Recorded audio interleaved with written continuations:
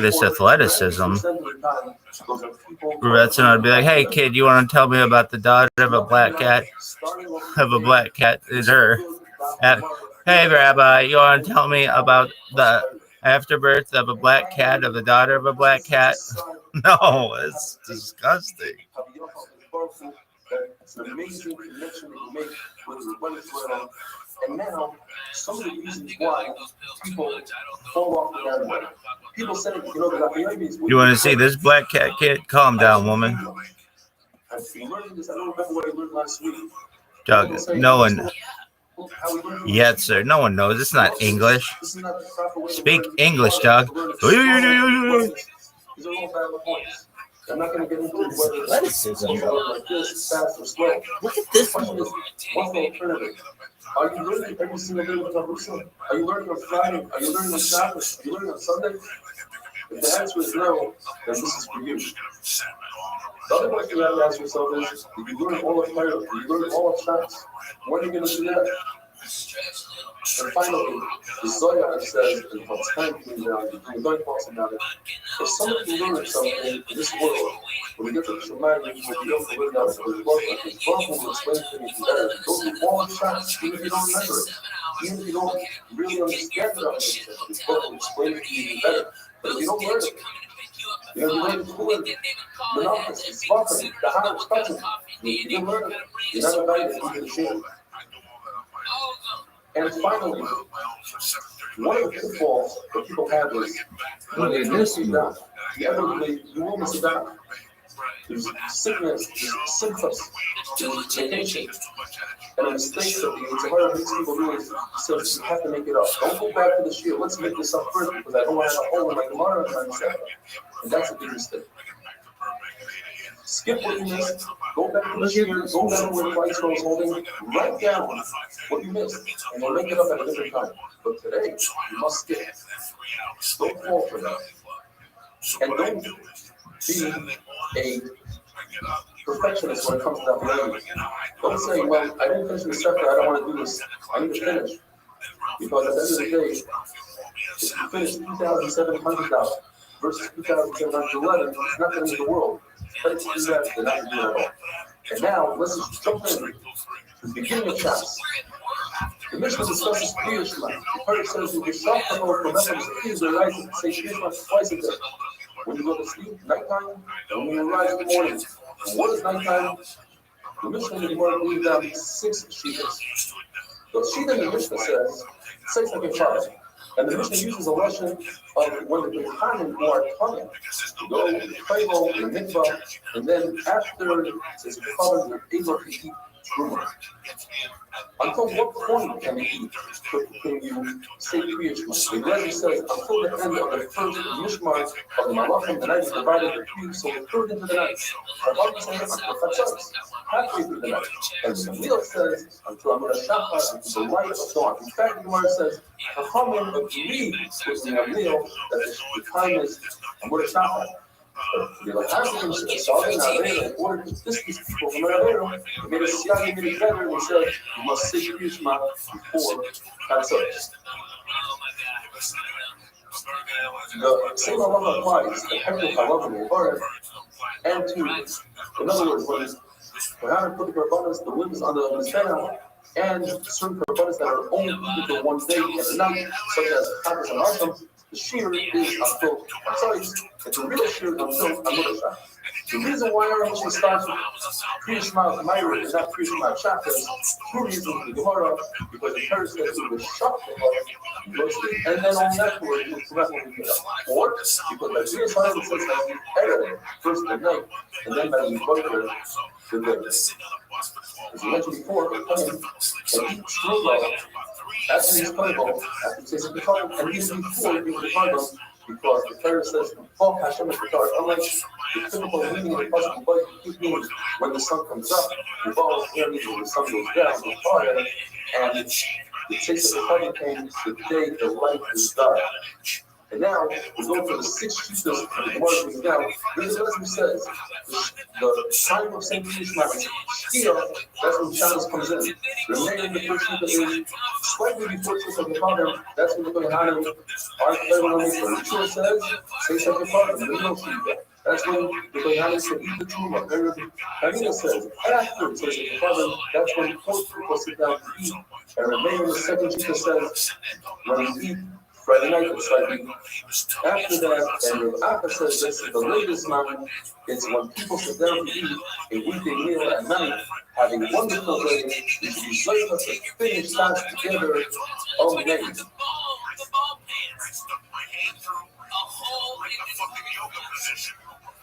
get to a yoga position, and I had to squeeze the pepper, but I had to turn the skin down, so it go pop. And you can hear it go pop. And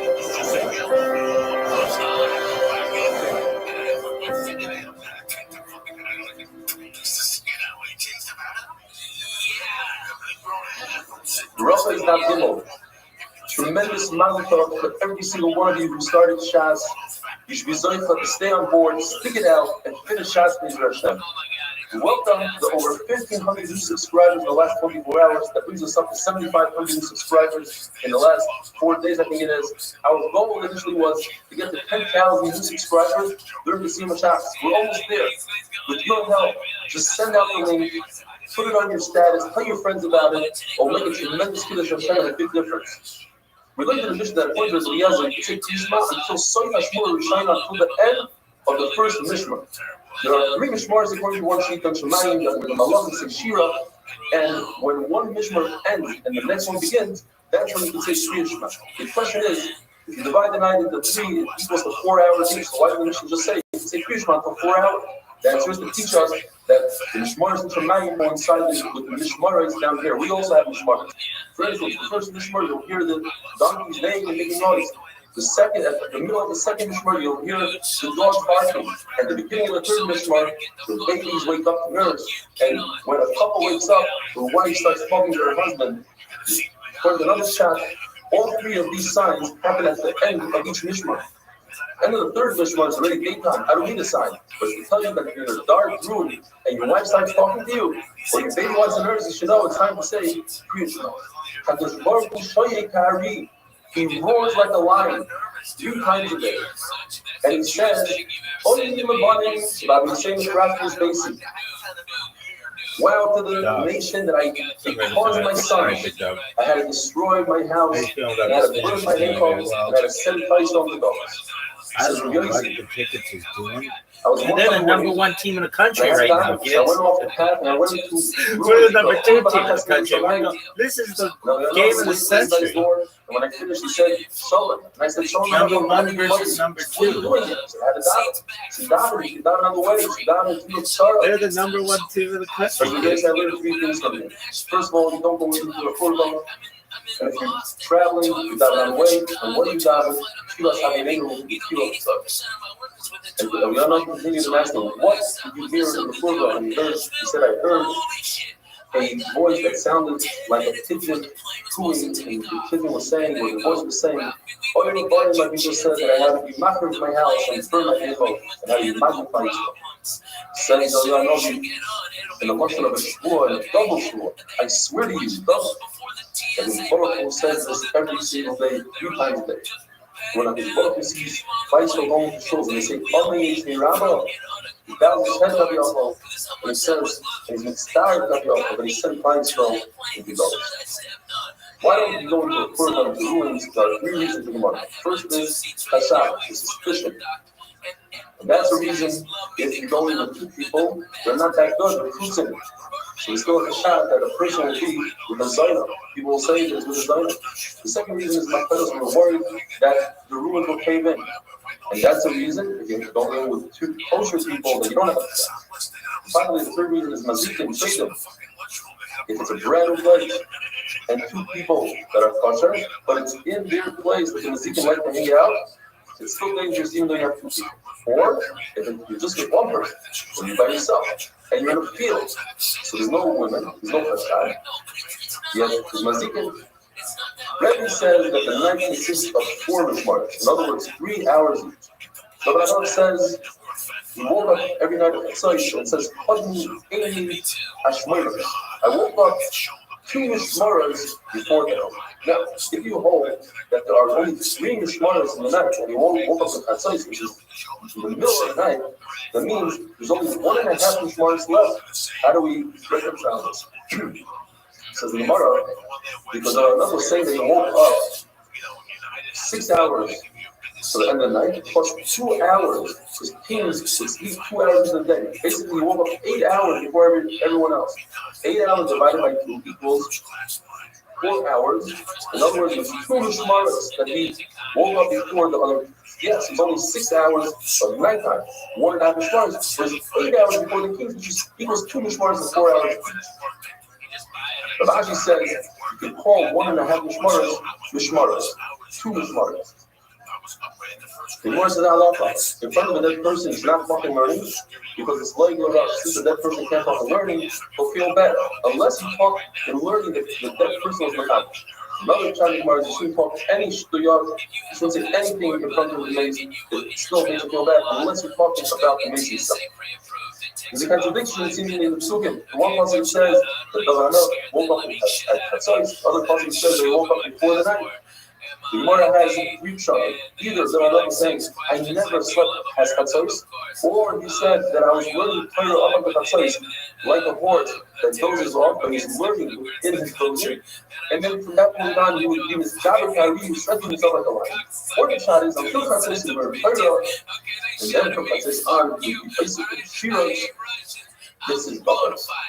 The word Nesha means when something goes away, when the night becomes day, or when the day becomes night. The Rambam says, Chatzus Laila Akum. I wake up at Chatzois. So in other words, the Rambam knew what Chatzois was, and on the other hand, it seems like Moshe Rabbeinu didn't know what Chatzois was, because he says, Chatzois Laila tells Pharaoh, Chatzois. Almost like Chatzois. 4 something in the Gemara. Either the Rambam knew what Moshe Rabbeinu didn't know, because the Rambam had his kinar, his heart, which told him exactly what Chatzois was. Or the Chatzois Moshe Rabbeinu also knew, just the Rambam needed his kinar in order to awaken him. Third shot is Moshe Rabbeinu knew what Chatzois was. He just worried that people will say Moshe Rabbeinu, he's lying to Moshe Rabbeinu. So that's why he said Chatzois, so they don't catch him on his word. Or the shot is that Moshe Rabbeinu on the 13th of Nisan he said, Chatzois, just like now, tomorrow, tomorrow, his work will take place for out of this. By Elisha Shaki Gemara tells us, Chachmei Yisrael came into the Mela. It means one time they came in. Every day they come in by Elisha Shaki. But once they came in, he said, we need Paras with Klal Yisrael. So the Rambam let them do business with each other. And the father was not enough. And the father said, he said, go out for war. So you might have to go out for war. You have to fight. In other words, the strategy of war you get from that fight. The Yoga means you ask the Shus from the Sanhedrin. The also means you ask the Urim the Tumim, and the Yoga led them to war, have a wonderful day. That's garbage. That's way too fucking much. I mean, like a month. So Southwest gives you free Wi-Fi. Yeah. When you want to watch, I don't get it. So you just have to, but they don't want to pay for screens. So you can run it from your tablet. And there's one way you should see it accept. And then they have like a whole bunch of TV stations. Yeah, but you can get all your Wi-Fi, everything on there, and everything. Especially if you're A-list, you get everything. Racha is Daf Dalet. You get all the I'd like to thank each and every one of you. A few months back, when I found out that my sister-in-law got sick, that day I started taking it down. Just recently, I promised her that for Shkosav and Full Shlema, I would try to get 10,000 new subscribers during the Sima Shas. In fact, today, Baruch Hashem, with your Shkos, we achieved that on a mental occasion, and Shoshana Razia Basilka should have a Full Shlema.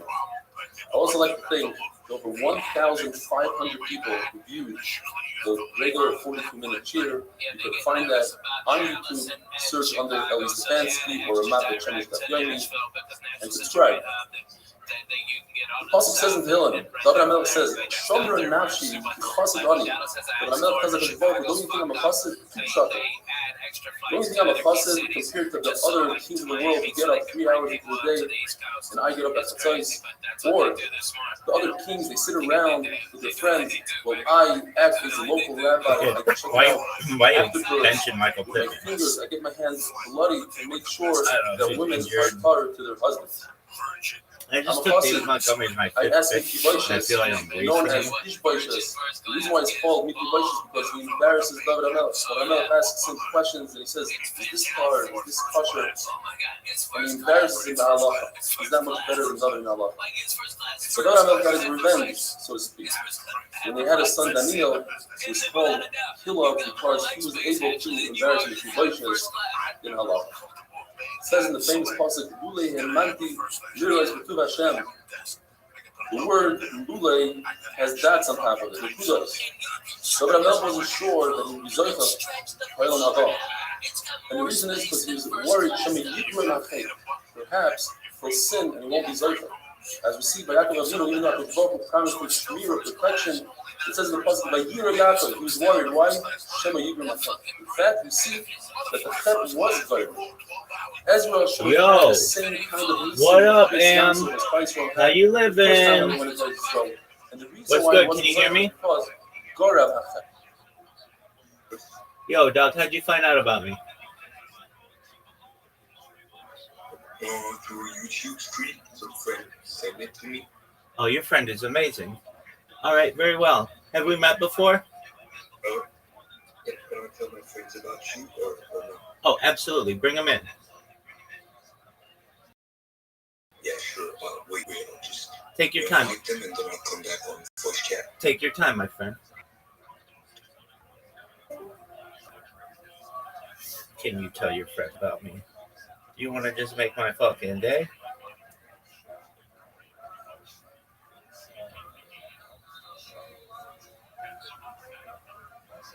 God.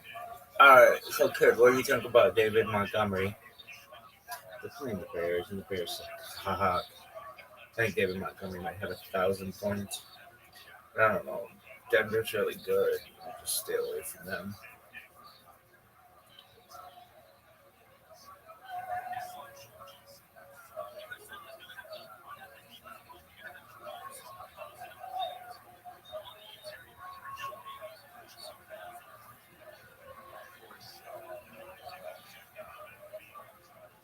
But what are your thoughts?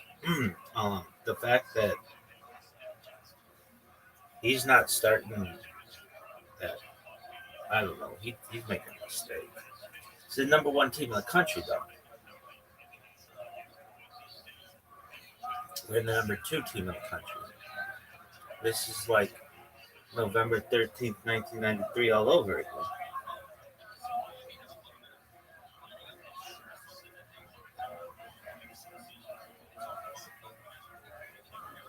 It's an early showdown. Would not expect number 1 versus number 2 to go down like this. What do you think of Miami? They're looking tough. I mean, they're not bad tough. South Florida's not that impressive.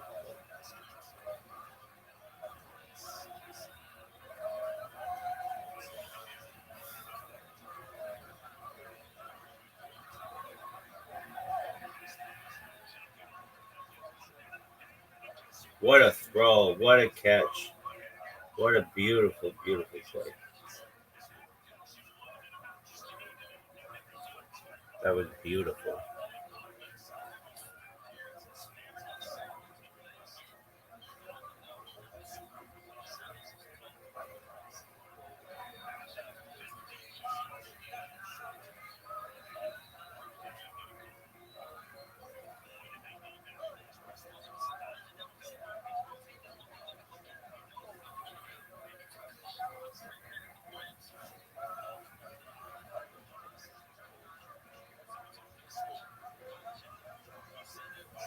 What were your thoughts on bare knuckle boxing?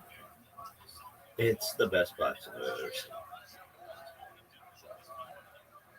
But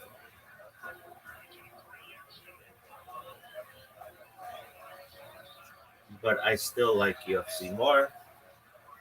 They should have bare knuckle UFC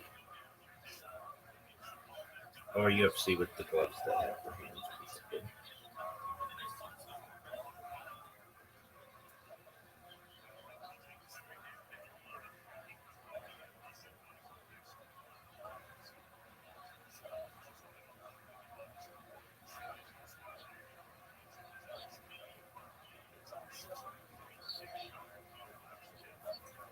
You really gonna put in David Montgomery instead of Michael Pittman?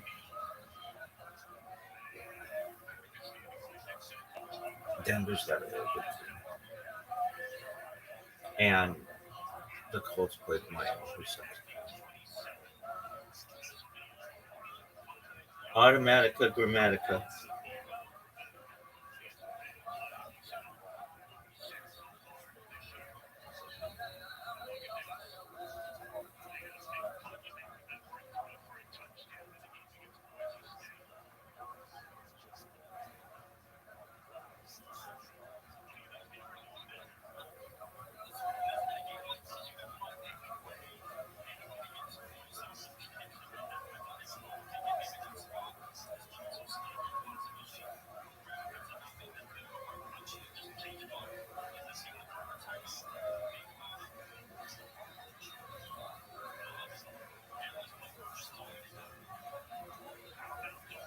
Look at this. Whale tail, girls.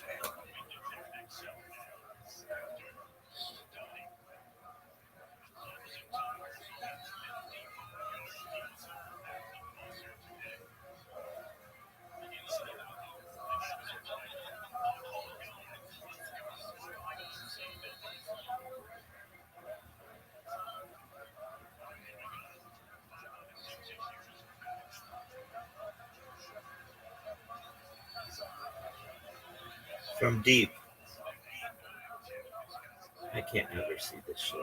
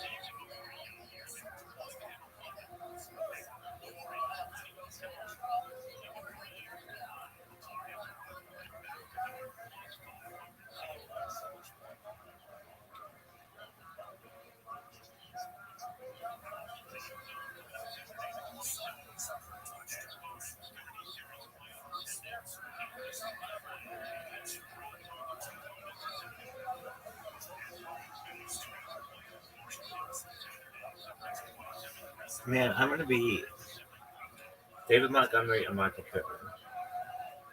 It's an RB2 versus a WR1.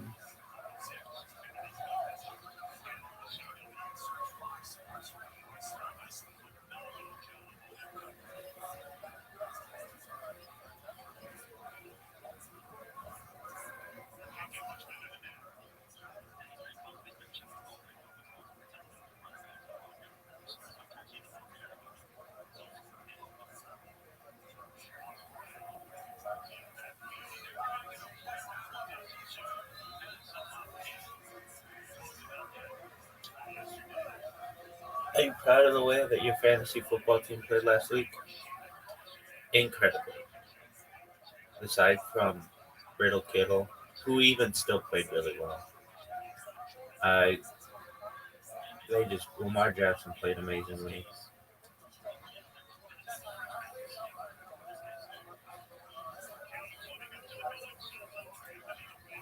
How are you feeling about him this year? This week? Um, Debo played beautifully.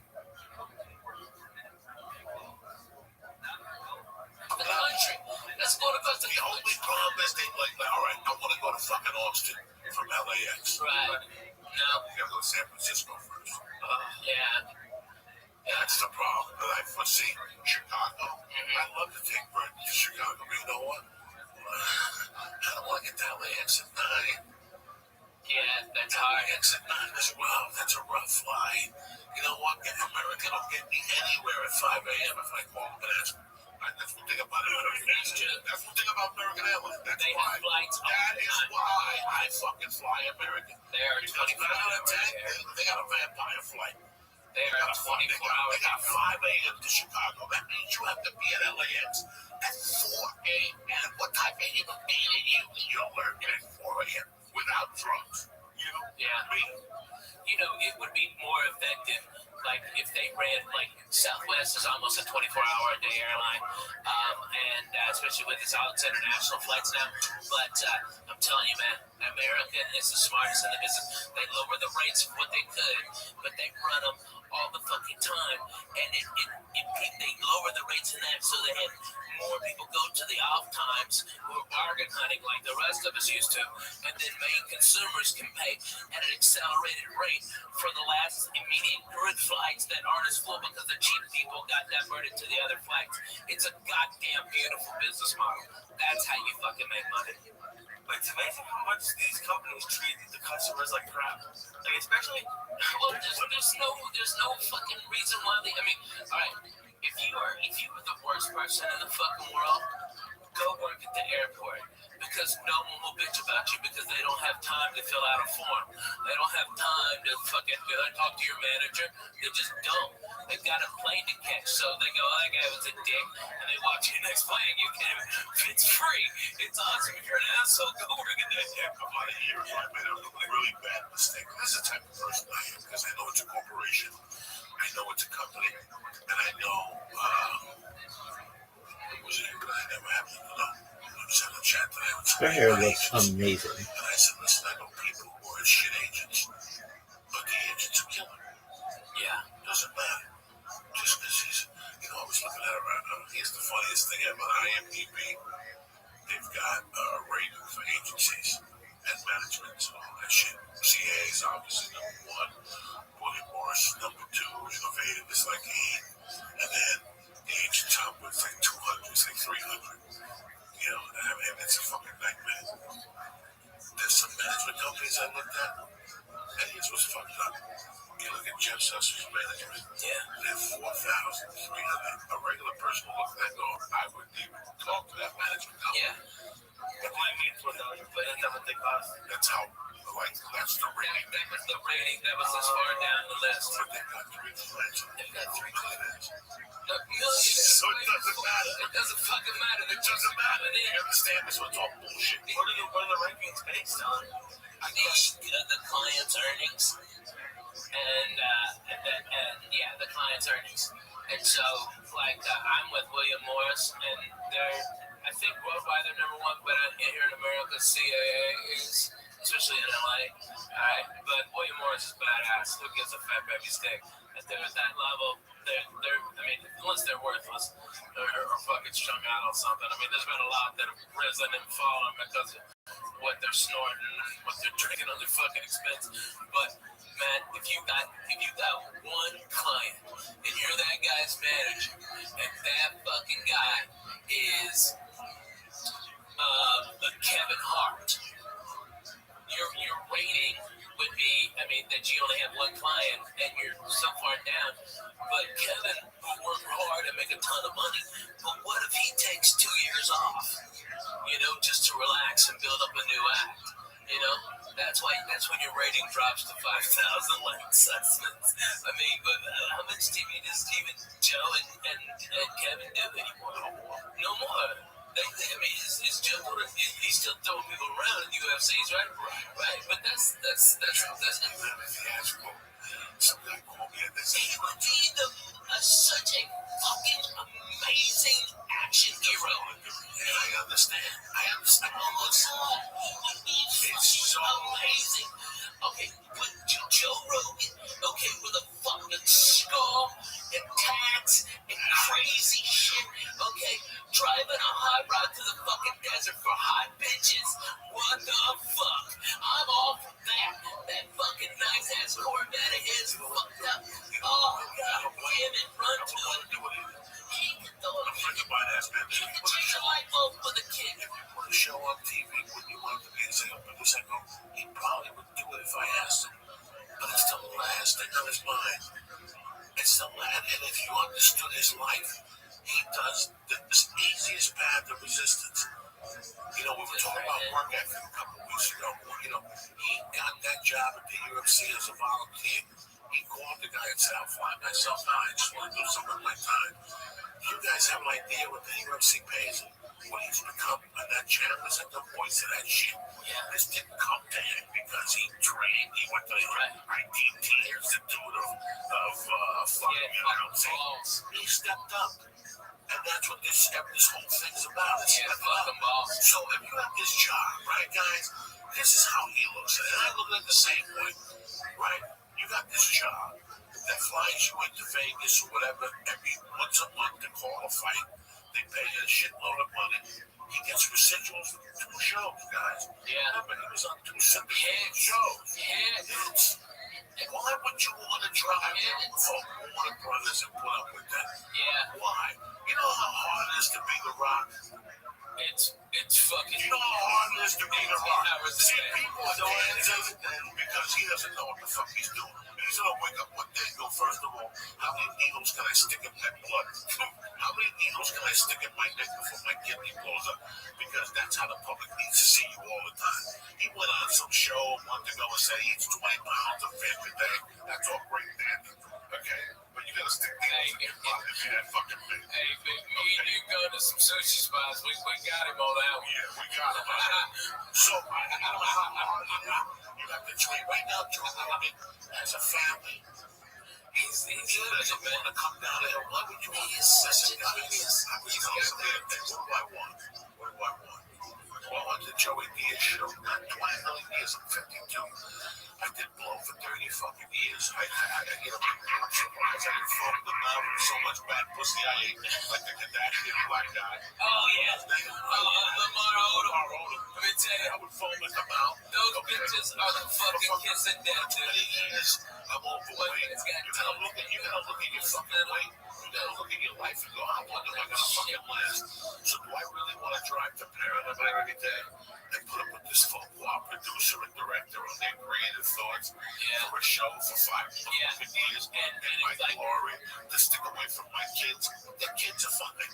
He's fine. The UFC pays him great money. He goes on the road When he wants to. with the UFC, so it's all in house. So then people make me laugh when I go to these clubs. Like, so what's it gonna take for Joe Rogan to come to my club? I want to say, listen, Act to God. he comes in for one fucking night.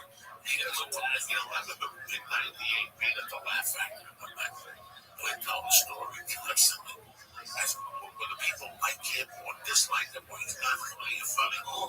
Dane Cook one night called down the Laugh Factory in '99. And he came over and said hello to me. They looked at me and go, how was the last time last week? He goes, it's a fucking great club, man.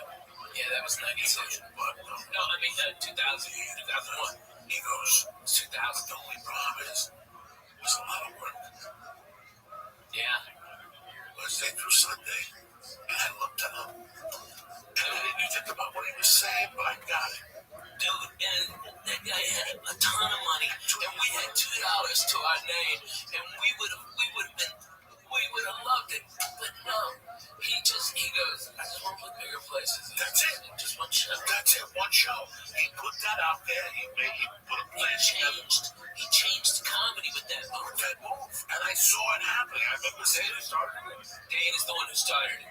So everybody before, from Mitch Hedberg, everybody, Wednesday through Sunday, maybe stay until Tuesday. The drugs are good.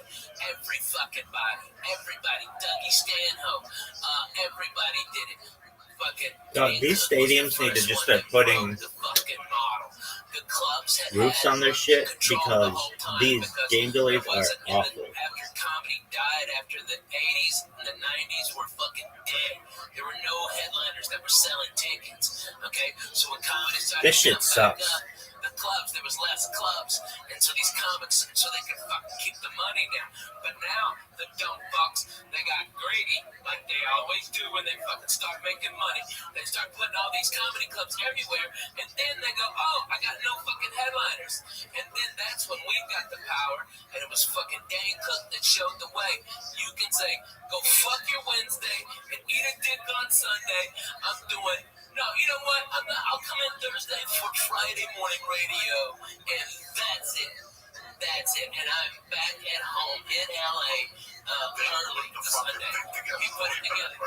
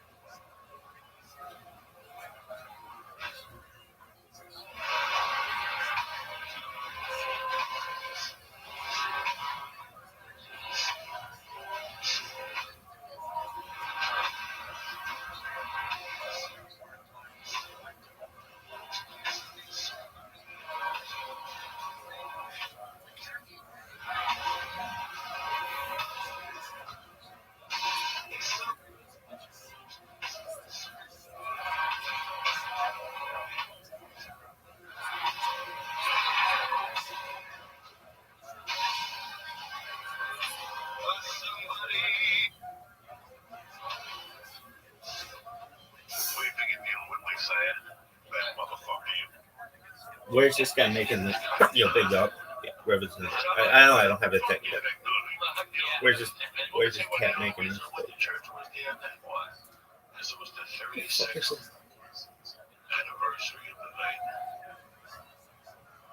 He's making a mistake starting Skytaboo.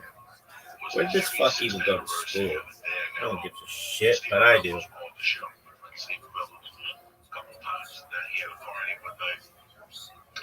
He had a party in August that year, and they put, he had older brothers, his kids came and go, you know, better, Ralph, great kids. Sac State, Arizona State. And he had a shed, and when we were growing up, his brothers were part of this crew, they fucking had parties, not big drug parties. In Dallas, is he the RB1? And they did crazy things, like they would eat glass. No. Huge mistake. As Ashton Gentry did. They have him scoring 18 points, half a million years.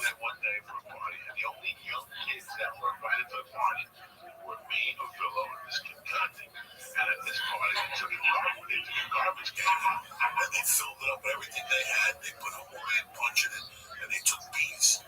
And he called and told the segment that brothers took bees. Jonathan, they were eating the bees. Look at the fucking thing.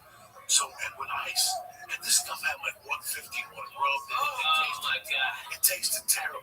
There's a fucking, they to scoop it out, you had to do this. It was in a garbage can, and it had chunks of fruit in it. And I'm back there smoking pot, and next thing you know, I'm getting woken up in Sissulo's front yard. Anthony Sissulo, he's in Dallas, Texas. And I'm getting woken up by Ray Ernesto. All right, do a breakdown.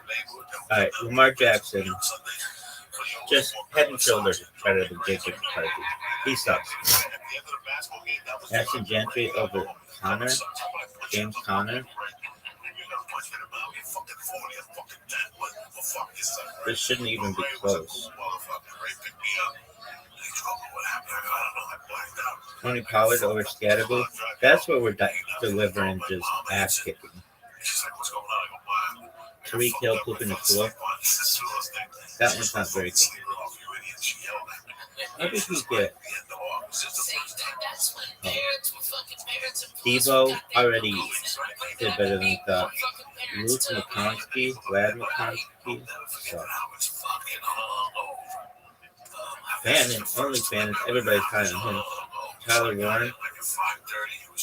So. Jacoby Myers, Brock Bowers. Jacoby Myers almost was beaten. David Montgomery, Ricky Kershaw, Luke over Aubrey, Cardinals over Broncos.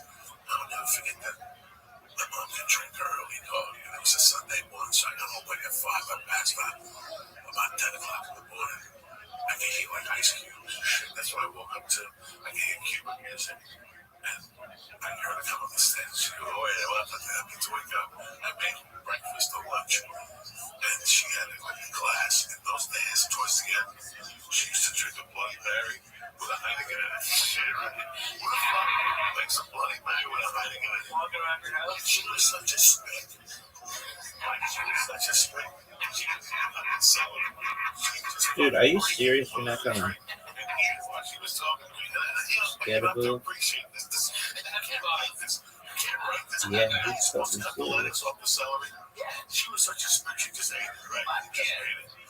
She would give it. She loved tomato juice, that V8. Oh, fuck That's yeah. what she lived on. I still love that, dude. I drink that like twice a week, 3 So times she a week. would put Tabasco on her Bloody Mary. She Oh, I put Frank's red sauce. Oh, not me. So anyway, she looks at me going, I'm fucking got a headache that's pounding. And she goes, wait, they go see that my cook finger. And then she goes, she looked at me for like 5 minutes. She took a piece of the celery and she goes, now you know what I feel like in the morning. And she fucking walked out of I'll never forget. And that was like a prolific thing in my world. Like I never thought about it again. Okay, so it's August the fucking. You get the best. It's August the fucking whatever. But she said it very patois. Now you know what I feel like in the morning, okay? This is how you want to live your life. Just walk out of the room. Okay. So, this is the end of August. It's September, October, November. I get invited to a Halloween party. It's a Saturday night. Fucking crazy. But you figure making tits yet? 3 days before this fucking party, a girl pulls me aside that's beautiful. She goes, hey, what do you think of this girl? I go, why do you ask? She goes, she wants to get together with you. You want a number? I go, sure, but she had just broken up with a kid. And even in 1979, I went up to the kid like a man. The kid was a tough kid. I went up to him and I said, can I talk to you for a second? Hey, you're right. I go, I know you're not with her anymore. Do you mind? And he goes, you know what? I like you. But I do mind. I'm still in love with her. Just give it some man. Okay, fuck you. I just, that's how deep I was in 79, guys. At 15, I already knew that boundaries. You gotta be a man. You gotta be respectful. And then Halloween night, we all dressed up like ghosts. We took a ass. We went to the Cameo's garage. And it was tremendous. It was tremendous. At 11 o'clock, I went to fucking meet her. And some girl came and said, she's not coming. You have to go get her. And I was like, what? And then the girl was hot. And then the way we walked, in fact, Timmy Holloway is her cousin. He's listening to this podcast. Robert Thompson, it was me and Robert Thompson started walking out. Boyfriend Glenn Zemnick was a man already. Me and Robert were 15. Her boyfriend was a man. That's how hot this bitch was. He was a fucking man. This bitch didn't even date high school kids. He got out of the car and thought we were leaving together. Started yelling at him, but I stuck up for him. You know, he was like, you know, I'll deal with you some other time. And he, you know, was very nice to me that night. All this shit went down. I forgot the whole thing. I forgot to call home. That was the rule of the house. You gotta fucking call home. So Saturday night was this night. It was a Halloween party. But it was, in those days, in that year, if you look at 1979 map, Halloween was on a weekend. Me and Ghetto Boys are trick or treating on Halloween. Robert Little was like on Wednesday. So, but the party was Saturday. Yeah. So really, it was like Halloween was like Monday, and this party was on a Saturday. So it was like October 28th. Look at this. Look at this song, girls. Got that whale tail. It's 3 in the morning. And I call, and my mom answers. She goes, what the fuck? And I go, listen, I'm up here, but there's no buses. There was a one trip, but that. So what was the date on the fucking Saturday night? The Saturday before that. 27th. The 27th, because she died on the 8th. So she died Wednesday after that, not after the Halloween, 10 days after Halloween. So it was a week and a half. She died a week and a half later. So she gave me the speech on a Sunday night. She died November 8th. So look at it. You follow me? See how we did the cop. So that Sunday, she goes, I'm on the couch. What are you going to do? And I go, I don't know. She goes, we'll take a taxi home. I go, we're not taking a taxi home. I got other buddies with me. We're all going to walk home together. And I'd done the acid and stuff. And the acid was coming down. I was getting like the little jingles and shit. So something happened. Somebody took a ride downtown. But by this time, we're talking.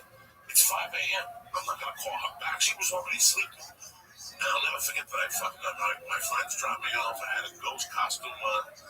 And I walked up the fucking stairs, and as I was putting the fucking key in the door, she opened it, grabbed me with one fucking hand, and just smacked me across the face. She hadn't smacked me in 4 years, 5 years before that. I was a big boy, you know, and that just wasn't her MO, you know, to hit me. She would say, I'm gonna fucking kill you. 2 years before that, she did like me on fire. She did that with a Mountie Rose. Like on my Balzano's backyard. So, but she was pissed. And she slammed the door. She goes, let me tell you something. She goes, someday you're gonna be fucking married. You're gonna have a fucking life, and you better fucking call every hour on the hour. That's the deal in this house. You can stay out all fucking night. I don't give a fuck what you do. Drinking with your stupid buddy. She went off. But she goes, all I wanted, I'm standing there going, you just smacked me in the fucking face hard. Like it was a hard smack to the face. Like it was still stinging. And she's like, you know, you fucking idiot. You know, what the fuck is wrong with you staying out till 7 a.m. Get upstairs to your room. I don't even want to look at you. And I was pissed. I'm like, I might even move out. Like, that's it. I'm gonna get the fuck out of this bitch. Fuck this place. Fuck you. No wonder your husband left you. The other one died. Fuck you. Holy shit, that was fucking real as in game. That's real. My father died at 37. And then one who was a killer left up because he hit him in the head with a fucking saint. A fucking Catholic saint. Which one? Guadalupe? No, Santa Barbara. The man that with the sword. He flicked the cigarette. She fucking waited for him to fall asleep.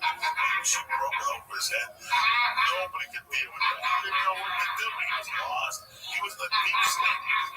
So that night I went to bed thinking, When was that after she got home from close to the bar? yeah, they came home together and they were talking. And they were sitting like this. He was sitting on a chair. And something happened where she wanted a cigarette. And he took it. And instead of handing it to him, we were old school humans. Right. You don't throw nothing in the house. No, that's rude. That's fucking rude. I don't give a fuck. What if somebody flicked the snake if can I have a cigarette? Like I say, hey, I'm thirsty. Hey, Coke, can I have a sip of your water? When you fucking threw it in me, it's the same fucking thing. It's rude. It's fucking rude. My mom's demented drunk again.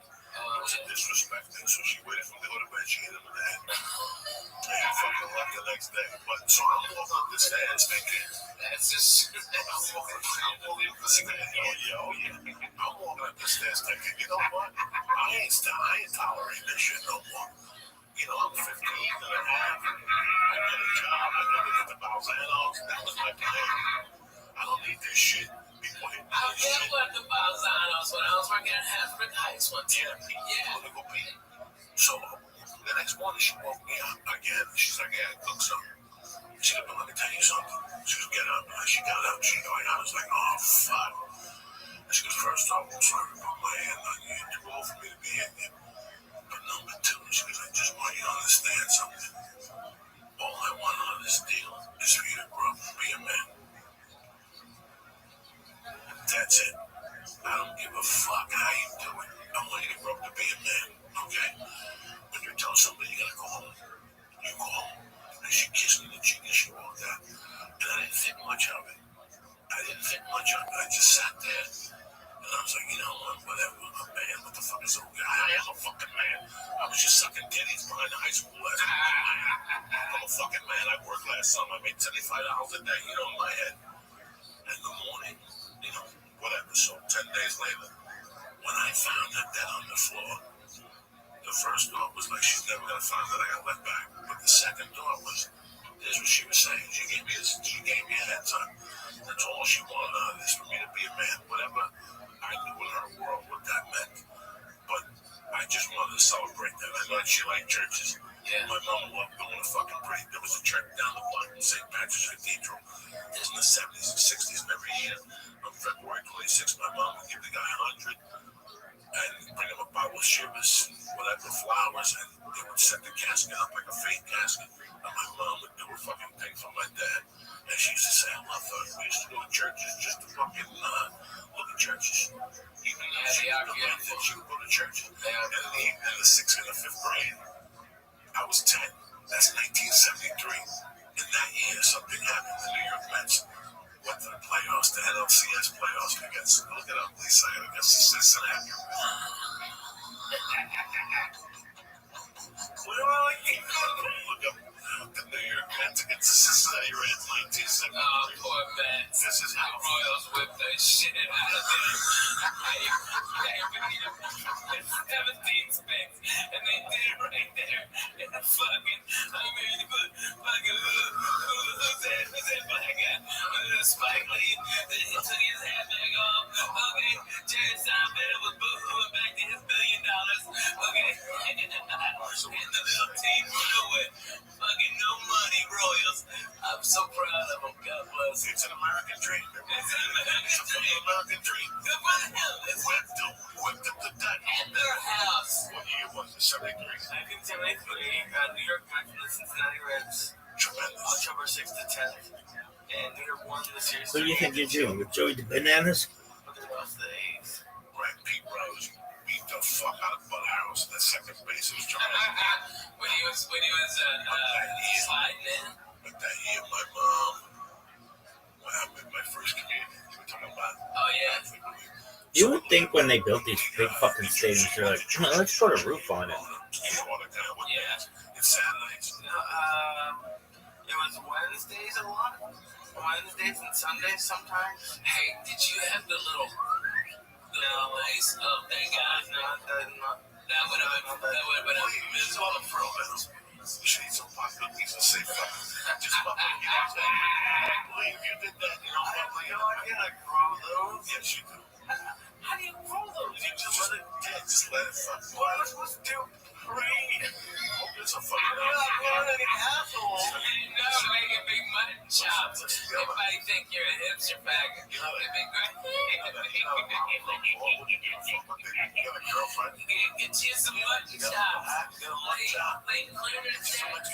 Chickeny pussy that doesn't check the leg. Jew wax, you get some money on a sponsor. Oh yeah, man. Jew wax. Yeah, get you one of them mustaches too. It makes you look like one of them fucking evil villains, like you got a bitch tied up on a train track. That's what you need, like. That would be the look. Yeah. This show will definitely do You gotta do that. Come on, you got that stash. Let's go with that look. Do that you look. Law and Order Toronto. Go fuck yourself. Who gives a shit about that? What are you gonna do? Pay me a loony? CW. That's the worst idea for a show ever. Hey, let's do Law and Order Toronto. No, that's a terrible idea. Are you going to show it in the United States? Yeah. No.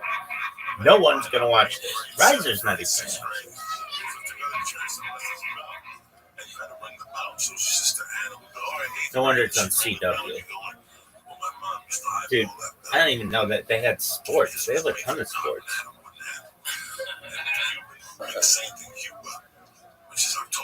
Yo, dog, will you please tell me about the black cat who's the daughter of the black cat and her afterbirth? Yo, dog, can you please tell me about the afterbirth of a black cat who's the daughter of a black cat? Until the end of Shmuel Rishon. According to the Gamliel, the Shabbat doesn't mean when you go to bed. It means when you are sleeping, which means the entire night all the way till Amid Shabbat. Haman, but the Yishurim Gamliel. That's what the word of the Shabbat means. So they say that if you only say Kriya Shema to Chatzos, that just as a person from an Avira. You are concerned that a person will come home from work, hard day, work on the field, he'll eat a little bit, and say, let me take a little nap. And he'll fall asleep for the rest of the night, and that will be Chayiv Nisa. Why is the Gemara so strong with its language? It's Chayiv Nisa. Because sleep is very dangerous. You try to take a short nap, you fall asleep for the rest of the night. But another chapter is we want to tell you, you should know Myra is not for the short, it's obligatory to daven. You say Kriya Shema, it says in the Gemara, And then immediately you say Shemona Esrei, that goes according to the Yochanan. The Yochanan says that when you mention Yitzis Mitzrayim, you have to say Shemona Esrei immediately. Rashi explains beautifully, and that is because first, praise HaKadosh Baruch Hu, and Kaviyachol, you open up his heart, and once his heart is open, you can jump in and ask for the instruction and you say Shemona Esrei. Shmuel Levi says, you don't say Kriya Shema and then Shemona Esrei. The opposite. You say Shemona Esrei and Kriya Shema. You make a sandwich. When you wake up in the morning, you say Kriya Shema, so Shemona Esrei, then Shemona Esrei and Kriya Shema. In other words, you say Shema on both sides. Why is the Shiloh? The question is whether you consider the Zebulas Mitzrayim, the main part happened during the day, we know. But perhaps as we're working on, there's a little bit that started at night and therefore at night also you have to say the rule in the field. So the lady says, no, the main thing happened in the day, and that's what we need to concentrate on. Or the question is, the shachtabot kumachah is a hekesh between laying down and getting up. According to Yochanan, just like when you get up, you have to say Kriya Shema and then Shemona Esrei. So too when you go to sleep, you say Kriya Shema and then Shemona Esrei. So the lady says, it's a hekesh. What we learn from the hekesh is that when you get up, you say Kriya Shema. In other words, Kriya Shema is closer to the sleep. So and I'd also first say Shemona Esrei, then you say Kriya Shema so that Kriya Shema should be closer to sleep. What up, big dog? Just watching football. You have to say Kriya Shema and then immediately Shemona Esrei. Why is it that during Myra you have to there you go, was it good? The answer is once the Chumrah will be sacking it, it's considered a Gula. It's a long expression of Yitzis. Okay, sounds good. For the same reason when we say Hashem's Pesach Tov, it's the Tefillah that's part of Shemona Esrei. Yes, sir. All right, I'm watching. We've got the Trojans and the Boilermakers. The Seder of Aleph base, every pasuk starts Aleph and then second pasuk base Gimel, and the other reason is it's a combination of these two reasons. Oh, it's a weather delay. It's SMU and notice actually the pasuk that starts with the nun, because that pasuk talks about how Klal Yisrael falls and doesn't get up. In Eretz Yisrael, they did that pasuk that Klal Yisrael fell down, but they will get up from the fall. As David HaMelech had in Ruach HaKodesh, and said right away, the following letter, Samach, Soymech Hashem L'chol HaNoivim, the fall to lift up those who fall. The Lord tells us that Malachim fall, when he flies, it's non-stop. But Gabriel has a stopover. He makes one stop. So basically, he has 2 flights. The Lanavi has 4 flights. In other words, there's 3 stops. The Malach HaMonos has 8 flights. But the Malach HaMonos has 7 stops. We want the person to be able to do tshuva, and we make it harder for the Malach HaMonos to arrive at his destination. Yet, if there's a Mazyefa, many people are dying, then the Malach HaMonos has a direct flight. The Shmuel Levi says that there's a mitzvah to say Kriya Shema Lamita, as you see the pasuk Yidzu L'Achato, Inu B'Zafkin Amishkasim, when you're laying down, you just say Kriya Shema. However, Talmud Chacham, who constantly repeats his Torah, does Chazaras, perhaps watches the Eigen Daf, not really. Talmud Chacham like that doesn't have to say Kriya Shema Lamita. Bai says, even Talmud Chacham should at least say one pasuk. For instance, B'Yachaf Keruchim, the Yisa Yisi, Hashem like them, Hashem Shei Emes. Have a wonderful day. When they went to the World Series, my mother put, I remember I was still going to Sacred Heart School for boys. I still remember that play this day, because my mom had that belt. And if, and listen, this is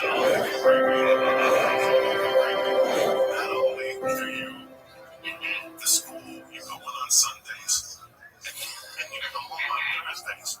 Yeah, it really gets weird. Brachas Daf Hey. I'd like to apologize.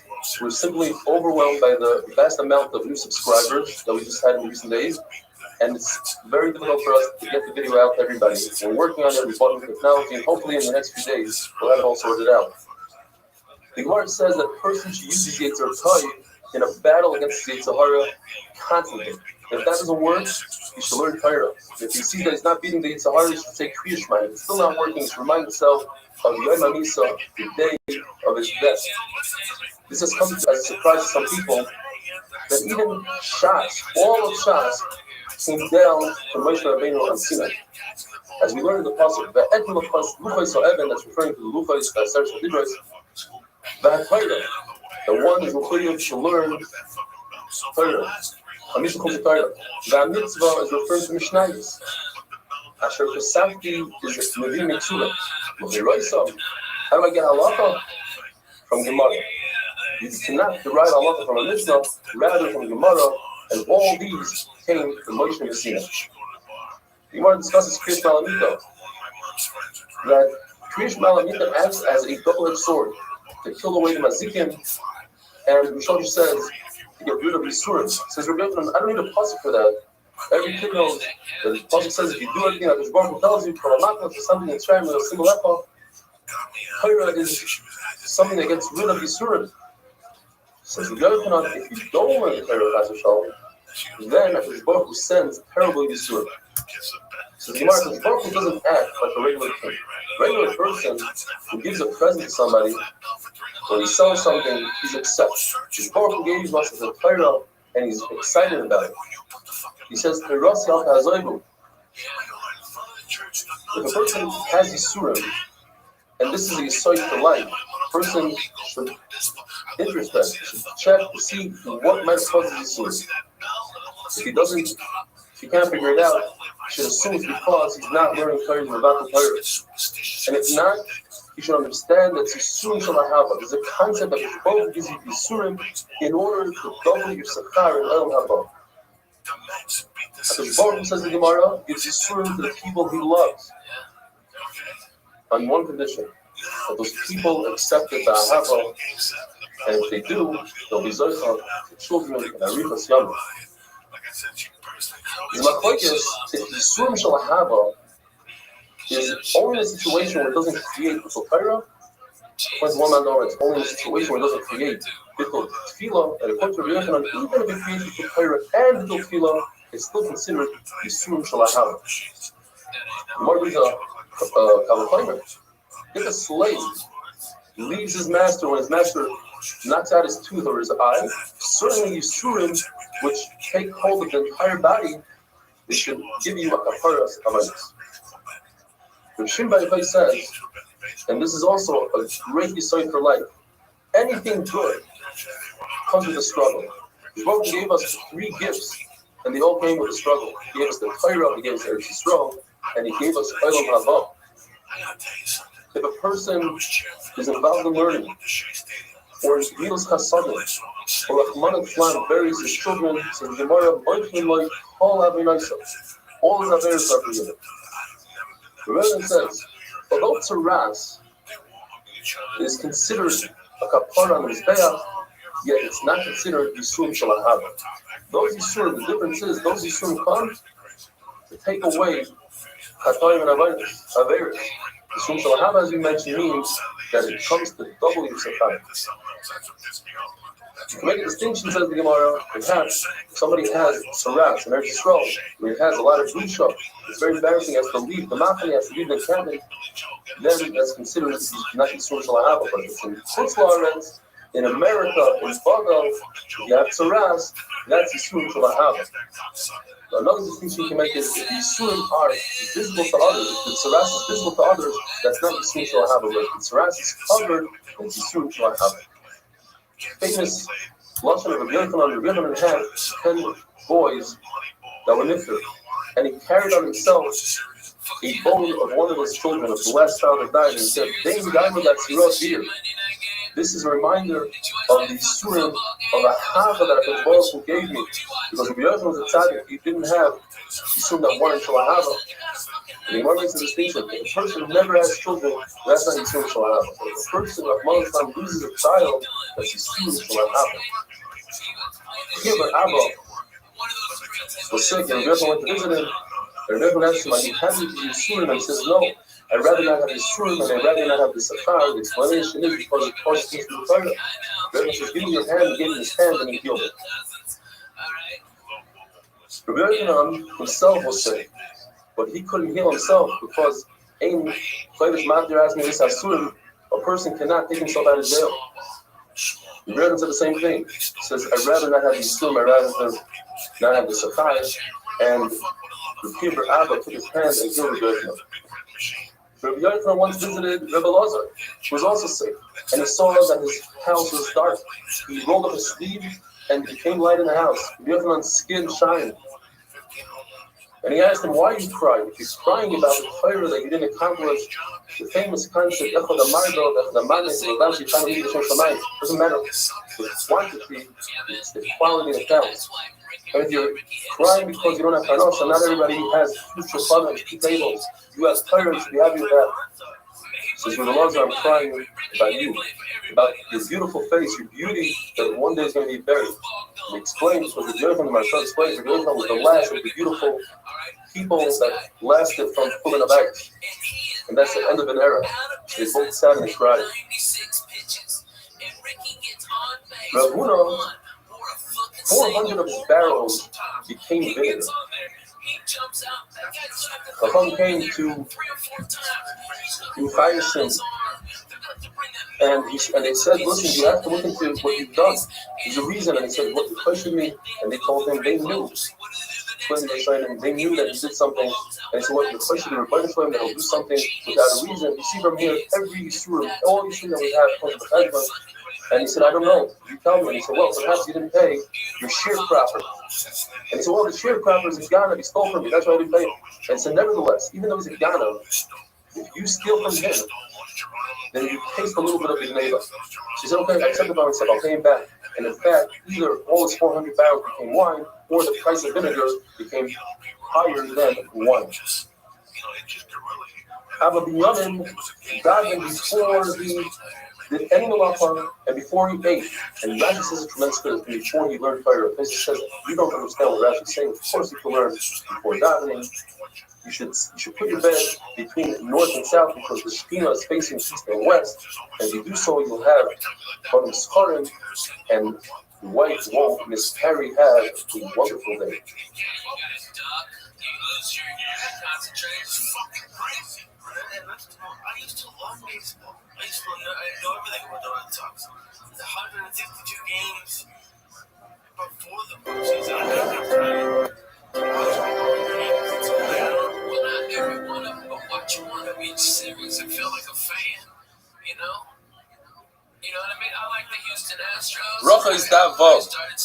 If we had the capacity to see Shadim, we'd be so scared that we wouldn't survive. They're all around us, and there are many of them, many more than us. In fact, each person has 1,000 Shadim on his right side and 10,000 Shadim on his left side. And you can blame the Shadim for everything. The fact that our clothing is worn out, that our feet knock each other, that our knees are weak, that when we go to a shear, it feels as if it's crowded. It's all the Shadim that you can blame. If you want to see evidence of Shadim, you take ashes, you put it by your bed, and in the morning, you can see footprints that look like those of a chicken.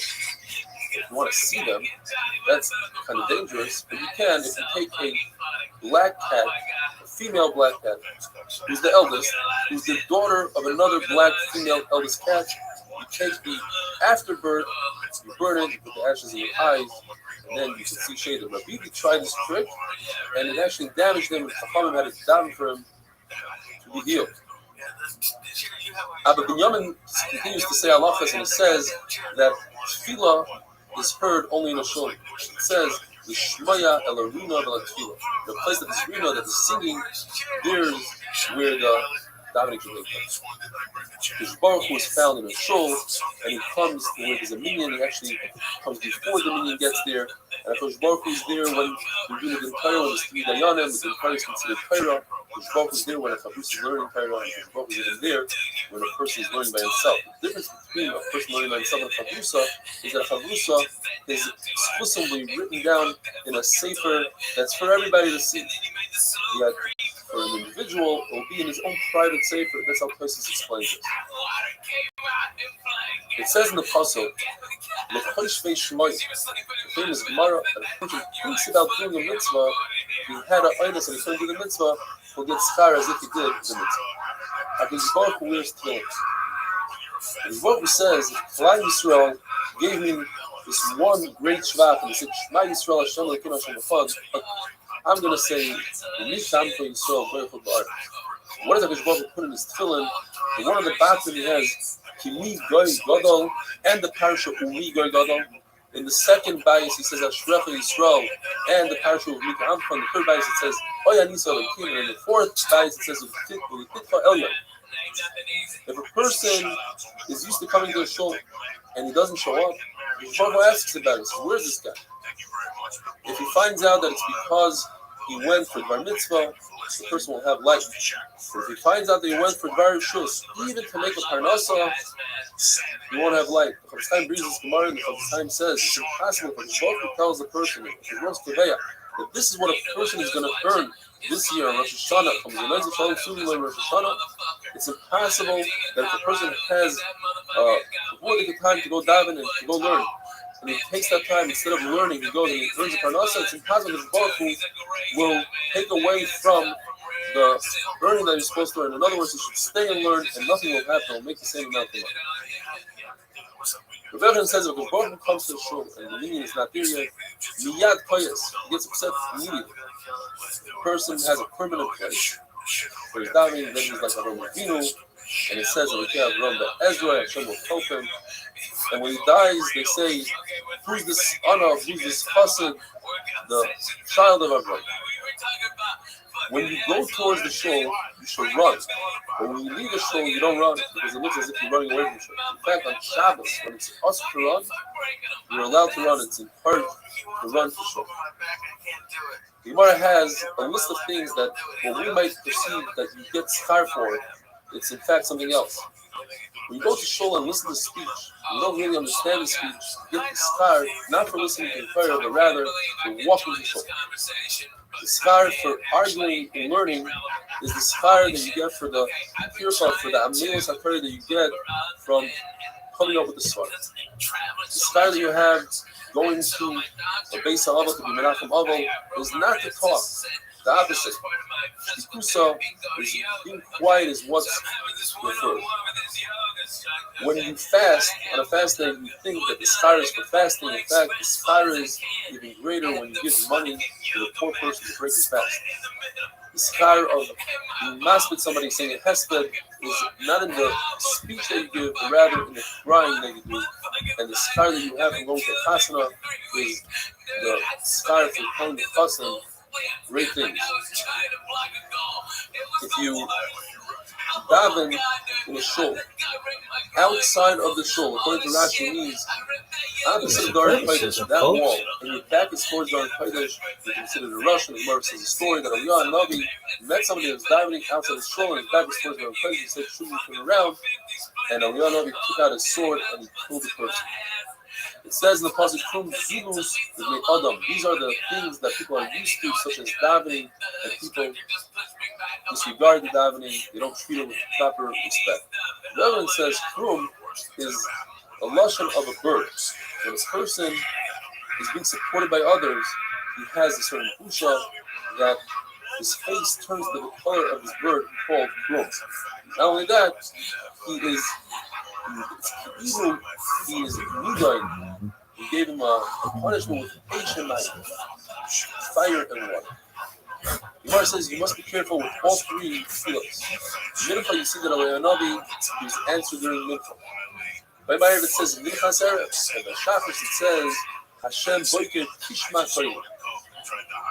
If you benefit from a wedding meal without creating simcha at the wedding, you're over on the 5 kolos that says in the passage for sasim, for simcha, etc.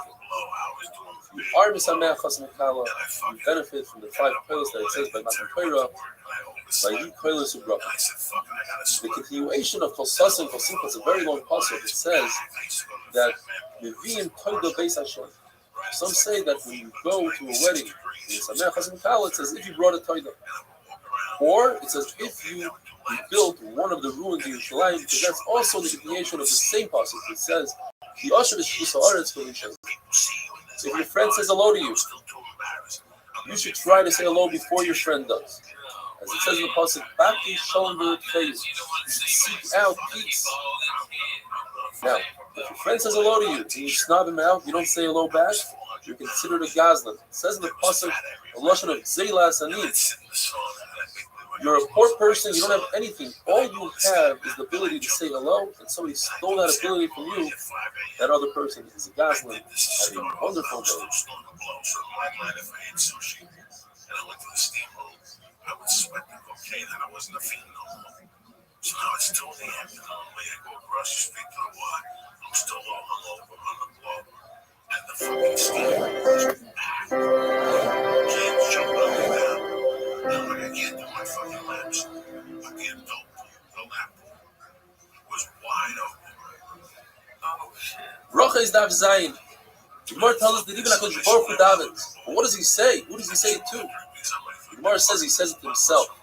It's actually the same exact words as the famous song, just he says it to himself.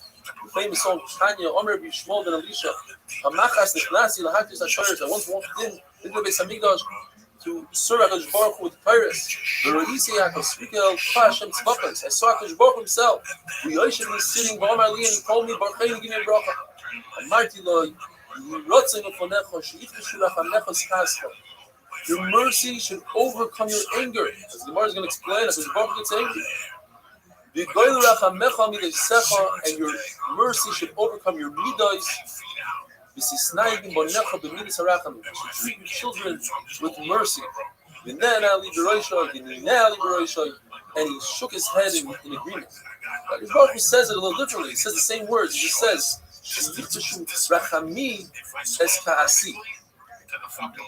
what do we learn from Rabbi Shmuel? We learn that if HaKadosh Baruch Hu could ask a bracha from a basar v'dam, and he gave it to him and he agreed to it, so then any basar v'dam, even a hedyot, al-tia brikas hedyot halvina, even a hedyot, a simple person can give you a bracha and you should enjoy it and benefit. We learn from HaKadosh Baruch Hu that you don't appease a person when he's still angry. Wait until he calms down. HaKadosh Baruch Hu said, wait until I'm not angry anymore.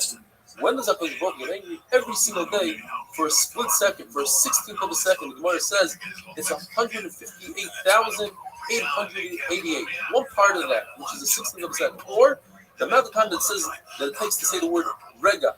And Bilam knew that second. Bilam wasn't that smart. His own donkey beat him in an argument. But he knew that split second, and when you know that split second, you could use it to curse somebody, and the curse works. In fact, the Baruch Hu knew that Bilam was about to curse Klal Yisrael, so he didn't get mad those 3 days. Had he gotten angry those 3 days, there wouldn't be anything left. The Lord says a story that Shur ben Levi was upset at a certain spook who was bothering him, so he wanted to kill him. What he did was, he took a chicken and tied it to his bed. There's a simon. When the chicken's coat turns from red to white, that's the time that his Baruch gets upset. And he waited there, and he noticed that he fell asleep. And he realized that it's a sign of Shemayim, you're not supposed to do such a thing. It says, V'racham avakol ma'aseh, Baruch Hu has rachmanas even on the bad duty. The Baruch Hu gets angry when the kings of the world, they take off their crowns and they bow down to the sun. If a person has self-discipline, it comes from within himself. It's not from outside. It's a lot better than if somebody would hit him and give him malchus. So the Rishon is better than 100 malchus.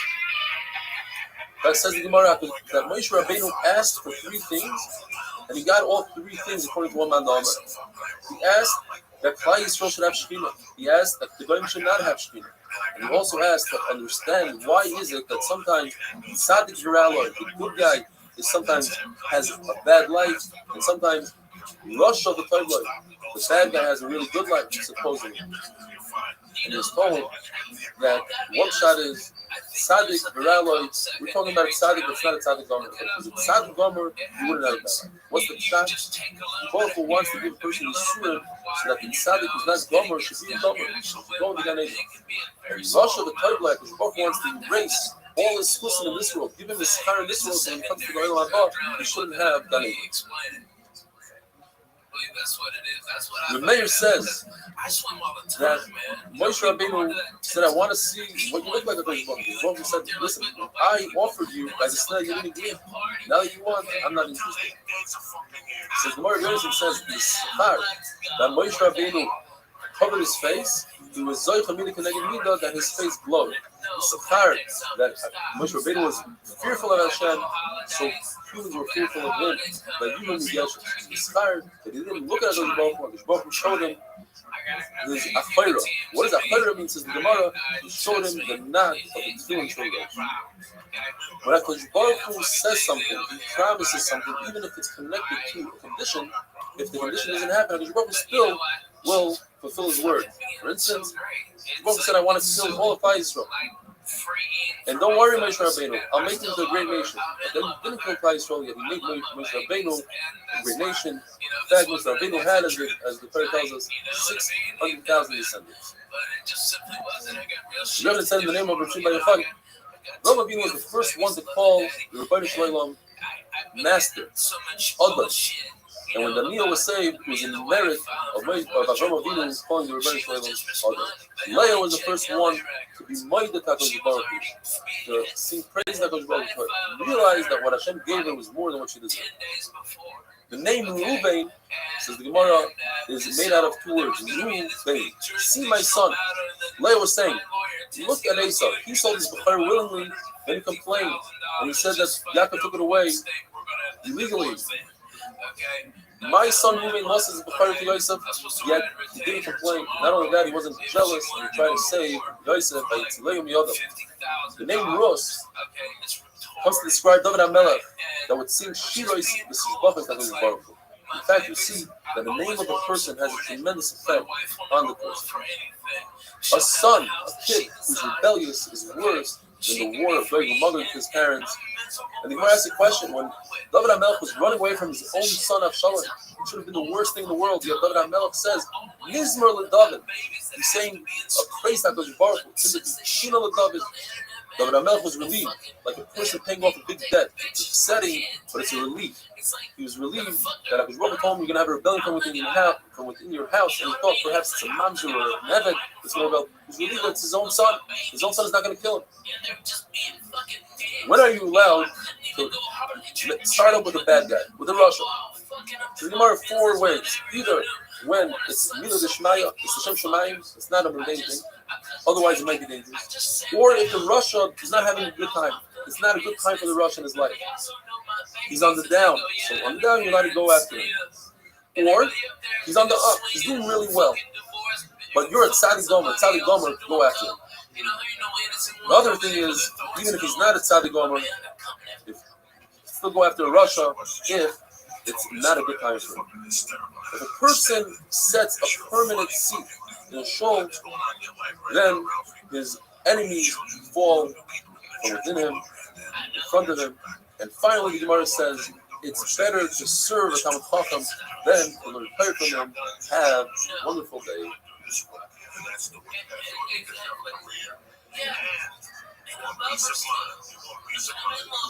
Listen, man, sometimes people try out thinking about this roster. I didn't know anything. Guys, I don't know anything. I just found out that this would work out. And she's dating a new dude. When does this happen? How does this happen? The singer from No Doubt. Bracha is Daf Ches. Today must be one of the highlights of my Daf Yomi career. I was singing over the Gemara Tanya, Amr Yishmael ben Elisha, when suddenly one guy started singing the famous Avraham Fried song, and then the entire group, 60, 70 guys together. It was an unbelievable feeling. If you want to be part of a Geshmak Chevra, a fun, entertaining shir, check us out on YouTube on the Veli Stefanski. Understand why there are close to 2,000 subscribers. The halacha is, if a person has an itis, he's sick, and he can't make it to shul, and he can't gather 10 people to his home, it's preferable that he should daven at the same time that they're davening in shul. Because Baruch Hu doesn't turn down the tefillah of the tzibur of the rabbin. Baruch Hu says, whoever learns Torah, does milas chasadim, and davens with a minyan, it's as if they redeem me and my children from within the nations.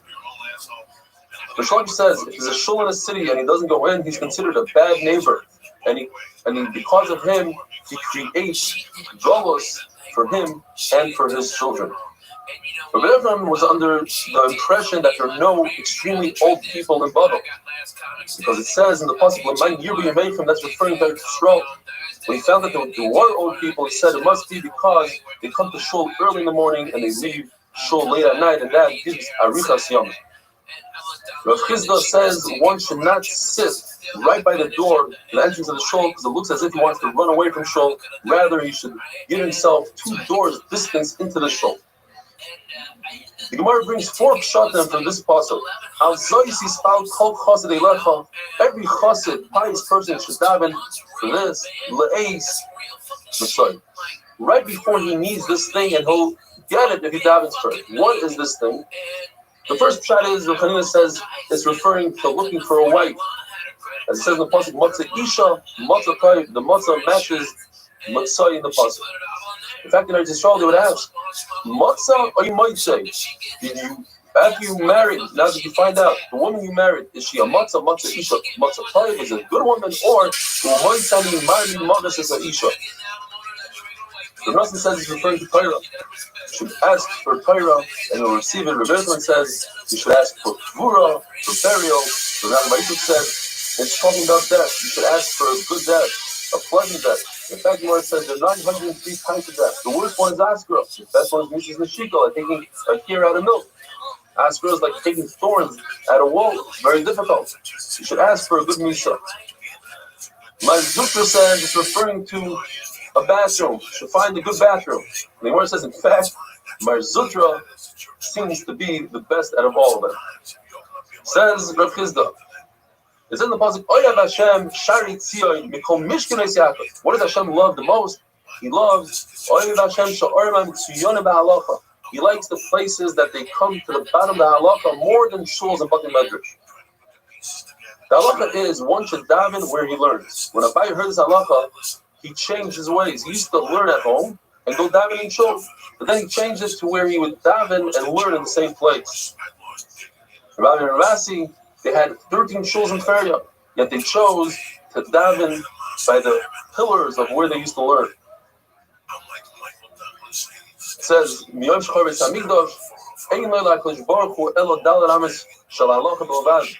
time the Churban Abayis and Baruch only has 4 Amis of Halacha. So in other words, that's why Abai also, he decided to daven in the same place that he learned Halacha. That's why the Baruch is. Gemara says, somebody who has Yerushalayim and earns a living is greater than somebody that earns that just has Yerushalayim without earning a living. It says in the pasuk, Yagia Tapecha, Yisachel Ashrecha the Toivla.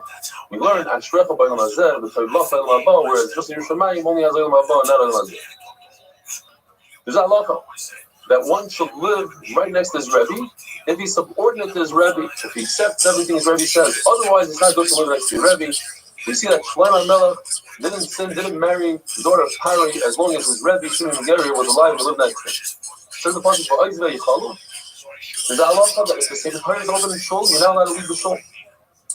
The Bava would leave the shul between Gabel and Gabel, between Aliyahs. But Baba asks, what about between Psukim? Because of course, can you sneak out? And he remains with the Pekos.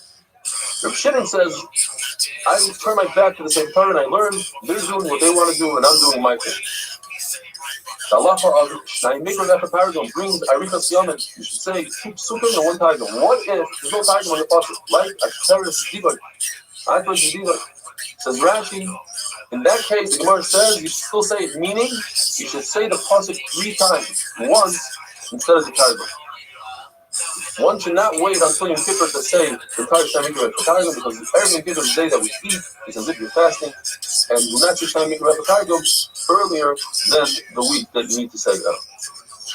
The children of Levi told his children, first of all, when you shut the bird, be careful that you shut all the breath in the veins, make sure that all the blood comes out. Be careful with the Talmud Chacham, the Zaken that had Torah, even though you forgot it now because of the Einas, just like they put the broken luchais into the Aron. This person is a broken Sefer Torah.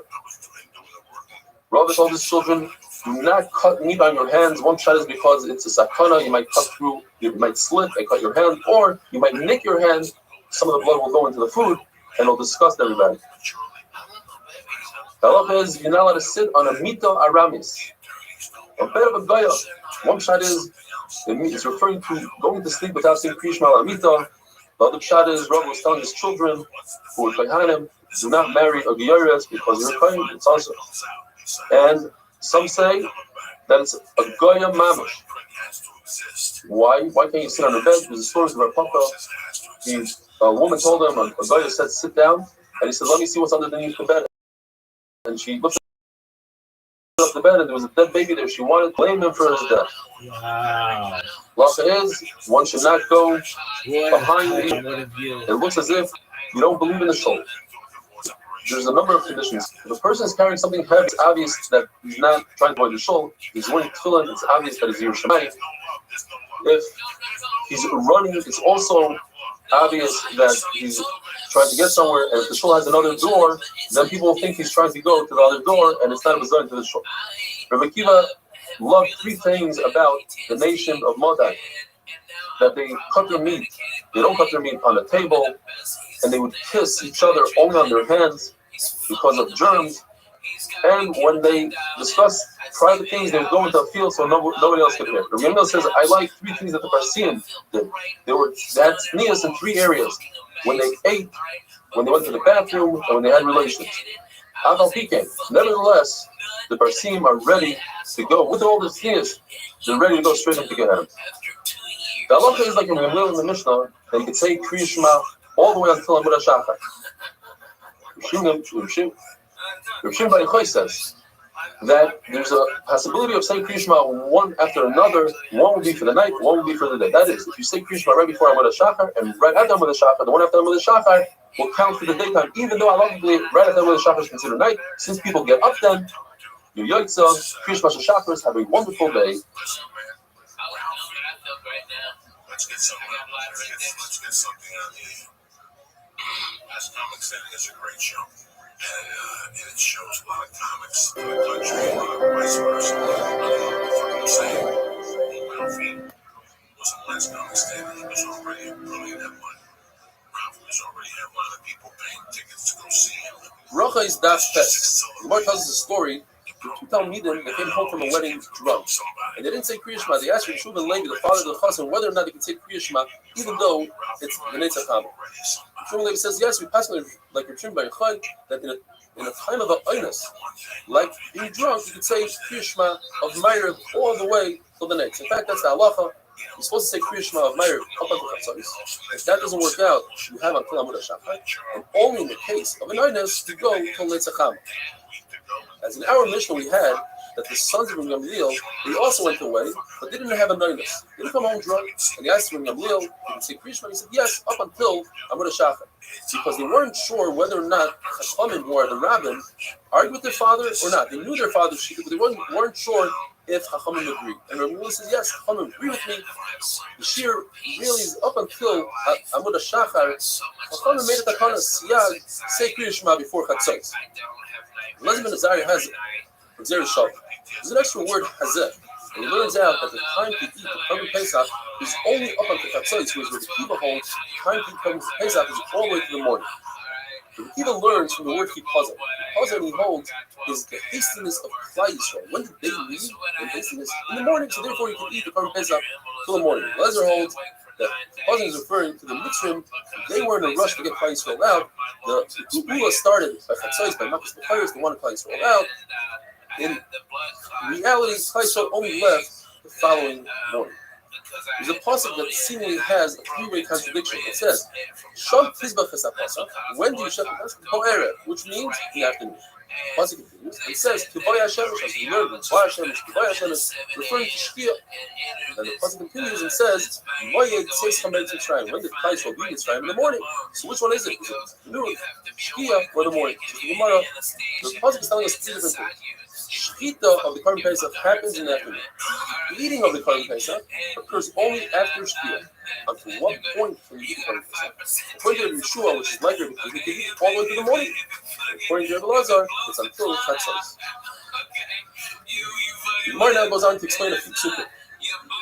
When Hashemah told Moshe Rabbeinu to tell Klal Yisrael to borrow gold and silver from the Mitzvah, the pasuk uses an interesting lashon. Daber no ba'oznei ba'omri yishalos. What's this no? I beg of you, please. Baruch Hu told Moshe Rabbeinu, I don't want Avraham Avinu to come to me with kindness. I promised that the Mitzrayim will enslave Klal Yisrael, and that they did. But the After the Chesed B'Chush Gadol didn't happen. So therefore, I beg of you that you should beg of them that they should borrow gold and silver. So Avraham Avinu doesn't have kindness. And Klal Yisrael said, we don't want to borrow. We want to leave. We can leave. Why should we wait until tomorrow? Let's leave right now. Vayashimu with a mem at the end says Rabbani means that it happened forcefully. What happened forcefully? One shita says that the mitzvah were forced to lend. Another shita says Klal Yisrael didn't want to borrow, so they felt that it might be too heavy and they need to run away from the mitzvah. The mitzvah might give chase. They wanted to go lighter, and therefore they didn't want to borrow. So the Klal Yisrael was forced. By not Mitzrayim, says the Gemara that once Klal Yisrael borrowed from the mitzvah, everything was desolate. It was as if it was a trap for an animal without a bait. Or by Natsvus, like just like in the depths of the ocean, there are no fish, so too Mitzrayim had no values left. What's this double lashon? Baruch Hu told Moshe Rabbeinu, tell Klal Yisrael that just like I was with them now, I will be with them in future goals. So Moshe Rabbeinu said, Klal Yisrael has enough on their head. Why should I tell them about future goals? Says Rebbeinu Shalom, you're right. Just tell them I'll be with them. What's the double lashon by Eliyahu Hanavi? Aneni Hashem Aneni. Famous story. Eliyahu Hanavi wanted to prove the Nevei Habal that they are false.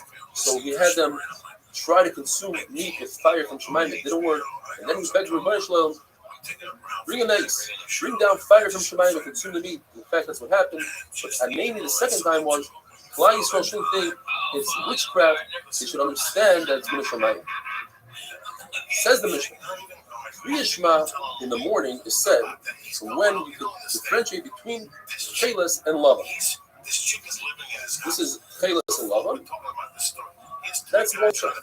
We had the opportunity today, the owner of Ksib Chelas came to our shir and gave us a live demonstration and lent this to me. The Gemara says that the Chelas is in the Lava with a piece of wool. It wasn't dyed completely. It didn't catch completely like this. When you can differentiate between the white and the blue, that's the shear. That's when you could say Kriyashma. Rebbe Lezer says between Chelas and Karsi. Karsi is a leaf. So when you can differentiate between the blue and the green, that's the shear of Kriyashma. The same shear, the Gemara brings in another way. If you differentiate between a dog and a wolf, between a donkey and a roid, which is a wild donkey, and Acharim say it's when you can differentiate, when you can pick out your friend or an acquaintance, an associate from 4 Amasoids. Up until the time you say Krishma, one sheet is until Neitz Achama. That's the Chatila. You have to be going further. Yeshua says until 3 hours of Zmanios. In other words, you divide the day. Before the light, that's Machlik from the Gra and the Magen Avraham. And the Avraham says you start from Amel Shachar, Neitz Achama, and that's when kings wake up 3 hours into the day. The Mishnah says, whoever reads Kriyashma past this time, at least there'll be a time the Mitzvah the Raisa of human authority. The Rebbe explains what's the chiddush. He says because this person is saying about that, and this person beside can't say about that, nevertheless he gets a chag. Rav Huna says the halacha is that Kriyashma can be said the shear of picking out your friend 4 hours away. Abai says no, that's only in regard to the tefillah. But Kriyashma is kivasikin. The sikin means the type of a person that's a chassid, and a chassid would say Kriyashma immediately before night, and not Shemona Esrei right after night, because the reason why people mitzvahs, he wants to say Shemona Esrei the earliest possible time, but you have to be sort of Gilul Kila, you have to put Kriyashma right before, and therefore, in order to time everything, you have to say Kriyashma at the last available moment, right before night. It says, how do we know this concept? It says, you should have fear right when the sun comes out. That's Kriyashma Olmach Hashemayim. Because it continues. The Restream is talking about Mincha should not be said after Shkia. The Yoisi and Eliakim said in the name of the people in Shalayim that whoever says right next to Tefillah won't be damaged that day. Reb Zera said he was damaged, and the Gemara says, why? Because he had a monetary loss, he had to bring Hadassah to the king. People pay money to see a king. You're supposed to see even Gentile kings to see the difference between a Goy and a Yid king. Rav Bruna says Gemara, he was son of Bula Kila, and he was happy the entire day. He had a smile on his face the whole day.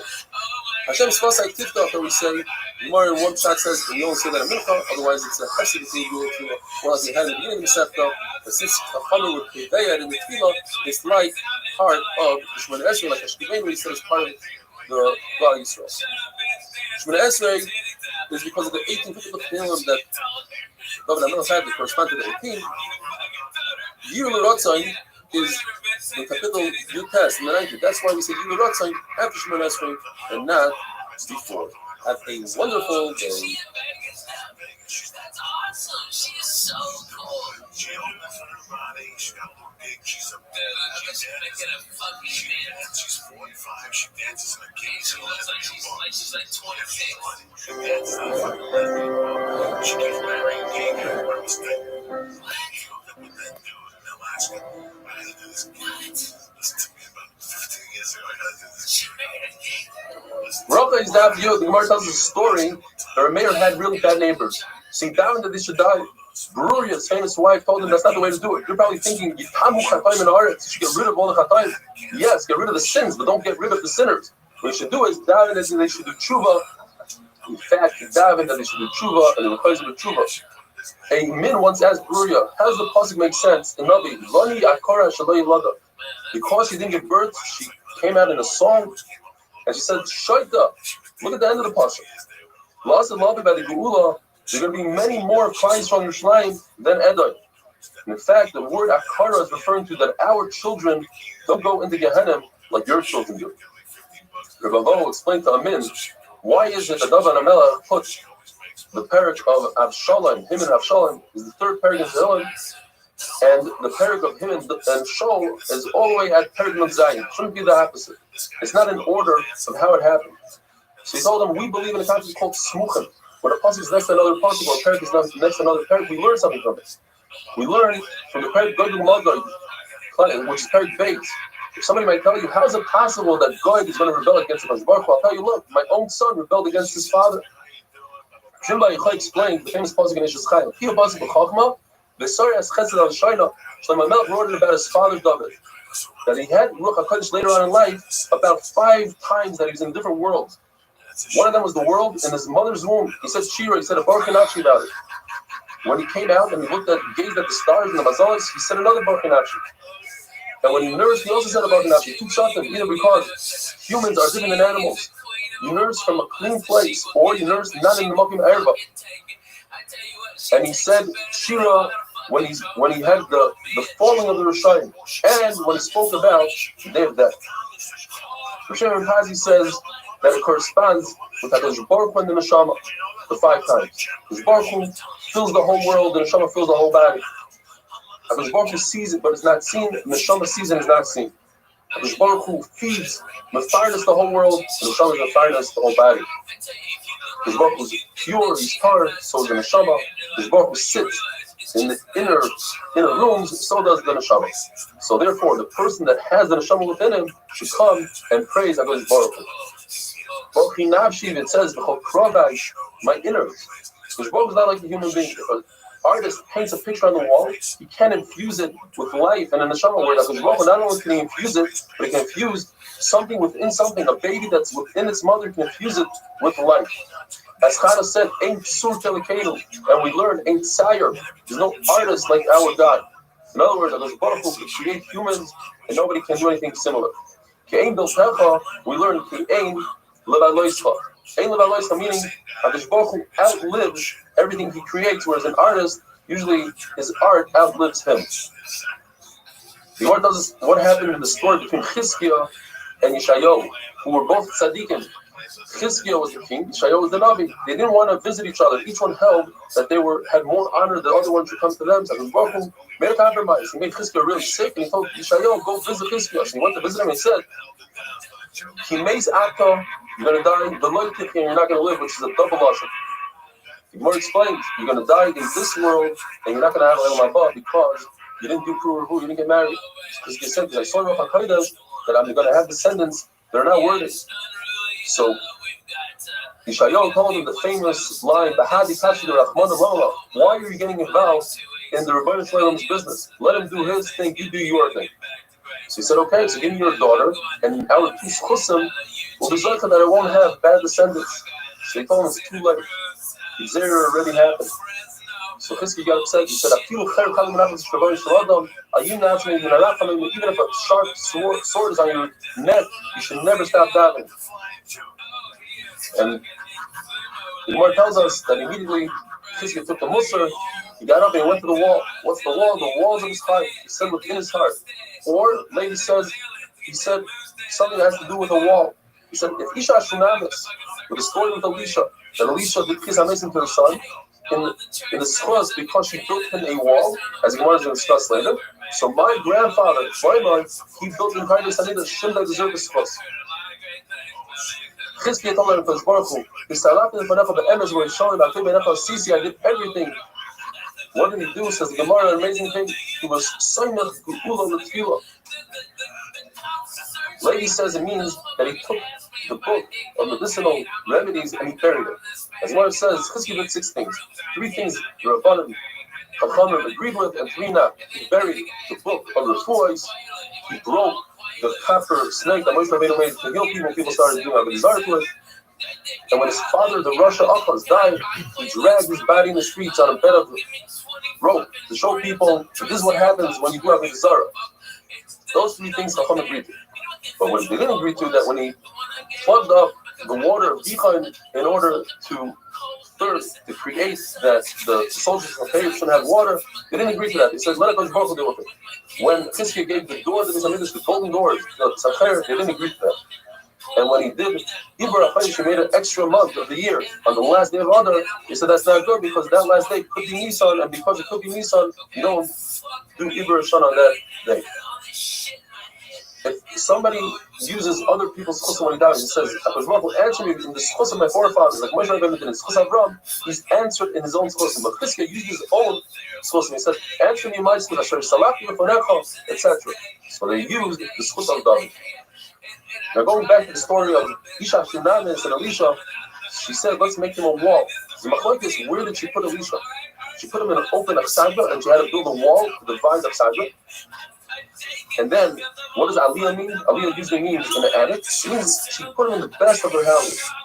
One side, she put him in the attic, and she had to build a roof. So why is it called a kier, a wall? Because it's kiru is the Lashon of roofing. It says that she put a bed, a table, a chair, and a lamp.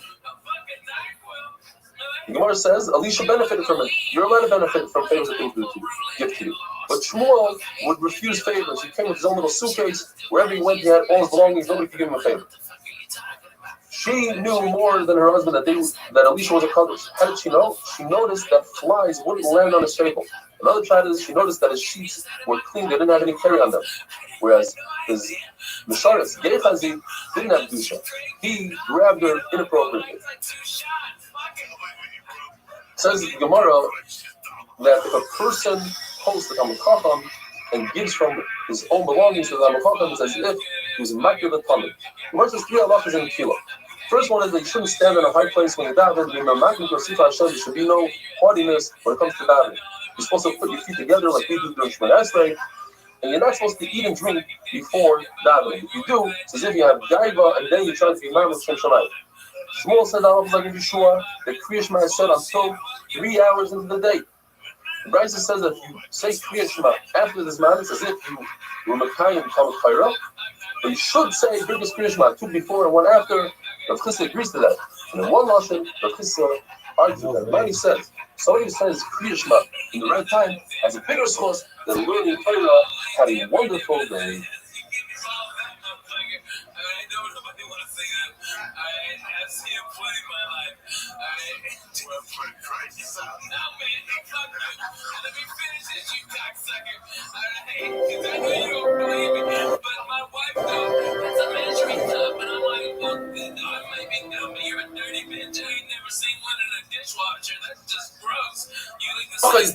As we learned, the pasuk says you must say Kriya Shema b'shach b'chol kumecha when people go to sleep and when people get up. You should take it a step further, and they say just like when you go to sleep, you're laying down. So when you say Kriya Shema shel Arvis, you have to be in a laying position. When you say Kriya Shema shel Shachris, you have to be standing up. Otherwise, the pasuk would say Ba'poiker u'ba'aret. They still say, wait a minute. The pasuk says u'v'lech chavaderech. You must say Kriya Shema even when you're walking on the way. Walking is not laying down. and it's not even standing. Therefore, say Basil, you can say Kriya Shema when you're sitting, standing, laying, and even while you're working. Both Basil and Misham agree that from the words of Shabbat we can learn a big chiddush that somebody that's basically a mitzvah, he's preoccupied doing another mitzvah, he's putter from saying Kriya Shema. Uvelech teaches us, and not only a person that's actually doing a physical mitzvah, but even somebody like a chassan who's tarted in his machshava, his mind is preoccupied, he's also putter from Kriya Shema since he's about to marry a psula. If you marry an almana, he's not occupied and therefore he's chayav. You need a combination of two things. You need to be preoccupied, and it has to be with a mitzvah. So therefore, if somebody's about to lose his ship, it's sinking, that's not enough to give him a p'tur from saying Kriya Shema because it's not a mitzvah. And Avel, who's preoccupied, he just lost a loved one, and he's very bitzar, he's also chayav in all mitzvahs, besides tefillin, because tefillin say pe'er, and since he has afer on his head, and he's in bitzar, he's potter. Even though they still use Uvelech Chabaderech to teach us this concept, that Isaac ben Mitzvah is potter, nevertheless they learn the physical words of Uvelech Chabaderech that it's talking about a person that's walking and not laying down. One tells a story, Rabbi Shmuel and Rabbi Elazar ben Azariah together. Rabbi Shmuel was laying down, Rabbi Elazar ben Azariah was standing. When the time came to say Kriya Shema, Rabbi Elazar ben Azariah decided to lay down like the Shammai. And Rabbi Shmuel, who was laying down, jumped up to say Kriya Shema. Rabbi Elazar ben Azariah told him, "You remind me of a mashal. Somebody had a beautiful beard, and he told him, look, your beard is beautiful." So he said, okay, let me cut it off. I was standing up and I laid down, and because I laid down, that's why you stood up. I give you a compliment, and you're doing the opposite of what I'm doing. So he said, no, I am worried that people will see us, and they'll say that Allah is like Bishama. What's the difference? Because they still say you could also lay down. But since you were standing, and then you lay down, so it looks as if you're passing like Bishama. So what is the halacha if you do like Bishama? According to Rabbi Cheskel, it's okay, you're Yaitse. But according to Rabbi Yosef, you're not Yaitse at all. Similarly, we have that if somebody does a sukkah, like Beisilo, most of his body's inside the sukkah, but his table's inside the house. According to Beisilo, it's fine. Beishamai say if you do like Beisilo, you're not Yaitse at all. So if you reverse that, you say if you do like Beishamai, Beisilo will hold you didn't do anything. And according to Rav Nachman Yitzchak, not only did you not do anything, but you're chayav misa. You see in the Mishnah, Rav Tarfon says, I once put myself in danger in order to be yaitz like Bishamai. If Chacham told him, if something would have happened to you, you would have deserved it. The Mishnah tells us, based on the pasuk, Sheva Bayoim Hilalticha, you should say 7 brachas, 7 birkas Kriya Shema. How do you break it down? The Mishnah says, in the morning you say 2 brachas before Kriya Shema and 1 after. In the evening you say 2 before and 2 after. In the evening, the Emunah, Emes B'Emunah is a very long bracha, and Ashkivenu, compared to Emes B'Emunah, is considered short. Anytime Chachamim will masak a long bracha or a short bracha, bracha that finishes with Baruch Atah Hashem, or doesn't finish, and you add or take off, you're not doing the correct thing. One of the brachas that we say in the morning, Yoitzer Oyer V'Oyer Chaysha, we don't use the word Noiga, because we want to say Chaysha, which is darkness, which is Laila. We want to mention the night during the bracha of the day. Just like we mentioned the daytime during the bracha of the night, where we say Galul Ar Mibnei Chaysha B'nei Yar.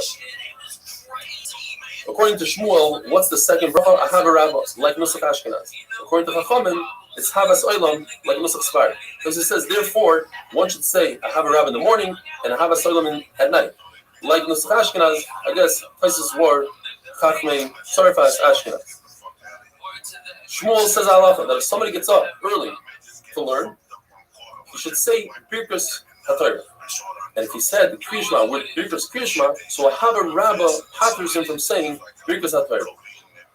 When do you say Birkus HaTorah? Machlokes. Rav Huna says you only say Birkus HaTorah in the Torah Shabbat if you learn Chumash, but not even a medrash that tells you the halachas that come out of the Chumash.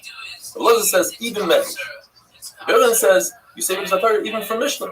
And Rava says you say Birkus HaTorah even for Gemara. And Rashi says because that's the Ikar Torah. This is great for Daf Yomi people. Gemara is the main part of Torah because from that halach comes out, and it's the logic behind the Mishnah, and it explains away the contradictions in the Mishnahs, and sometimes to add and take off words of the Mishnah. The story Metzor. Shmuel says, what bracha do you make on Birkus HaTorah? Lazik b'divrei Torah. The Yochanan adds, higher no, you finish off with a bracha. And Rav Nuna says, you say Asher bracha banu mikol ha'amim. which he says is considered the most important bracha out of the three. Why? Because it gives a place that is powerful and a place that Klal Yisrael and Torah. And therefore, since these are all important brachas, we say all three. After the Kohanim brought the carbon tamid in the morning and they salted the Ivarim, the Sgan Kohanim would announce, make one bracha. What is that one bracha? According to Shmuel, it's a Havarabba, and according to the Lakish, it's Yotzer Ar. And then they would say Aser Sadibros, and then they would say Shema Vayishmayim Vayomer, and then they would give three brachas to Klal Yisrael. They would say Emes V'Yatziv, and they would say the bracha Bavoida, which is similar to Ritzei, just it ends up Shois Chanavoid or another bracha, and then they would say Birkus Kohanim. Rav Zrika proved that you say Yotzer Ar and not Havarabba, because Rosh Lakish says from here you see that brachas are not makif. In other words, if there's two brachas together and you say one out of the two, you guys on that one. Similar, let's say for tefillin, if you say just a bracha on Shal and on Shal Rosh, you only have one pair, or you can't put on the other one, you guys. How does he prove it? From the fact that they said one bracha, and if that one bracha, for instance, was Yotzer Ar, then it's a great proof. Why? Because why did they say Havarabba? Havarabba you can say all night long. There's no zman for it. But if they said a Havarabba, then there's no proof, because perhaps they said it when it was too early. Yotzer is only when the light comes out, and maybe they said it later on. The Gemara is doichem. The Gemara says perhaps they said both brachas. They meant to say that it's not ma'akim, that the seder is not ma'akim. You could say one before the other, and it doesn't matter in what order. Have a wonderful day. And if you ever seen anything like this, Global W is leading the glass wine revolution. What it means is they cut out the middleman. They work directly for the vineyards, and they cut the guy out, which in turn sends you super premium. So the Club W is premium wine customized to your taste, and a third of what you pay for at a store when you don't even know what the hell you're paying for. Yeah, you're not buying it's not like a club where they send you other companies. Bracha is daf yud beis.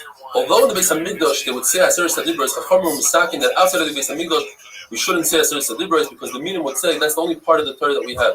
Pri Yishmael Aser Sadibros. Today, Aser Sadibros is so important that one should say it in private, but not in public. There were 24 mishmaros of Kohanim. Every week, a different mishmar would take over the Beis Hamikdash. When the incoming mishmar came into the Beis Hamikdash, the outgoing mishmar would say another bracha, and he would say, "Misha shiken eshmoi bebayis hazeh, uyashkin b'neichem ahava v'achva v'shalom v'reis."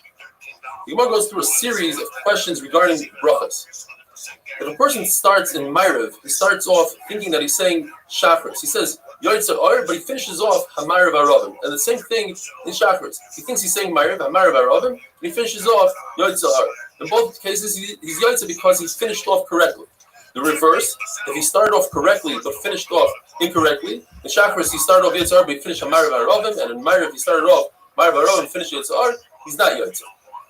If a person is holding in his hand a cup, and he thinks that it's beer, but in fact it's wine. So he starts saying shahakal, and he finishes off a gofen, he's yotze. What about bracha achreina? Person thinks that he ate bread, but in fact he ate dates. And he finishes off correctly. He started off birkas hamazon, but he finished off mein shalish, the bracha achreina. He's yotze because even the birkas hamazon that he started off with would work for dates, because dates can satiate him. But what happens, and this the Gemara remains in a suffix, if he thought that he's holding wine, but in fact it was beer. So he started saying hagafen, but he finished off shahakal. The question is, do we go by the main part of the bracha or the latter part of the bracha? And therefore he'd be yotze. If a person thought that he ate dates, so he started saying a bracha achreina, and then he realized that he ate bread, and he finishes off with birkas hamazon, the Gemara remains in a suffix. Now the Gemara says you can't prove anything from the halachas that we said by Kriya Shema, because according to Rav, since when it comes to birkas Kriya Shema, you finish off with a bracha, Baruch Atah Hashem Hamarav Aravim, that's enough. That's a bracha in itself. According to Rabbi Yochanan, Baruch Atah Hashem Hamarav Aravim, or Yotzer Ar, is not considered a bracha, because you have to say Baruch Atah Hashem Elokeinu Melech Haolam in order for it to be considered a bracha.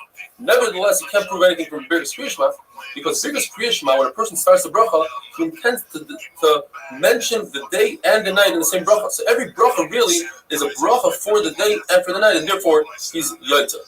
The person does not say the yatzik in the morning and the emun at night. He's not yotze the mitzvah of Kriya Shema Kitikuna. Because it says in the pasuk, "Lahagid ba'avag chazdecha The Munascha Baleilos, you have to give Shvach HaKadosh Baruch Hu in the morning and the evening. When you say Shemona Esrei, the first two brachas, and by the last bracha, you bend your knees by Baruch, and by Ata, you bend your spine and your head down. All your vertebrae have to bend, and then by the word Hashem, you must start coming up. It's important to remember that by Baruch Hu also, when you say Baruch Hu es Hashem, you start coming up. Rav Sheshes would bend his knees and bow down quickly, but when he said the word Hashem, he'd be like a snake. He'd pick up his head very slowly to show that it's not a burden on him to do the Kriya. As if he made tshuva, we know we say Hamelech HaKadosh and Hamelech HaMishpat. What if one forgets and says Hakel HaKadosh or Melech Oyev Zako Mishpat? So according to Rabbah, and that's the halacha, he's not Yoitza, and according to Rabbi Lazar, he's Yoitza. If a person has the ability to daven for his friend and he doesn't daven for his friend, he's considered a sinner. And if he has the ability to daven for Talmid Chacham, he must do so until he feels sick, literally sick. He has to fast and daven until he becomes sick. If a person is over an Aveira and he's embarrassed by the Aveira, an amazing Chiddush. Not only are they Meichelim on that Aveira, but they're Meichelim on all his Aveiras. And how we know this? We know this from Shaul. Shaul brought down Shmuel from Shemayim through the Oiv. And Shmuel says, why did you bring me down? So he says, I tried this, I tried that. But he never mentions I tried the Urim Tumim because he's embarrassed by the Aveira that he committed, that he killed the Noiv with the Urim Tumim. So I don't even know that Shaul was forgiven because Shmuel tells him, tomorrow you'll go to battle, and if you go to battle, you'll be killed, you and your children, but you'll be with me. Says the Gemara, with me means my mechitza. In other words, Shaul was zoicha to be in Gan Eden with Shmuel Hanavi, which is a tremendous madrid. Or because the Gevanim, they said they'll forgive Shaul if Shaul gives them 7 of his sons that they could kill. Obviously, they hated Shaul, and the pasuk ends off saying that Shaul was a Bechir Hashem. Says the Gemara that it wasn't the Gevanim that said it, it was Hashem that announced it from Shemayim, Bechir Hashem. In other words, he forgave Shaul. The Gemara tells us that they wanted to institute that we should say Parshas Balak in Kriya Shema, because Parshas Balak has the pasuk Parah Shochav Karyei Uchilavi. It's a beautiful pasuk, but it also includes the lashon of B'Shach B'Chol Kumecha. The reason why they didn't institute it because of Tirchei Tzibura is very long, and to say one pasuk you also can't say because you can only say a full parsha from a pei to a pei to a sama. Why do we say parsha of tzitzis? Because it includes these amazing concepts. It includes the concept of all mitzvahs. Uscharden's whole mitzvahs. It includes the parsha of tzitzis, vasalim tzitzis. Yitzias Mitzrayim, Asher Yitzias Mitzrayim. The words Achri Levavchem comes to tell us that you shouldn't think about minos. Achri Enechem comes to say that you shouldn't think in Averis. Atim Zoinim comes to tell you shouldn't think about Avodah Zarah.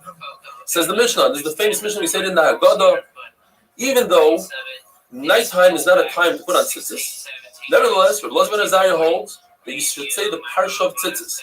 Why? Because it says in the pasuk, "Man tiskor esuim tzischa beis Mitzrayim kol yimei chayecha." All the days of your life. Yimei chayecha are the days you make. Kol yimei chayecha, the extra kol means the night. This is the night. Chacham say no. Kol yimei chayecha comes to include the time of Mashiach. We're also going to say the parsha of tzitzis. Have a wonderful day.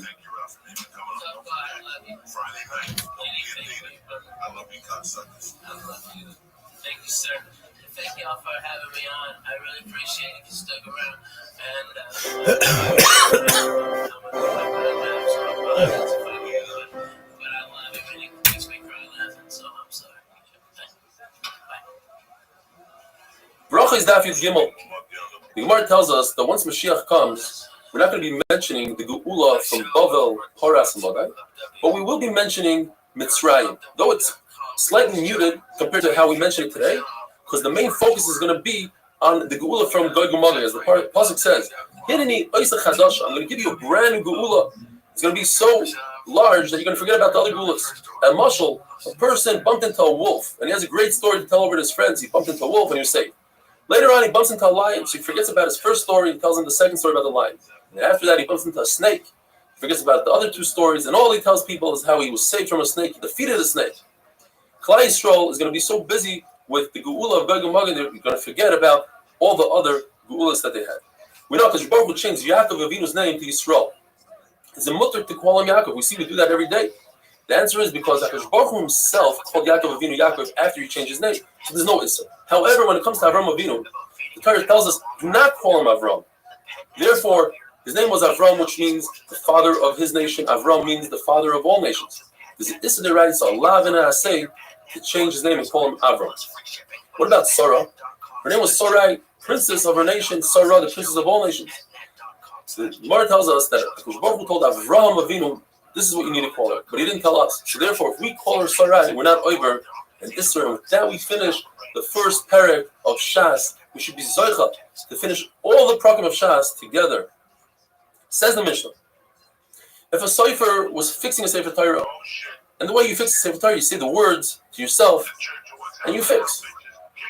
Now, if he had no intent to say the words, then he's not Yaitza Kriya Shema if the time of Kriya Shema came. But if he had intent to read it, he knew he was reading it, then it's Yaitza. Unless you hold, like the Mangamar that says, Mitzvah is Tzricha is Kavana, and then you would have to have Kavana to be Yaitza, the Mitzvah of Kriya Shema. The Gemara is going to be discussing, the Mishnah that is, different cases of somebody stopping in middle Shema to say hello to his friend or to answer. Everybody agrees that if the guy's not his friend, the guy is a bad guy, that could kill him. Then obviously you're allowed to say hello to him and answer him smack in the middle of Kriya Shema. If it's out of honor, kavod, so if it's between prakim, and we'll see what that means, then you're allowed to, according to the mayor, and according to Rabbi Yehuda, not only that, you're allowed to answer somebody, anybody, even if there's no honor involved. In the middle of the parak, between psukim, in the middle of the parak, according to the mayor, you're not allowed to answer, and according to Rabbi Yehuda, you're allowed to answer. What is Bein HaPrakim? Bein HaPrakim means between the two brachas of Kriya Shema before Kriya Shema, between the second bracha of Kriya Shema and the pasuk of Shema, between the parsha of Shema and Vayayim Shemaya, between the parsha of Vayayim Shemaya and Vayomer, between Vayomer and Vayatziv. According to Rabbi Yehuda, you don't stop between Vayomer and Vayatziv. Why is the parsha of Shema first? It's not in the right order. In the Torah, the first parsha is Vayomer. The answer is because first we want to do Ol Machal Shemayim, and that's in the parsha of Shema. So then why is Vahayim Shemaya second? Vayomer should be second. The answer is because Vahayim Shemaya is talking about Torah, and Torah is day and night, whereas the parsha of Vayomer Tzitzis is only during the day. Rebbe holds that Kriya Shema must be said only in Lashon HaKodesh because it says Vahayim as is. Although we already know that you can't say Kriya HaTorah in any language, it has to be in Lashon HaKodesh, but there's a Havamina that Rebbe would darshan like Chachamim. Chachamim say the word Shema. Shema is a lashon of hearing. Any language that you hear it in. Chacham hold you can say Kriya Shema in English. Comes Rebbe and says no, Kriya Shema has to be said in lashon kodesh. So what does Rebbe do with the word Shema? He says the halacha is that you must hear the words coming out of your mouth. And Chacham hold you yaitzu even if you don't hear the words coming out of your mouth. And Rabbanan take the word Vahayu and they learn that if you mix up the words Shemaya im instead of im Shemaya, you're not yaitz. It has to be in order. And Rebbe learns that from the hay of Hadavar. We have a three-way machlokes. Where do you have to have kavana, the proper intent, in order to be yaitz? And if you don't have that proper intent, you're not yaitz. According to Rameir, it's just the first pasuk. And therefore, and Rabba holds that's the halacha, and that's how we pass it. So if a person just had kavana the first pasuk, and he had some aynus and he didn't say the rest of Kriya Shema, he's yaitz al halacha. According to Rabbi Eliezer, you must say the first three psukim of Shema with kavana, as it says, ba'ela. And therefore, they hold that you have to stand. In other words, if you're walking like Pesilo, you'll ask Kriya Shema while you're walking, but the first three psukim you must stand still in order to have the proper kavana. Rebbe Akiva holds that the entire first parasha you must have kavana because it says Alav Avecha, and therefore they hold that you have to stand still and say the whole first parasha so you have kavana. Pasuk says Alav Avecha v'dibar taban, that until that point you have to read it and have kavana, but from that point on you could just read it without kavana, and you're yaitz. You should have kavana, but if you don't, you're yaitz. What about the fact that in the second parasha it says Alavavchem l'daber ban? Seemingly you have to have kavana. So you want to know that comes to tell us the halacha that your tefillin sheyad should be opposite your heart. Rabbi Yosha holds that up until that point, Alavavchem, you have to have priya the kavana, but past that point you have to have kavana. And the words l'daber ban come to teach us that we're talking about Torah, and the pasuk is telling us. You must teach your children Torah so that your children can talk in learning. Says the Gemara in the pasuk of Shema, when you say echad, if you lengthen the dalet, it's very hard to do it as Ashkenazi. It's easy to do it if you're taking money. Then HaKadosh Baruch Hu gives you arichas yamim. Rav Ashi says as long as you don't say the ches really quickly, the ches has a kametz. At echad, if you say quickly, it might sound like a shva. You shouldn't do that. Here, Rabbi saw Rabbi Yirmiyah saying the word echad very. So he said, listen, the only thing you have is the thing in your head that HaKadosh Baruch Hu is one in Shemayim, in the Aretz, and in the four ruchos. There's no need to be Meirich.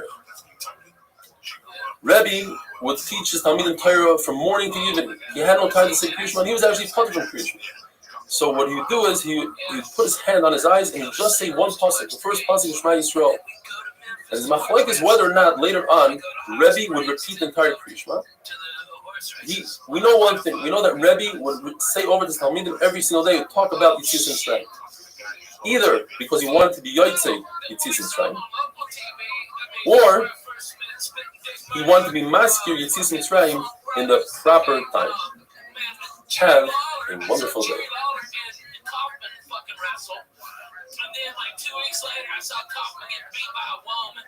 One of these big bitches from Tennessee. I mean, she's big, probably Mississippi, North Mississippi. Okay, this big bitch whipped his ass.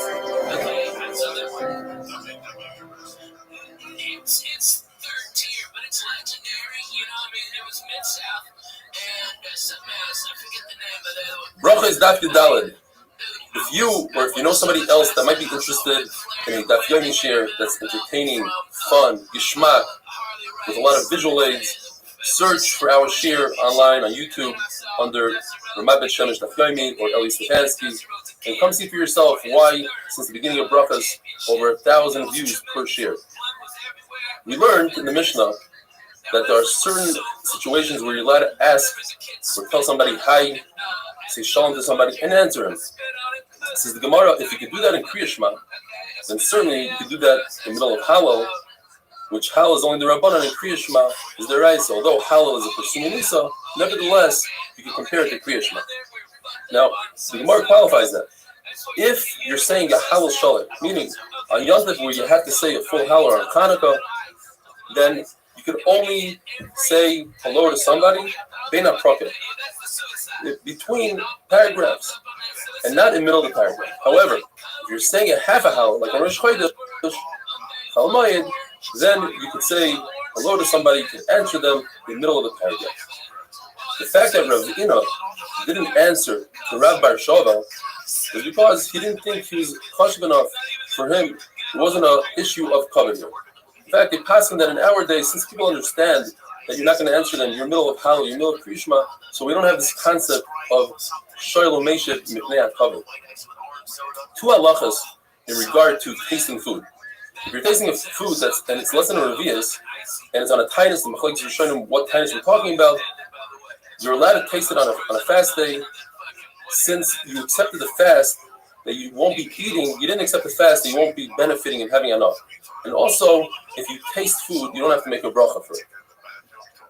It's also to get up and go to your friend's house to say hello to him before you daven. That would be a giyah and a HaKadosh Baruch Hu. If you bump into your friend or you're having to go to your friend for something else, then it's okay to say hello to him. It's also lazis chafotza. You're not allowed to take care of business or your personal things before davening. Now, I venture to say, and this applies to me as well, it's probably also to look at your emails and WhatsApps, etc., before davening. The Gemara says an amazing thing, though, that if one has become a HaKadosh Baruch Hu, he says, you know what, I'll take care of my business after davening. HaKadosh Baruch Hu isolates Racha. HaKadosh Baruch Hu takes care of his business. The Gemara says that if somebody sleeps for 7 days without having a dream, he's ra, he's considered wicked. And from the same pasuk we learned that if somebody satiates himself with Torah, he's so full of Torah that they won't tell him any besuros rois during that day. We had a machlokes in the Mishnah. What's considered bin aprakim? There's machlokes between the end of Shema, Emes, and V'yatzev. Is that considered between the prakim? Rabbi Yehuda says that's not. You're not allowed to stop there and say hello. Why? Because he brings a pasuk Vashem Elokim Emes, so it's one continuation. We have machlokes. Once a person says at the end of Shema Hashem Elokeichem Emes, does he have to repeat the word Emes again? According to Rabbi Yochanan, you must repeat it again. When to Rabbah, you don't repeat. The Gemara brings a very interesting lashon. Rabbah heard one of his talmidim say Hashem Elokeichem Emes, Emes v'yatziv. He said, "Kol Emes v'Emes tafsi lahai." This guy is grabbing onto every Emes. He's doing the wrong thing. There's a halacha that once you start the third parsha, that is by my ribs, if you start, you must finish. According to Rav, what does it mean to start? You say, that's it. Once you get to Bar Martha Alehem, you have to continue the whole parsha. But Papa holds that's not considered a start, and therefore, if you just say that until Bar Martha Alehem, then you could skip everything and go on with Hashem Elokeichem Emes. Abai says that our minhag is you start, you say the beginning of the parsha, and therefore that creates a fear for you to finish, and that's why you finish the entire parsha of Vayom. Hebrew Rav says that if you say the third parsha, then you're mechuyev to say Emes v'Emunah.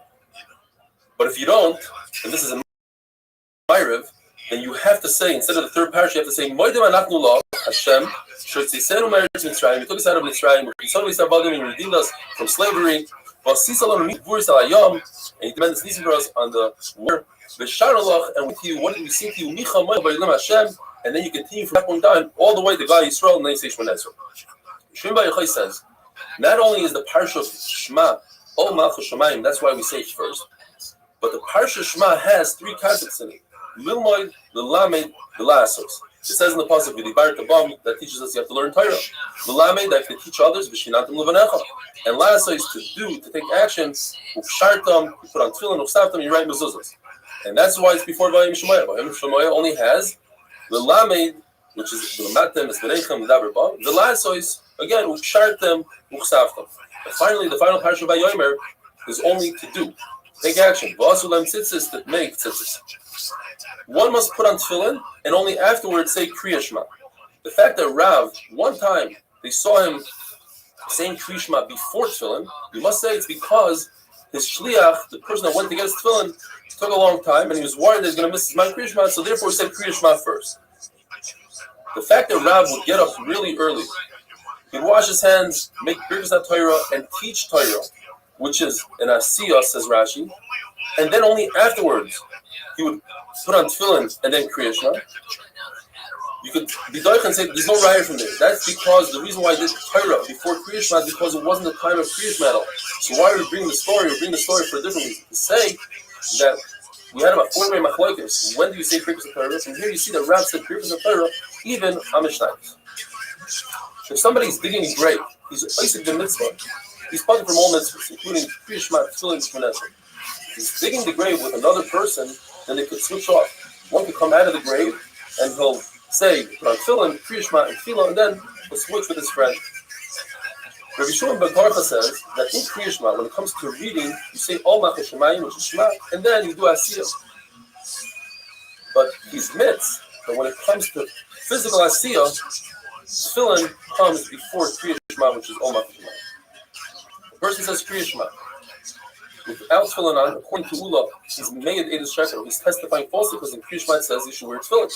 And according to Rabbi Yochanan, you're not performing the mitzvah to tefillin. You're not doing the mitzvah as it was meant to be. It's a mashal as if somebody brought a karban oila without bringing the mincha that's associated with it, or tzvachim, without misachim. Have a wonderful day.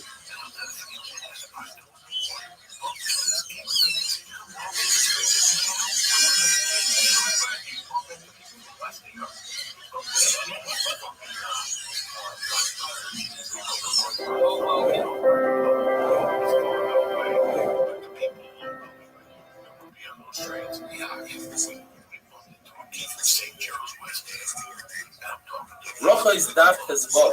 The Rebbe says if one wants to complete the process of Ol Malchus Shamayim, include its entirety, he should first clean his body. In other words, go to the restroom, wash his hands, say Kriya Shema, put on tefillin, and then down Shemona Esrei. Do all that, it's as if you built a mizbeach and you will mark a carbon on top of the mizbeach. It says Rava, not only that, it's as if you were chayvel in a mikveh. The Chizda used to curse those who would search for water before saying Kriya Shema. Kriya Shema has a zman. and you might miss the Zman. Shemona Esrei, on the other hand, you need to look for water because the Zman is much longer. You should look for water up until a parcel, which is approximately 3 miles in the direction that you're traveling. To go in reverse, to make a U-turn and look for water, when you know there's water, you're only going to go up until a mil, which is approximately 4,000 feet. The Mishnah says that if a person doesn't hear the Kriya Shema in his own ear, he wasn't mashmiya la'ozna, Tanakama, which is Rabbi Yehuda, says he's Yaitza, and Rabbi Yossi says he's not Yaitza. It's a very long sugya. It's almost complicated and brings in 5 different rices and rice. And I'll try to make it very simple. With Maskana, we have 3 shittas, 3 opinions. We have Meir, who's the most maker. He says, don't hear what you're saying, whether it's Kriya Shema or different brachas, the Rabbanan, the Raisa, you are Yaitza L'chatchila. In other words, you could start out initially saying it without hearing it in your ear, and you're Yaitza. On the opposite side, you have Rabbi Yossi, who says that when it comes to Kriya Shema, you don't hear it in your ears, you're not Yaitza, even after the fact. And then you have the middle shita. It's Rabbi Elazar ben Azariah, who happens to be Rabbi Yehuda's Rebbe. Rabbi Elazar ben Azariah says you are Yaitza only to be Rebbe. But if you want to be Yaitza l'chatchila, you should hear it in your ear. You have these 3 shittas. How do these 3 shittas match up with the following 5 cases? You have our Mishnah that discusses Kriya Shema, and that's the right. So in Kriya Shema, we're going to have all 3 shittas. You have Rabbi who says you don't have to hear it in your ear. You only have to be mechaber, because it says Al Vavecha, it's in your heart. The other Yossi who says that you have to hear it in your ear because it says Shema. You must hear it. And then you have Rabbi Elazar ben Azariah, who's the middle shita. You should l'chatchila hear it in your ear, but if you don't, you yaitza. And then we have a brayso that brings a person who's deaf, but he could speak, and he says a bracha on Truma. One brayso says he's only yaitza b'di'evet. That will be going according to Rabbi Elazar ben Azariah. Now the big question in the sugi is, how does Rabbi Yehuda fit in here? The Gemara tried to say that perhaps he says like Rameir, that you yaitza even without hearing it. Maskana says sugi, it seems like Yehuda holds like his own Rebbe, Rabbi Elazar ben Azariah, you gotta do yaitza. So this brayso that says that you're yaitza if you're deaf and speak, the yaitza only the evidence when you play Truma, the bracha Truma, which is the Rabbanan, goes according to the Rabbanan. There's another brayso when it comes to a deaf person who can speak, and that's what Shimon has. He says that you're yaitza even l'chatchila, that must be going according to Rabbanan. And then you have the halacha of Birkas Hamazon. Birkas Hamazon is the Eraisa, and it says that you should not bench in your heart. That means that you should do so, but if you do it, then the evidence you yaitza, and that will be according to Rabbi Elazar ben Azariah. And finally, we have the case of Megillah. Megillah, Kriyas Megillah says that a cheresh shows that a public should not say Kriyas Megillah, but if he did so, if the cheresh did so according to Rabbi Yehuda, Rabbi Elazar ben Azariah, you are yaitza from a cheresh. The same thing would apply to a public. She says that a public is like a cheresh, that Chachila, he should not be moitza other people in Megillah. But if he did so, you're yaitza b'di'evet. A shaita, even b'di'evet, you're not yaitza. The reader says there's another shir that is a katan is the gilchino. He's 8, 9 years old, then he's completely kosher chachila to be moitzi other people. So that's sugya. Then the Gemara says that it's possible that Rabbi Yossi holds by Kriya Shema that you are not yaitza at all, even b'di'evet. He could agree by the Rabbanans, let's say Truma and a Cheresh by Megillah, that you are yaitza b'di'evet. The Gemara says that just like a womb takes in zera, and then out comes a baby, so too a grave takes in the dead, and there will be Kis HaMesim, the body will be alive. Just like the womb goes in when it's quiet, but when it comes out, the baby comes out, and there's a lot of commotion, there's screaming, and celebration.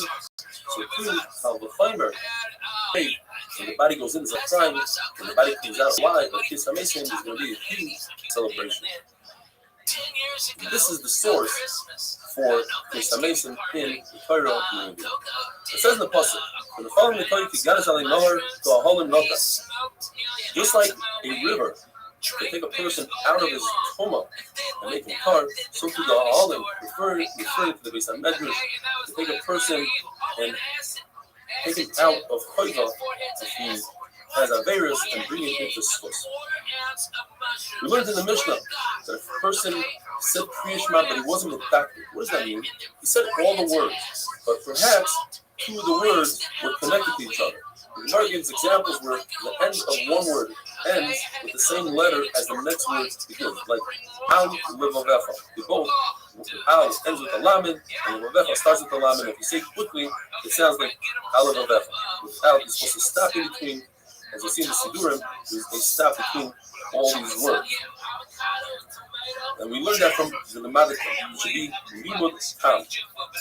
The Gemara brings another example like Esav B'Sadcha, two bases. Vavatem Mahera, two mems. And Taisa brings down also the Chara Af. If you say it quickly, it sounds like the Chara Af. You should make a stop. The Chara Af. And also Taisa talks about Tizis Kuru, which people are very magnific. They say the Zayin Tizis Kuru, that it shouldn't sound like His Kuru. If somebody is very careful with the way he says Kriya Shema, they will lower the temperature in Gehenna. And the Gemara finally says at the end, Uchsaftom, Ksivot Kama. There's a Havamina that perhaps you shouldn't have to say the instructions regarding Kriya Shema. How to put on your tefillin, how to write, how to do the mezuzah. Maybe you should only say the psukim that have to do with your Shemayim. The Gemara says, no, that's only by a site that we take out all the instructions and we just put in the curses, because over there it says Olet. And there's no Dereshava between sites of our sugya because it says Sav Tam, it should be Ksiva Tama. Have a wonderful day. And I got a fucking salami and egg sandwich. Okay, that's a strong move. Okay, late at night, boom, had a couple of pops and stoned as bum. Boom, that's great. And they fucking fried up the salami, and the goddamn thing left the plastic on the outside, so it burned. It's all toxic. And I'm like, what the fuck? Okay, just send this back. Is Daf Tazayin. The Gemara tells us that Rabbi Amir and Rav Asi were building a chuppah for their friend Rabbi Elazar who was getting married that day. Rabbi Elazar said, I'm a chassid, let me go learn Torah now, and I'll come back with what I learned. So he came back with the following. So if a person makes a mistake in Milah Kriya Shema, let's say he misses a word, he must go and repeat the entire Shema. Let's say a person says Uvisharecha, and he's not sure where he's holding. Is he holding at the end of the first parasha that has Uvisharecha? Or perhaps he's holding at the end of the second parasha. He must go to the first parasha. According to Rashi, the following halacha applies to the third parasha. In other words, the third parasha a person knows better than the other two parashas. Therefore, if he's concerned that perhaps he missed a word or something in the third parasha, don't be concerned. You know it really well, and you probably said every single word. You don't have to repeat it.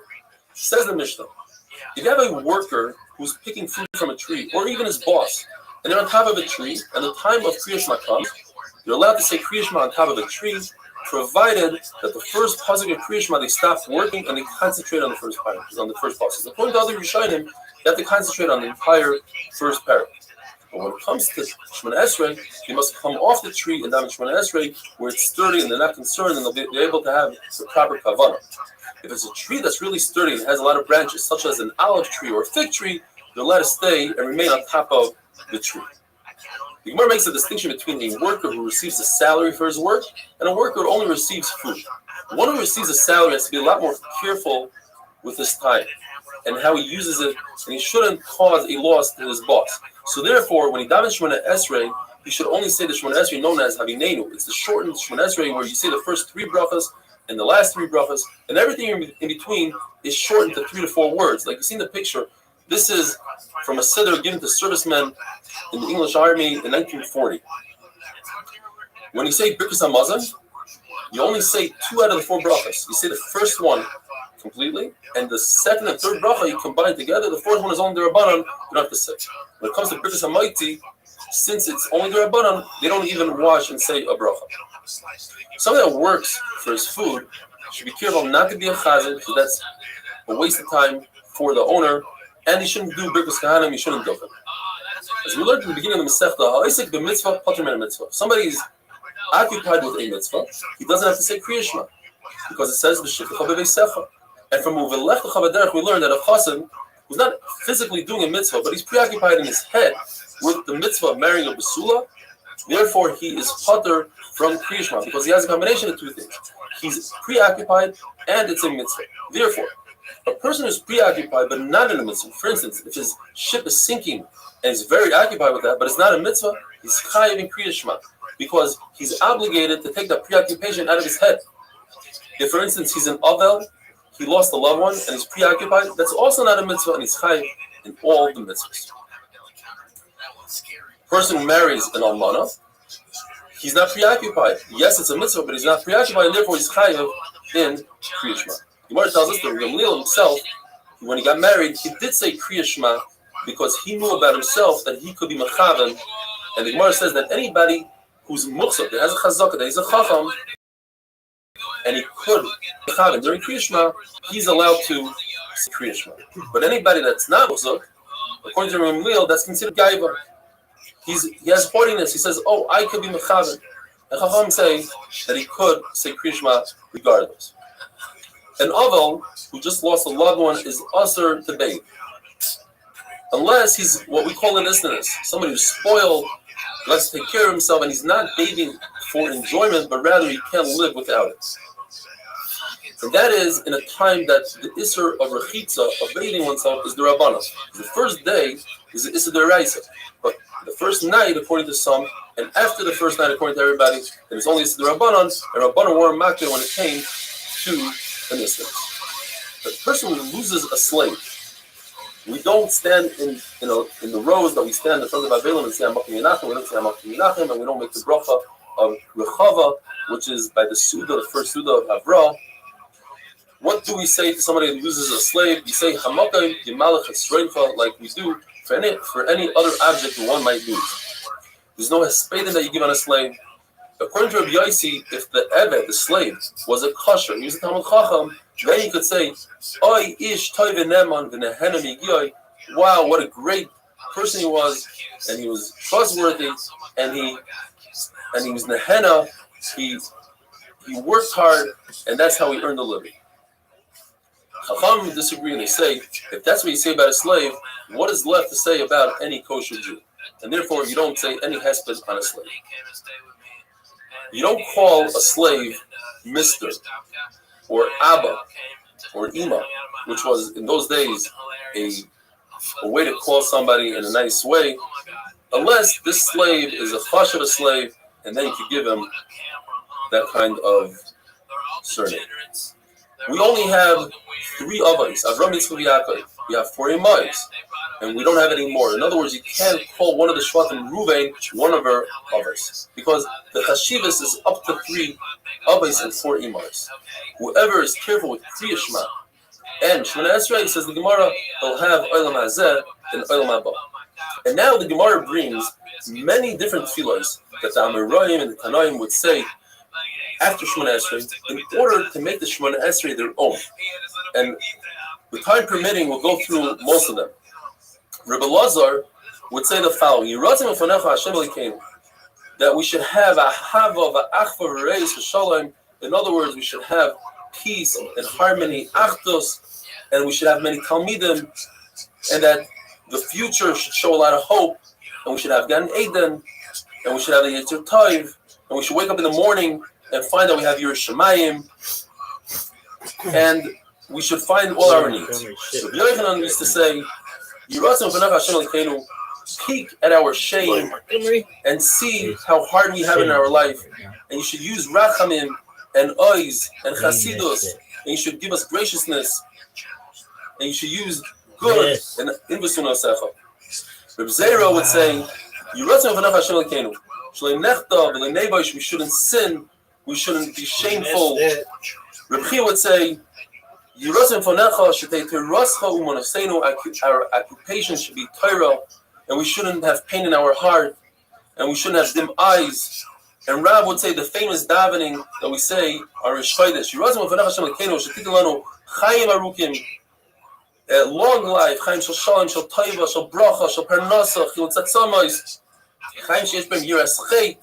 We should have Bushu Chlima, we should have wealth, we should have Havas Torah and Yerushalayim, and Chaim sh'temal alon is Chom shalis lebeno l'Taiva. Rebbe would say, Yirotzim ufanecha shetatzilenu me'azi panim. A lot of people insert that in the davening. Me'azis panim me'adam ro me'pegara. People shouldn't say terrible rumors about us. We shouldn't have bad friends and bad neighbors. Whether it's a guy or a non-guy. Even though Rebbe had guards, he would still say all these tefillos. And tomorrow, Mir Hashem, will continue with the rest of the tefillos. Have a wonderful day. And your phone rings. I would never bother you at night, sir. This is Joey B. How you doing? Joey, what's going on? Listen, I don't mean to bother you. This is a kid. I'm getting really steep and temperature. I'm embarrassed.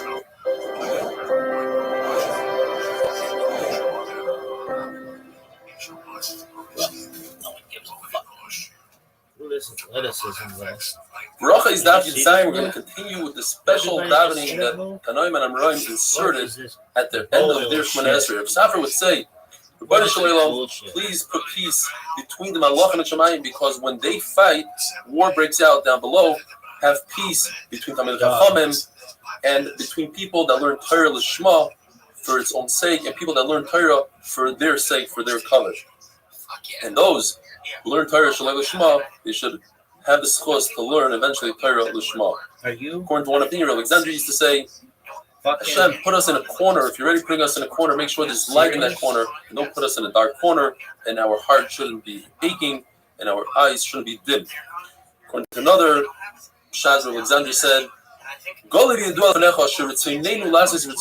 our will to do your will. What's preventing us? The Sahara.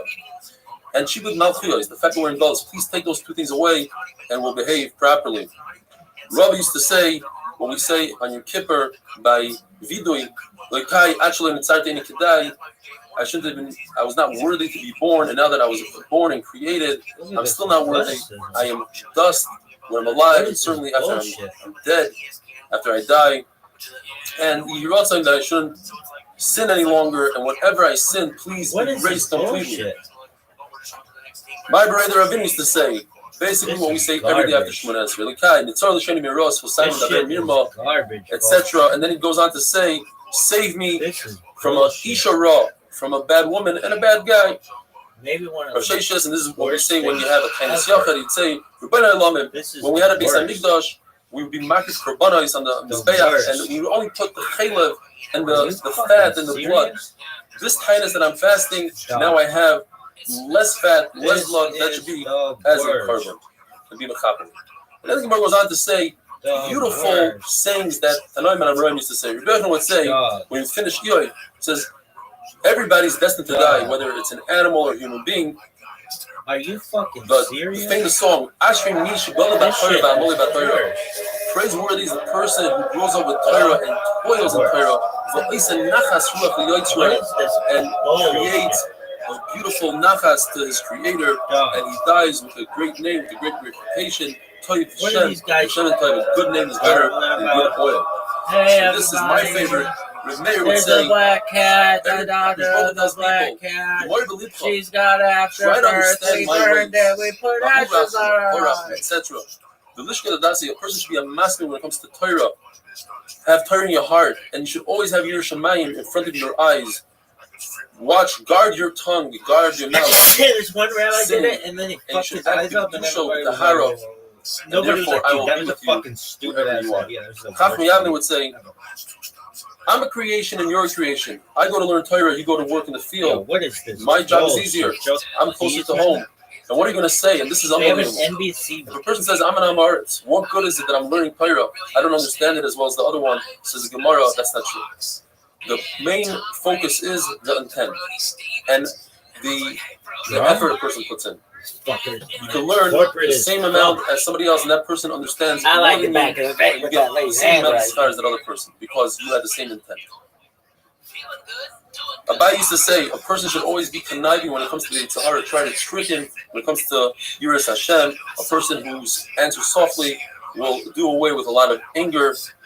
And a person should always seek peace with his relatives and with his brothers, with his friends, and even with Goyim in the marketplace. The Gemara brings Rebbe and Zakkai would never allow somebody to say hello to him first. He was always the one to initiate the hello, even to a non-Jew in the marketplace. Rabbi says that the main point of Torah, and that's the ikar in the world, is to do Ma'asim Tovim and Tshuva. A person shouldn't be someone who just learns Torah and then kicks the person according to Torah like his father, his mother, and his Rebbe. You know, we're talking about a different type of Lishma, a person who learns Torah. Shalei Lishma, Likanter, that means in order to outdo somebody else, that's a person that's better. They shouldn't have been created. Rav says, this world is different than the world to come. In the world to come, even if we have a physical body, we're not going to be dealing with eating, sleeping, kuruvu. We're not going to be jealous of each other. There's not going to be competition. We're just going to be sitting with crowns on our heads and basking in Baruch. The Gemara's famous question: if women don't learn Torah, how are they zochah to Olam Haba, and how are they zochah to protection according to the Vilna Gaon? And the Gemara answers by bringing their children to learn Chumash in school and allowing their husbands to learn Mishnayos and Gemara, Daf Yomi, and waiting for their husbands, because in those days their husbands would leave for an extended amount of time, waiting for the husbands to come back from learning. That's how they shear in the Torah in Olam Haba. The Gemara brings a beautiful bracha that Chachamim would say to each other, and basically it includes all the limbs in the body, that their mouth should talk Torah, their feet should run to Torah, their eyes should look forward to Torah, etc. There's a machlokes in the pasuk. Alufeinu misubalim. Alufeinu means our leaders. Misubalim, we take the burden. One man says Alufeinu is that they're our leaders in Torah. Misubalim, that they have the yoke of mitzvahs. The other says Alufeinu is referring to Torah and mitzvahs, and Misubalim is referring to Yisurim. And the Gemara goes on to say that we make a bracha that we shouldn't be like David and Shaul, that they had bad advisors like Toitzal and Doeg, and we shouldn't have children that go off the derech. Machlokes in the pasuk, Abirei Leiv Harchaikim Tzedakah. Who are these Abirei Leiv? One shot is we're talking about tzaddikim, that they are distant from tzedakah, so to speak, that they could sustain themselves. They don't need to come on Kadosh Baruch Hu to help them, whereas the entire world has to come on Kadosh Baruch Hu.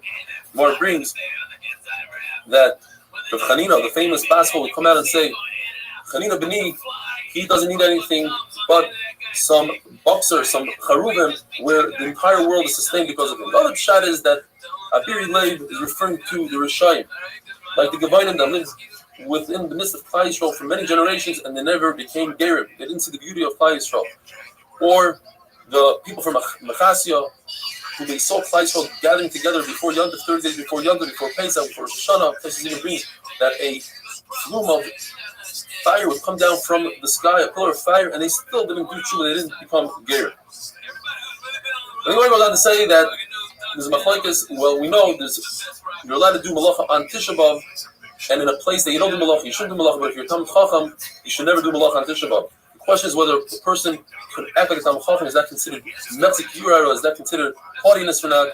The Gemara goes on to say that if it's obvious that you're doing it as you are, such as a chassan, it doesn't say Kriya Shema, everybody knows that he doesn't have kavanah. Why is he saying Kriya Shema? He shouldn't do so. On the other side, you could say, well, nobody knows what he's doing. When it comes to Tisha B'av, maybe he doesn't have a job. That's why he's not working. Or on the other hand, you could say everybody knows that he has a job. And the reason why he's not working is because he's acting as a balgaiva. And basically, that finishes. With that, we finish the second parak. And the Mishnah says in the third parak, Misha Mesa, if you have a deceased one, a loved one in front of you, you're called from Kriya Shema, from Tefillin, from Shemona Esrei, and there's a machlokes in Gemara whether the body has to be right in front of you or even if it's not in front of you. And we'll go into it a little bit more tomorrow. Have a wonderful day.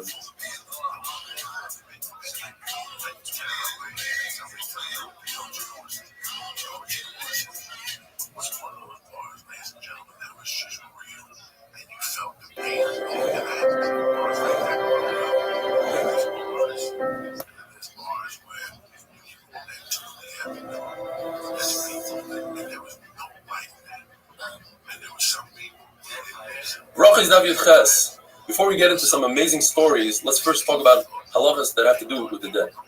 There's a concept called loig l'rash, poking fun at the dead, causing the dead to be jealous. And that includes not only mitzvahs, but even eating in front of the dead, as we're going to see. So you're not allowed to walk 4 amas within the dead, or in a cemetery next to kvarim, and say Kriya Shema, Dam Shemona Esrei, say Kaddish, Tehillim, etc. You're not allowed to hold a sefer Torah in your hand and read from the sefer Torah. It says Tosfos, you're not allowed to even say Torah Baal Peh. And you shouldn't wear your tzitzis outside. It causes the dead to be jealous. If you see a funeral procession, you must accompany the procession. Otherwise, the dead is going to be upset. He's going to say, why doesn't this person come to my funeral? And if you do, says the Gemara, then it's as if you accompanied Kadosh Baruch Hu himself. It's also to eat in front of the dead. And therefore, if one has to eat, he should leave the house that the dead person is in, go to his own home, go to his friend's home. If you don't have a friend's home, build a wall. If you can't build a wall, then turn your back to the dead, and then you leave. As an aval, it's usher to be makes it's usher to lean, it's usher to eat meat and drink wine, and you shouldn't, says Rashi, you don't need to make a bracha, not a bracha Rishana, not a bracha Chroina. According to other Rishonim, it's usher to make brachas, and it's usher for other people to be mitzvah, and according to Rashi, other people don't have to be mitzvah with the bracha. But on Shabbos, all those halachas don't apply. You could lean, you could eat meat, you could drink wine, and the machlokes is whether or not you're chayav in oil. Someone who's dealing with the burial of his own relative, he's placing a mitzvah, and therefore he's other from all the mitzvahs. It says, the machlokes in the Gemara, what that means exactly. Rav Papa says that it's only if the dead is right in front of him, but if once he leaves the house, he's not there, then there's no longer a chiyuv to, there's no longer a ptur to do other mitzvahs. But the Rav Ashi, you see by Avraham Avinu, that even though he was dealing with Ephraim and Sarah was no longer in front of him, the Torah considers it as if Sarah was in front of him. He's still dealing with it in his head, and therefore he's pulled from all mitzvahs. What about the people that carry the aron, the pallbearers? They are all mother from Shemona Esrei. The ones that are in front of the aron, they haven't had a chance to hold the aron yet. They are punished from Kriya Shema. The ones in the back, they already held onto the aron, they want to hold it again. They must say Kriya Shema. Those people that come to comfort the Avelim, that's also mitzvah. They're also mitzvah. If they have a chance to say the first pasuk, or the other sheet of the first parsha, they should say so. If they don't have a chance, then the inner ones standing in the inner rows, that they are the ones saying directly to the Avelim, Hamakim Menachem, and giving them words of comfort, they are part of the Kriya Shema. The ones on the outer rows that don't really say directly to the Avel, they are chayav in the Kriya Shema. What about those, the Shomer, the people that watch the body? It seems like from the Gemara that they're watching them from ice. They are also considered basically a mitzvah, they are public in the mitzvah. If there are two of them, then one could go to the side and daven while the other one watches. On a ship, there's machlokes whether there are mice or not, if that's a concern. According to one man, it is, and therefore one should watch the body. According to another man, both of them should go to the side. Once Zman Kriya Shema comes and say Kriya Shema. There's an isser to treat bones of the deceased without respect. You have to treat it with respect. And the same halacha applies to Sefer Torah. Therefore, you don't take bones and throw it into a sack and throw it on a donkey. The same thing with the Sefer Torah. Unless you're concerned that people come and steal the Sefer Torah or do something to the bones, you can throw it on a donkey. Now, the Gemara discusses, and here are all the beautiful stories. What exactly do the dead people know? What do they hear? What do they understand? Because we're talking about Loy Rush, now that poke fun at a dead person. What does he understand? It comes out of Maskana Sasugya that a dead person can feel pain. Some say it means his neshama feels the pain. But if an insect is eating the body, he feels that pain. If there's a malach called Duma, he's in charge of the dead, he announces that a certain person is going to die soon, within a day or so, and the other dead people, they know that. They know that he's coming up. Dead people can get information and news from visitors. Other dead people come up and tell them what's going on down below. They can get that information. And in a situation where the person whose nifter is a great chashuv person, they will in fact announce that his arrival way before his nifter, as the Gemara discusses regarding Shmuel.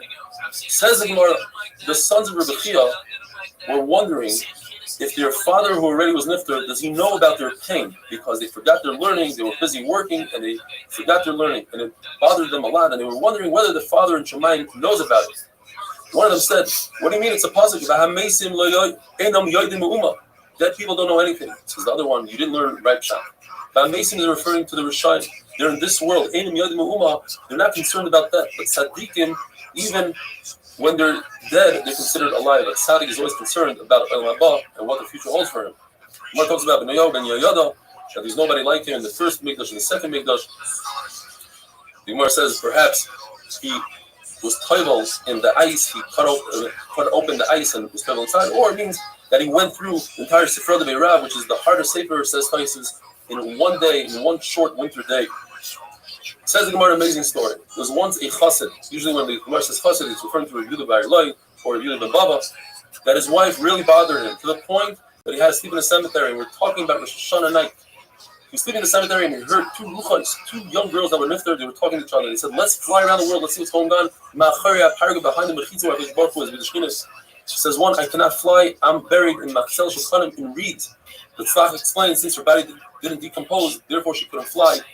she tells her friend, "You go out there, tell me what you hear." And she went out there and she heard that whoever plants the Revi Rishayna in the first, says Rashi, he's talking about the 17th day of Cheshvan, the 7 days, and then comes the second Revi'ah, and then comes the third Revi'ah 7 days later. Whoever plants then, hail is going to come and destroy the crop. So this chassid did not plant in the Revi Rishayna, he planted in the Revi Shniya, and he made a lot of money.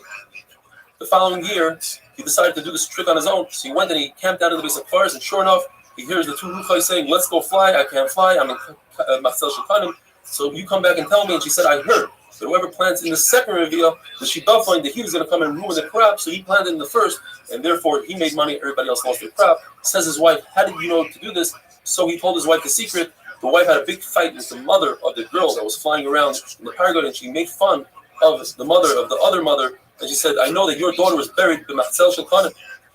Third year, the chassid goes to the cemetery and he hears the ruach saying, "Let's go fly around." And one ruach said to the other, "I cannot fly because the live people are already saying, they're making fun of my mother, that she buried me with Machzel Shekanim." So you see that the dead do know. So the Gemara, perhaps somebody was nifter, told her.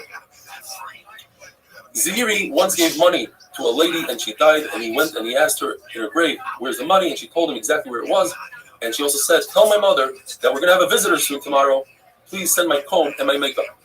And that's because she must have heard it from Duma the Malach that announces. Gemara says that Avud the Shmuel used to take the money of the orphans, and he was nifter, and people started making fun of his son Shmuel. They called him the son of the person that steals money from the orphans. So he went to the base of forest, and he sees that Levi didn't make it into Shemayim because Levi heard his Rebbe by not going to the shir.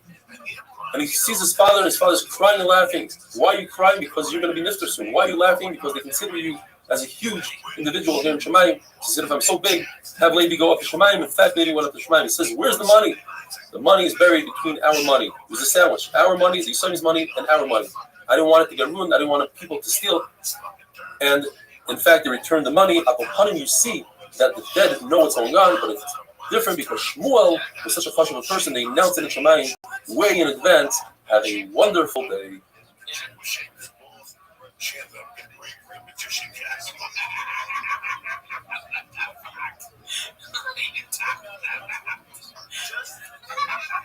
She lost it just for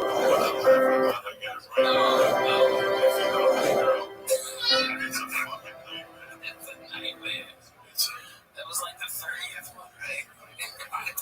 Bracha is Daf Yotes. We had the other day that Rabbi Yonason was walking in the cemetery and his tzitzis were dragging on the graves, and he's told, "Loig l'rush, you're poking fun at the dead."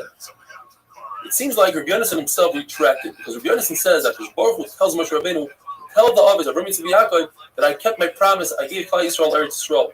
You see that Rabbi Yaakov care about what's going on in this world. Gemara says perhaps they don't really care. Baruch Hu wanted Moshe Rabbeinu to speak to Rabbi Yaakov so that Rabbi Yaakov can have a curse that to Moshe Rabbeinu for everything that he's done for their descendants, Klal Yisrael. The halacha is, if you speak about a mace, it's as if you speak about a rock. There's a machlokes. Either they don't care, or they don't know. However, if you speak about an Adam Chashuv, like somebody spoke about Mar Shmuel after he died, and pierced his head and pierced the membrane around his brain, that's because HaKadosh Baruch Hu himself pierced and spoke about the Chashuv person, but not necessarily that the Chashuv person heard it and knows that you said something about it. Shmuel ben Levi says that if you speak about a Talmid Chacham, even if the Talmid Chacham is in peace in Gan Eden, nevertheless, the person that speaks about it will fall into Gehenna. Speaking about Rabbi Shmuel ben Levi, the Gemara says, Rabbi Shmuel ben Levi said that there are 25 instances in all of the Mishnayos where somebody said something about a Kosh Baruch Hu or other things, and they put them in nidus. They put them in chayrim, excommunication. Rabbi Elazar says, I only found 3. What are the 3 instances?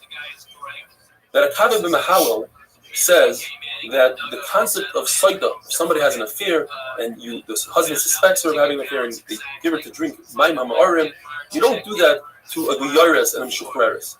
That's what Kavan b'Mahawel holds. The fact that Shmai and Naftali, who were Gerim, did it, gave Mayim HaMa'arim, they did the Saita for a Guyaris, says Kavan b'Mahawel, that was fake water. It was a placebo.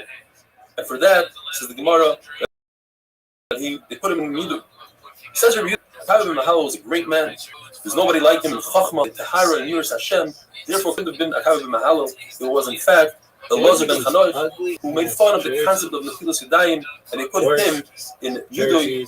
And in fact, when Elazar ben Chanoich Elazar ben Chanoich died, they put a stone on his coffin to show that even to the dead, you do skila, you throw stones at the coffin. There's a concept called Megus Daite Kapamala. Speaks and probably pours the Rebbeinu way. Like such as Choni Mahagel. Choni Mahagel, his name is Choni Mahagel because Choni sat and drew a circle around himself and he said, Hashem, I'm not moving from the circle until it rains. So it rained really lightly. He said, no, I don't want this rain. I want strong rain. So it rained really strong. And he said, no, that's too much. Give me the proper rain. When Shimon Meshach said, if you weren't Choni, I would put you in Khair. That's not how you talk. You're speaking like a son speaks to a father, and it's not correct. Titus, who was from Rome, instituted Zecher leKarban Pesach. Everybody should take a goat and put him on a spit, on a skewer, and roast it. And Shimon ben Shedach said, you deserve Kherim, because people are going to think now they can eat kachim outside of the Beis HaMikdash. But that's a brisa. The famous story of Tanur Shalach Goyim. Rabbi Elazar held that everybody holds that in order to take a ticheres, earthenware stove, and make it not tummy, if it's tummy, you have to break it into pieces. So let's say you chopped it up into pieces and you want to put it back together with sand. Elazar holds it's tar. Chacham say it's not tar. Elazar tried to put it down with the tree, with the wall that bent, the water stopped. A basel came out of Shemaim and said, Rabbi Elazar is right. Nevertheless, they didn't accept his words, and not only that, they put him to Nidui and he died in a Kherim. So we have 3 places in the Mishnah, but why did Shmuel lady say 24? Because there are 21 other situations in the Mishnah where very similar to these 3 times, where the Talmid Chacham, who's a single person, an individual, went against the Rabbim, the majority, the Yachid against the Rabbim, and fought really hard, and that is deserving of Kherim. And in some instances, it was a person who wasn't as great as the other, and he fought hard against the greater person, and that is deserving of neither. It says the Gemara, you don't take out the dead when it's close to my Kriyishma. People might lose my Kriyishma, unless it's the other question like Rav Yosef, and they took him out right before his my Kriyishma. People listening to a hesped or Oisib Mitzvah, it's also Lo Rush to go out. They should leave one by one. In other words, one person goes out, says Kriyishma, comes back in, then the next one. If the body isn't in front of them, then they can also Kriyishma together. And the Aval insisted quietly, and he says, he accepts upon himself the terrible tragedy that happened to him, and he says, Harbe Chatasi, I sinned a lot. You learned in many, Echol Mini Elef, and you didn't even give me what I deserve, 1 out of 1,000. Says Abaye, you don't speak like that. That's Usaf Pelasatan. After Pelasatan, you shouldn't talk like that because that means that you're saying you're deserving of a greater Einish. We discussed the other day about people standing in a row and saying, Amokim Menachem Eschem to the Avel. The outer row is not part of the Kriyishma. However, the Gemara qualifies and says if the outer row can see, it can be heard. The Avel can hear him, so he is part of the Nicham Abelim, and he's part of the Kriyishma. Where it brings the pasuk Ein Chachma ve'Ein Tfuna ve'Ein Eitzel Leneged Hashem. When it comes to Hakadosh Baruch Hu, if somebody does a Chil Hashem, it's a Chil Hashem. There's no such thing as he's a Chacham, he's a Navain. For instance, if a Chashav person is wearing shatnez, even though they'll create a tremendous embarrassment if he has to remove it in public, he must remove it immediately. Remember those 2 different cases. Why is shatnez different in all these cases? When it comes to the Rabbanan were not guys or their Gzeira when it comes to human dignity. So therefore, we have the concept of Beis HaPras. If there's a field that was plowed through and there was a grave there, and we're concerned that perhaps small bones that are spread out throughout the field, Midrabanan, if you're on the way to be makar, you get on all 4, blow your way through the field, and you see that's only Midrabanan because it's therefore, if an Avel decides he picks his route, there's a fork in the road, and he says, I want to go through the Beis HaPras, a Kohen can follow him through the Beis HaPras for the covet of the Avel. Oh, I would have blocked that. Oh, he did block it. Pick it up. Touchdown. Where it says that Elazar Tzaddik, who was a Kohen, would step over the coffins. Now, there's a halacha that if there's a full tefach of air between the body and the top of the aron, then the tumah stays inside that aron, provided that there's an opening on the side. So we're not concerned that perhaps most aronas have this tefach. Maybe there's a larger person in the aron or something, and you don't have that tefach. That's a meal. And in order to give honor to kings, we're not chayshish for that aron that doesn't have a tefach. There's also the concept of human dignity. When it comes to toilet paper, and in the time of the Gemara, they used to use stones, so you're allowed to carry a stone for the bathroom. And if a person's tzitzis rib now only has 3 tzitzis on 4 corners, he must take off his garment right away, but if he's in a carmelis, which is a shus d'Rabbanan, he can leave it on. Whenever we have the pasuk that says, "V'salamta," if you find an object, you must return it But there's exceptions. If you're fighting, you're a Sefaris, you're a whole person, and it's not in your honor, you earn more money than it would take to give it back, you're part of it. Why Shabbos is any different? The answer is because this is Salamka. There's a special meal, Dafka, in these three cases. And another who's a Kohen Gadol. We tried to forget about So he's another and a Kohen Gadol. Or he's a person who's going to do Brisbane on his son, or to shut the carbon Pesach, he does not become coming. But if there's a mace mitzvah, you find the dead person, nobody's taking care of, then you're going to go to Nazar to become coming. Why Shabbos is different? And the answer is because we're discussing Sheval Pesach by Milah and Pesach, and it wasn't said by someone having a wonderful day. I would have scored faster, though. Easily.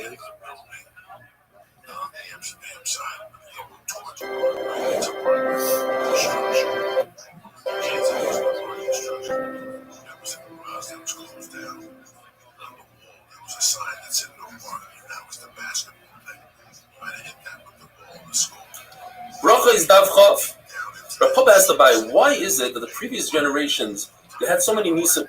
For instance, if they needed rain, Rabbi Yehuda would just take off his shoe and start being b'tzar, and immediately it would start raining.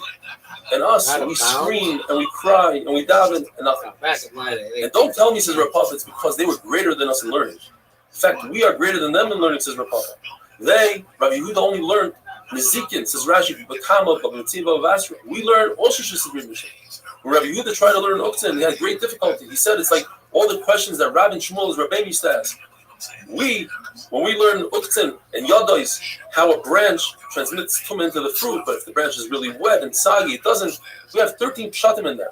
So what is the pshat? Pshat is that the previous generations, they were Meiser Nefesh for Kiddush Hashem. The Gemara brings a very interesting example of what it means to be Meiser Nefesh for Kiddush Hashem. Rav Bar Ahava was walking the street and he noticed a woman wearing a red scarf, a karbalta, that he felt wasn't appropriate for a Jewish woman to wear. So he ran over to her and he ripped it off her head, only to realize that she was a goya. She could wear whatever she wants. And he was fined 400 zuz, which he said was because her name was Muslim, which it sounds like 200 times 2. You see, that is Mesiras Nefesh, to put oneself in a position where he owes money to make him a chav for Torah. The Gemara says, Rav Gidl will position himself by the entrance of the mikvah, so that women going to be titled can ask him questions about tefillah. They ask him, what about Yitzhahara? Because the women appear to me like white geese. I don't have Yitzhahara. So Yochanan would also position himself by the entrance of the mikvah for a different reason, so that women could stare at his beauty and they could have children that are as beautiful as him. And as the Gemara Matzia says, they could be gedolim in Torah like Yochanan.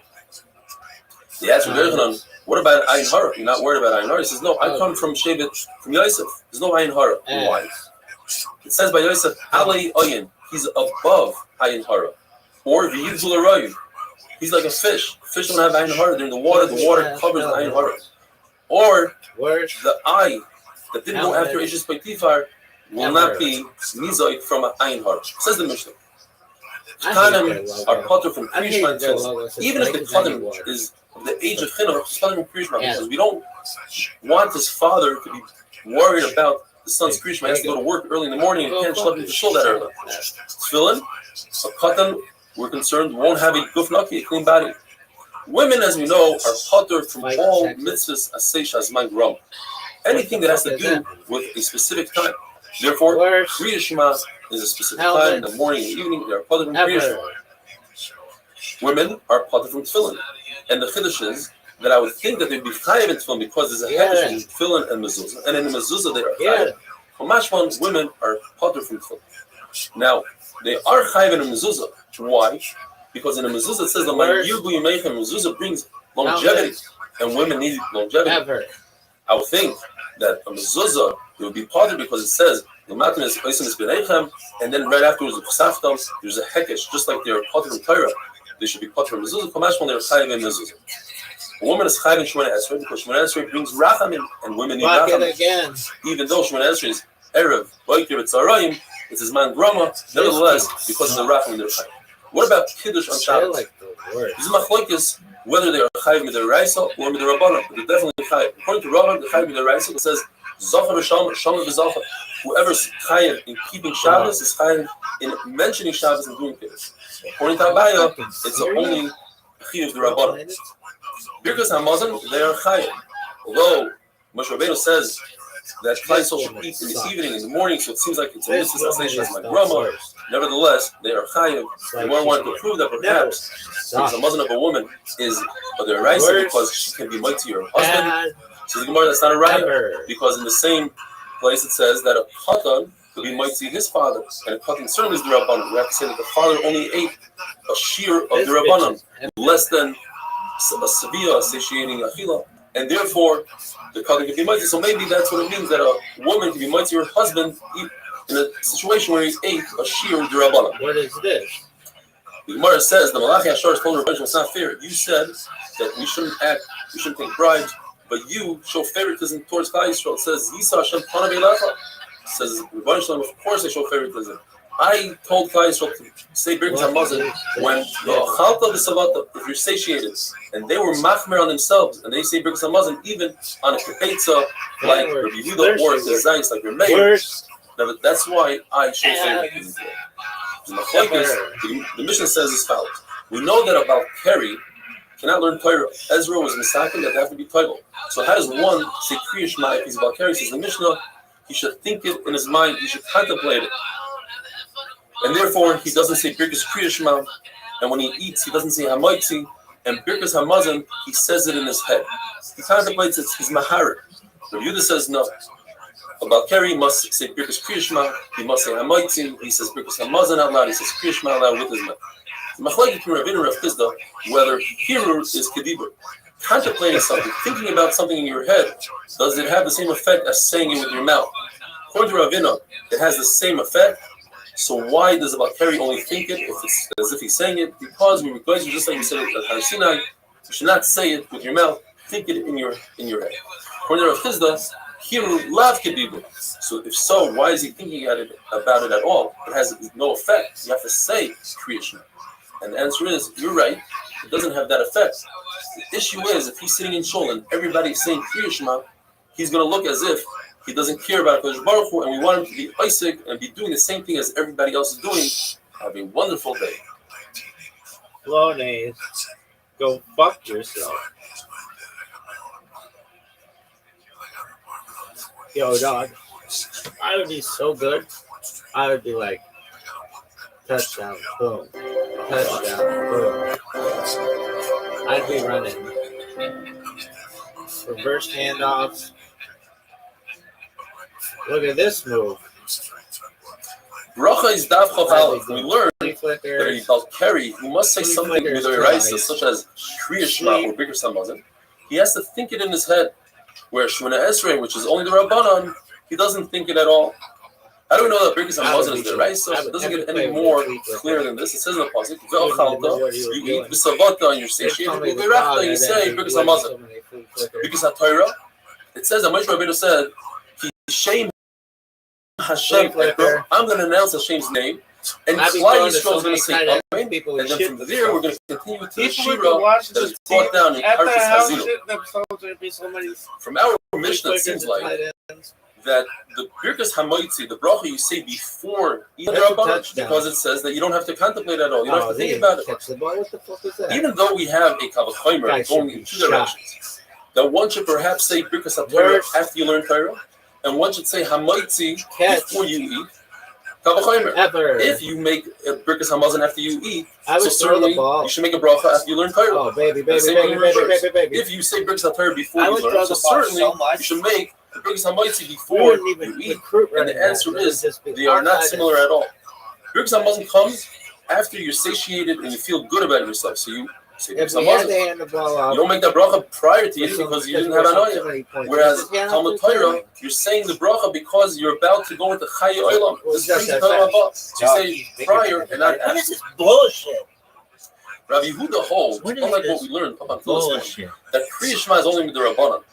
And therefore, if a person has a suffix whether he said Kriya Shema or not, he doesn't repeat it. It's only the Rabbanan. Whereas the brachas of Kriya Shema, the Yatziv, it's the Raisa. And therefore, if a person has a suffix whether he said the Yatziv, he has to repeat it. What does he do with the famous pasuk that we said from the beginning, the first daf in brachas? B'shach b'chov kumecha teaches us he's supposed to say Kriya Shema when you get up, when you go to sleep. He says no. Shach b'chol k'mecha is referring to Talmud Torah. The field of learning Torah is in the night and in the day, but not for Kriyas. From our Mishnah, we see that about Keri doesn't make a bracha after eating. So l'chayra, or after Kriyas Shema, that is. So you see l'chayra that it's only midrabanan, and the answer is no. You don't see anything from our Mishnah because we're talking about the person said Kriyas Shema, and in Kriyas Shema he already mentions Yitzias Mitzrayim. What is this And bullshit? Kriyas Shema is stronger than V'yatziv because it has Omach Hashemayim and Yitzias Mitzrayim, and that's why he says Kriyas Shema. Rav says no. Kriyas Shema is the right. So therefore, if a person has a subject when he said Kriyas Shema or not, he has to repeat it. Guardian? Shemona Esrei, which is the Rabbanon, that he doesn't repeat if he has a suffix. Bullshit. If a person has a suffix, says Rabbi Yochanan Halavai, he should daven all day long. In other words, he could repeat a Shemona Esrei all day, and in fact, that's the halacha. What about if a person knows that he says Shemona Esrei and he catches himself in the middle of Shemona Esrei? Says the Gemara that if a person is davening Shabbos Shemona Esrei, he's on Shabbos and he's davening Shemona Esrei, all of a sudden he feels a punch on his chest. He realizes, wait, I'm saying Slach Lana in the middle of saying weekday Shemona Esrei. What does he do? Pipping. The halacha is that he can finish the bracha. What does that even What is fucking the reason? mean? The reason Who is does because the next days of in 4 reality days? we should be saying Shemona Esrei of the weekday on What is this Shabbos, bullshit and in made addition to better that, too? add the brachas of Shabbos. But because of the tircha of the tzibur, for said you don't say Throw Shemona the Esrei. ball. So therefore, if he finds himself Somebody saying came the out there, he's bracha, got to sit out. regular weekday This Shemona is Esrei, he finishes it. garbage. Whereas a person who realized that he already said Shemona This is the Esrei, worst. and now he's saying it for the second Worst time, team ever. if he's in the middle of a bracha, he stops right This there where he is, and he just doesn't the finish worst. because he has no chiyuv to say. Worst team FLP came. ever. Nevertheless, if a person comes into a shul, he comes in the shul and he finds the tzibur down in Shemona Esrei, he could What is this? say Shemona Esrei again as long as he shows that it's tefillas medava, meaning he adds to each of the middle brachas, he adds something of his own and makes it They're gonna personal. lose. This is the worst If shit. a person comes into a shul, this is Allah nice, comes into the shul, and he finds the tzibur down in Shemona This Esrei, is what should he the do? worst. Well, this is machlokes.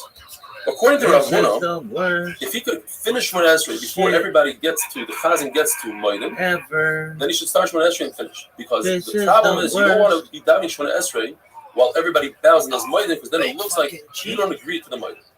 But according to Rav Chizda, he has to What be is able to this finish fucking his Shemona Esrei before shit? everybody gets to Kedusha. Losers. And the machlokes is whether a person can say Kedusha by himself or not. So we, the Paskin, that a person can't say Kedusha by himself, the Chayra comes out that he should be able to finish Shemona Esrei before everybody gets to Kedusha. Now, according to everybody, while you're saying Shemona Esrei, you cannot stop for Kedusha and Baruch Hu, etc.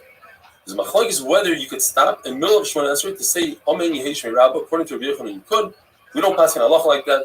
Case brings down that today we What is think this about it. bullshit? This is asked a question, then it comes out that you are saying it. You should look in This Taisus and is see the the halacha. worst. About Peri is also Oh, to there learn you Torah. go. There you go. That's how How do it's we know done, it? From the son. concept called smuchim, since there's a pasuk in regard to Balkari that's next to the pasuk that says the Isser of learning Torah, so we make the connection, it's also to learn Torah. Rabbi Yehuda doesn't learn the concept of smuchim in all Look of at the this Torah, move. besides in Chumash Devar. How do we know that? And in the smuchim that the Look Tanakhama at learns, this move. in this parasha, Rabbi Yehuda learns Oh, to say fuck, he's that done, he's whoever gone. teaches his son Torah, it's as if he accepted the Torah from Har Sinai. No flag. When it comes to a machashefa, a sakaya, a 86 witch, you yards. can't keep alive. Terrible.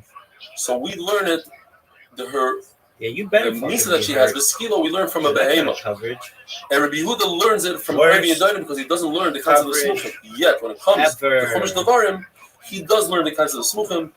There's a machlokes whether a person who's not allowed to marry his father's Oh, what a wife, beautiful he's play. allowed to marry his father's Play anusa. the game. If his father rapes somebody, he's allowed to Look marry at them. this spin But Rabbi move. Yehuda, you're not allowed to marry them. And That why? was Because he learns it from amazing. smuchim. It says in the pasuk, Lo yikach ishes eshes od v'lo yigali knaf. Gala Rabbi Yehuda learns is talking about anusa. Why? Because the following pasuk talks That about was amazing. an anusa. In the Mishnah it says that there are three people I've that seen have some zera amazing and they're not allowed to learn shit. Torah. That was One of them is amazing. a zav. She It's not hurt. about No Torah. one gives Who a saw shit. carry a nida that was poilas zera, Yo, girl. and a woman after relations who had zera they are not allowed to say Torah unless they go to the mikvah. Rabbi Yehuda holds that they don't have to go to the mikvah. It's mashma.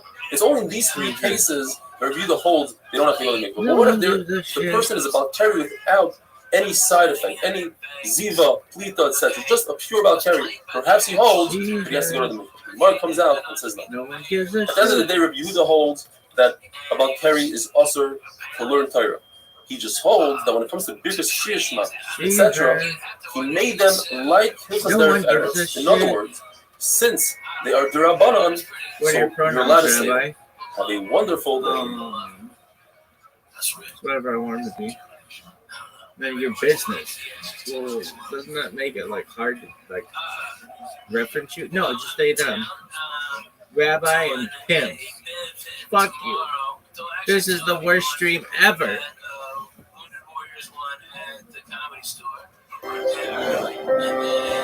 Hey, kid, I saw your ceiling view. Hey, lady, shut the fuck up. Calm down. Brachas Daf Chav Beis. The Gemara tells us Hey, that just everybody. like Torah You guys want to hear about the rest is V'zeya. So too, when we learn Torah, we should be in fear and trepidation and trembling. Therefore, if one comes about daughter, but it wasn't his fault. afterbirth of a black cat. By mistake, Mother's a black he can cat. learn Torah. We burned that However, shit person and becomes put it on our eyes. Terry, What is that? which is an issue of Kalos Rosh. Worst There's actually 7 Shitas. idea. The Tanakhama says it's Ever. impossible for him to learn Torah at all. It came from Kalos Rosh, and Torah is only Bereses B'Zeh. On the polar opposite, we have Rabbi Yehuda ben Meser that says Torah cannot become Tameh. Therefore, you can learn Torah in any state, even in a state of Tumah. Torah is like fire, says Rabbi Yehuda ben Meser. Fire is not Mekabel Tumah, Torah is not Mekabel Tumah. And then you have 5 sheets in between. Rabbi Yossi says you can learn Torah, you can learn Mishnayos, but say them quickly, don't go too deep into them. Then you have Rabbi Yonasan that says you could go deep into Mishnayos, you can fire Mishnayos, just don't learn Gemara. Then you have Rabbi Nosson ben Avsham says you can learn Gemara, just don't say the name of the Baruch when it brings a pasuk. Rabbi Kiva says don't learn Medrash. And some say in Rabbi Kiva he meant to say don't go into a base Medrash. Balkari is pasuk to go into base Medrash. Rabbi Yehuda says, and this is what we had yesterday, a person who's Balkari can learn Hilchos Derech Eretz. But he on himself was machmir when he taught his Talmidim, he was Torah first, and then he taught them Hilchos Derech Eretz. Broken in arms. Nachman Bar Yitzchak says that there's a minute in the world passing like the 3 skated. One halacha, like we just said, like Rabbi Yehuda ben Meser, that when it comes to Balkari, you can learn Torah. The other one is like Rabbi Yoshia, who says that in order to be over on Kalayim, he's making. You have to plant 3 types of plants. You have to plant chita, wheat, soya, barley, and tartzanim, grapes. Otherwise, you're not over on Kalayim. Whereas Chacham say only 2 is the Isser. And like Rabbi Loi, who says that the chiyuv of Reishis Hagez to shear your sheep and give the first shearings to a kohen is only in Eretz Yisrael. Ziviri said, either he said that they were mevatel the tefillah of Balkari, or he said they were mevatel the til yadayim. Like we learned, Rav Chizda said, you shouldn't go looking for water. It's better to wash your hands before davening, but do it on the account of not the Esrei B'tzibur. Or a time. The Gemara tells us that Rish Gamzu whispered to Rabbi Kiva this coming halacha. Rabbi Kiva whispered it to Ben Azai, and Ben Azai either announced it in public or he whispered it to his Talmud. What halacha? That this new concept called Tisho Kavim, when one is toivel for a carry, he doesn't necessarily have to go into a mikvah with 40 saw. He can pour upon himself 9 kavim, like a shower. Just pour the water on top of you. As we'll see later on, the Omer holds that when it comes to Tisha Kavim, it must be poured. You can't go into it like going to a mikvah. The mikvah is dafka going into the mikvah, you can't pour the 40 saw on top of you. So Tisha Kavim is dafka pouring it on top of you and not going into it. Now, why would he announce it in public? On the side that it was announced in public? Because the tefillah of Keri caused a lot of bittul Torah. It takes a long time to go to the mikvah until you find the mikvah. Or people mevatel from Puru Revu. A person knows he has to go tomorrow to look for a mikvah. He might abstain. Worse. And if he said it in secret, because he didn't want his talmidim to be with their wives like Hanagoyim, like chickens. Rabbi Yani says when it comes to halacha of tefillah of Keri, some are mekel, some are machmer. Those who are machmer, they are going to have arichas yomim. The question is, If you could get away with, so to speak, 9 kav of water, or why would one go to the mikvah with 40 saw? Says the Gemara, because Chachamim made it get it. It was a story where somebody was about to be over Avera, and the woman told him, if you're over Avera, remember, you're going to have to look for a mikvah 40 saw, and that made him stop. And therefore, Chacham instituted that you have to have Arba'im saw. The Huna holds that about Keri can be toivel, the Chamim, meaning in Mayim Shuvim, doesn't have to be rainwater. Rav Chizna says it has to be just like a regular mikvah, 40 saw rainwater. Rav Nachman had a special vessel that held 9 kavim, so his Talmidim could use it for carrying.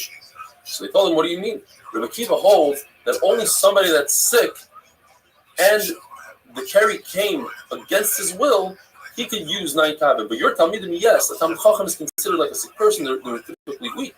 But it wasn't La'itza, it was Margil. He brought the carry upon himself by being with his wife. Therefore, he used the kli. Says the Gemara, halachically, Rav Nachman's kli was broken.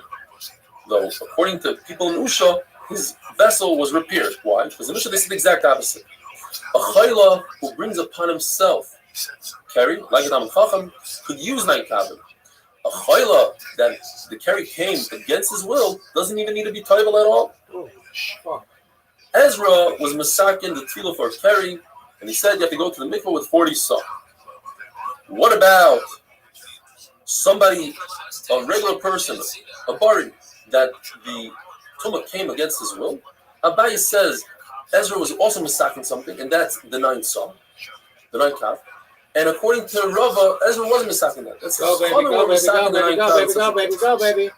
That's 6. Baby. Rava says lahalacha. That's 6. Somebody who's healthy and he brings upon himself the tumah, and somebody that's sick who brings upon himself the tumah need 40 saw.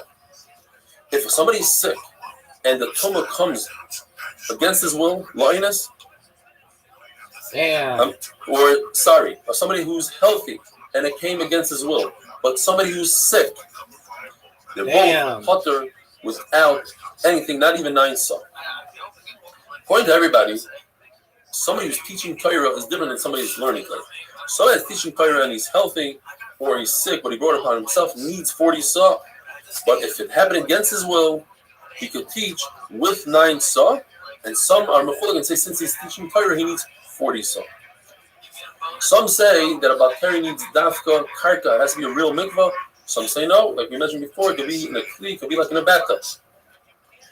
Rabbi Yehuda mentions the words mikol makom, and the Gemara learns these words to mean that you could use, according to Rabbi Yehuda, mayim shuvim doesn't necessarily have to be rainwater. The Gemara finally says a story where there were 3 Amoraim sitting around. Rav Papa says, listen, we're benching now, let me take over, let me bench. Why? Because I was Tomei, but I used 9 kavim. Says Rabbi Bar Shmuel, what are you talking about? 9 kavim is not enough when it comes to teaching other people, saying to other people, you need 40 saw. And I, in fact, was Tomei, but I used 40 saw. Says Rav Huna, let me solve this for you. I wasn't Tomei at all, let me bench. Says Gemara, one more halacha. Rav Chama was toivel in 40 saw Erev Pesach because he's mighty other people. Says the Gemara, the halacha is not like him. You don't need 40 saw. Have a wonderful day. Everybody says hello. We have to go do our pat downs and stuff. And they're just like, what's happening? High five everybody. I mean, these guys are easy breezy. It's just easy. This is athleticism. They just breezy right. I fucking love the guys.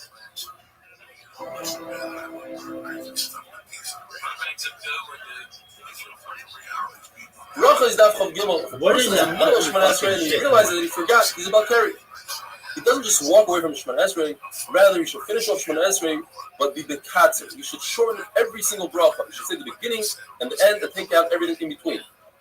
If a person is about Keri, he's laning from a Torah, and he realizes that he's about Keri, he should say everything really quickly. And according to Remeir, he can only say 3 psukim, and that's it, and then he has to let somebody else lane. It's also to daven in front of waste, excrement. So if he sees waste, he should turn his back to it and make sure that he's at least 4 amas away, approximately 8 feet away. And if he doesn't have the ability to turn his back to it, he should at least put it to his side 4 amas. If a person is davening and realizes that he davened while there was waste right next to him, he's considered a chayta, a sinner. According to Rava, he does not have to repeat Shemona Esrei again. According to Rava, he must repeat the Shemona Esrei again. A person has a medical condition. He has an uncontrollable bladder. So he must wait until he stops leaking, and only then he continues with the Shemona Esrei. Now, if he stopped for the total amount of time that it takes him to say the entire Shemona Esrei, then he must repeat the whole Shemona Esrei. Like any other tefillah, if a person stops, regardless for what reason, he must repeat the whole Shema or Shemona Esrei. But let's say he didn't stop long enough to say the whole Shemona Esrei. According to one man, the Omar, he's a gavra dachi. In other words, he shouldn't have started davening anyways.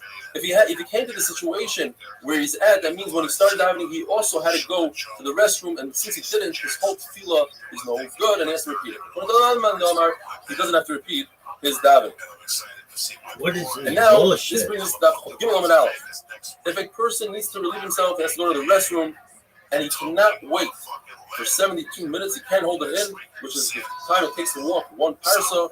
Then his tefillah is a te'eva. He must repeat his entire davening. But if he could hold it in, according to Rashi, he could start his davening lechatchila. The pasuk says, "Shmor raglecha kasher pelach al beis Elokim." So one shot is you should watch your body. It should be clean. When you go daven in beis Elokim, you go to shul. Make sure you have a clean body.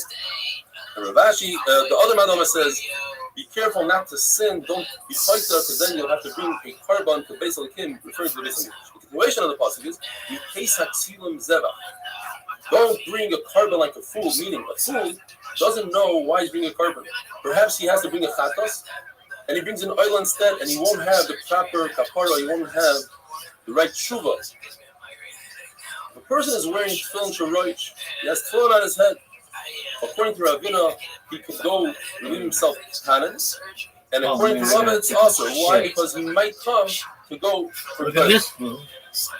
If this bathroom is a beis hakisei kavua, meaning it's a permanent place and there's a lot of waste everywhere in those days, we're talking about that there's no hole in the ground, so you have to remove your tefillin before you even approach this beis hakisei 4 amas before you get there. Now, what do you do once you get there? That one sees in the machlokes. According to the Mishnah, you hold your tefillin in your hand. According to your tiva, you wrap it up in your clothing and you hold your clothing. If it's a beis hakisei arak, it was never used, so you don't have to remove it 4 amas before you get there.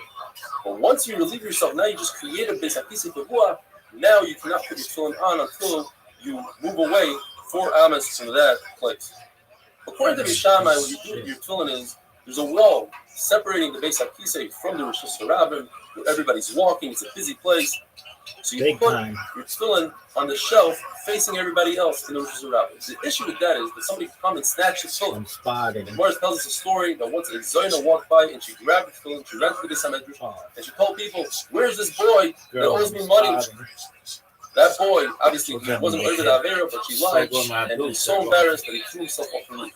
From then on, they said, you should not put your tefillin in the Rosh Hashanah because somebody might take it.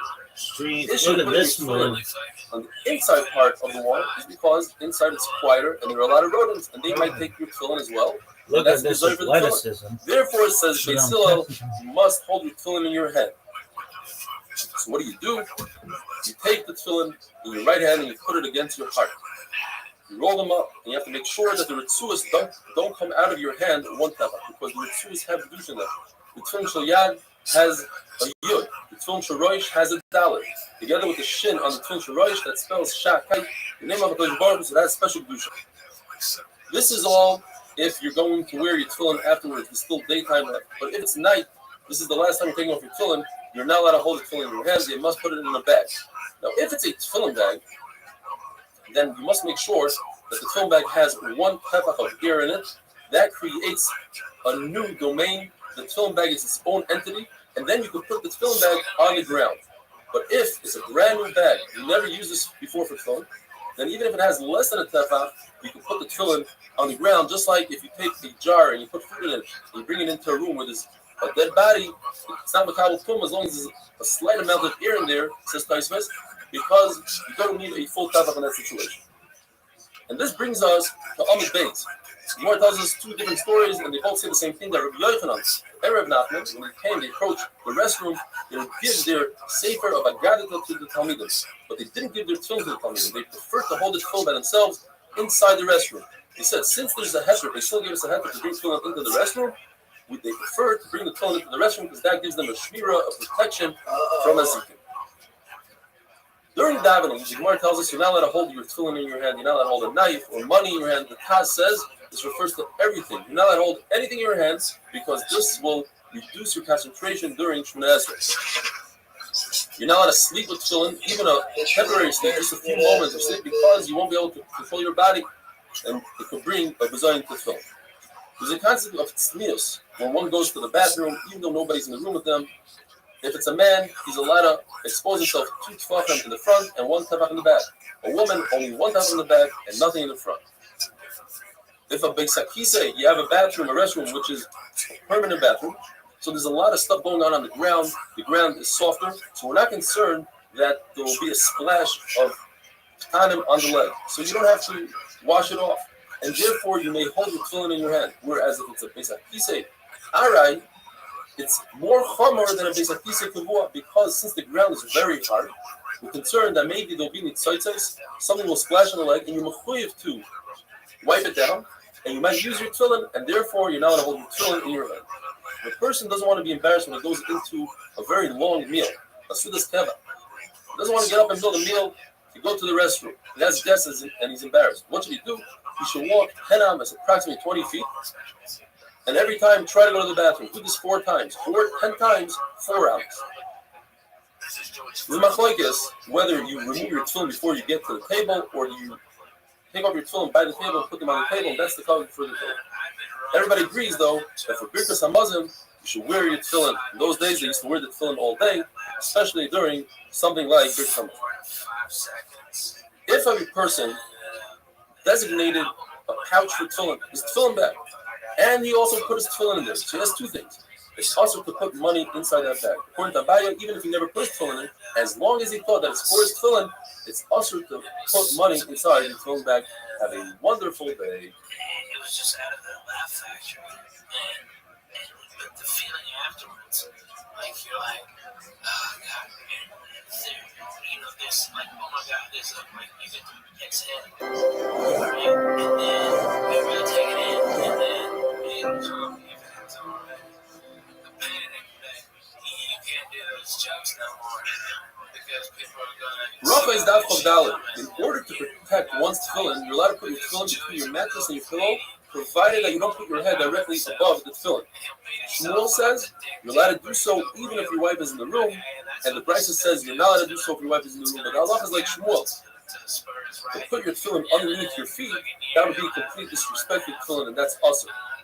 Rabbi wanted to prove that not only did he say that Allah is like Shmuel, but he paskins that Allah is like Shmuel. So he told his Talmud Rav Amnuna, go get my tefillin. When his Talmud Rav Amnuna went to get his tefillin, he realized that the tefillin were below the pillow, not where Rabbi put his head, and that his wife went to the mikveh the night before. In other words, even in a situation of Ishtay Imai, you're still allowed to put your tefillin below your head. If 2 people were undressed and they were beneath the blanket, how do they say Kriya Shema? Now, if they're facing each other, it's definitely usher. If they're not facing each other, we're back to back. If it's his younger children, what exactly the age is in Machlokes and Gemara? A girl below the age of 3, a boy below the age of 9, or a girl below the age of 11 and a boy below the age of 12. Then it's mutter. His wife, or his older children, or just another person, according to Shmuel, it's Machlokes and Brisa, whether you have to put a machitza with the talis, and he passed in Shmuel that it's a mutter without the hefsek. And according to Rav Yosef, there's a difference between his wife and other people. His wife is mutter, ishtay kufay, and other people, it's also. But there's no concern of agavais, meaning rear. The rears that are touching each other, they are not considered an erva, and therefore you take kriyishma even if they touch each other. The halacha is, in order, in a lot of mitzvahs, but in our precious colleague we're discussing, you should be standing up, making the bracha. And if a person is unclothed, it's also to make a bracha. What if a person is unclothed and he's sitting? If it's a man, it's also because he doesn't have complete covering of his erba. But a woman, if she's sitting, it's mutter for her to make a bracha. The hairs of the erba by a man are not considered an erba, and you're allowed to say Kriya Shema in front of them. A tefach of a woman who typically covers that area, not necessarily erba, but anything that's typically covered, is also for a man, even his own wife, to say Kriya Shema in front of that tefach. Now, if it's not his wife, it's also to look at even the pinky of a woman if he does so to gaze at, to stare at, and to benefit from it. The thigh of a woman, according to the Mishnah Berurah, means above the knee, according to the Chazon Ish means below the knee, is considered an erva. Therefore, the way the Achronim explained, it's worse than a pinky because even if you're not staring at it to benefit, it's still usher to look at. Kol Isha erva, the voice, a singing voice of a woman is considered erva, and the hair of a woman, Sar Isha erva, of a married woman, a woman who typically covers her hair, that hair is considered an erva. The Gemara says it's usher to hang your tefillin by the retzuas on a peg, but you're allowed to hang them by the box. There's a machlokes if you're allowed to hang it by the actual box. If it's in a bag, in a tefillin bag, you're allowed to hang a tefillin bag on a peg, even though a Sefer Torah would be usher to hang by a peg. And this brings us to Amid Beis. If somebody is allowed during Shemona Esrei, he says Shemona Esrei allowed, well, if he just is trying to show Hashem that he's davening, that's also because that shows that he doesn't have a munah that Hashem hears him without him being loud. But if he's doing so because that's how he has kavanah, then it's mutter provided that he's not in public. Because if there's other people that are Shemona Esrei and he's disturbing them, that is also that's through the tzipur. If somebody really raises his voice during Shemona Esrei, he's considered a novi sheker. If somebody burps or yawns during davening during Shemona Esrei, it's considered gasei ruach. He's a gross type of person. If he sneezes from his mouth, then that's a good simon. So the Gemara brings a story that Reb Zera, who had a sneezing issue, he had allergies, and he sneezed a lot. He was very happy to hear this halacha that if somebody sneezes during davening, it's considered a simon yafa. He said, "This is worth more than all my Torah." Rebbe Chanina witnessed that Rebbe burped, sneezed, he spit during davening, he yawned. So the Gemara explains, when he burped and yawned, that was not intentional, and therefore he's not considered a gas ruach. When he sneezed, that's considered a typical sneeze, what we call today a sneeze from his mouth, and that's a simon yafa. When he spit, he didn't spit onto the ground because that's considered spitting in front of the king, so he spit into his clothing, and a person who's an istinus, he could put it into his scarf, and if he's really an istinus, he could spit it behind him. If that doesn't work, then only he spits in front of him. Rabbi Yochanan, that is, the Rebbe, he used his garment to crush allows during Shemona Esrei, and he also, when his talus fell off completely, he wouldn't return it. It's also to put on your talus during Shemona Esrei. But when he yawns, he had manners. He put his hand over his mouth in order not to show his mouth. However, the Gemara calls it sneezing from below, a sneeze that has a smell to it, that is also, if you do it on purpose, that's considered a gasrua. Now, what do you do if one feels that he has to do so during davening? He must walk Daled behind, wait until the smell clears, and then he goes back and continues from where he was in Shemona Esrei. But before he does so, he has to say a bracha, ask sort of for forgiveness for what he's just done. He says, "Yitzartanu nikavim nikavim chalulim chalulim bali b'du'al fenecha charkoseinu v'chimoseinu." You understand, Hakadosh Baruch Hu, how embarrassed we are. We're going to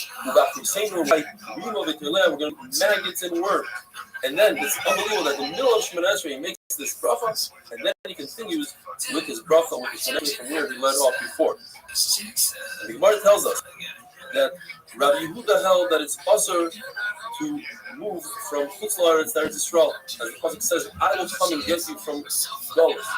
And Rabbi Abba held that it's mutter. So Rabbi Abba kept on avoiding Rabbi Yehuda, and Rabbi Abba said, "Before I go to Eretz Yisrael, let me hear one more halacha." And this is the halacha that he heard. And you say this bracha, and you walk away, and he said, "If I only came to hear this, it was worth it." If a person is in, let's say, a sleeping bag, and he's not dressed, and he wants to say Kriya Shema, but it's too cold for him to poke his head out. Now you have an issue of Liba Rois Erva, Eino Rois Erva, his eyes Rois Erva, his eyes see the Erva, his heart sees the Erva.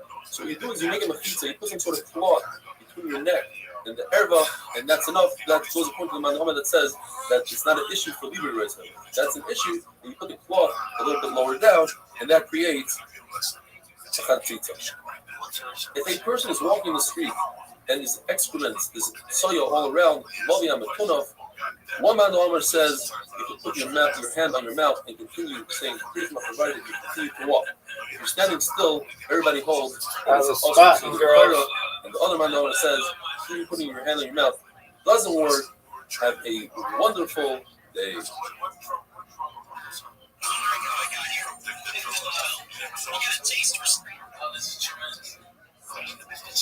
know what? They're doing 10 videos, 10 different things. I get this guy was the first guy. That's why I don't want to say it was true. This is the first guy I saw that really made an impact on me. Rav is not chofei. If a man is not wearing anything from the waist up, he may say Kriyishma, but it's also for him to say Kriyishma like that because he's standing for the king. You have to dress properly. Move that if a person is in the restroom and he realizes that he's wearing his tefillin, he shouldn't just jump up and run out. That could be dangerous because the first discharge must come out. But he puts his hand on his tefillin. What if a person has soya waste on his hands? According to Rav Huna, that's not a problem. The pasuk says, the parts of the body that say the place that was broken, those have to be clean. In other words, the mouth and the nose. According to Rav Huna, since it says in the pasuk, all my bones, all my limbs are saying praise, therefore every single part, including the hands, has to be clean. If the source of the smell is there, according to Rav Huna, you have to distance yourself 4 amas from the source, not so much the smell. According to Rav Chisda, it doesn't matter where the source is, it matters where the smell ends. From that point on, you have to distance yourself 4 amas. In the Brisa, one Brisa says, what kind of waste are we talking about? We're talking about human, dog, pig, and chicken waste. The Brisa says it's not really chicken, it's turkey or a lot of chicken coop. According to Rava, the only time dog and pig waste are also to say Krishma from them is when they are used to tan hides, and therefore it's a very foul smell. Now, if you could see the tzaya, it doesn't matter how far away it is from you, as long as you can see it, it's also to say Krishma in front of it. If it's 10 tefachim above or below you, then it's mutter to say Krishma, that's considered another domain. If it's inside a glass jar, it's mutter to say Krishma in front of it. But when it comes to erva, if a glass separates you in the erva, that doesn't give you a head there, because over there it's still an erva. If you have a very small amount of tsoya, kolshu, then all you need to do to cover it is you sit on it and spit. If the tsoya is in a hole in the ground, you just put your shoe on top of the hole, and that's okay. What if the tsoya is stuck to the bottom of your shoe? That's a teku whether or not you're allowed to say Kriyishma. Now the halacha is, if a mitzayra whose tummy is underneath a tree is like a tent, is like an idol, so anybody that's tar that walks underneath the tree becomes tummy. But if somebody that's tar is underneath the tree, and the mitzayra walks by the tree, the person that's tar remains tar because it's not his domain. Says Abaye, if so, the same thing applies to tsoya. In other words, if tsoya is moving by, then you are allowed to say Kriyishma. Only if it's stationary, it's awesome. Rava says no. When it comes to tsoya, the pasuk says where you are, you need to be in a proper place with Yusha. Since he moved by you, then at that moment it wasn't kaddish. It's also for you to say Kriyishma. A reach, a smell that doesn't have a source.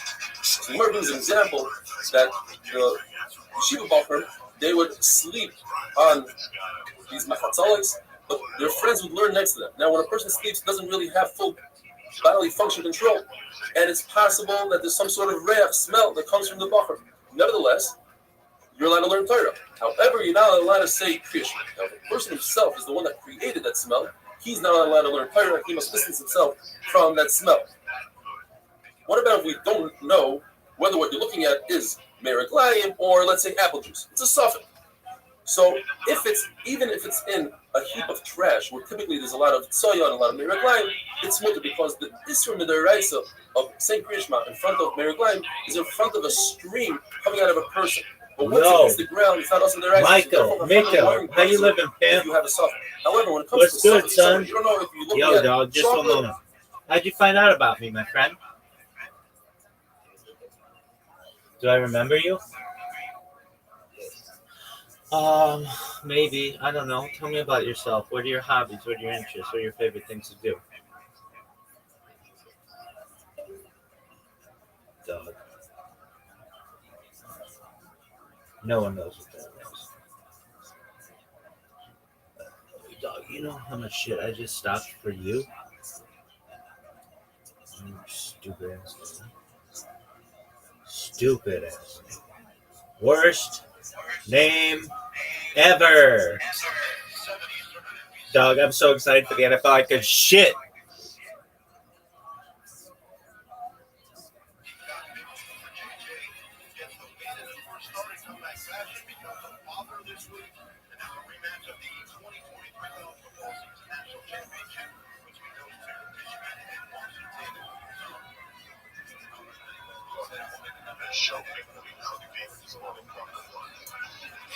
Or Tsoya. So in that case, if it's in a pile of trash, it's also why? Because in trash usually you find Tsoya. If it's in the house, there's a machlokes because one number says you typically don't find Tsoya in your house. Worst What is the shear? How much line is ever. it that it makes it also disappear?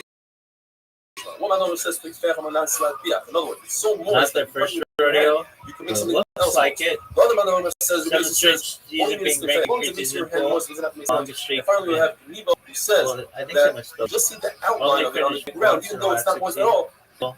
Awesome. What like you soya, also you have a number of one shear is that it becomes hardened on the outside. It's no longer Worst soya. The other shear says up to the point where it has cracks in it. ever. The other shear says as if it's as hard as earthenware, and if it breaks, the halacha is, Rabbi says that it has to be as hard as earthenware in order for it not to be Put that soya, in order for you bullshit. to be able to say A win here. How about a win? and this brings us to common debate. It says in the Mishnah we learned that if a person is inside the mikvah and he realizes it's time to say Kriya Shema, ever. and he doesn't have enough time to get out and get dressed, he should say Kriya Shema in the water. Now, number one, we're talking about Vasikin. So could be he goes according to Yeshua that says that. 13 versus ranked called opponents. Vasikin, then we're You doing suck dick, dog. but other people can say Worst. The other point the Gemara makes is what kind of water are you talking about? Either Ever. the water is dirty water or it's not see-through, so therefore it creates a barrier between your eyes and your erva, or your Get heart that and your Jimbo erva, Fisher or any buyout. other part. Let's see. Get you that Jimbo Another Fisher one says, buyout. no, Oh, this motherfucker's we're talking spinning about like a fucking top. clear water, This is but nevertheless, there's no issue of Worst. erva, and there's no issue of ain't no erva. Look at this. La halacha. If you're Look at this here, motherfucker, your own hand hamstring. touches your erva, it's also the same. Look at this move. So to speak, see. Look the at erva, this that's move. what you say. Look at this move. The erva of a guy, halacha, please consider Look at erva this our move. thing, because it says in the pasuk, the sar chamorim, the sar, they have a Look at this move. it's still Look considered at this an move. erva. It's a concept called grafter ring. Ring. Look There's at this a vessel athleticism. that usually contains excrements, Look at this soya, move. Meragline, and now it's completely clean. Nevertheless, it's possible to say Kriya Shema in front of it because it absorbs. It's a disgusting most clean. According to the Look at Tanakh, this move. the entire house, even if it's 100 amas long, it has the halacha of Dalet amas when it comes to the halacha of Tsoya. According to Restream, if you have Tsoya in front of the bed, that doesn't create a mechitza, and therefore you have to distance yourself 4 amas from the Tsoya. If there's a bed Get between it. you and the Tsoya, that creates a mechitza. Worst What if the Tsoya is coverage below the bed? Well, very ever. interesting halacha. If the bed is only 3 feet from above the ground, then we have the concept called loving. And it says if the bed is on the I ground, would have intercepted that ball. if the bed is And I 10 feet would have from above run the it. ground, then All the way there. And it's also the same we Kriya Shema. spiked the ball and we got so sick they wouldn't have penalized. The murder remains in the suffix. If the Meragline I would have looked like Jackie Kennedy on September 12th, 1953. Everybody would have known it. In the heat first. Everybody. Pour the Meragline on top of the water. Then the Meragline become bottled drop by drop. As it hits the water, they become bottled. However, if the Meragline What is this bullshit? Bottled with water, well, that's Worst whether kosher coverage ever. ever. This it says no. It's exact opposite.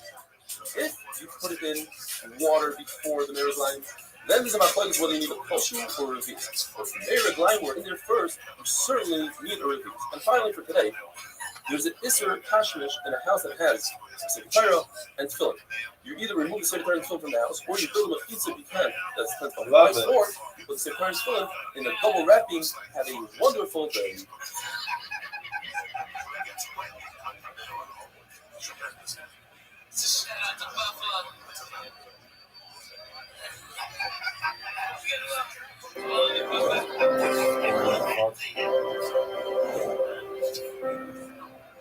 Testing.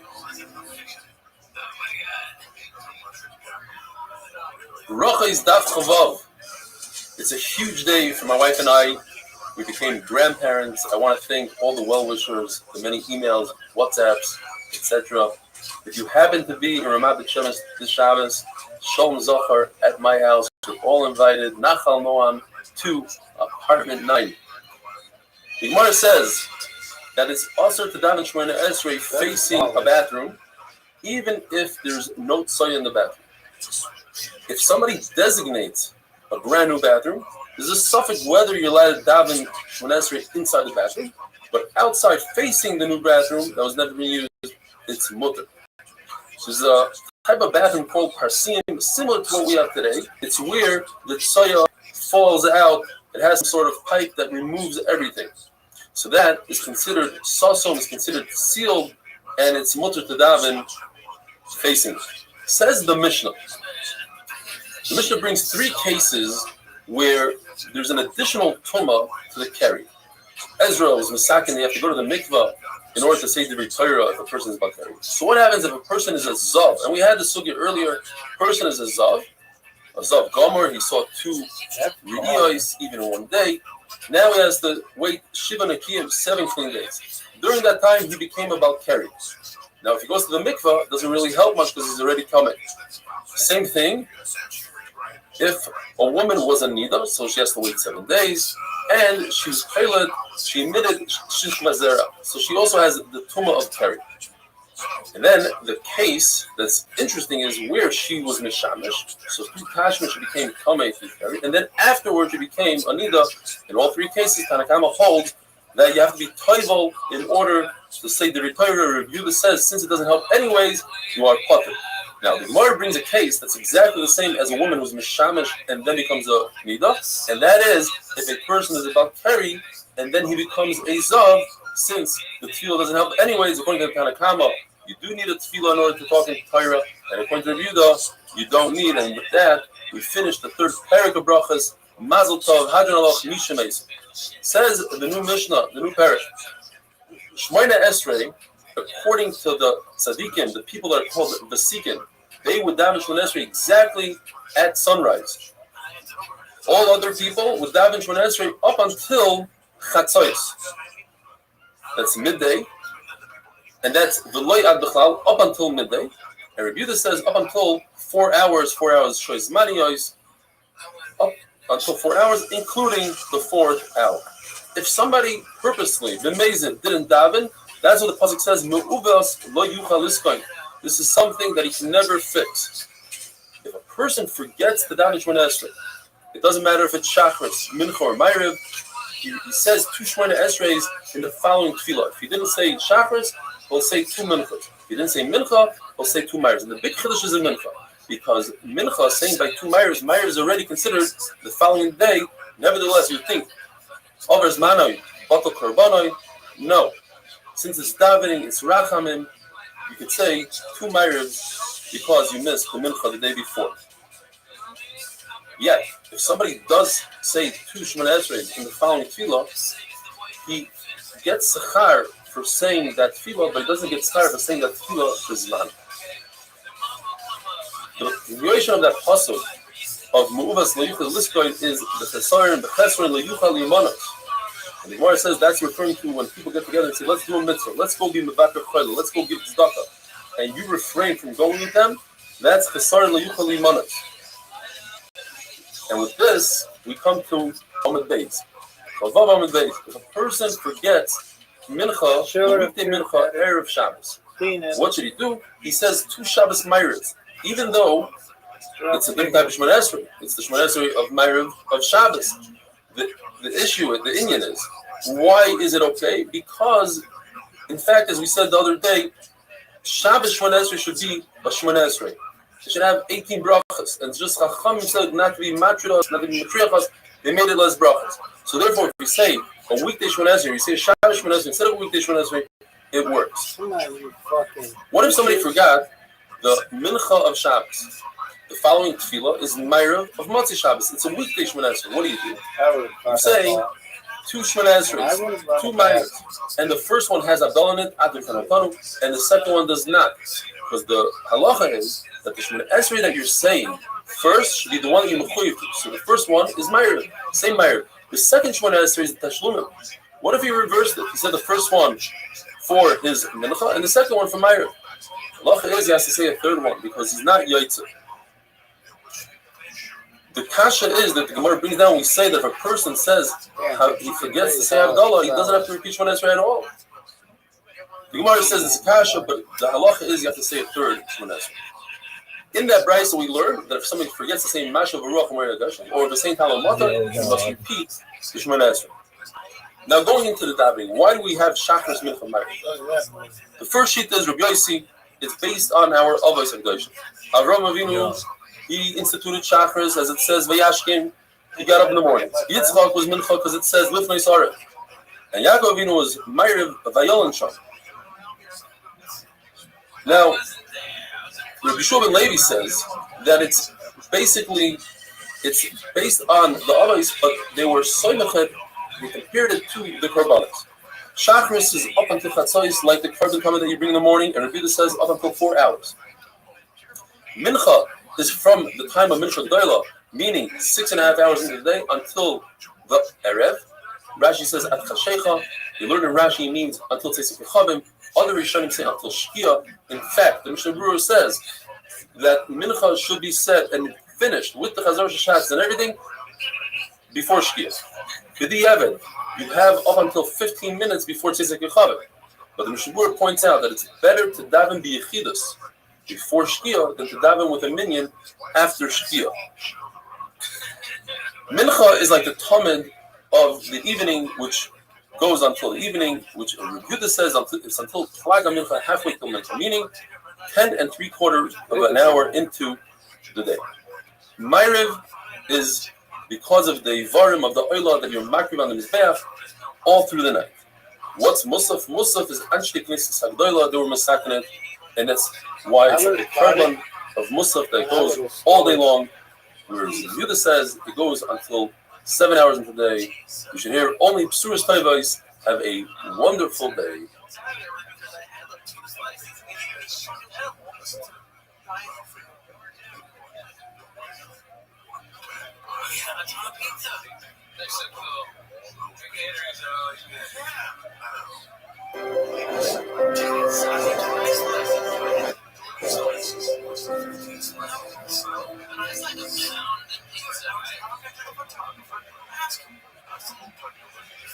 Oh, did he catch it? Yeah, he did. That was sick. I would have done it a little faster though, but that was great. Rocha is daf of Zayin. According to Rabbi That was Yehuda, all the amazing. zmanim of tefillah are ad vad b'chlal. It includes the entire hour. So, the Shemona Esrei of Shachris, Rabbi Yehuda says, goes until the 4th hour. That means including all of the 4th hour. It doesn't mean until the end of the 3rd, but rather it goes into the 4th until the end of the 4th hour. Mincha is until the end of Plag Mincha, the first part of Plag Mincha, which means as follows. Let's talk about the Zmani Mincha for a second. We have Mincha G'dayla. You take the daylight hours of the day and divide them into 12 parts. That's called Shois Mani. It's not necessarily the hours that we have today. Chatzos is exactly in the middle, 6 hours in. Plag Mincha or Mincha G'dayla is a half an hour after Chatzos. So it's 6.5 hours. Mincha K'tana is 9.5 hours from the beginning of daylight or 2.5 hours before the night. You take those 2.5 hours before the night and you divide that in half. Plag, half. That's Plag Mincha. According to Rabbi Yehuda, you could say Mincha, you could have Mincha until the first portion, the first part of that Plag. In other words, 1.25 hours before nightfall is when you have to stop saying Mincha, because it's the first part of Plag and it's the entire part of that Plag Mincha. Musaf, according to Rabbi Yehuda, goes all the way to the end of the 7th hour, Adal B'chlal. Therefore, there's a situation where if a person has 2 tefillas in front of him, he has a mincha because we said that mincha g'dayla starts at 6.5 hours into the day, and he has another half hour left to finish off Musaf. Which one comes first? He says you daven Musaf first because Musaf is about to expire. You can't daven it past the end of the 7th hour. You only have a half hour left. Rabbi Yehuda ben Baba testified 5 things in Masechtas Edus. And we pass them like Masechtas Edus. One of them is that we teach a child whose mother married her off, and that's only the Rabbanon, in order that she shouldn't be hefker. In certain situations, we teach her to do niyos. That is to say that she wants to negate the marriage, and therefore there's no marriage. In a situation where 2 sisters, including this Kana, married to a brother, and her older sister was a doila married to another brother. That older sister's husband died. Therefore, she falls to Yibum. She cannot fall to Yibum in this current state because will be 2 sisters married to Yavam.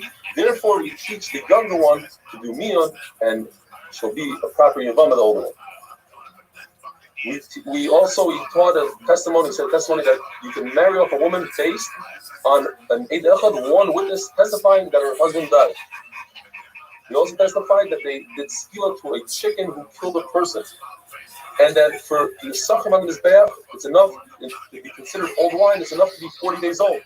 And finally, for our sugya, the Talmud was nekra 4 hours, in other words, the entire 4 hours into the day.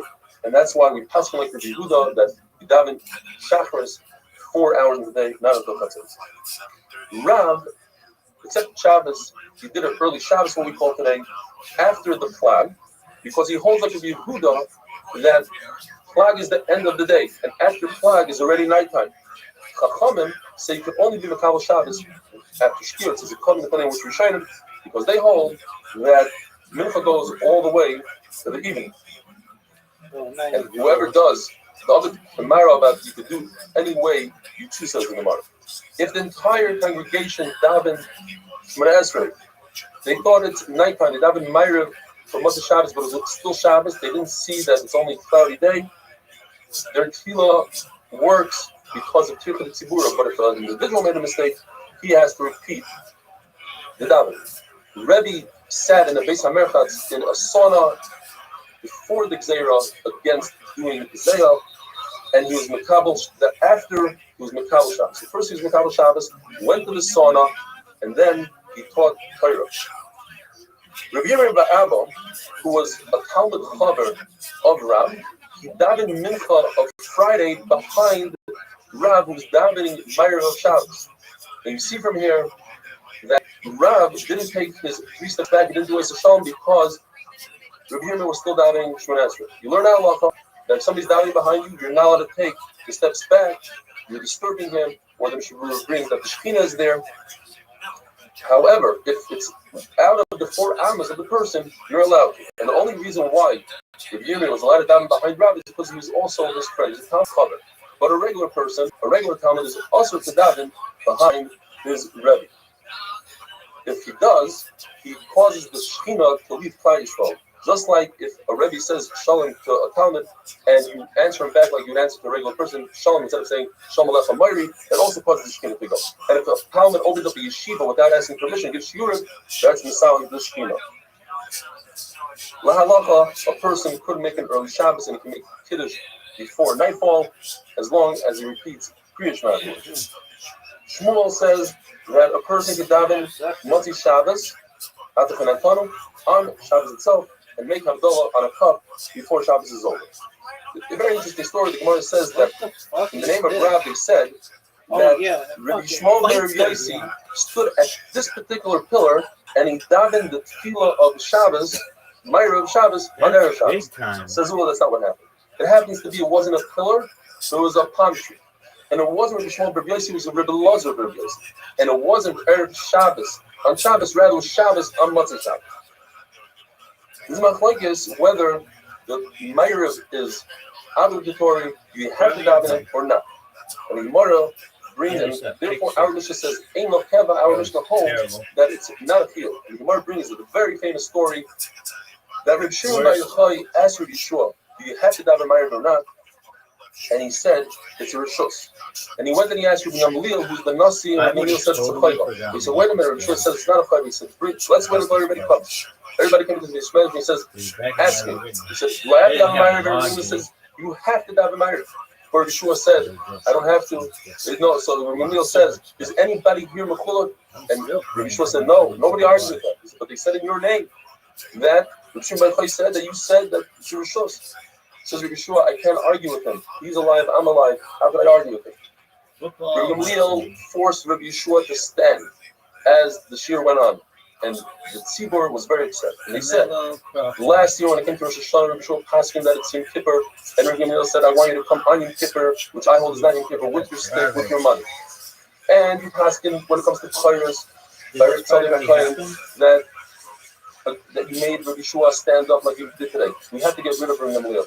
Who's going to be instead of him? Rabbi Yeshua can't be instead of him because he's part of the story. Rabbi Akiva can't be instead of him because he doesn't have Shkusavos. It has to be Rabbi Elazar ben Azariah because he's a Chacham. He knows how to answer everybody. He has Shkusavos. He's 10 generations from Ezra, and he's wealthy. He can go deal with the Kesach. Rabbi Elazar ben Azariah says, I have to ask my wife. The famous excuse. So he asked his wife. His wife says, but what if they remove you? It's better to be a glass cup and that breaks the next day than not to be anything. But you don't have white hair. In the story of Pesach, that day that it was a mess, and he had 18 rows of white hair. And Be'ez Hashem, like they say in Cheder, the Rebbe always says, tomorrow we'll continue the story. Be'ez Hashem, have a wonderful day. Oh. What is that bullshit? Intercepted. What in the fuck, dog?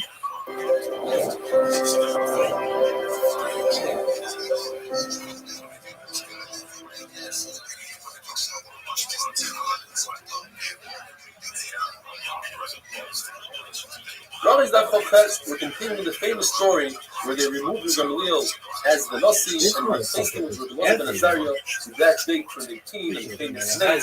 Iranic even Shana, his beard turned white. That day that Rabbi Elazar ben Azariah became the Nasi, he opened up the doors and removed the gatekeepers, and the machlokes whether 400 more benches full of Talmidim or 700 in Gamliel felt really bad.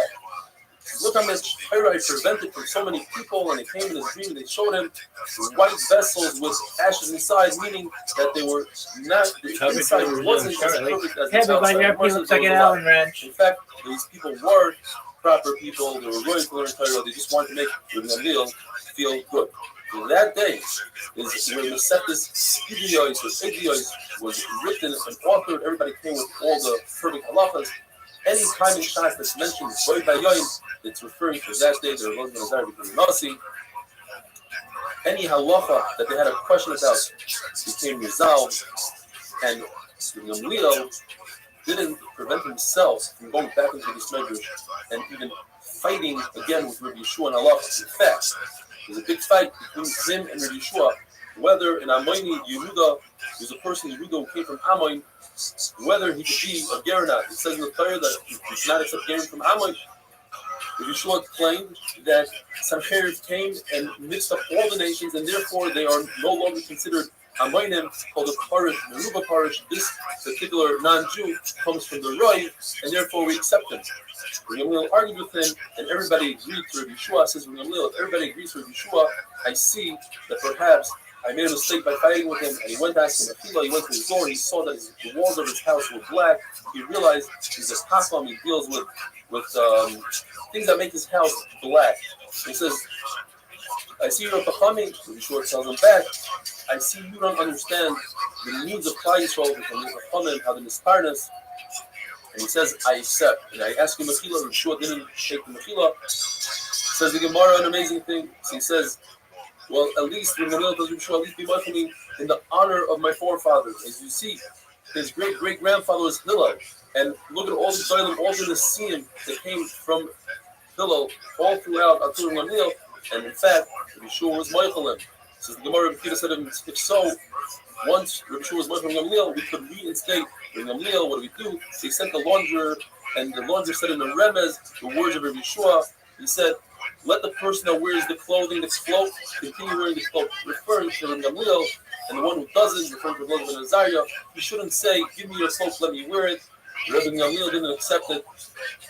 Says Rabbi Akiva, let's close the doors, let's not allow the servants, the slaves of Rabbi Gamliel to come and persuade us. So Rabbi Yeshua himself went to Rabbi Gamliel, and Yeshua said, a person, a Kohen, who's the son of a Kohen, who does Hazah and sprinkles the ashes of the Paraduma, he continues to sprinkle, so too you're the son of a Nasi, and therefore you should be the Nasi. So the question is, so he accepted. The question is, what do we do with Elizabeth Azariah, who's already the Nasi? You don't go lower in Kedusha. What they said is, Gamliel will say 3 weeks of Shiurim, and on the 4th week, it's Shiurim Elizabeth Azariah. They can switch off, alternate week to week, because that will bring Kiddush. Worst Reb Zera, says the Gemara, was very weak. He couldn't learn Torah, but he wanted to gain sufficient. So he sat by the Mismarich, and every time he walked in, he stood up. It's amazing. He couldn't learn Torah, but he was able to stand up. And he heard the following Allah in the name of Rabbi Yochanan, that if somebody is late with his Musaf, he died his Musaf after 7 hours, he's considered a Soishaya. Yes, if he has the option of davening mincha or Musaf, he should daven mincha first, because mincha is tadi. Reb Zera repeated this halacha 40 times in order not to forget that he heard it from Rabbi Yochanan and not from Yeshua ben Levi. The case before Musaf, what you call it, the Kiddush Club, according to the halacha, it's Musaf. I'm not saying the Kiddush Club is Musaf. You eat before mincha, according to Yeshua ben Levi, is also, but the halacha, it's Musaf. And this brings us to Amid Beis. If a person is davening in a shul with a tzibur and the man holding by Musaf, yet it's also for him to daven Musaf before everybody else, but if he doesn't, the shul is holding, he could. Says the Mishnah, the Nefuni ben Akana had a special tefillah that he would say before he walked into the Medrash and before he started learning. And the Gemara says, he goes as follows: I would have intercepted I definitely would have my intercepted friend that. shouldn't be happy that I made a mistake in Allah, and now they can make fun of me. This would be too proud. So I made a mistake in Allah. Saying, well, I'm pausing that. Mustard pants. Why don't you make fun of me such a bit? And I shouldn't say on Tommy Tar and Tommy. And my friend shouldn't Mitchell and Allah, and I should make fun of them. I would have easily picked that off. Everybody knows this from the I would have picked it off. One-handedly. I would have stopped this. I would have stopped this run. But everybody knew they were running, and I would have stopped it. When Rabbi Eliezer was sick, he told us if you want Elam Abba, do the following things. He says it in this order. It's very interesting. First, treat your friends with respect. That's number one.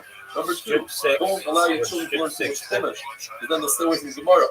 Have children be surrounded by Talmid Chachamim, put them in a place where they're Chachamim, and when you daven, the number one rule in davening is not so much to have Kavanah, etc., but to remember who are you davening to.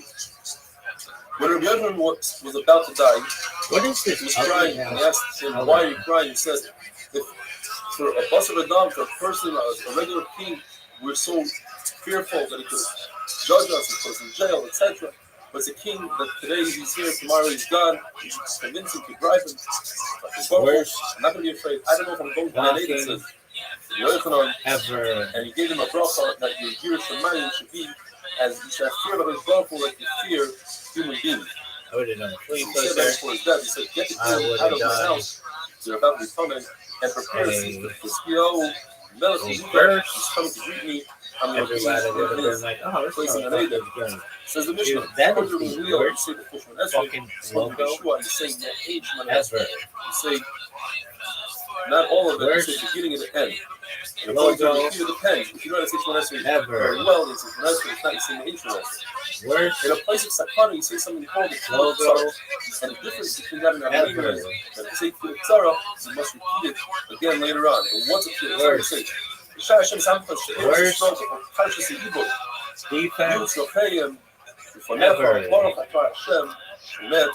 Person is riding on a donkey. Worst. He must get off the donkey in order to daven. If he can, he should turn his head towards the line. And if he can't, he should at least be mechaven in his heart. Round 9. If he's on a boat, he should be mechaven in his heart. The Kachik Kedoshim. Why do we say Shemona Esrei 18 brachos? There's no one One man doing says shit. 18. It represents the 18 Shemas of Hashem and the Article of Hashem in the Elam, or the 18 Shemas in Kriya Shema, or the 18 vertebrae that we have in our spine. Baller. Wonderful day. Baller.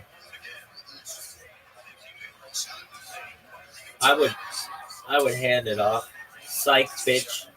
Pump fake it. Touchdown. 6. I'd be 10 for 10 by now. Worst run ever. Bracha is Daf Chav Tes, as you might have heard. Tonight is the Shalom Zachar of This my is the first worst grandchild, my grandson. And I want to thank everybody from the bottom of my heart. We got close to 400 emails, WhatsApps, text messages. And I want to assure you, I read every single one. I just can't reply to that many emails and WhatsApps. I really thank you from the bottom of my heart. It means a lot. It's very touching and moving that people went the extra mile and sent me messages of encouragement and mazel tov and welcoming to the grandfather club, etc. We should all share in simchas together. The Gemara tells us that Shimon HaPekoili, he's the one that put together the Shemona Esrei, the 18 brachas that we say every day. And the Shmuel HaKatan is the one that added the 19th bracha. Today we say it's called Shemona Esrei, we're saying 19 brachas. And the 19th bracha is V'lam Shinim, it's against the Minim, the heretics. And the Gemara tells us that a year later, after he authored it, he was davening for the Amid, he was a Shliach Tzibur, and he simply forgot his masterpiece that he put together. The halacha is that when a chazan forgets a bracha, we don't remove him. But if he forgets V'lam Shinim, we must be concerned perhaps he himself is a min, and that's why he's not saying it. Maybe Shmuel HaKatan became a min. Just because he's a tzaddik and just because he authored it doesn't mean anything. Says the Gemara, the reason why they didn't remove him is because he started the bracha. And that proves he's not a min. A min wouldn't even start the bracha. Now, if a person is a Rasha, and then he did tshuva, it's very possible that he ends his life as a Rasha. If a person starts out as a tzaddik, will he become a Rasha later on in life? And this is also dependent on the machlokes whether or not Yochanan Kohen Gadol is the same person as Yanai HaMelech. Yochanan Kohen Gadol, we know, served as a Kohen Gadol for 80 years, yet he died as a Rasha. My fucking word. The 7 brachas of Shemona Esrei on Shabbos, it's funny, we call it Shemona Esrei, the 18 brachas, it's really 7. Worst. They are to correspond with the 7 kolos that David said in Kol Hashem Al Hamayim. The 9 brachas we say are Rosh Hashanah, are to correspond with the Askaras that Chana said, which was on Rosh Hashanah itself. On Rosh Hashanah, Sarah, Rachel, and Chana were nifgad because Baruch Hu decided that they should have children on Rosh Hashanah. On a Tainus, in addition to the 18 brachas, we say 6 additional brachas for a total of 24. What is this? And we only say these 24 on a day of Rachamim, like a Tainus. Why? These are corresponding to 24 Renonos, the Shirais, the song that Shlomo HaMelech said as they brought the Aron into the Kachah HaKadosh. Rabbi Yeshua says that you say Me'ein Shemona Esrei. You don't say a full Shemona Esrei. Everybody is supposed to say the Me'ein Shemona Esrei. What does that mean? According to everybody, at least the 3 first brachas and the 3 last brachas are the regular brachas. The question is what you put in between. According to Shmuel, you put Havinenu. As we had before, it's a kitzur of Shemona Esrei. Each bracha consists of 3-4 words. And Abaya would curse those that would use Havinenu instead of Shemona Esrei. Shmuel says you can say Havinenu every single day besides the month of Shabbos. Because what do you do with the Havdalah that we insert into the Shemona Esrei by Atah Chayim, we put in Atah Chayim Antonu. And you cannot make its own bracha like Rabbi Kiva said it should be the 4th bracha, Atah Chayim Antonu. And according to Rabbi Eliezer, it's by Moedim. The reason why we don't pass like Rabbi Kiva and Rabbi Eliezer is because you don't insert additional brachas. Therefore, it has to be part of something. The only question that remains in the Gemara is, so then why don't we just say it, the kitzur, in Atah Chayim and add a couple of words for Havdalah? The Gemara says it's kasha. Rabbi Bibi would not say Havinenu in the wintertime because you can't insert the same talum matar into Havinenu. And you can't put it together with the bracha of Birkas Hashanim because that would matcher him, that would throw the person off. Now, we don't say that someone will get thrown off by inserting Atah Chayim Antonu into Atah Chayim because, very interesting, the beginning of Shemona Esrei, the Gemara says a person has kavanah. It's only later on that a person starts spacing out. So when he has kavanah at Atah Chayim Lodem Das, then we can insert whatever we want. This is the worst shit and we don't insert it purposely by Shemei Tefillah. That's only if a person made a mistake, you could insert it then. If a person doesn't say Mashav Ruach HaMoed Yoshem, we make him repeat the entire Shemona Esrei. If a person doesn't say the same Talmud Lebracha, you don't make him repeat the entire Shemona Esrei unless he's past Shomei Tefillah, because you can always say by Shomei Tefillah. Ever. The person doesn't say Yalav Yavai, he goes back to Ritzei. Yeah, that's a As long as he didn't finish Shmoneh Esrei, he goes back to Ritzei. Now, if he takes 3 steps back by his Shalom, then he has to repeat Shmoneh Esrei. There's some people that say that if a person is not used to saying Tachanunim, even if he didn't take 3 steps back, but he's at the Shmoneh Esrei, he doesn't say Tefillah, he must repeat Shmoneh Esrei. We learned in the Mishnah that you should not make your Shmoneh Esrei a kavah, a fixed. You should make your Tefillah Shmoneh Esrei a fixed thing. Now, what does fixed mean? Gemara brings numerous pshatim. One shot is that you make it as a burden. Like, when are we going to get over with this? When is this davening going to be done with? Another shot is he doesn't say it like a tachanun. He doesn't say it softly as if he's begging for something.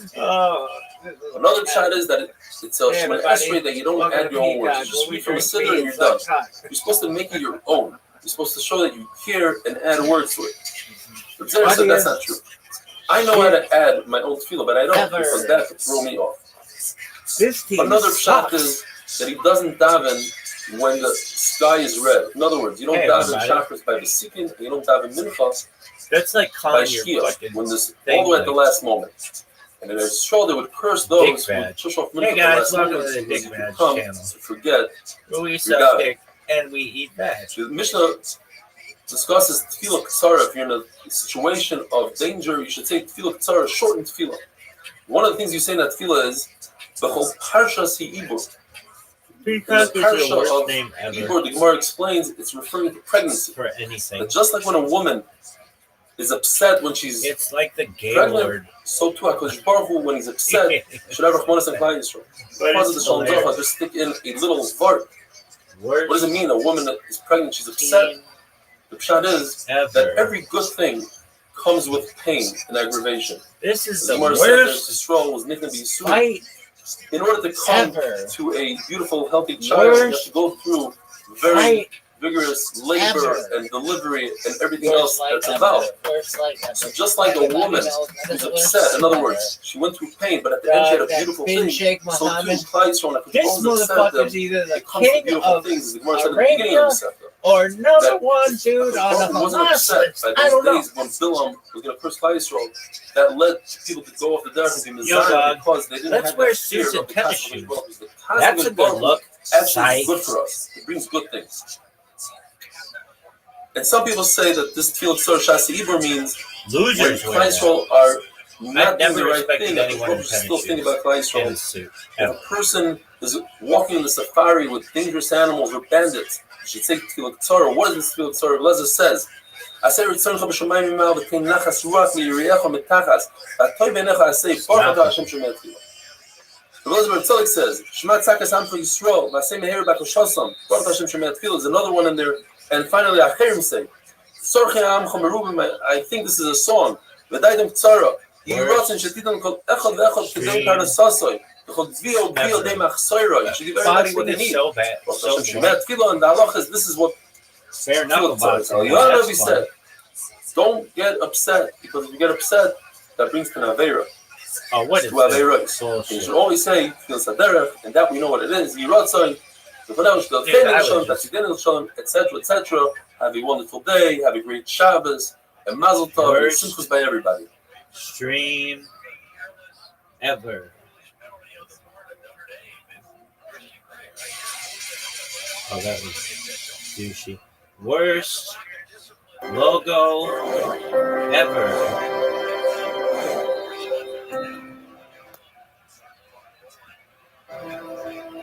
Worst. Just let him score. I'd let him score. Brachas Daf Lamed. If you're going to watch the Super Bowl today, please remember to insert a little bit of Torah, maybe at halftime, an 8-minute daf. And if you do, don't forget to send some pictures. The Gemara tells us that if you're going on the way after Tefillah Saderech, you have to wait until you come out of the city. What is going on here? But do not take Tefillah Saderech once you pass 8,000 amas, which is approximately 16,000 feet. What's going on here? Rav Sheshes holds that when you say Tefillah Saderech, you have to stand still. Rav Chizda says you can be moving. Yet when they went together, Rav Sheshes respected Rav Chizda, and he stood. He didn't want to do bad in a place of good. And in fact, Allah is it's preferable to be in a standing position when you say Tefillah Saderech. You're riding on a How about donkey. you go fuck The yourself? machlokes is whether you get off the donkey, you give the donkey to Don't. somebody else. Rebbe says you don't because Ethical that's going to issues? take away your concentration. You're going to be thinking about your donkey. A person who's blind or doesn't have a compass, he should think about Kodesh HaKadoshim in his heart. The point is, you always have to be facing the Kapiris, which is in the Kodesh HaKadoshim. So if you're in Chutzlar, you face Eretz Yisrael, which is eventually going to get you to Kodesh HaKadoshim. If you're in Eretz Yisrael, you face Yerushalayim, you face Hamikdash, you face Kodesh HaKadoshim. If you're in the Kodesh HaKadoshim, you face the Kapiris. If you're behind the Kapiris, you turn around and face everybody else and face the Kapiris. If you're in north, you face south. You're always facing the Kapiris. Stream.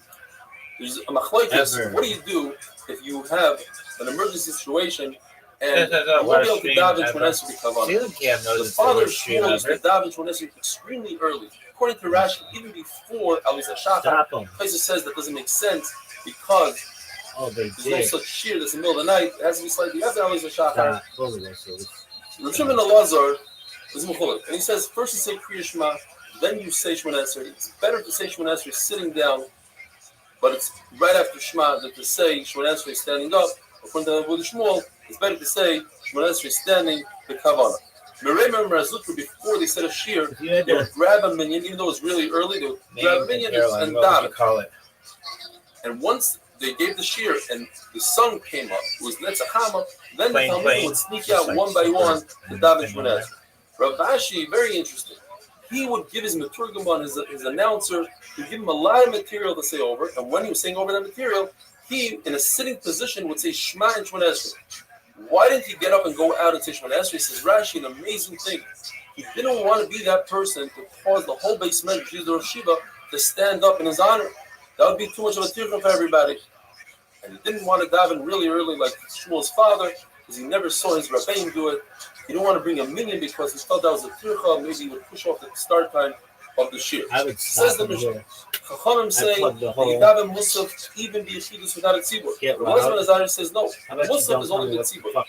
Yehuda says in the name of Rabbi Elazar Azariah that musaf, if you have a tzibur, then the shnei tzibur is moitzi. If you don't have a tzibur, then even a yachid is mechuyev to daven musaf, and that in fact is how Rav and Shmuel paskin. And Rav Ami and Rav Asi passing like Chachamim, they say musaf even bechidus. We had them in the beginning of the Masechta, that they used to daven in the exact same place by the pillars where they would learn Torah. In other words, they would daven bechidus, shachars, and musaf. Rabbi Yochanan testified that he saw Rabbi Yanai davening back-to-back Shmoneh Esrei. The Gemara says it's impossible to say that he didn't have kavanah. That's why he repeated the Shmoneh Esrei, because look who testified. It's Rabbi Yochanan. He knows what he's saying. He told us the story in order to bring out a point that you daven musaf even be chidus. The Gemara does a similar story. Rabbi Chia Bar Abba was davening Shmoneh Esrei and then repeated it. It can't be because he didn't have kavanah. Because Rabbi Lezer says that before you daven Shmoneh Esrei, you have to assess your situation, evaluate whether you could at least have kavanah in one bracha according to Tosfos, and therefore it's impossible that Rabbi Bar Abba didn't have kavanah. Therefore, it must be that he repeated Shmoneh Esrei because it was Rosh Chodesh and he forgot to say Yalav Yava. If one forgets to say Yalav Yava in chakras or Musaf, he forgets complete Musaf. Instead of Musaf, he says at the Chayin a week Shmoneh Esrei. If he's in a tzibur, he doesn't repeat Shmoneh Esrei because he could be yotzi from the Shnei tzibur, and he himself is going to repeat Yalav Yava later on at Mincha. But if he's davening the Chidus, he should repeat Shmoneh Esrei. If a person forgets Yalav Yava and Ma'ariv, Rav Ashi says you never repeat Ma'ariv with Yalav Yava. Why? Because Rosh Chodesh is Mekudesh in the daytime, not at night. So there's not enough dusha in order for us to make him repeat Yalav Yava. However, Amemar says that's only in a 2-day Rosh Chodesh where you could say Yalav Yava in the second night of Rosh Chodesh. But in the 1-day Rosh Chodesh, you do repeat Shmoneh Esrei. The person must repeat Shmoneh Esrei because he forgot Yalav Yava. Or he's davening Musaf immediately after Shachris. He must wait enough time for him to walk Dalet Ames. I would say that's approximately 2 to 3 seconds. And with that, we finish the 4th perek of Tfilas HaShachar, and now we begin the 5th perek, Ein Oimden. The Mishnah tells us that when you daven Shmoneh Esrei, it has to be with complete respect and awe of HaKadosh Baruch Hu. You can't be laughing, giggling. It has to be b'chayved rosh. The Hasidim Rishonim would contemplate and meditate about their davening for 1 full hour before they daven. If even a king comes over to you to speak to you while you're davening Shmoneh Esrei, you're not allowed to answer him. If a snake wraps himself around your foot, and we're discussing on the snake, you don't move. Gemara says, you don't learn from Chana that it says by her, she had a bitter heart. Chana is different. She couldn't have children. You don't learn from David HaMelech. It says, the Yira, meaning with fear. David HaMelech is different. We know that he worked extremely hard on himself to be fearful of his Baruch. Perhaps you can learn from the Pasuk by Hadras Kodesh. Sometimes the Hein and Ches can be interchangeable, so it will be the Herdas Kodesh. You should have fear of the Kodesh. So you want to know, we could just read it simply. Hadras Kodesh, meaning you should wear beautiful clothing, glory. You should wear nice clothing when you daven. So where do we learn this concept that you have to be with Kodesh Rosh? It says in the Pasuk, if you do as Hashem be Yira, you should serve Hashem with fear.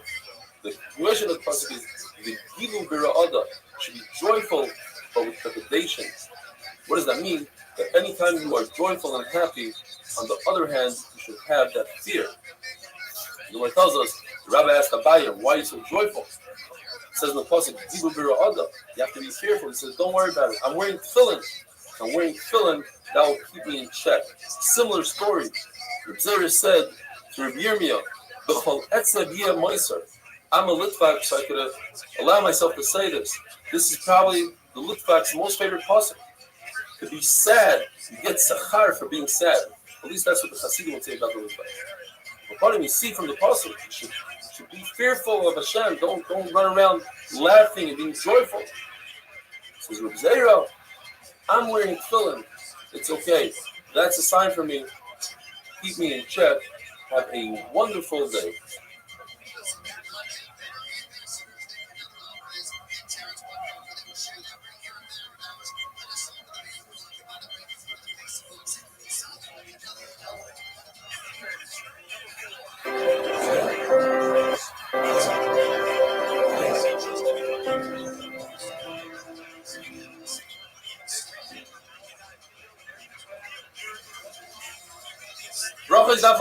The Gemara tells us that you have to have a balance between the Gila and Ra'ada, between being joyful and being in fear of HaKadosh Baruch Hu. And the Gemara tells us two stories that are identical. Mar Bereder Ravina and Rav Ashi were both at weddings at different times, and they saw that the crowd was very joyful. They took extremely expensive glass dishes and they broke them. This is the minute to break the glass by a chuppah, but they put everybody in their plates. Gemara says, Rabbi Yochanan holds, it says, only then, when Mashiach comes, can you have a full smile and be completely happy. Rish Lakish was his Talmud at the time. He heard this, and from that day on, he never smiled completely. The halacha is that when you daven Shemona Esrei, you shouldn't daven right after you have a din, or after you learn a real halacha. That will take away from your concentration. It has to be halacha psuka, halacha that there's no argument on. For instance, the Gemara says, B'nai Yisrael, they accept upon themselves that even if they see dam the size of a mustard seed, they have to wait 17 days. Because with the rice, you don't have to wait 17 days. You have dam all throughout the 7 days and go to the mikvah on the 7th day. Another halacha. With the rice, if you bring food into your house, you take wheat into the house through the back door with chaff on, you're public for meiser. Because the halacha is you have to bring it through the front door and you have to do your ruach, and it has to be smooth. Everybody. So if you do Let's that, dedicate the channel to an Allen Wrench. You give your animal, What are we going to name that channel? Another halacha. If you let blood out of an animal, you draw blood, you're not allowed to use it if that animal was a carbon. Stream. If you shaft an animal that's a carbon, you can use that blood, there's no meila. If you didn't shaft it, you are tied to meila and Do you like carbon. Do you like MMA more than boxing? Rabbanan said, yeah, why? Because they can fight on the ground. Rabashi says, halacha is that right before you say Shemona Esrei, you should say halacha. You like bare knuckle boxing? You don't daven Shemona Esrei when you're sad, when you're extremely happy and joyful, when you just finish a great conversation. Bare knuckle boxing or boxing? Simcha of David. Same with halacha applies. When you say goodbye to your friend, it shouldn't be the Kalas Roish and Barm B'Teilim. The best thing is to give him a great heart that they can think about and remember you after he leaves. The Restream Kanina says that the only places that are inhabited today on earth are places that other Marishaim said at the time this should be inhabited. Therefore, if you see a tree growing, that means that back then other Marishaim said I got a great idea. In that place. We're going to dedicate a channel to an Allen says that Rabbi Kiva, when he davened to himself, if you start out in one corner of the house, you end up in another corner. You do all these kriyos and shtachavos, you bow. Yet when he davened with Tzibur, he was mindful of the other people around him, and he davened a really quick Shemona Esrei, so you don't have to wait for him. from Daniel. This They wanted to kill motherfucker Daniel. They is threw him dead. to the lions, and as we know, and he said, "Look, he doesn't listen to I'm their telling Yavish. you. He asks his He is fucking. The right dead. is because he had windows in his house. This To daven motherfucker towards is not Yerushalayim. the So you fuck see out. that when Show you it. daven, you have to have windows. Show You you have boys to have better be on Yerushalayim, this you daven fucking 3 news. times a day. All Maybe right. perhaps take all those 3 fields and daven one I don't shot. want to be hurt though. That you learn from David He is Amelech has to be dead. Erev, Boikim, This Tzarayim. motherfucker is dead. The way we daven Shemon Esrei, it's set up. You say 3 brachas in the beginning. There are Shvach HaKadosh Baruch Hu. There are 13 brachas that we ask for our needs. Why? Because Shlomo HaMelech says that the Rina first comes Rina, then Tefillah. What happened? One should ask his needs in the bracha of Shemon Tefillah. But if he really wants to ask This for a lot, motherfucker talk is a lot, dead. Baruch Hu should do that all the way at the end. I want him to be okay, but he dead, You son. know the famous story Just of Tana. like The Gemara black powers. says amazing concepts in Tefillah. Tana was in a Neviah. She was married to Elkanah the Navi, and she didn't have children. She went to the Beis Hamikdash, to Shiloh, to daven, and Eni HaKayin, her mother was there, and he thought that she was drunk. In fact, she ended up having Shmuel Hanavi. So You really like MMA words more that than took many. yeah, boxing goes too many fucking It rounds. says, Medaber Saliba. You see from here that one should be Mechaber when he daven. Raps if I say no, her lips are moving, meaning that when you daven, you must move your lips. You can't just stare at the page. Even if the sound is not coming out, you must move your lips. It says, clearly, Shemat. You didn't hear her voice, you didn't hear her sound, because it's also for a person to daven out loud, disturbs people next to you, because both since it's Kaiba. By Echshavel, the Shipara, 80 thought she was drunk, meaning that a drunk is also for to daven. The person who's drunk to daven says this, he was David Avidazara. And this brings us to Thomas Bays. It says, Vayomer 80. At Masach Shakaran, when are you going to be drunk? In other words, you must rebuke your friend, even if it's a derabana. And she said, Lo yadoyin. I thought that you are Ruach HaKodesh, I thought you're Navi, I thought you'd be down with me with Hasus. I am not drunk. In other words, if somebody accuses you of something, you must tell them that they are wrong. Don't let them think that you are really doing something wrong. So you had to give her a bracha. He said, This motherfucker is dead. Because if you're Choshev B'Shem, It's over for this guy. you must give that person a bracha. I hope he's okay though. Tana was the first person that But he is dead. in the name Tzva'itz. This motherfucker is And straight she up used different tricks in Tefillah. She thought it was Baruch. dead. If you don't give me Show a the son, play I'll again. pretend I'm a Soita. And a Soita, you have to give her my Namamar. Give her the He's got to be drinking saying water. that. It says in the Like pasuk, such a the puss. mitzvah, the Mizra Zera, What is according to one that Namar, bullshit? that if she's proven not guilty, she'll have a child. She'll force This motherfucker just died on the field. Cesar means if she's proven not guilty, then she'll Straight have up easy birth. dead. She's already pregnant. According to that man, the Omar, Roy Reisa, Roy Tira is not a drush. The pasuk says Amosefa. I'm certain 3 times. The Gemara, why? We can learn the word Amosefa. Show it again. Misa. Why don't you check me in the 3 different ways that you check other women and give them Misa? If they weren't makbid in Nida, Chala, and Avodas Haner, I am makbid. Why do I deserve what you're giving me? She says that Zera Anoshim, give me Zera Anoshim. What does that mean? A man that's above other men. Is there a bunch of pussies? I'd be like, So yeah, I got this shit. Give it a ball. Anointed sick. David and Shlomo. Or it means that he was West Side. as great as Moshe. Hey, everybody. Together, which is Let's amazing. see if no one More the child is that she asked that has he replied to should me. fit in to society. He shouldn't be greater than Oh, anybody. chat. He should be a mediocre person. Not What up, taller, not babies? smarter, not better looking, not whiter. Restream always there for me. It's Psych. in the pasuk, "Ani Isha, I need seves." Oh, this motherfucker's like blah blah blah. So you learn from here. I was standing there. She's not Nobody. standing. In other words, you learn from here. I love that. If somebody's diving Shemon Esrei next to you in Dalit Amos, or Look at not, this. a minute to sit down next to them. Look Where at does this us? move. The Katie told his people, we have to shut this bull. Go get a kain. Shmuel said you don't need a kain for shkita. You only need a kain for the other 3 avodas. Kabbalah, Elacha, and Shrika. In fact, Andy said you're right, but you shouldn't have said that. Where's Now you are Moira Allah b'fnei Rabbi. You are kain. He wanted to kill him. ever? Dude, Comes get out his and says, ass "Don't kill him." off the field. She tells her, Next man let in. us kill him because he's hiding me, and I'll die. You'll have another kid. I bet that motherfucker's God has said this child. God Ice. his child spirit. That sounds funny. He I diverse really hope Alibo. he's okay. Al Iski Libo says the Gemara. She told her it was born for I an really amazing do. time. She said, But if he's "You not, gave me everything you created in a human is for a purpose. The Next eyes, man the in. ears, the nose, the mouth. get your ass Why did you up, give me the ability son. to nurse if I don't have a child?" They have to take him through those And finally, the Gemara stupid says, rainbow lights. another That's element that's not probably connected to the fucking family. on the If a ground, person probably sell those fucking sits and lights. makes a kindness on Where's- Shabbos, Lights. Rashi explains everybody's eating Ever. so much food and he restrains himself. That will break a Gzar Din of 70 years. The problem is that he fasts on This Shabbos, shit and that's awesome. He needs to for sucks. that, so therefore we should fast 2 days in a row. Fast on Sunday. Half fast on Sunday, Worst fast on a different day. Have a wonderful day. shit ever.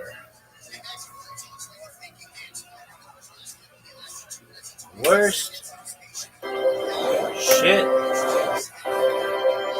ever.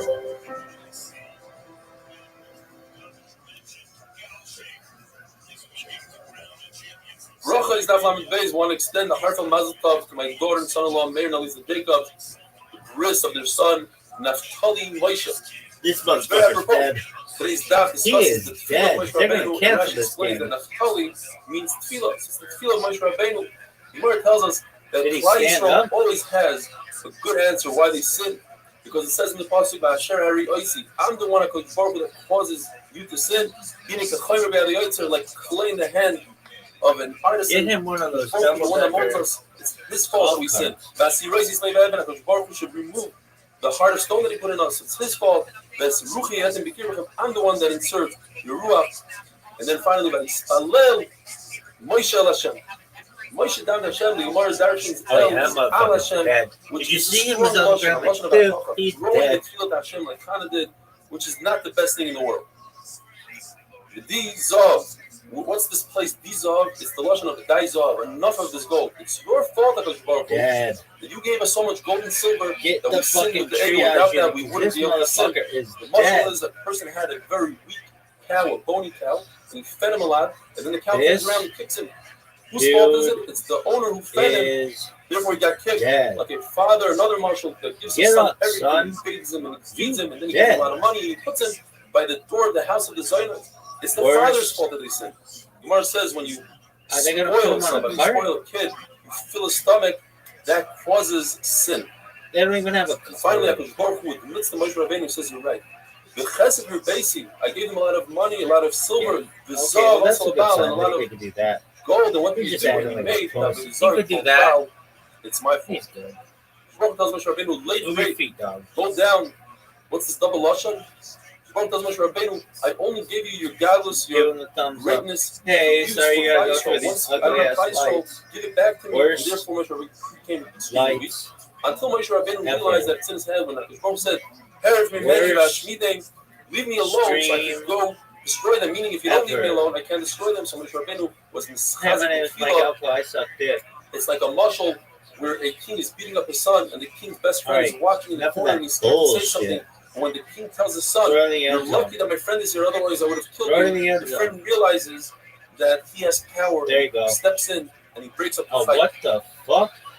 Dude, this quarterback If the Torah wouldn't sucks. have said him before, it would be usher to say him. Worst. The Torah says that Moshe Rabbeinu Quarterback held on to HaKadosh Baruch Hu ever. and wouldn't let him go until he Hey, forgave. everybody. My name's Klal Yisrael. quarterback, and I suck We'd say the famous dick. passage on a tennis by Yichal Moshe. Major What does it mean by Yichal Moshe? It should say Moshe David by Yichal Moshe. The Gemara gives us There have been six people in this world that suck options dick. how to learn the word by This Yichal. motherfucker One sucks the is worst dick. Hechilo. dick It's a lashon of ever. maftir, to be persistent in This tefillah. motherfucker Or sucks the worst dick. Yachid, which is a lashon of a neder. A person makes a neder, he needs somebody else to acknowledge. Worst dick. HaKadosh Baruch Hu said, "I need Moshe Rabbeinu to know my Worst neder that I'm dick. going to destroy Klal Yisrael." Or the lashon of chalo. Chalo is a body of a Worst dead dick. person. Moshe Rabbeinu said, "Mecheni lo Worst mesikuf, I'm dick, willing to give up my life dick. for Klal Yisrael." Or it's a lashon of chal, to rest. The midas Worst. harachim to rest on Klal Yisrael. Or it's a lashon of Stream chulin, sacrilegious. ever. Moshe Rabbeinu is telling HaKadosh Baruch Hu, it This doesn't make is the sense that you worst. should act I in would such a way. watch And this. finally, a lashon of This is like an Uday Hussein that cuts up the punishment. bone. This is Moshe awful. Rabbeinu said he died so much Worst that he got sick. It says in the stream Pasuk, "Shbatu lahem bach," HaKadosh Baruch Hu ever. swore bach in yourself. What does that mean? Had HaKadosh Baruch Hu sworn in the heaven and the earth, just like the Look heaven at and the earth, he could this destroy that shvuah. It's really But since he impressive, swore in son. himself, just like the he himself, HaKadosh Baruch Hu is never is going to last forever. So too is shvuah to Klal Yisrael that they're going to be Oh, what is this bullshit? It's going to last forever. But the Be'er Alim, interesting passage. It Worst starts off, Moshe Rabbeinu stream speaking, and then all of a sudden it switches off to HaKadosh Baruch Hu ever. speaking. Which one is it? It says, "But the Be'er Alim are bezer chem b'koyim shel Hashem," that's Moshe Rabbeinu. What is And this that's the Cholaretz bullshit? Baruch Hu is the one that's one, not Moshe Rabbeinu. So either you can learn that the pasuk in blue is Moshe Rabbeinu, you read it's a Baruch Hu, or you learn that the pasuk is Moshe Rabbeinu. Moshe Rabbeinu said, I repeated on the Yisrael what you told me to say, that you're going to give me the land, so you have to keep your word. It says in the pasuk that built the Yecheles Hashem. It's a lashon nekeva, says the Gemara, that Moshe Rabbeinu said the nations are going to say they became weak like a woman. You were able to protect Klal Yisrael. You can't blame the against Senate one for nation. that. That was not his fault. One king. That's a stupid ass quarterback's fault. He sounds consensus, but You're against the fucking nation, basketball you can't now. protect them. Says the Rebbeinu Shalom, at the end of the day, you're right. That's what the Umm Shalom are going to say. Salachti kidvarecha, that's what they're going to say. And while the Talmud, who is Rebbe, If they score here, I'm throwing fists. when a person This should be davens the first, worst. he should give a shvach to Baruch Hu, and then ask for what you need. Tefillah is more important and more powerful than good deeds, because no one is greater than Moshe Rabbeinu when it comes to good deeds. But Baruch Hu told him, "Alei Doresh Hizkiah, go see Eretz Yisrael because of his tefillah." Kindness is more powerful than tzedakah, because the kindness you do with your own body, and tzedakah is with money. And the tefillah, although it comes to replace korbanos, has more power than a korban. A kohen who killed somebody, that's the situation that Apostle Yidechem Dom Migleyu, a kohen who killed another individual who no longer Zochen can't do the cease for the rest of his life, even if he did tshuva. Once there's korban abayis, the gates of tefillah were locked. They could be opened, but it's difficult. Baruch Hu put a mechitza of barzel, an iron wall between us and himself. However, the gates of tears are never locked.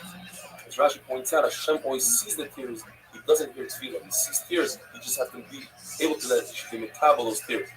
Rava never made a kindness on a day that was cloudy. He said, "Cloud, stop the tefillah." If a person lengthens his tefillah, as long as he's not ma'ayinin, as long as he doesn't believe that Hashem owes him something and has to Dude, this is a fight. give him what he asks, then his tefillah will be in the stable. But if he believes that his tefillah is so powerful that Hashem must answer him, he's ma'ayinin in his tefillah, then he's going to end up with a heartache. And what does he have to do if he has a heartache? He has to learn Torah. If a person's tefillah wasn't answered, he should repeat his tefillah. As it says twice, Kavei Hashem, Kavei Hashem. There are 4 things that a person has to strengthen himself in. Torah, tefillah, masim kavim. This one is interesting. In your job, in your profession, you have to strengthen yourself. It says in the pasuk about Hashem shtichani. Hashem forgot about us. Yisrael tells Hashem, even if a person adds another wife, he'll never forget his original wife. So we rebelled against HaKadosh Baruch Hu. I like how they let that motherfucker sit right in I never front. forgot about you. I like your hat. 3.6 billion times 300 million stars in the sky. I don't know. 16 zeros, but This billions of is the stars. worst. What is this? And they're all Is for this a your fight? sake. Or is it- You think I forgot about you? Who are these It says in people? the pasuk, "Isha Ula." No one Well, knows. can a woman forget about her own child? The Where Word says, "I'll never forget about your Restream oilas, ula, oila. I'll never forget about your ever. korbanos." However, I do Come on, sometimes boy. lose my memory when it comes to Averis like the Egel. I'll forget that, but I won't forget the Whoa. good deeds by Sinai. The Hasidim Arishonim, the Mishnah says, would prepare themselves an hour before davening. But the Gemara tells us that they also prepare themselves an hour after davening, and davening took them an hour. So that's 3 hours for each tefillah. There's 3 tefillahs a day. That's 9 hours. When did they have time to chazer? They had to see out the Shmaya that they didn't forget to learning that they learned before they became Hasidim Arishonim. They had to see out the Shmaya that the Parnasa came with just doing very minimal. What? And finally, for today, if you're a middle Shemon Esrei and you see a king says something to you, you don't answer him. That's the Jewish king. The Goyish king, you do answer him. If you see a king coming, the Goyish king, and you're able to finish Shemon Esrei quick, say quickly and run. Have a wonderful day. Middleweight? No one gives a shit about that. Worst. Restream.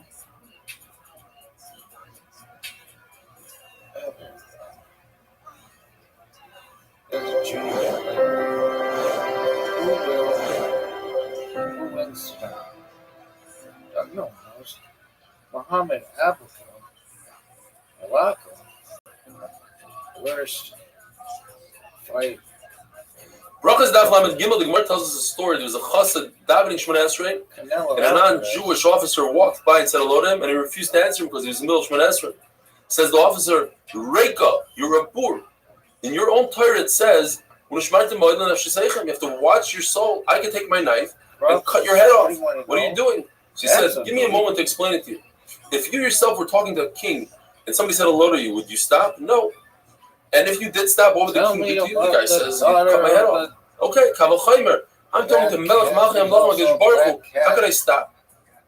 And, We learned in the Mishnah, if a snake wraps himself around somebody's leg while he's down Shemona Esrei, you don't stop Shemona Tell Esrei. me about it, baby. Yet, if it's a scorpion, says the Gemara, scorpions are unpredictable, they'll attack for no reason, you must stop Shemona Esrei.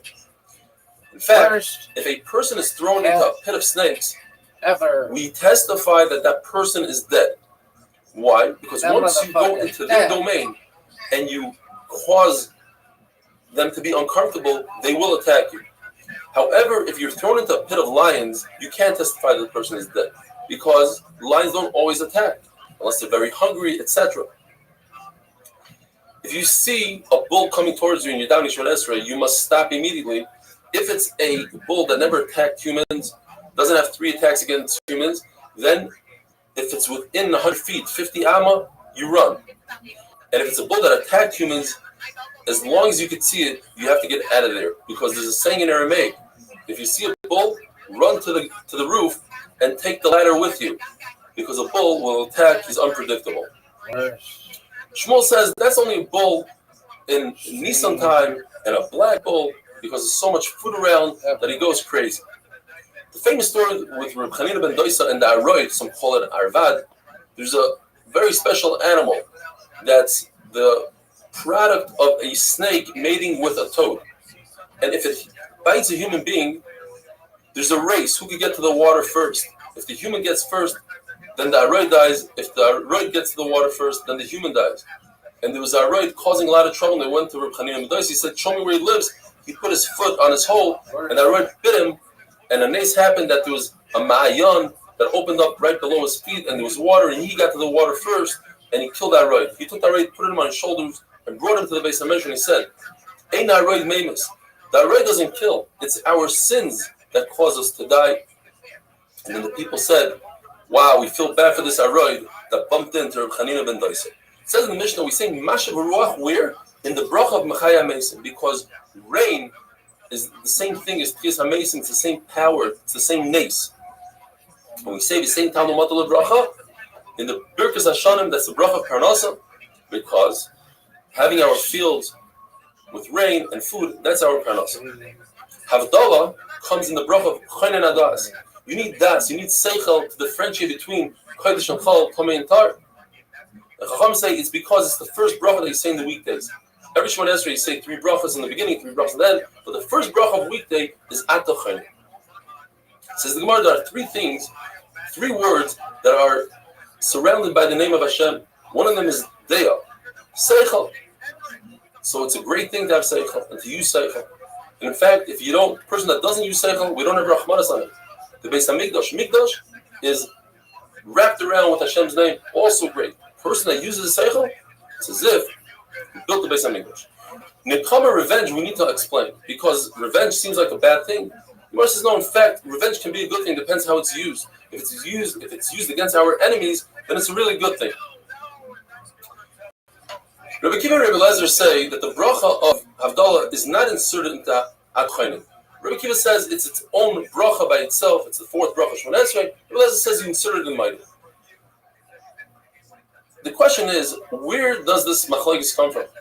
If Klal Yisrael had a tradition to make Havdalah every single Motzei Shabbos, then where can you have machlokes? You just look at what Anshe Knesset Gdola said to do, and that's it. The answer is because there were 3 takanas from Anshe Knesset Gdola and Chachamim, and therefore there's a lot of confusion. The first takana was to say Havdalah in Shul in Shemona Esrei, because Klal Yisrael didn't have money then to buy wine and say it over wine. Later on, when they became wealthier, they changed Havdalah. They said, no more Shul, let's do it on a cup of wine. But then Klal Yisrael became poor, so they had to change it. And they said, let's, instead of changing it every other generation, let's just make one takana. We'll say it in Shul, and we'll say it on wine. Whoever can't afford it will be Yoitza with Shul. And that's where the confusion came from. If a person only made Havdalah on the cup of wine, he has to say Havdalah in Shemona Esrei, because the first takana was to say it on Shemona Esrei. But what if the reverse? A person said Havdalah in Shemona Esrei. Does he repeat it at home? And we know the answer. We repeat it at home. But there's a brisa that says you don't repeat it because it's shame l'shav. It's a bracha l'batala. You don't say Hashem's names for no reason. It says l'sisa. It's Issa d'Oraisa. But according to Rabbi Yochanan, you do repeat it at home, and that's the halacha. And this brings us to Amud Beis. You can ask a riddle. How is it if a person eats one kazais of bread, it will be mechayev him in 24 brachos? And the answer is, if a person forgets to say Havdalah and Shemona Esrei, then he goes home and makes Havdalah on a cup of wine. But what if he ate a kazais of bread before he made the Havdalah on the cup of wine? Then we penalize him and we make him say Shemona Esrei again with Havdalah, and that's Shemona Esrei, plus he has to make Birkas Hamazon, that's 24 brachos. A Matzah Shabbos that falls out on Yantif, there's no Atal Chaynin, so where do we insert the Havdalah? According to Rabbi Kiva, it's not a problem. According to Rabbi Lezer, it's not a problem. They insert it in their own brachas or in Maidim. The answer is that Rabbi Yochanan says, and there's three Lashonis of Rabbi Yochanan, either the Lashon of Maidim, which means that everybody agrees to Rabbi Eliezer, or the Lashon of Matim, that we lean towards Rabbi Eliezer. We don't tell people in public that looks like Rabbi Eliezer, that you insert the Havdalah in Maidim. And the final Lashon is Nirin. We can see Rabbi Eliezer's words. In other words, we don't tell, not in public, we don't pass him like that to an individual, but if an individual said Havdalah by himself in Maidim, we don't make him repeat Shemona Esrei. According to Rabbi Yosef, we say, and that's how we pass him today, we say Batodiyenu. The middle Ata B'Chartanu, we stop, we say Batodiyenu, which describes the Yom Tovim, and we are grateful to HaKadosh Baruch Hu for giving us all the chukim, and differentiating between Shabbos and Yantif, because the Kedusha of Shabbos is greater than Yantif. Says the Mishnah, if somebody tries to give a shvach to HaKadosh Baruch Hu and says, look, HaKadosh Baruch Hu, you even have Rachmanas on birds, you made us do Shiluch HaKan, we tell them to be quiet. Either because that's going to create a jealousy between other animals and the birds, or because you think you understand Hashem's ways. When you do a mitzvah, you have to do the mitzvah because Hashem said to do the mitzvah, not because we understand the logic behind the mitzvah. If a person says Maidim, and he says it, repeats it again, Maidim, it looks as if he's talking to two different entities, and we tell him to be quiet. If a person says, I recall Hashem's great chesed, all the good that He does to me, we tell him to be quiet, because you have to thank Hashem even for the bad. Just like you thank Hashem for the good, you thank Hashem for the bad, you say Baruch Dayan Emes. There was a person that was sitting in front of Reb Chanina, and he started saying, okay, Hagadol, Hagibur, V'Hanoira, those are what we say. But he added, Ha'izus, Ha'ayam, Hanoira, V'Hayarui, etc., etc. And when he finished, Reb Chanina said, that's all you have? That's all you got? In other words, in the Torah it says only 3 Shvachim. And Ezra only said 3. And actually said, Leil Musakin 3. So say 3. Otherwise, it's as if you are belittling HaKadosh Baruch Hu. He has that much more. It's like saying on a person that has that much gold, and you say, oh, he has a lot of silver. We know that everything's in the hands of heaven besides Yirah Shamayim. And Moshe Rabbeinu says, what does Hashem want from you? Only to do a little bit of Yirah Shamayim. It seems like it's very easy. It's very difficult. And you see that HaKadosh Baruch Hu, all he has in his Aitzar, all he has is Yirah Shamayim. In other words, he covets Yirah Shamayim. The answer is, Moshe Rabbeinu was so good at Yirah Shamayim, he didn't realize how difficult it is for everybody else. So he considered it a small thing. Have a wonderful day.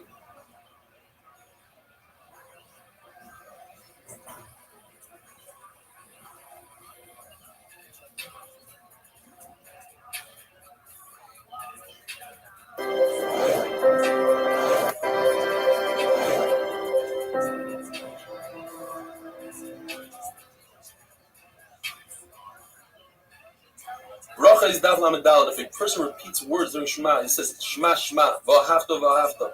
It's really not nice. It's Meguna. But if a person repeats the entire pasuk twice, then we tell him to be quiet. That seems like he's diving into 2 different entities. We teach a person to have kavanah, and if he doesn't, says the Gemara, we take a metal hammer and give him a nice whack. Says the Mishnah, if a shliach tzibur, a chazan, makes a mistake, he can't continue further in Mil Shemona Esrei, we need to replace him immediately with another chazan. Now, typically, when somebody's asked to be a chazan, there's a 3-step process. The first time you're asked, you refuse. The second time, you start getting geared up to go, and the third time, you go. However, in this emergency, there's no time for refusing, not refusing. When they ask you to get up to be the replacement, you jump and you go. A person who doesn't refuse to be a chazan typically, when it's not an emergency, It's similar to a person who eats meat without salt. You can fix it. If a person refuses too much, that's as if he's eating food with too much salt, and that's not fixing it. The replacement chazan, where does he begin? He begins from the place that the original chazan made his mistake. The typical chazan, when we get to Birkus Kahanim, he doesn't answer Amen because that will confuse him. However, in our days, when we have Sidurim and we're not confused, the chazan should say Amen by the psukim of Yevrechava, but not by the bracha of Birkus Kahanim. A chazan who's a kohen should typically not do Birkus Kahanim because that will confuse him, unless he's sure of himself that he won't be confused, and that's what they do in our days. The Gemara says that there are three things that too much of it is no good: salt, yeast, and refusing Kedam for the Amid too much, declining Sarvanas. Look at this move. I'm going to hold Look at this. that if a person makes a mistake in the first three brachas of Shemona Esrei, he starts from the beginning of Shemona Esrei. The last three brachas of Shemona Esrei, he starts from the beginning of the last three brachas of Shemona Esrei. That's it. If a person makes a mistake in the 13 middle brachas, and he begins from the beginning of the 13 middle brachas, which is at the point we hold, all 13 brachas are considered. Look at this move. Ravasi hold. Middle brachas don't have any. According to Rashi, you can say any one just completely from the end. According to Taisus, you have to go back to the place that he made the mistake in its original place. Gemara describes the way Shemona Esrei works.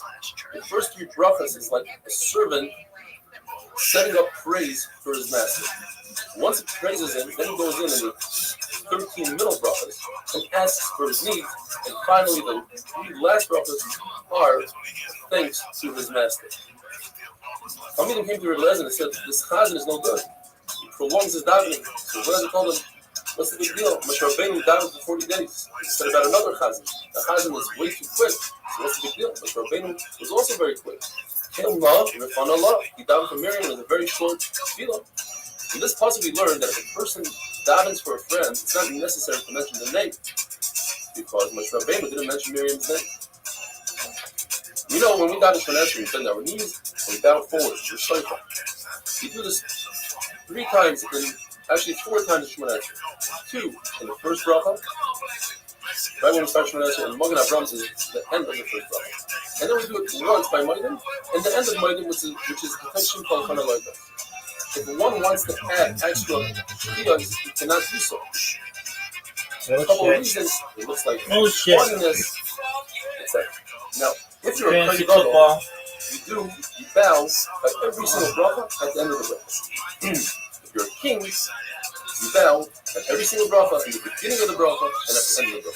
According to the Levi, if you're a king, you bow once in the beginning of Shemona Esrei, and you remain in that position the entire Shemona Esrei. There's 3 types of bow. There's one called Kida. Kida means you put your head forwards until it reaches the ground. You do that by your Filas HaKayim, by Kafna. Not in our days. Kriya is where you get on your knees and you put your head forward. Shkachava is to lay flat out on the ground, hands and feet. Abaye and Rava would only do the Filas HaKayim, would do Kafna. You lay on the ground, but they'd be on your side, not to have your face towards the stones, but a hand. And we put our head on top of our hand like that. Says the Mishnah, if a person makes a mistake in Shemona Esrei, that's a really bad sign for him. And if he's the chazan and he makes a mistake, that's a bad sign for the whole congregation, because the concept of shliach shalom to Moshe. Rava saw that Rav Nachman and Rav Sheshes bowed twice by Maidim, one at the beginning of Maidim, one at the end of Maidim. The Rice that says you should not bow by Maidim is referring to the Maidim in Birkus Hamazon. You don't bow there, you don't bow during Hallel. When people would come to ask for Chanina ben Daisa for a bracha for somebody that's sick, he would tell them whether they would live or die. Based on the flow of his words, if it came out nicely and smoothly, he knew that they would live.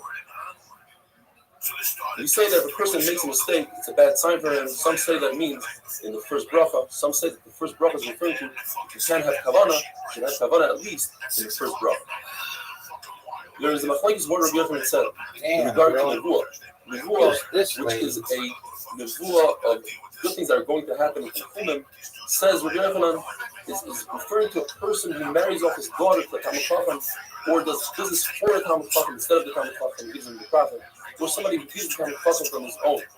But the Talmid Chacham himself, he can't comprehend what lays in store for him. Another member in the name of Yochanan is that the Nebuah is for the time of Mashiach. But for the Marbah, which is different than the time of Mashiach, nobody can comprehend. According to Shmuel, the time of Mashiach in our days is identical. We're going to have the same homes, the same cars. We're not going to have Shibum Achuyos. We won't be in Gullus. We'll have a Beis Hamikdash, but it'll be the same. And another pshat is that the Nebuah was given to the Bali Tshuva, that Tzadikim were greater than Bali Tshuva. We can't comprehend what their Sechar will be. According to the Bavo, it's the opposite. Bali Tshuva are greater than Tzadikim. The Mokim Bali Tshuva Oindim ain't Tzadikim Gurim Felim Lamar. The Pasuk says, Ayin Lo Yirah, and the eye has never seen. What is it referring to? The wine that's there from the 6 days of creation. Or it's referring to Eden, which no one has ever seen. Father Marishan has seen Gan, the garden, but he's never seen Eden. When Gamliel's son was ill, he went to Chanim and Zois and said, please down for him. He put his head between his knees and he davened, and he said he's okay. And in fact, he was. And when he told Gamliel says, even if I daven all day long, nobody will answer me. And his wife said, but are you greater than him? Yes, I'm greater than him. But I'm like the general. I'm not like the slave, the servant that walks around in the king's house and who has bigger pull than I do. The Gemara says that a person is considered a chatzot for two things. If a person dies in an open field, and if a person enumerates his sins and he talks about his sins in the open and tells people that that's considered chutzpah, have a wonderful day. So I see all this, like, that's what happens.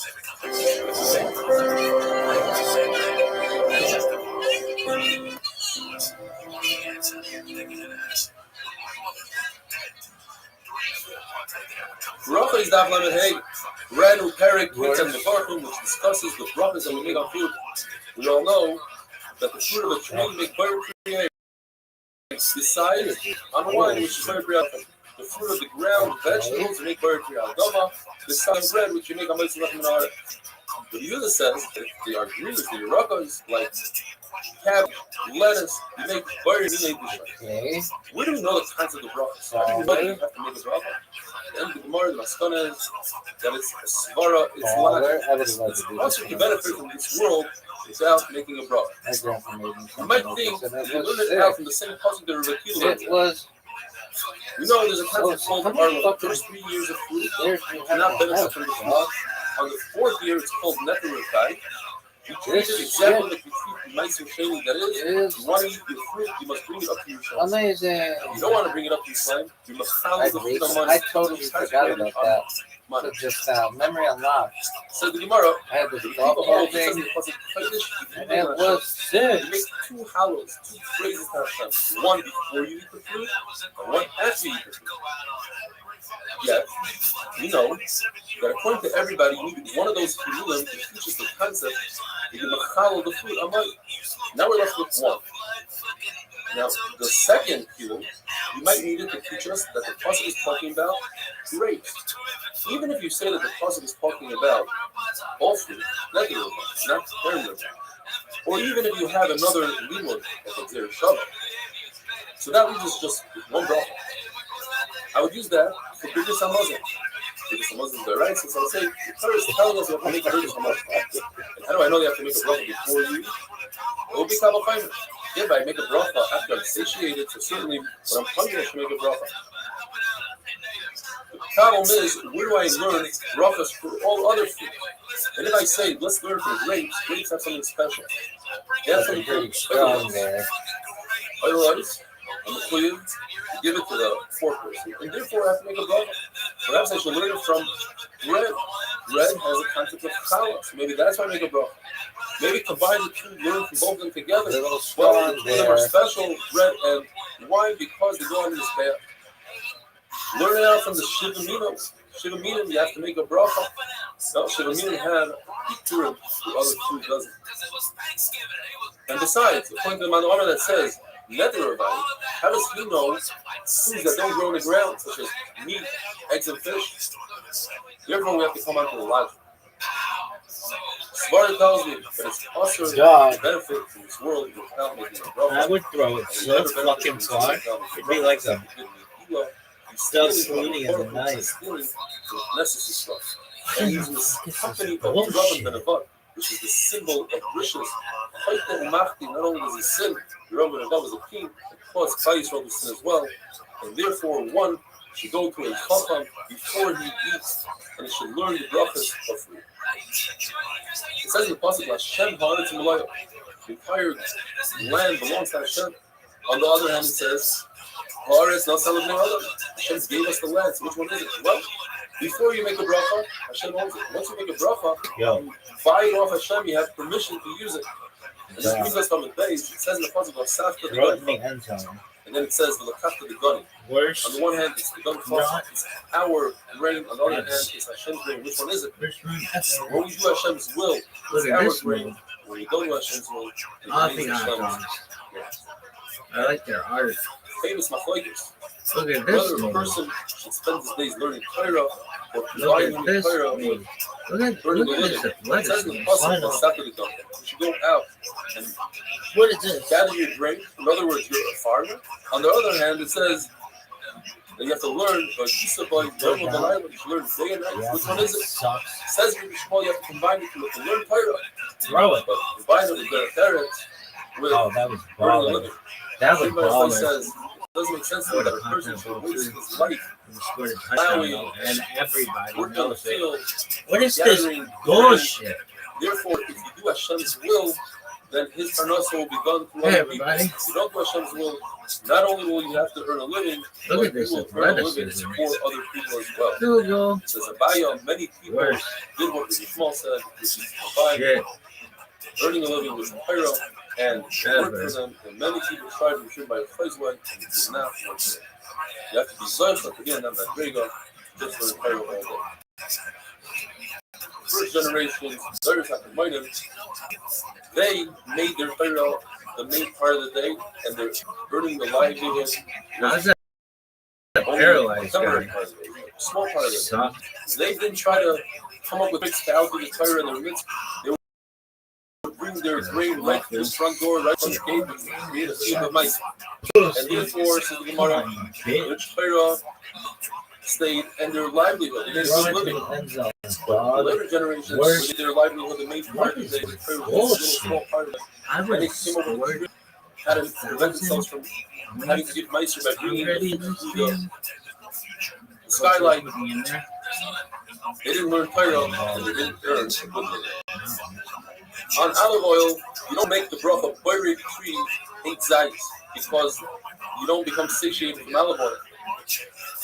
Wine This was athleticism. and also makes you happy. You make boirik tree agafen. You don't make biggest a mother because no one is a suuda on wine. And if you do, but with that a lot of them is different. Unless another will come and tell us that that's how you make it.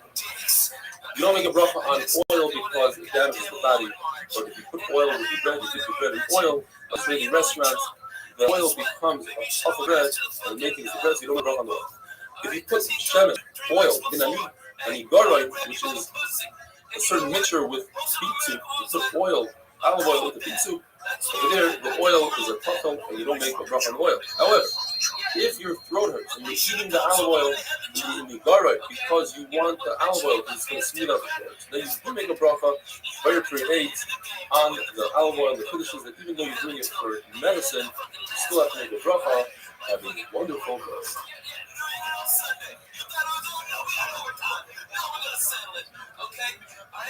New York, New York. A city so nice they named it Clyde.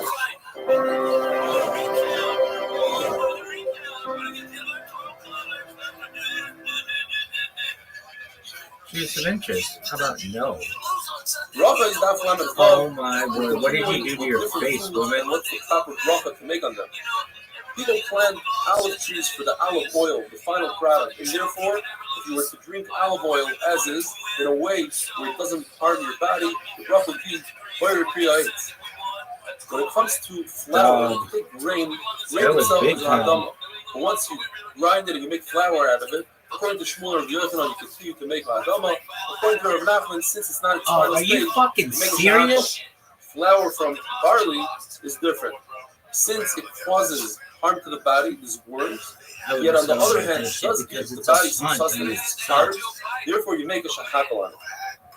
Salt or salt water, you also make a shahako because there are people that sometimes taste it and they eat it, and therefore it's a shahako. The Gemara discusses pyra. Like the Pyra Momo is something that you comes out of are, a palm tree. Some son. say it's some shoot that comes out. Eventually, it becomes part of the tree, becomes hard and part of the tree. The question is, right now that it's edible, what bracha do you make? Rabbi Yehuda says you make pyra pri ha'adama because it's a fruit. And according to Shmuel, you make a shahako because eventually it hardens up. Shmuel tells his student, Rabbi Yehuda, Shinana, you're the sharp one. You know, I can prove Look it at to you. this move. From a turnip. Turnips, even though they become hard, right now they what are is adama. this? The Gemara says it's not a graya because turnips, people plant it Shit. for eating it now when it's moist, and therefore it's a adama. But Look at nevertheless, this move. the halacha is like Shmuel, One of the that the greatest halacha is athletic you make a shahako. feats The Gemara discusses at great length of our slav, time. which are caper berries. Caper berries have Come on, 4 baby. parts to them. You have the actual berry, and you have the husk Give it to that me, baby. This is is around big. the berry, falls off. This is big. Before you have a chance to take the berry. Amazing. In addition to that, you have the Sickest leaf, and you have shit dates, which seem like to be small ever. seeds that grow on the leaf. Halacha is, says the Gemara, that since you plant the caper berry for all 4 of these, therefore you have to make a bracha on everything, and you make 8 on the berry itself and on the husk that surrounds the berry, and on the leaf and on the dates you make a adama. We know that arla, the first 3 years of a tree, are the deraisa. You can't have any benefit from it. The deraisa. In Chutz La'aretz, it's the rabbanon. And we have a concept that we go in Chutz La'aretz like the most lenient position in Eretz Yisrael. Who's the most lenient in Eretz Yisrael? That would be Rebbe Akiva. Rebbe Akiva holds by Meiser, when it comes to a caper berry, you only take Meiser from 1 out of 4 things. You take Meiser from the berry itself, and not from the husk, not from the leaf, and not from the date. Therefore, when it comes to arla in Chutz La'aretz, you only are chayiv on arla on the berry itself. Now, there's a shita that's even more mekel than Rebbe Akiva, but we ignore that shita. That's that of Beis Shammai. Beis Shammai holds that a caper berry is a suffix tree and suffix vegetable. Therefore, there's an issue to do kleakarim with caper berry. Kleakarim means to take grapes and plant them together with other vegetables. Since Beis Shammai thinks that perhaps a caper berry is a vegetable, they say it's awesome. If there's a suffix, now it's a suffix arla. And if suffix arla, you go to someone who's not market on arla and buy caper berries from them as long as you don't look. Maybe he's taken from a caper berry tree that's 5 years old, maybe he's taken from a 3-year-old. You ignore it, you just don't look. So that's even more lenient than Rebbe Akiva, and the reason why you don't go on the Shammai Shita is because when the Shammai argue Besil, it's as if they don't exist. We ignore their Shita completely. Now, the question is, why isn't the husk of the caper berry a shimer, a protector to the berry? And if it's a shimer protector to the berry, it should be chayav barla, it should be over and isra if you eat the husk. And the answer is, the Masnas of Gemara, that a protector is only considered something that actually protects the fruit. If you were to remove the protector, the peel, and the fruit remains to exist and it doesn't spoil, then it's not a protector. The caper berry, if you remove its husk, it remains a caper berry. It doesn't go to waste, and therefore the husk is not a true protector in a chayav on arla. When it comes to a pomegranate, it has a crown, and inside the crown you have something that's called the nates, according to one shot. These small flowers that grow out of it. Underneath that is a pitcher. Inside, right there, is a pitcher. How's that That the Gemara says is considered a shimer. It's protecting the fruit. And it's also included in the shiur of Tumah. Because in order for a fruit to be Tameh, you have to have a tabetza. If you only have a tabetza with the pitum, it's considered Tumah. The nate, on the other hand, is not mitzvah for the fruit for Tumah. Because it's a shimer to a shimer. It's protected to protect the second layer. Yet, when it comes to arla, the nate is also asr in arla. And the reason is, because it's still considered a shimer, it's a protector, even though it falls off early on in its growth. is an Isser to cut Look at trees this. in Shemitah if they have fruit on them. You have to eat fruit on Shemitah and not destroy them. What's the shear? The Gemara goes through the whole shear. According to the Shaman, I would have once scored. the fruit starts growing, according to the Sil, depends what the I fruit should is. have put me in the It's fourth carrot, quarter. it's It's going milk. to ball When to it the becomes like mountain. chain, small pieces of fruit. But Geffen, as you grow, according to Ravasi, it's twice the same shear as Pula and as pepper bean. Alad is one which grows dates, flour, Everybody and all knows the other that trees when according to you the check Sil the- once they start growing. I was the What best about cornerback black pepper? Peppercorn. that I have ever seen. The halacha is that you are chayiv in arla. In other words, it would seem I like would you have put, food. I would easily The Torah score says touchdown. it's mafal Easily. that if you Touchdown. have 6. that Give it to me, baby. like I would easily score that. I know the guy's it's proud, chayiv but he and you shouldn't also be learn as from proud that as well. person that it's strong. He's not listening 6. to even have pepper. Second. However, if you eat them on your fish, Six. you must like it. According to Rav Sheshes, you're chayiv kares if they are moist, and the broth on it would be because you're starting to Or adama. suck. But if it's They used to be so dry, dominant. like we have today, dry black pepper, They- it's shahaka. According to Rava, if it's moist, chayiv kares. But if it's dry, you're not chayiv kares. You don't make the One of broth the at worst all. teams of all time. Ginger, which is dry, says Rava, on your kipper, you cut it if you eat it. However, if it's part of a Alright, score you food that comes from fucks. Kush, Rashi says it's Ethiopia, What's the tight others end? say the point is Tight it's end. heavy on ginger. So first of all, we're not shu'akum because it's mostly fresh ginger. Yet the bracha would be ha'adama. And the Gemara finally talks about daisa, some sort of oatmeal.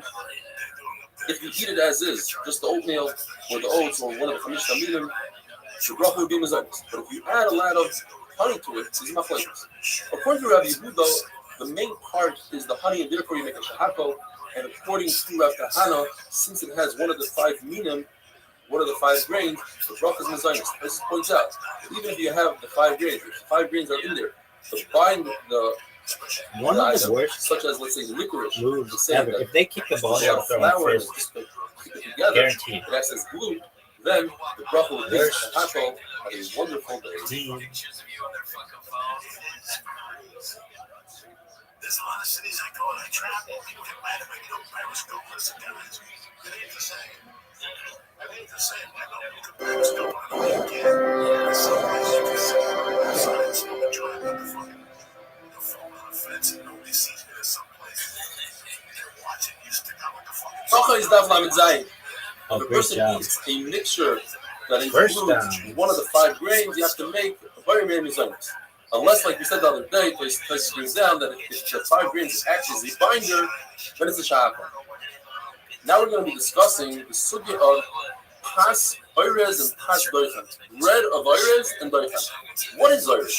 Rashi says oirez is millet and doichan is panic grass. But many other Rishonim are machloka Rashi.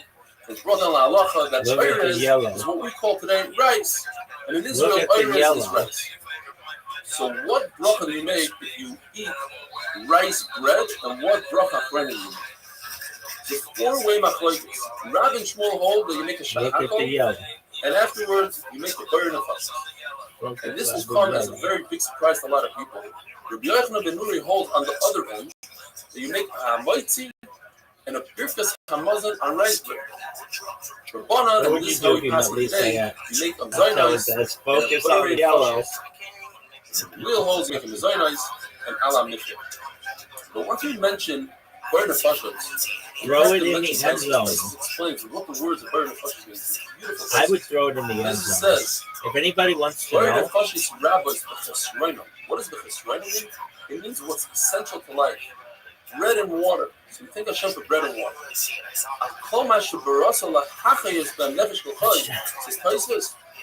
It means all the luxuries that are not essential to life. Imagine if HaKadosh Baruch Hu gave us just bread and water. All we eat all day long is bread and water. How boring. But Hashem gave us steaks and chocolate and candy and pizza. All the great stuff.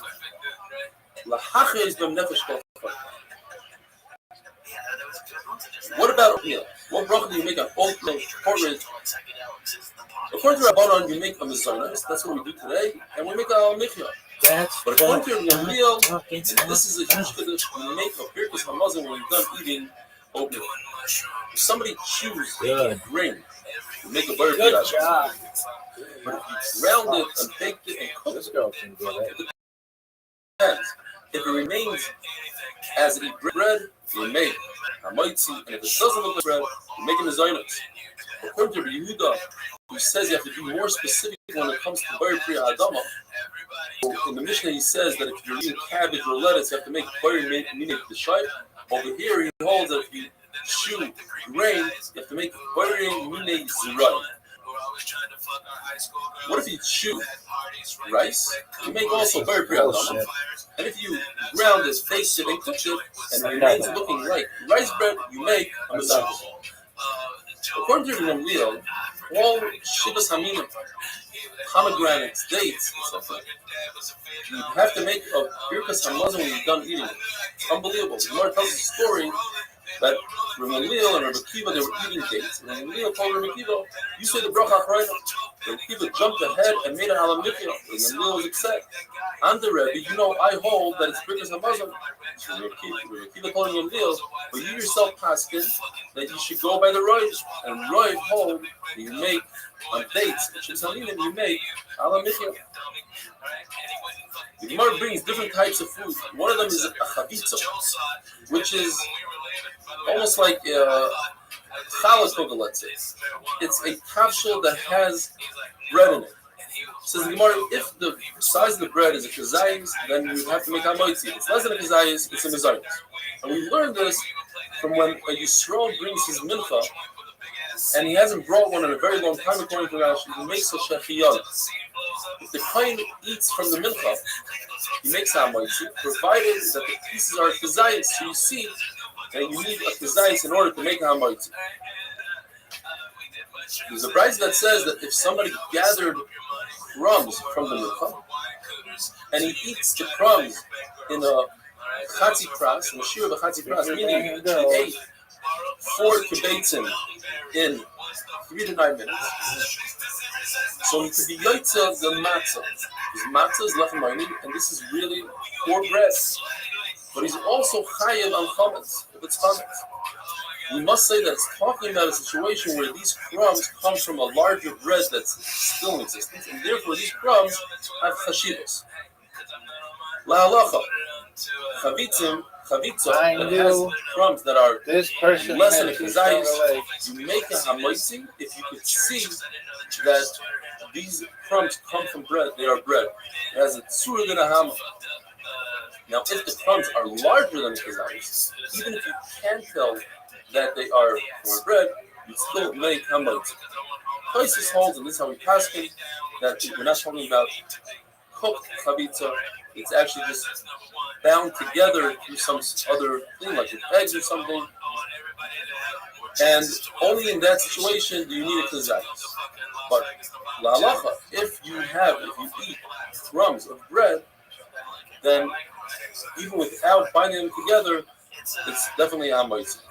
There's something called chuklin, the Gemara says, which is also known as kuba da'ara. It's a very liquidy dough, maybe perhaps something like pancake dough, and you put it in the oven. Says the Gemara that according to Ravin, it's chayiv and challah, and according to Rabbi Yochanan, it's potter from challah. Teresa. What is Teresa? There are 3 explanations. One is that it's a very, very thin batter, maybe something like a blintz batter. Another shot is it's Indian bread, it's dough that's on a spit, and you turn it around and you put some oil on it and eggs. Or it's what's known as kuta. Kuta is bread that's made in the sun. You get All it. these 3 things, whatever the shot is, are covered in challah. Now we know that kuta is chayiv of challah. So we must say that kuta, that a person decided to make it as bread, and you see he went through the effort, he made a nice design, nice shape. Yes, That's chayiv of going back in my day, we had nothing. There was sound, it was silent, it was like fucking That shooting. would be covered in challah on a wonderful day. They never played any songs At the end of the third quarter, some old man would come on and make a punt. That was it. Get him. Oh, what? Are you seeing this bullshit? What up? How are you? Continuing with kuba de hara. You take flour, you mix it with water, Yo, and it's a liquidy dough, and you put it in the bottom of the oven. how are you? According to the Tanakh, it's considered Can you bread, hear me? Therefore, you make hamoitzi and drink hamazon. Oh, wow, you're amazing. Just one moment. It's considered dough that has a To teach a comedy class, dumb suckers, they should have known. You either have it or you don't. You don't go to class. You don't go to focus on the yellow. Focus on the I'm here. Just a moment. How's your day going? How's your... What are you doing? Okay. Do you have Discord? Okay, will you join my Discord? That's where you can people who are watching football and movies and stuff. It's discord.me/rabbi. Discord.me/rabbi. Discord.me/rabbi. Just one moment. Yo, Zoot, one moment, big dog. What's your name? Marcy. Amazing. I'm Rabbi, and we'd love to have you as a member of the Discord. And you can see me on a lot more cameras. So if you just type into your browser, discord.me/rabbi, and we'll give you the link to my Discord. Oh, you're doing that right away? You're amazing. Excellent. We're going to become very good friends. If you have questions, let me know. Excellent. What are your hobbies? What do you like to do?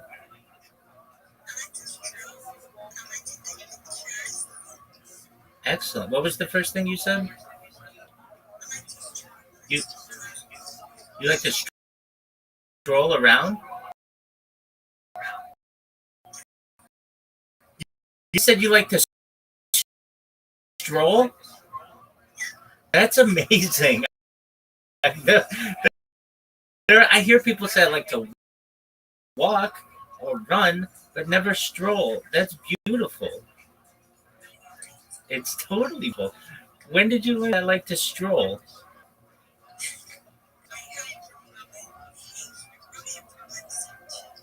Do you know your name? Okay, just one moment.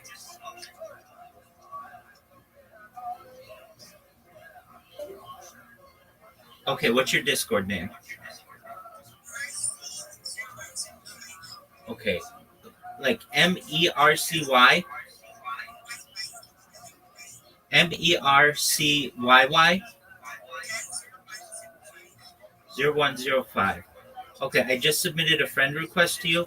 It said, that didn't work. Double check the username is correct. MERCYY 0105. Not MAR, MER? Yeah. Okay, so M as in Mary, E as in elephant, R as in rhino, C, correct? C as in cat, Y as in yo-yo, Y as in yo-yo. So MERCYY 0105. Oh, 0175. Okay, just one moment. Okay, check your friend requests.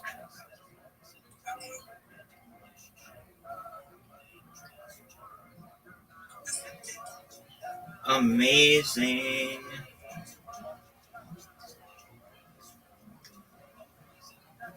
Okay, you accepted. Okay, now I'm going to send you an invite. And then I'm going to tell you all about myself. And I'm going to learn all about strolling. All right. Feel free to join my Discord. I just sent you an invite.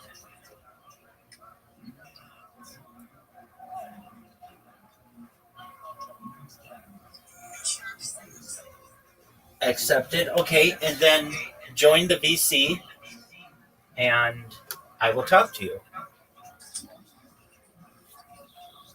I mean, I can talk to you here too, but there is easier. Okay, do you see how to join the VC?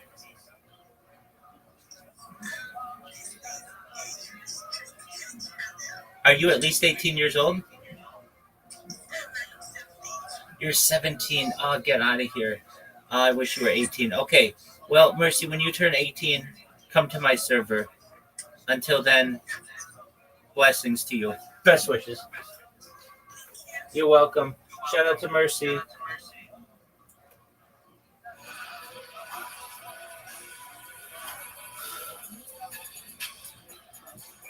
you see it. Now you see it, right? I can feel it coming. I'm not freaking out though. I can feel it kicking. It's definitely kicking in. I like it. I see it's just I sweat. Yellow. Yellow, just yellow, baby. Just think about yellow. That's all I'm thinking. No other colors. just yellow, right? That's it. I like yellow. That's my favorite color. Stay in the middle. Stay in the zone. Okay, we're gonna. It's funny that when I got into comedy, especially when I came out here, I go, how long is it gonna take for me to fuck up? Like, how long is it gonna take for me to hit somebody with a chair or rob one of these comedy clubs, you know? Because you can just sit there and make a 10,000 for so long before you have to smack through a fucking You feel the same anybody else is like? If they only knew. It's so crazy how we sit here and fuck around, making great jokes.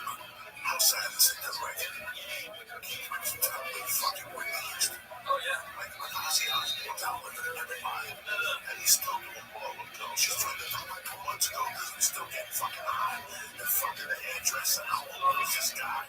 They don't stop. People don't realize there's a little crust to it, and it's in the Zainaz and Alamithra. Marzutra says that this is considered regular bread, and he'd make a whole meal out of it. He made amanti and bikus hamazon. Mar Baravash, on the other hand, says that this is considered a poor man's bread and can make matzah out of this. We have a machloekes, and another machloekes about juices that come out of fruit. Is it only grapes and olives that you squeeze them and pick out juice? That the juice has the same halacha as the fruit itself, you make a special bracha on it? What about apple vinegar? What about honey that comes out of a date? What bracha do you make on that? One manoma that says that all juices are considered like the fruit, and therefore, when it comes to truma, for instance, if somebody drinks truma juice, any juice, apple juice, whatever it is, to be chayav to pay hegdish back or carry the chaimish because it's took from truma, and therefore the bracha would be where you create on the juice. According to other manoma, if you cook truma juice by mistake, you don't pay carry the chaimish because it's not considered a fruit, and therefore you make a shahakol on the juice. It's a concept called truma. You take fruit and you mash it slightly. The halacha is that by truma, you're not allowed to destroy the fruit. You can't even make beer out of truma fruit because it's considered destroying the fruit. Yet, you're allowed to mash the fruit, and therefore, it's considered truma, and it retains its original bracha that you made originally, that would be koyer kriyais. The seesaw is where you take grain kernels and you dry them out in the oven. They're sweet, you add some oil to it, so it depends. If they're thick, then you make a mezainis on them, and if they're very thin, that would be for medicine purposes, and you make a shahakol. Yet on Shabbos, you're allowed to mix it, and you're not allowed to mix medicine on Shabbos. The answer is because you're eating it for food. It just so happens to be there's a side benefit that it acts as a medicine as well.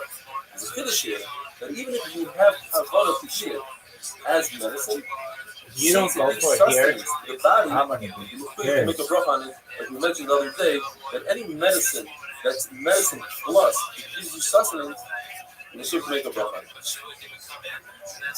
The bracha on Maitzi, you have to make a bracha about the past. That the Baruch Hu took out the wheat from the ground. So what lashon do we make? Do we make mighty? Does that mean in the past or hamighty? Well, we know in halacha we say hamighty means in the past. The Gemara goes through a whole discussion whether mighty, different psukim, mean in the past or perhaps hamighty means in the past. There's one place that says that hamighty is in the civilization means in the future. Fuck. The Gemara tells us that Barav Zvid was known as a great person and a big baki in the halachas of brachas, and they were telling Zera how great he was. Rabbi said, "Bring him over. I want to test him." He came over and he gave him bread, and Barav Zvid said, "How mighty?" And Rabbi Zera was upset. Why did he say mighty and take us out of our sveikus and explain to us the pshat and the pasuk? But like we said, the halacha is that we say today hamighty, which means in the past. We both took out the wheat in the past. The Gemara goes into a whole discussion about vegetables. What's the halacha? The Gemara brings different amoraim that say that it's hadama or shahaka. The Chizda says that there are fruits, there are vegetables that are great when they're raw and great when they're cooked, such as carrots, etc. But there are vegetables that started out not that good, like cabbage, pumpkins, beets. The bracha would be, if they are raw, they would be a shahaka. Only after you cook them and you take out the flavor from them, they become flavorful, then they are bar priyadama. On the other hand, you have vegetables like garlic and meat that as is, they have flavor. But once you cook them, they lose their flavor. Place says, you know that if you put garlic in the food, it tastes great. As it says, it only tastes great because it absorbs salt and chicken and different things from whatever food you put it into. But if you just take garlic and put it into water, you destroy its flavor. And therefore, it starts out as a bar priyadama, but once you put it into the water and you cook it, it turns into a shahaka. Gemara says, do not compare this to the machlokes we have by matzah. Everybody agrees that your yaitza in a matzah that was soaked in water, in fact, that becomes a lechem oed, the cornmeal bread. These are machlokes whether you cook it. The yaitza matzah. Gemara says, it is a machlokes would be whether the flavor of the matzah remains in the matzah, that's the machlokes. But it could be that in our sukkah, cooked vegetables, everybody might agree that the bracha would be ha'adam. Gemara brings that Rabbi Yomen Bar Yefes said in the name of Rabbi Yochanan that cooked vegetables are shahaka. On the other hand, the Gemara brings Rabbi Bar Abba, who says Rabbi Yochanan says that cooked vegetables are ha'adam. The Gemara says there's no comparison between Rabbi Yomen Bar Yefes to Rabbi Bar Abba. Rabbi Bar Yefes wasn't misdiagnosed as Rabbi Bar Abba was very exact in the way he repeated over to Rabbi Yochanan. In fact, the Gemara says he would say over everything he learned from Rabbi Yochanan in the past 30 days. Every 30 days he would repeat it. Another third writing where brings that this pumice type of a bean that you cook 7 times, or Rabbi Yochanan said Adam on it. You see that even after you cook it, the original bracha remains.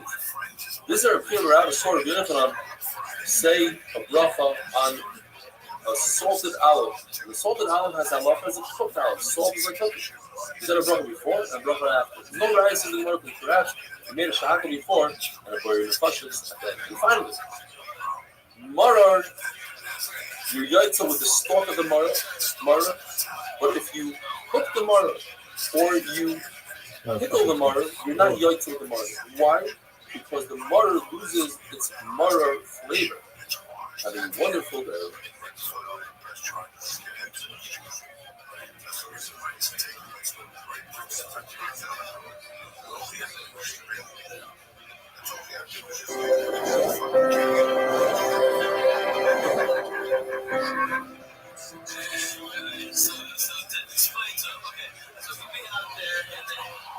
Racha is the Chafam Test, continuing with the story that Rabbi Yochanan ate a very salty olive. The question is, how did you make a bracha flame? In order to make a bracha flame, you have to eat a shear of an olive size, but every olive has a tip. Less than and therefore, that olive that he ate was less than a shear. So you must be talking about a very large olive. The shear of a kazayis is a medium olive, so even without the tip, it still had the shear of a medium olive. If you have 2 foods in front of you, one is a hadama and one is a shahaka, you make the bracha of hadama first. Let's say the both hadama in front of you. If you like one of them more than the other, you must make the bracha on the one you like more. Says the Gemara story, there were 2 Talmidim that were sitting in front of the Bar Kapara in the meal, and we brought out in front of them cooked cabbage And now we have the whole discussion yesterday. Oh, they're gonna What's go the bracha on deep. cabbage? Is it a shahafel or adam? He brought in front of them kardiyot, which is hard-rich bird, the meat of a bird, and also umaskin, which I is a would have mountain chicken. intercepted it. And the Torah told one of them, For go sure. ahead and be mighty with the bracha. So he went ahead, jumped ahead, without asking questions, and he made the bracha on the meat. So his friend laughed at him. But the Torah was very upset about him. He said, I'm upset at you for laughing at your friend. Your friend did it because he likes meat more than anything else. And I'm upset at you for making the bracha on the meat. You should have asked me. I'm older than you. The Gemara says, in fact, both of these Hanayim were nifter that year. The Gemara says, but don't prove from this story that the machlokes what the halacha is in regard to cooked cabbage, which is cooked vegetables. It's possible to say that everybody holds that cooked cabbage is a shahata. There's another question. The machlokes between the Hanayim was, when you have a situation, you Zero have people. two foods in front of you. One, Absolutely both have the same dreaming. bracha, the cabbage and the meat have the same You're bracha. amazing. But one you like more, you like the meat more, and one is more filling, the cabbage is more filling. Which one should you make the bracha on? One you make the bracha on the meat, he held that you make a bracha on the one you love more, and the other one held you should make the bracha on the one that fills you up more. The one talks about their midday lifta. These are turnip heads that are uncooked. The Buddha says it makes a difference how thin you cut it. If they're very large pieces, it remains the original form, and therefore you make a hadama. If you cut them very thinly, and it loses its form, then it's a shahafel. Rabbi says not true. When you cut them very thin, you do so because you want to take out the sweetness, you want to make it sweeter and better, and therefore, in both cases, it's a hadama. But kind of says if you have a dish made out of beets, and it doesn't have that much flour in it, you make a hadam. What about a turnip dish that you do put a lot of flour in it? It says the Gemara, you don't make a mezainis on it because the flour is there only to bind the ingredients together.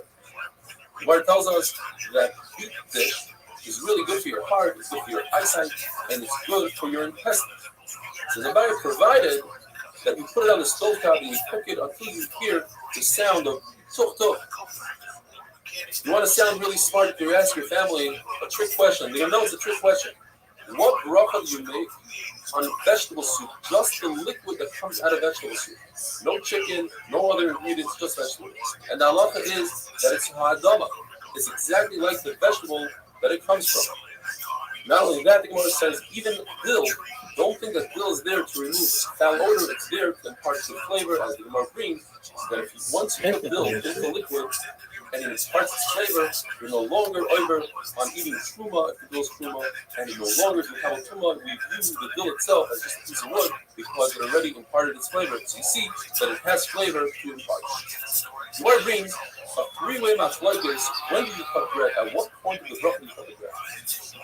Mar bar Ravashi, Rav Barashi says, if you have a very tough piece of bread, you want to be able to eat it, so you soak it in water. And soaking in the water creates a situation that's as if it's cut. And you make the bracha afterwards. That means that Rav Barashi holds that you make a bracha after the bread is completely cut. Rav Chia himself holds that you should make the bracha, you should cut the bread at the end of the bracha. It's as if you made the bracha on a whole bread. Rabbi says that's not true. Since you cut it right before you finish the bracha, it's as if you made the bracha on broken bread. Therefore, it's the bracha, and that's how we pass the halacha. You make the bracha. Take it to the cut his. the bread after you make the bracha. And that brings us to the base. What happens if you have in front of you a choice of bread? One is a small, whole roll, let's say, and the other one is a large piece, but it's broken. The Buddha says you make the bracha on the broken bread. It's more important, it's more partial, and therefore, even though the other one is from bread, the Reverend says you make the bracha on the whole one. The Gemara brings that the Tana came and said what you should do is, the Gemara said, take both of them together. Take the broken one and put the whole one, and like this, it's about Shitas, or not Maritza said, that's amazing. He asked the guy, what's your name? He said, my name is Shalom. He said, oh baby. Oh baby. Shalom between Ravuna and Ravuna. Quintuple. Quadruple covered. This case of a broken bread and a whole bread that was not amazing. similar to the case I ever I would have scored, but the halacha is that if you have a large half an onion, which tastes better than a small whole onion, you should give the half onion as truma. Everybody holds that. The machlokes is I would in have the case where there's easily no said kainer it. around. Designate, And put everybody aside knows the half an onion, it. it's going to go to waste. Oh, So what am I going to baby. hold? Set aside the whole Always were there small too. one, And everybody knows separate it. designate the better one, the more kosher one, even if it goes to waste. If you have a broken piece of bread that's made out of wheat, What is this? and a whole bread that's made out Bullshit. of barley flour, the halacha is you make the bracha on the broken wheat, because wheat is more kosher than barley, Settings. as it says in the pasuk. Channel. Hita comes before barley. My What brother is this bullshit? is the one that said before, we mentioned before, you can do both of them together. And therefore, on Pesach, the Papa says on Pesach, everybody holds that you take the broken matzah and you put it underneath the whole matzah, and that's how you make a mitzvah. Settings. Because in Pesach, there's the concept of lechem poor man's bread. And when you do so, it shows as if you are breaking off from the broken piece of matzah, which poor people usually have broken bread. But the Abba says that on Shabbos you need to have two talis, lechem, mishnah, and Rav Ashi saw that Rav Kahana cut only one out of the two bread. Rav Zera says, according to Rashi, Rav Zera would cut a very large piece of challah, and he said it doesn't look like a ratzon, like a chazer, like a fresser, because everybody knows that during the weekday he would have a smaller piece. It was only the covered Shabbos that he made a large piece. Other Rishonim learned that Rav Zera cut both pieces, both challahs. So Baba and Rav Asi, and these are the last halacha for today, when they would get challah for an Eruv, they would make a moitzi. If they had a choice of different challahs, they would use the Eruv challah, because the Eruv challah already had one mitzvah in it. And the Eruv in it, it's better to do two mitzvahs on one challah than to use a challah. That is so funny. They never had a mitzvah done with it. Have a wonderful day. Oh my god, I just announced I can't stop sweating. See, this is the last time I did this. I was freaking out. This is now. I'm still.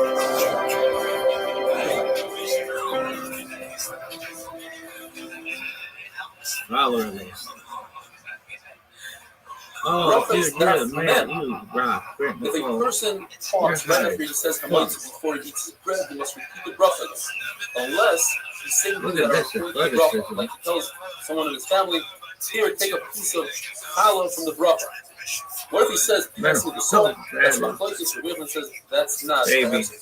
The shita that says, even if you say, You know what else you matters? must make the food Yeah. for our animal, that's also not answered, because it's part of the bracha. It's also to eat food before you feed your own animal. You need to prepare yourself before you make hamaitzi. In other words, make sure that everybody has their salt and whatever they smear on the bread. Otherwise, it can be a hefsek unless you're doing hamaitzi on a very good piece of bread that doesn't need salt, doesn't need any smear. After every meal, $99. and after For the drinking big beverages, one. you should have a little bit of water that prevents the bad breath. How's the And paralyzed guy? Askero, which is the worst disease in the time of the Gemara. Where's he garden? Nobody. A lot of water, a whole flask of water Nobody. for every bread. Look at this movie. In other words, you have floats in your stomach, so to speak. That prevents Itch in my diseases of the face intestine. If you like eat a pimp. lentils once every 30 days, that's really good. Look at this movie. And if you eat it every day, that prevents bad breath. If you eat mustard once every 30 days, that prevents diseases in general. If you Look eat at it this every day, movie. it's not very good. It weakens the heart. You eat small fish like sardines, that prevents diseases of the intestines, and it causes the zera to be marba, and it heals the entire body. If one eats ketchup, now one shot in Rashi is fennel, Look but at he likes this movie. shot more, which is called in Hebrew ketchup. It's this black seed. If you eat a lot of that, it prevents heartache. However, its smell is really bad. It's considered one of the 60 salmon mothers. One of the 60 poisons. If you sleep next to it, the wind could Look push at it this into you one. and it could cause death. What it does that Virginia's mother used to make the bread with ketchup, but she remove it because of the bad odor. The Mishnah says, and we learned that previously, that read the holes that when it comes to vegetables, you have to narrow it down a little bit more. So if you're eating greens, you have to say, where do you get this concept from? Because the Pasuk says, Baruch Hashem Yom Yom.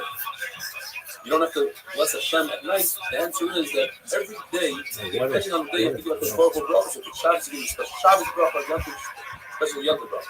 So too, when you eat foods, different foods require different brachas within the same category. You have to narrow it down. In vegetables, there's three categories. There's ha'adama, there's shoyim for greens, and zeroim for seeds. Gemara says that the Baruch doesn't act like humans. Humans, when their vessel is full, they can't fill it up anymore. But the Baruch gave us a bracha that if we learn Torah, the more we learn, the more we retain. It says in the pasuk about Yomer in Shemaya Tishma. So another pshat is, if we chazer and we do chazara on learning, you will be able to retain more. It says the Mishnah, if you say Adama, what is the Adama? Don't on stop. fruit, I would throw you are it in the yoitzim. end But you say zone. the opposite. You say Bar Catch it Priya one-handed. on Like it, vegetable, you're not but it yoitzim. wouldn't even Shahako penalize is me. mighty. Penalty. Worst team ever. On the land that you gave me. Now, what happens if you had a disaster on your land? Your tree was chopped down, your stream disappeared. You still safe. And Jesus says, yes, you're still safe because the main part is the actual land, not so much the tree. If you the hold, it's the land that we give the bracha, not the tree. Is the three machlokes? What exactly, from what tree did Adam Rishon eat? Look at this. When he sinned? According to the mayor, What are they going to do? the grape. Kick this fucker down the middle, baby. Humans sin because of wine. Oh, he missed it. And the Chemi says it's the fig, because the fig is when he dressed himself. Oh, he got it. How the fuck did he get that? It was the fig that tried to Let me see it again. compensate on the avera that he did. And finally, review the whole I can never see that shit. The tree of wheat. In other words, wheat is a tree. He ate from the Eitz Hadas. It gave him seichel. That was so Only sick. has seichel can differentiate and call his mother, and father after he has wheat. In other words, that's how he had that. And I would think that if you say ha'et on wheat, you are right. The answer is that wheat, although it might be a tree, but since it doesn't grow, once you pick it, that's it. So you don't say ha'et on wheat.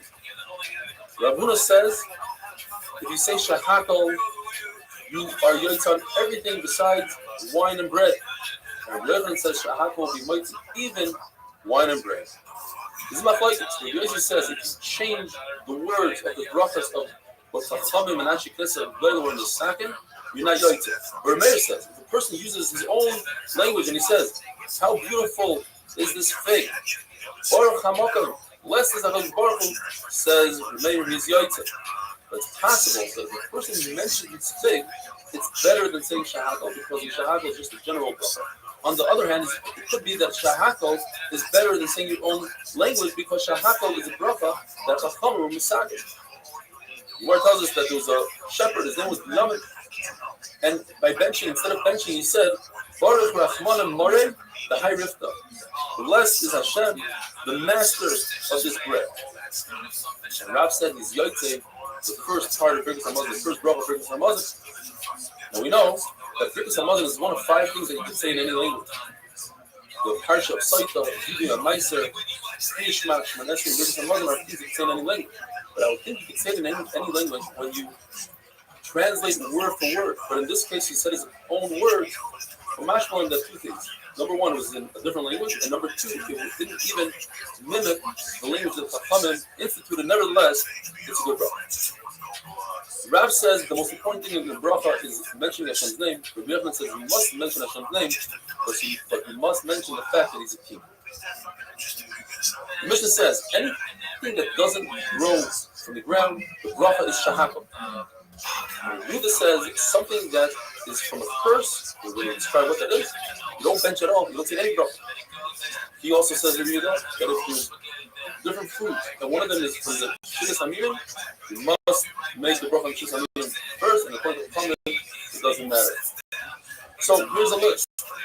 You have meat, fish, chicken, eggs, cheese, and foods that got ruined, like bread that's moldy, wine that's no good, or any hafshel that's no good, salt and water, and nugget. What is nugget? So we must say dates that were sunburned. They were burnt in the sun, and according to Yehuda, that's considered a curse. It was cursed, and therefore there's no bracha at all.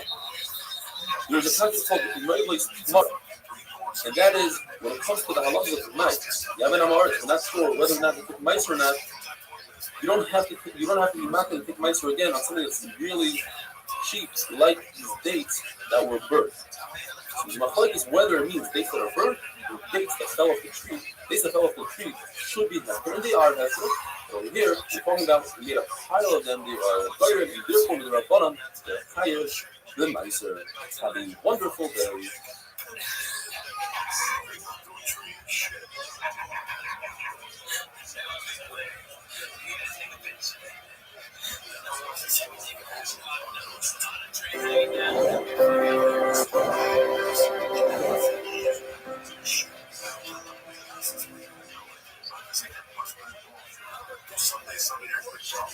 Bracha is daf memalach. You have in the Mishnah machlokes review the chachamim. If you have food in front of you, which one do you make a bracha on first? Is it the shivas haminim first, or is it chaviv first? The one you like more. Says Mullah machlokes on the right. How to explain this machlokes? Machlokes is only when the brachas are the same. Both of them are right. So you have an apple and an olive. The olive is shivas haminim. The apples where I like more. Which one do you make first? But if the brachas are different, you have ha'adoma and ho'etz. You have a carrot and an olive. You can make a bracha on the carrot if you like. Now there is a brisa that says that if you eat a turnip and then you eat an olive, the turnip, the ha'adoma on the turnip is mighty the olive that's ho'etz. And we must explain that the pshat is because the turnip is very sharp, and the only reason you're eating the olive is to diffuse the very sharp taste. In other words, the olive is a truffle to the turnip. And here's a big chiddush. Even though you're eating the truffle not together with the turnip, nevertheless, since it comes because of the turnip, it's still considered a truffle to the turnip. You don't make a bracha on it. Now there's a shita that says that the machlokes or Yehuda and chachamim is even in the case when the brachas are not equal. Because we have a Rav Yosef who says that the pasuk that discusses the shivas haminim, Eretz, Chita, V'Soira, V'Gefen, V'Karina, V'Rina. Eretz, Zeishem, V'Dvash. Goes in a very specific order. Chita, wheat, the bracha comes before Soira, barley. And you just go down the pasuk, whatever is first in the pasuk, the bracha comes before that thing. And therefore, that would tell us that anything that's in this pasuk comes before other vegetables as well. Chanan says that this pasuk is coming to tell us that these fruit of Eretz Yisrael all correspond to shiurim in the Torah. So, for instance, we start from the beginning. Chita, wheat. That is, if a person goes into a house of a Mitzorah, holding his clothing and his shoes and his ring, they become tamei immediately. He becomes tamei immediately, and all his clothing comes off. But if he's wearing his clothing, he has to wait anywhere from 3 to 9 minutes. That's the shear today at Achilas Pras. A half a loaf of bread. A loaf of bread is 2 seudas. A half a bread is 4 beitzim, 1 seuda. But the Gemara says it has to be in a special shear that's easy to eat. It has to be made out of wheat. So here you have the shear of wheat. You have to be leaning, and you have to have a dip. The next shear is soira. A bone the size of a barley is mekama if it's from that person. If you touch it and if you lift it, but it's not mekama the whole room, but oil. Gefen, wine, is a shear for nazir. Another nazir eats kartzanim, he eats the peel or the seeds of the grape, he eats a shear of revis. How do you measure revis? With wine. Wine is thicker than water, therefore more of it fits into the cup. Kaina is a fig. That's how much you have to take out into a different rishus and Shabbos, the size of fig for food, that is the size of a fig. You might a pomegranate, if you own a kli, you're not selling a kli because a kli wouldn't become tummy, it would lose its susceptibility to tumor even if it has a small hole in it. But if you own a kli, you don't want to get rid of it until it has a giant hole the size of a pomegranate. Then it's no longer become a kli. An olive, it's all most of the shiurim of the Torah, such as Caleb, Dam, Figel, and Noisar. And finally, Dvash, which is a date, That's the amount that you have to eat on your kicker in order to be like. And Rabbi Yosef was He's got to be the kicked out of the he says game. all these shurim are just going to smack in the Torah. It's not a real meaning of the Torah. Question: you have in front of you a date and a pomegranate. Which one do you make a bracha on first? Now, you go in the list of the Torah. The date is the last one in the 7 minutes. It's Pomegranate garbage. is number 5. So the Torah pomegranate should come before the date. Says the Gemara. Rav Amuna said no. The date comes before a pomegranate. Why? Because the pasuk is divided into 2 pieces. First eretz and second eretz. The date is the second one to the second eretz. The second one comes before the 5th one on the first eretz. And if this had heard this, he was extremely excited. He said, I should have metal feet so that I could serve you forever. The person made Amaiti, and then they brought him fruit. They brought him dates, figs, and grapes. According to Rabbi of Nachman, since it's not part of the Suda, you have to make a separate bracha on it. And Samazim works to be Moitzi those foods. According to Rabbi Shimon, you need to make a new bracha, Achroina, Birkas Hamazon doesn't work. Why? Because Birkas Hamazon is only for something that's satiated you. These fruits are just for sweetness, and therefore you have to make another bracha. Strolling, that's the This nicest is thing. one of the scariest words in Shabbos. This is the Like a only stroll, thing that like I you can mean think of what? that doesn't require a bracha. Right now, Oh, this fuck. passage of Kislev with the son and Rashi explains. What is this? Kislev is This team posted sucks. milk. Bread that comes at the end of the meal, toasted grain. Says Rashi, it's talking about after Birkas Hamazon, they bring toasted grain.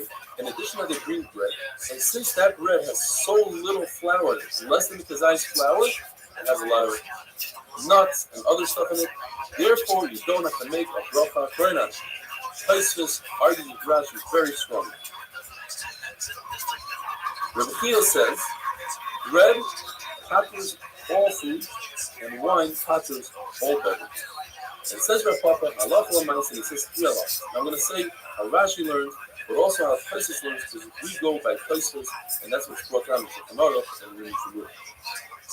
Things that come because of the Suda, in the middle of the Suda, don't need a bracha not beforehand and not after. It says Rashi, that's talking about anything that This gets shit football team. No, it's talking about meat and fish, and that's what we do today. We don't make a bracha on meat and fish because of this halacha. It comes out of the bread. You don't eat it with the bread, but because you have this to do with bread, you bring to the table Offside of fish the and meat, and you're not going to make it. She, Second halacha. If it doesn't come because of the Suda, then you have to make a bracha beforehand, but not afterwards. What does that mean? Says Rashi, it's not for a dip, it's to satiate yourself, such as eating cabbage or turnips. Taisa says, no, it's talking about sweets, and Rashi uses this as the third element. Sweets, in other words, fruit, they don't come because of the bread, and therefore, you make a bracha before, but you like to make a difference among them. And finally, the third element. Anything that comes after soup, you have to make a bracha before and after. According to Rashi, it's food. And according to Tosfos, it means even meat and fish that come after you're done. You say, I'm finished with it. You didn't make the mother when you're done. You have to make another bracha, Rishayna, and after. And finally, last halacha for fish. The Zayma said that when you make hamaitzi on bread, it's not maitzi the wine. Why is that? Because wine is special. Wine is burning a bracha for itself. Meaning, there are times that you make a bracha on wine, you don't even want to drink the wine. But you have to make it on wine, such as tradition as well. Therefore, it's a very special bracha. And if you're not yotza through the bread, that is wonderful.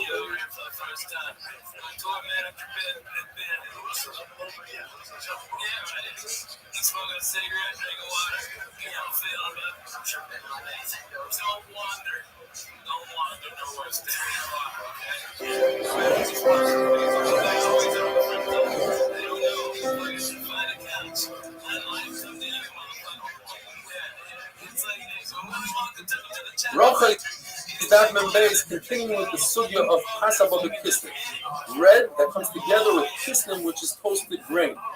In other words, it's a different type of bread. Rashi describes it as very heavy on the sweets, on nuts, very low on flour. That's why there's a manora that says you don't even make a Birkas Hamazon on it.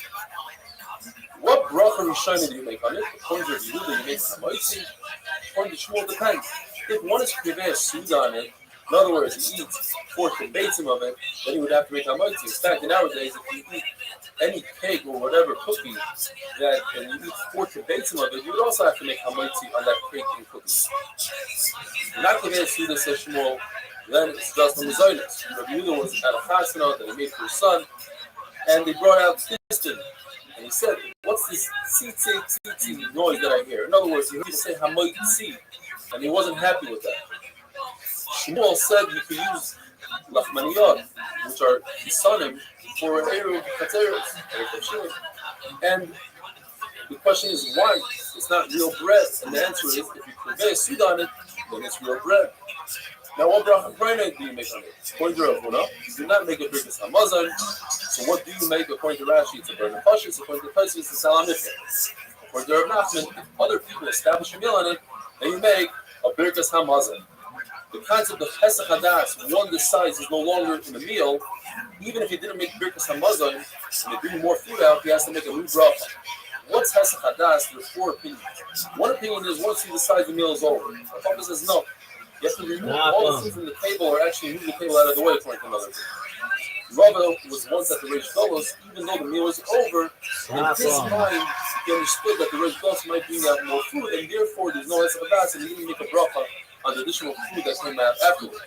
A third opinion is that if you wash your hands with oil, like you sanitize your hands, that signifies that it's the end of the meal for you. Anything that comes after that point, you have to make a new bracha.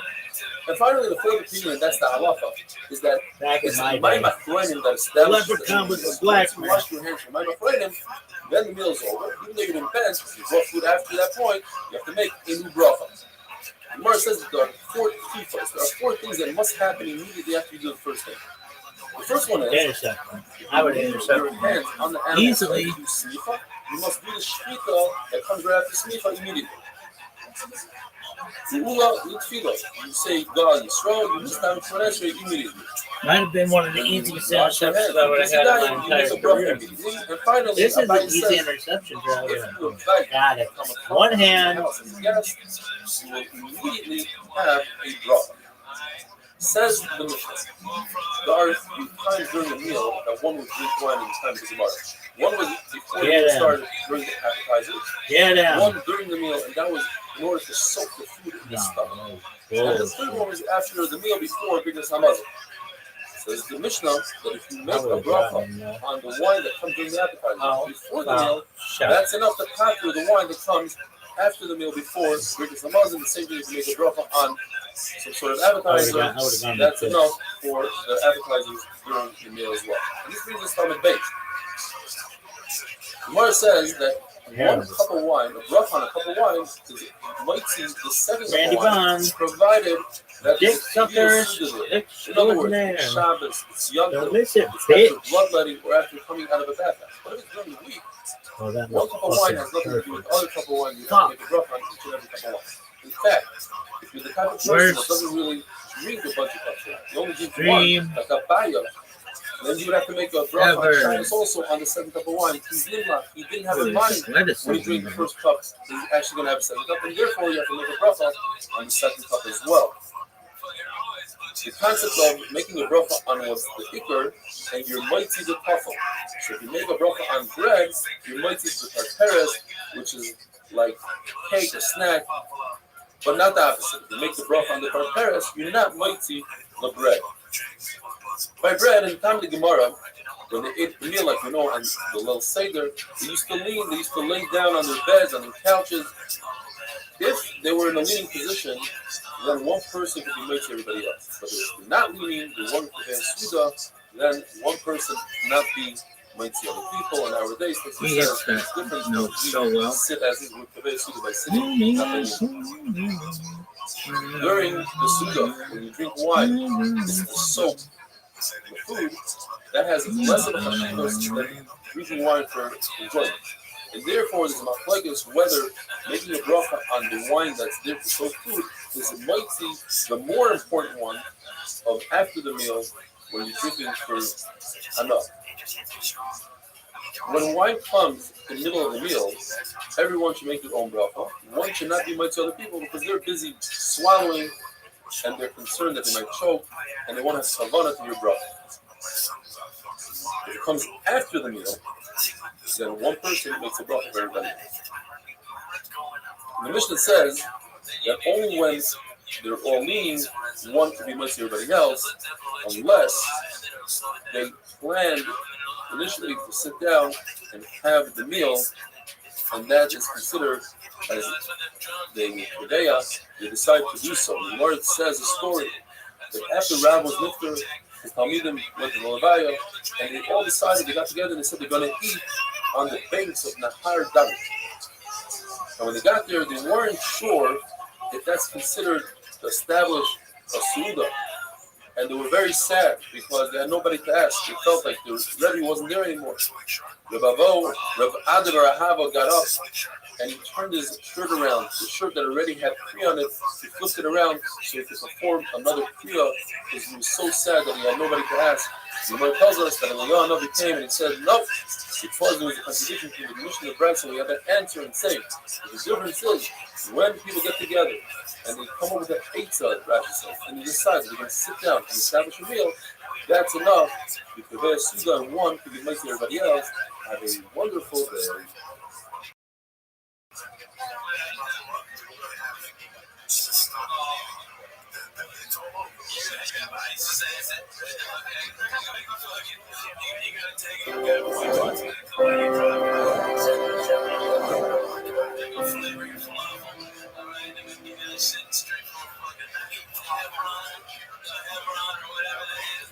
Bracha is that Gimel. We learned in the Mishnah that if everybody's gathered around and all leaning on the couches, one person can make the bracha for everybody else. So this is Gemara, that's talking about bread. But when it comes to wine, there's enough bread. And there's two opinions of what Rav said. The first Lashon says, the Rav said, that when it comes to wine, if everybody's leaning, then one person can do one to everybody else. The second Lashon in Rav is, it doesn't matter. Everybody could be leaning, it won't help. Everybody must make their own bracha. And Rabbi knows, as long as everybody's leaning, one person can make everybody else. How do we explain the brags? There's a wealthy person that invites many poor people as guests. And the guests start coming in and they sit down in the front room. And they're waiting for the rest of the guests to come in. And as they're waiting, he serves them wine and he tells them, wash one hand. As he says, because it's Tumah, as he says, because it's covered with bracha. And each one makes an individual bracha on the wine. The question is, according to the first opinion of Rav, why can't one person make a bracha for everybody? The answer is, because they're all transitioning to the second room. And therefore, in this room, they're not considered Kavua, they're not considered Mizulim together, and each one can make their own bracha. So now, all the guests show up, and they transition into the second room, where they have beds, and everybody lays down, they do a seva, and they all wash both of their hands, because they're going to be eating bread. Now, one person makes bracha on the wine for everybody. The question is, according to the second opinion, how can one person make a bracha for everybody? The answer is, since one person is making a bracha on bread for everybody, so legally when he's doing it for bread, you might see other people for wine as well. It says in the Mishnah that the person who is honored in Zimun, he's the same person who's going to make the bracha on the summon, and he might see everybody else. And it seems like there's another greater person than him in the room. Why is that he's doing all these brachas? Because he washed his hands first. So he gets to do Zimun. And once he gets to do Zimun, they say, finish the mitzvah, makes the bracha on the sun mitzvah. What does the story that Rav was eating by Rebbe's house, together with Rav Chisda, and Rebbe looked at Rav and said, go wash your hands. Rav started shaking. He thought maybe he did something wrong. And Rav Chisda told him, no. Rebbe wants you to go wash your hands first. And my friend, like you said before, the one that washes first, he's the one that's honored in Zimun. Why do we make a bracha on smell? It's not a physical thing. It says the Gemara, because it says the Prophet, calling a shama to how we talk. What is it that a neshama benefit from that the rest of the body doesn't? The only thing is, the smell, and the Prophet says, make a bracha.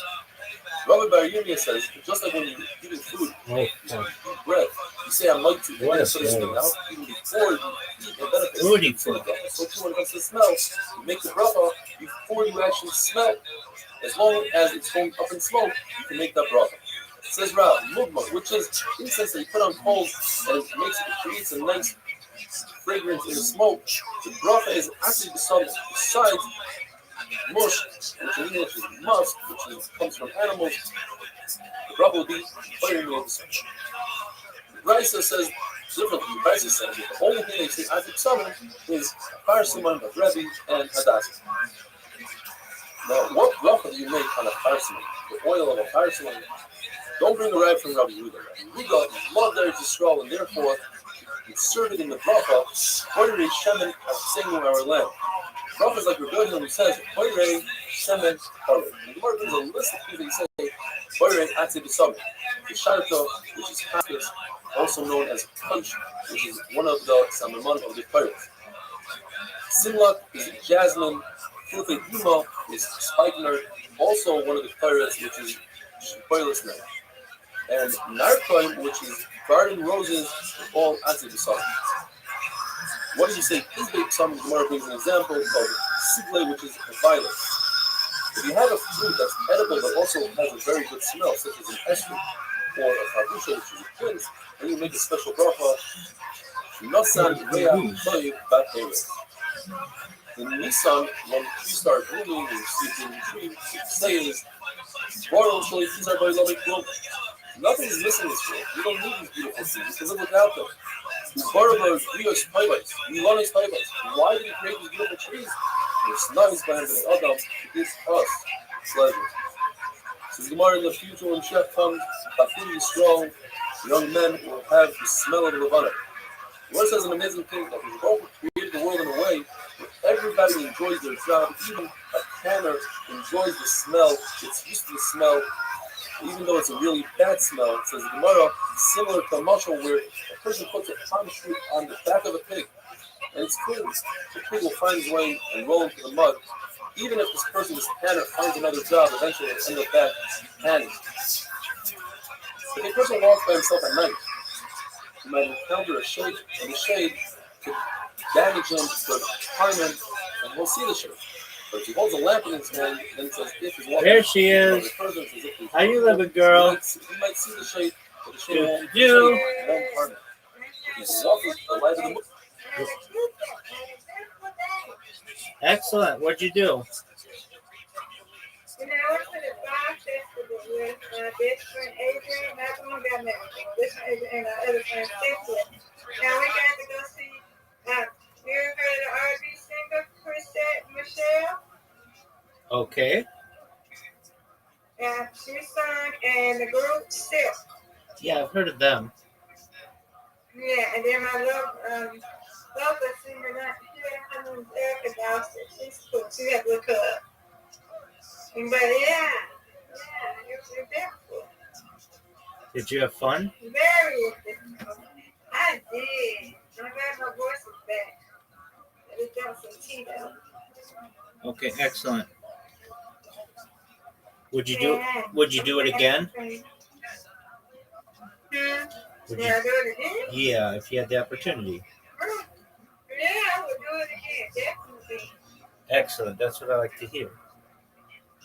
It was fun. I enjoyed myself. Excellent. All right. You should have an invitation. Let's go. LFG, girl.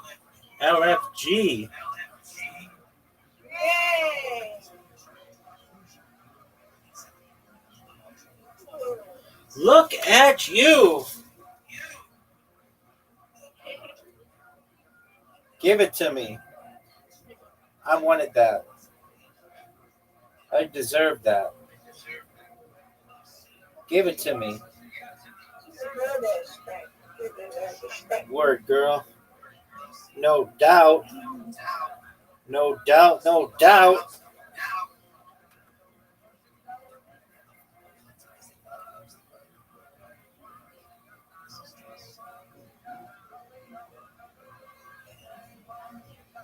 Oh, that was a good one. That's interesting. Look at you. Get it. That was garbage.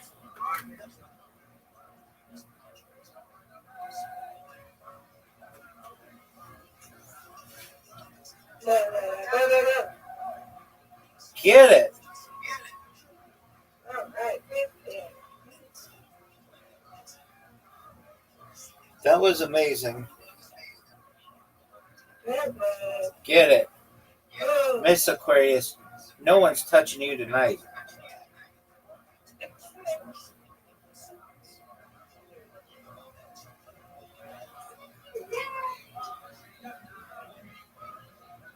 Wow.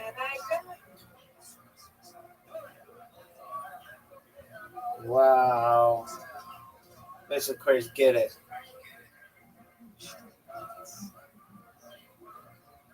Miss Aquarius, you got this, no doubt. I don't. Sorry. You too bad. You got it. Come on, right now. You got it. You got this. Let's go. Get it. Miss Aquarius, this is not good. This is a very, very difficult. Very difficult.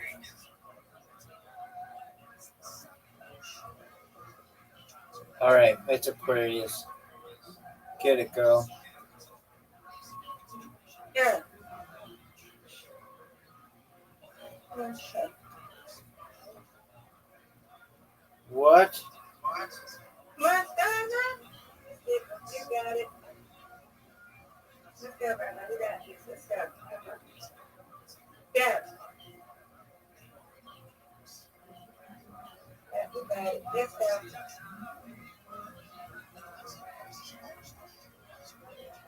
Girl, let go. Oh no. You got me, Miss Aquarius. You win, I win. Yeah. I win. Hey. You win. Miss But Aquarius, you weren't stacking. I did win. Yes, you're a winner too. Undefeated. Not just a winner. Yeah. Undefeated. Yeah, we're undefeated. We are undefeated, right? Word, girl. Word, girl. You got this, brother. No doubt. No doubt. They should just make it so that it's a perfect game every time. Because that's what I'm going to get. I'm going to get it 300. First one. Come on. Rigged. Zoot! Zoot, how you living, pimp? Zoot! How are you, big dog? Come on, bye-bye. Why do you say such bad stuff? Calm down, dude.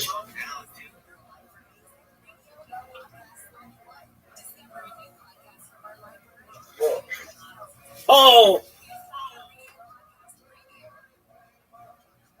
Nice spare, Miss Aquarius. Thank you. Hey, Zoo. Hey, man, Chris. Woo-hoo-hoo-hoo. Come on, bye-bye. Come on. Zoo, it's Miss Aquarius. What is so difficult about that? She doesn't call you Zoe.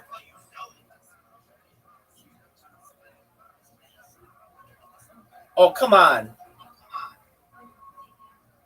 Yeah, right. Bye-bye. I can get that my whole name. That's right. She deserves the respect. Zoot, how was your day, son? Hey. Not bad. Are you ready to do stand-up comedy? Tomorrow. I know, but I mean, are you ready?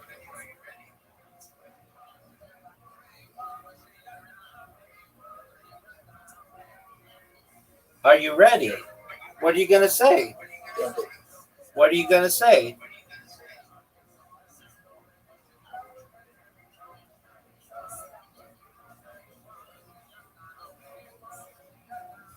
What am I gonna say? That's what I asked you.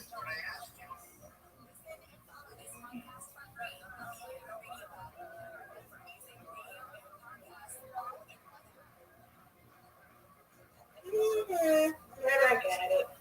You know, do you know? I just doing stand-up comedy now. Come on, now. Do you like it? Yeah. No. That's good.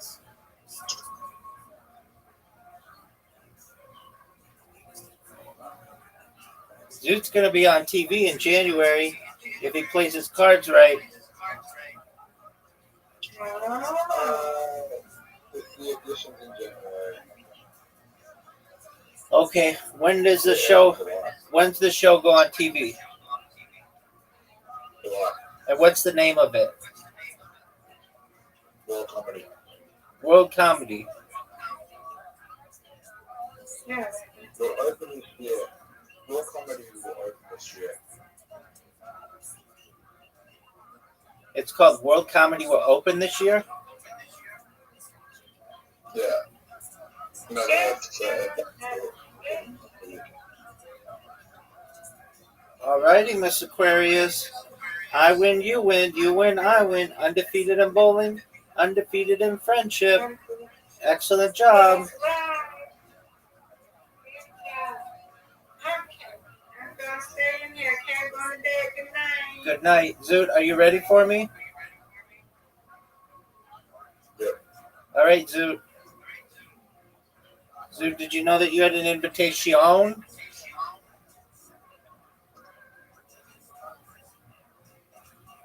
Zoot, did you know that you had an invitation?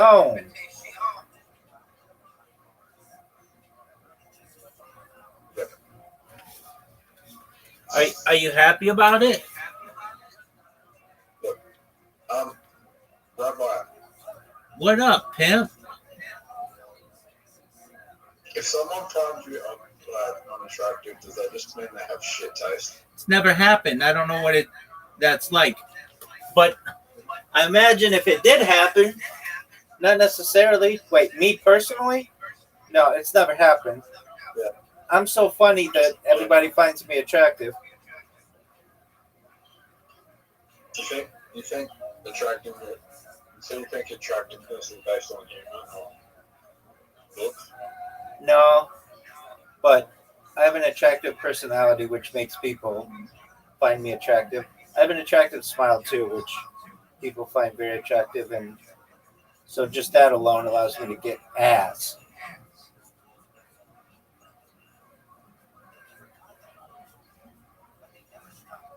But do you feel like attractiveness is subjective? Of course it is. Like, you could be the most ugliest person to someone, but the most beautiful person to someone else. Word, dog.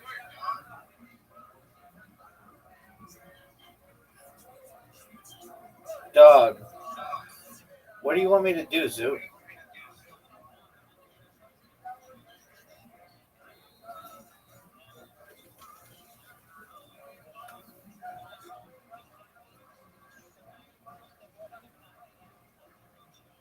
Zoo, are you proud of that move? Yeah. But what? Very attractive, like women's like maybe not 10s but 9s, right? Okay, congratulations. And I've had girls that call me ugly and not the ugliest boyfriends that I've ever fucking seen in my life. Yeah, but like, that's because their boyfriends are good in the sack.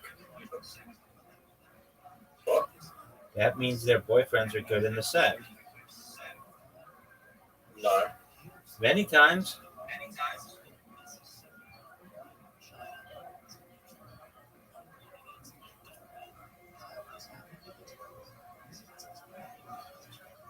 Well,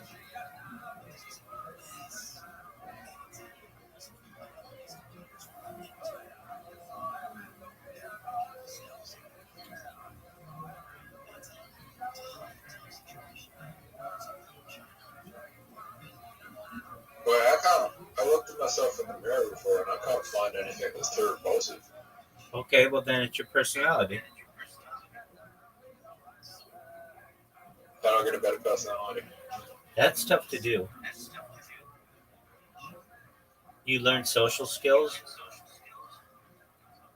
Oh, fuck that. Like, I'll tell you this right now, Zoo, your social skills suck. Really what? Your social skills are unattractive. You may be attractive to yourself, but your social skills are not attractive. You are rude to people, and you don't recognize that you're rude to people, but you are. And it just shows that you're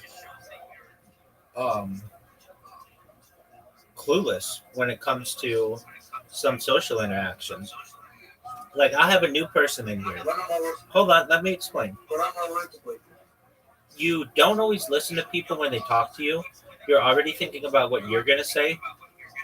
In fact, that's most times, which shows that you are self-centered and you are someone who, I mean, you're a nice person, but you don't always recognize, like, when you just don't recognize your faults a lot of times, and that can cause issues. Um, you're someone who thinks that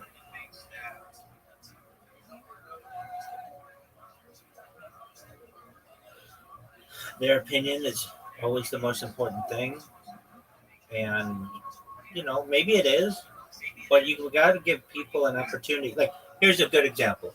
I've told you like 5 times now. Her name is Miss Aquarius. It's not Aquarius. The fact that you shorten it like that shows that you don't have that much respect for her, and that's disgusting.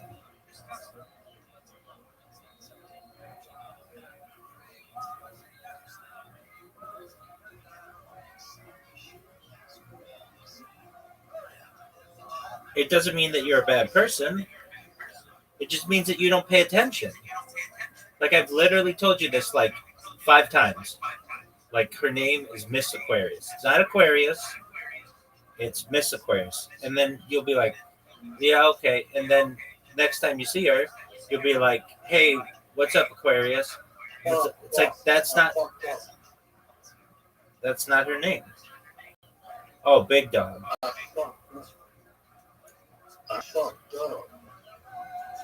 I mean, what do you want me to do about it? Maybe you did.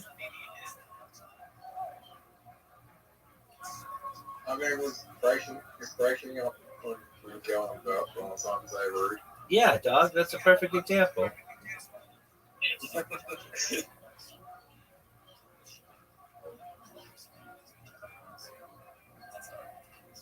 She's gonna remember every Valentine's Day from now on and fucking hate Valentine's Day now. Perhaps. No, she'll probably get dicked down really well this Valentine's Day and totally forget your name.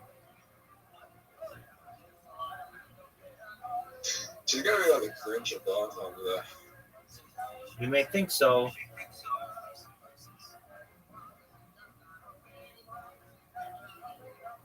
I haven't talked to her in 6 months. Since Valentine's Day, right? A month after texted.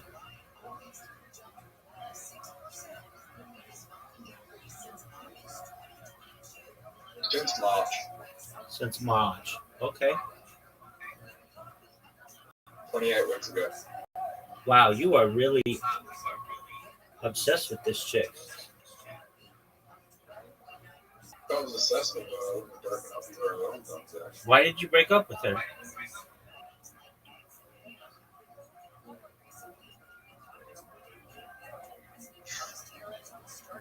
What? That's what I asked you.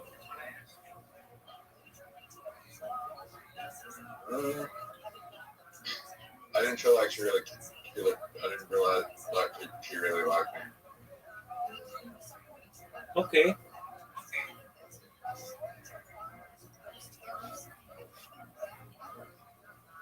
There was a number of reasons.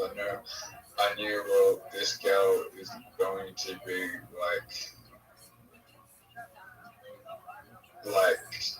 this girl's going to kill me financially if I keep saying that. Oh yeah, that's that girl. All right, so she was just using you for your money. Yeah, so I was just like, this girl's gonna kill me financially, but I keep saying that.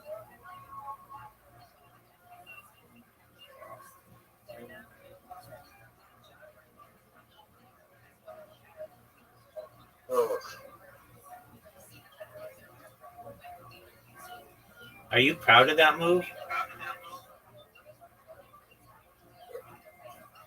I do feel like she was.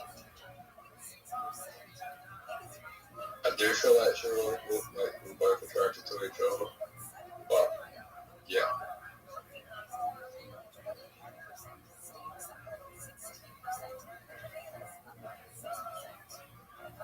Okay, I mean, remember what that girlfriend told you? That, like, out of a million guys, a lot would want to look like you, but none of them would want your brain. Yeah. That is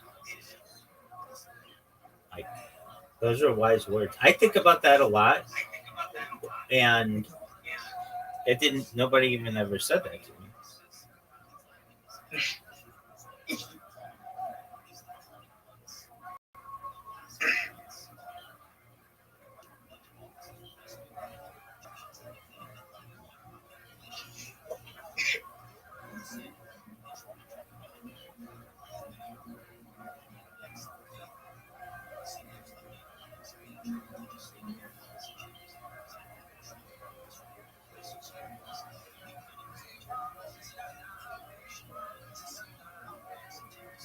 I see a big move for you.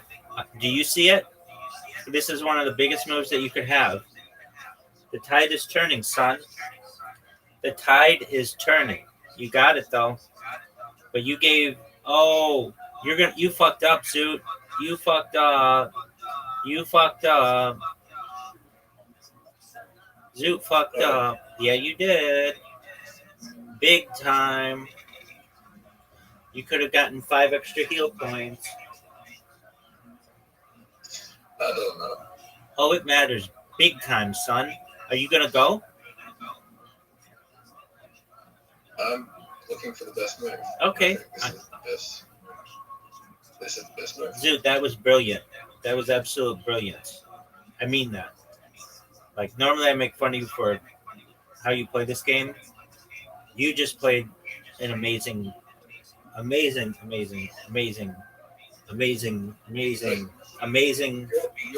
turn. You're one hit away from getting me.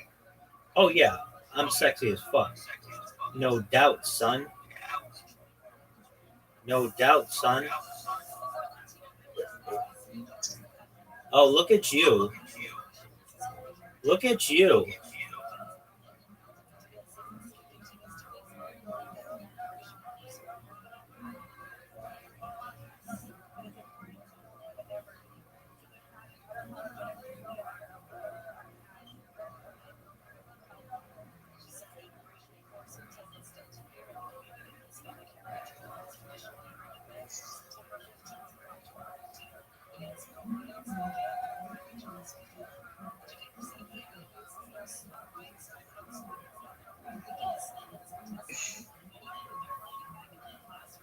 Zoot.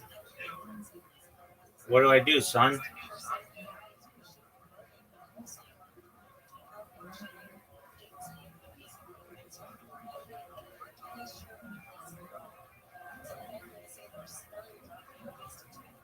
I know I got 5 extra kill points, but I could have got more moves.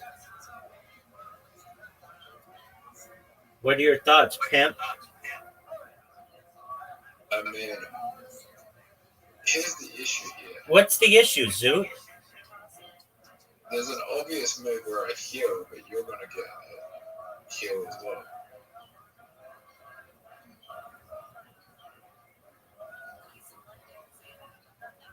Oh!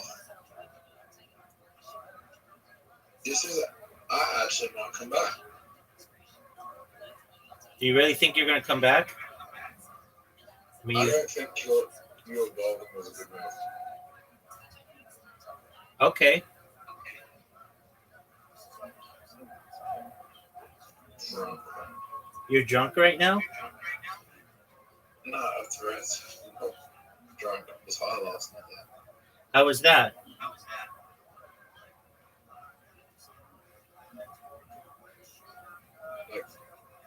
I don't get high. You never get hot. Zoot, you are dominating.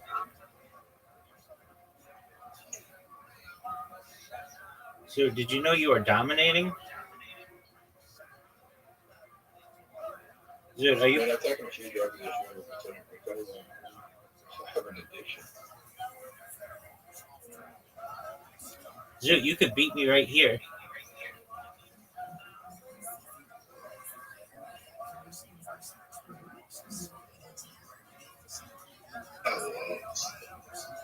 What are you saying, dude? I love recognize. Dick. All right. So, Zoot, I think you can be an attractive person to people, but in no way are you perfect. But nobody is. Okay. But overall, I think you're on your way to being a winner. Okay. Okay. Are you done? Are you done?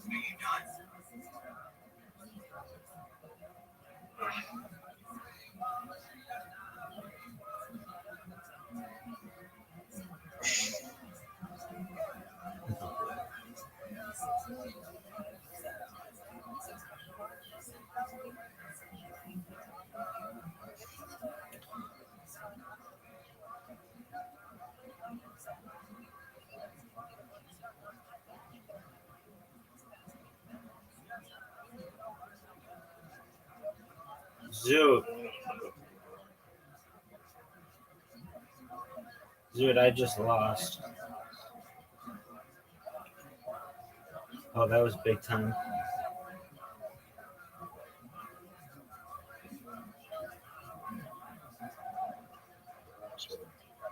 Zoot, what are you saying, Big Dog?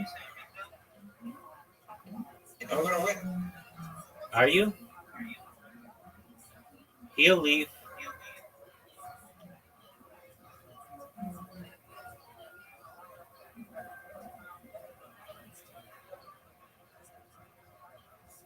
So I read a stat, Rabbi, What stat did you read, Zoot? that 55% of men 18, 55% of men aged 18 to 30 are virgins. 55% of men age 18 30 to 30 are virgins. Okay. are virgins. I don't know how accurate that So is. Oh, I fucked up, Zoot. I just gave you the win. I think it is accurate because a lot of that percentile that would be included in that would be 18 to 21. Yeah, exactly. That means all you have to do if you're between 18 to 30 is hire an escort and you're in the top percentage of men. There you go, Big Dog. Big brain hack. There you go, Big Dog. But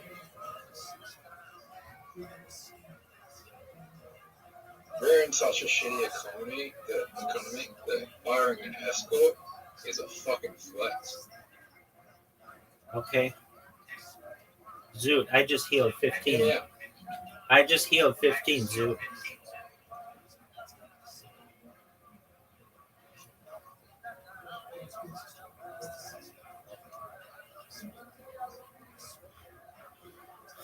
Zoot. You're 18 to 30.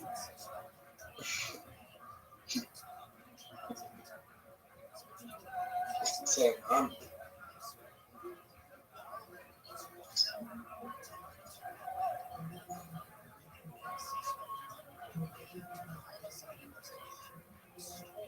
Zoot, who's gonna win?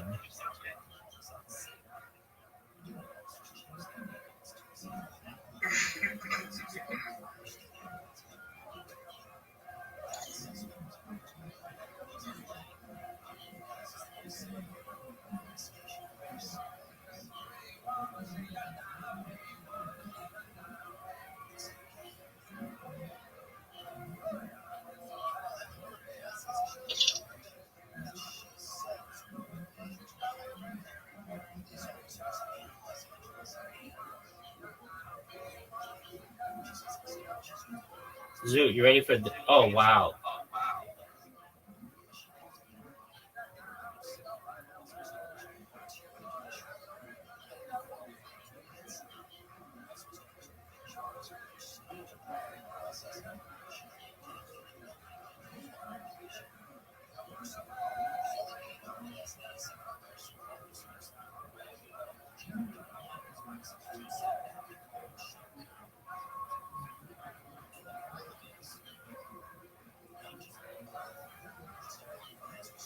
Zoot, you got me. Fuck. Zoot. Zoot, you got me.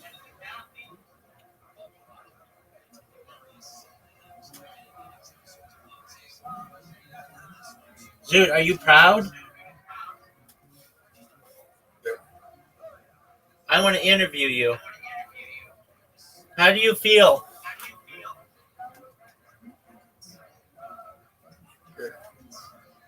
Do you feel better than you've ever felt in your entire life?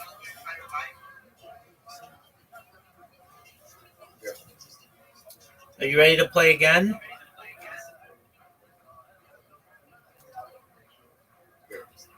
All right, just one moment.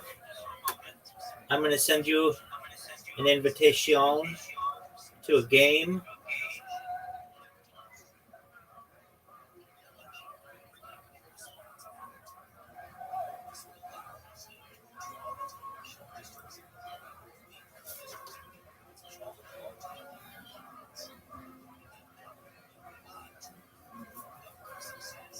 We're going to play a different kind of table soccer. Zoot, do you know what the dragon attack is?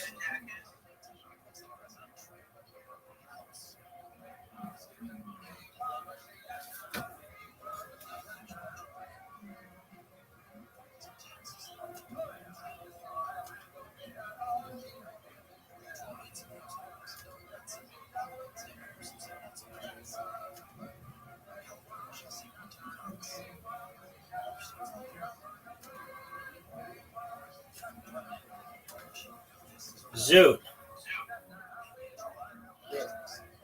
you have an invitation.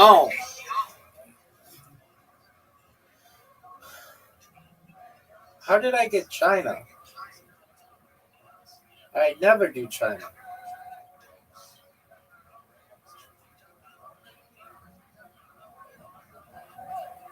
Give me that ball. I just leveled up in your Discord. Excellent, man. Good job. Are you going to make this? Are you going to stop this? Zoot, are you going to stop this? Look how good the shot is, Zoot. Zoot, it's your turn. You've got to pick two moves. Zoot, I just scored. I know. No. But no way of predicting what you're going to do. How about score? I could have predicted that I was going to score. I don't like this method. I like the other one. Okay, why? This one's too slow. It's very fast. If you just... It's very fast. Yeah, but you're going to take your fucking time. Why wouldn't I? Why wouldn't I? Look how good a shot this is, Zoot. Zoot, you're up. Good job. You're up, baby. Oh, no way. You're still in a better position than me. You're closer to the ball.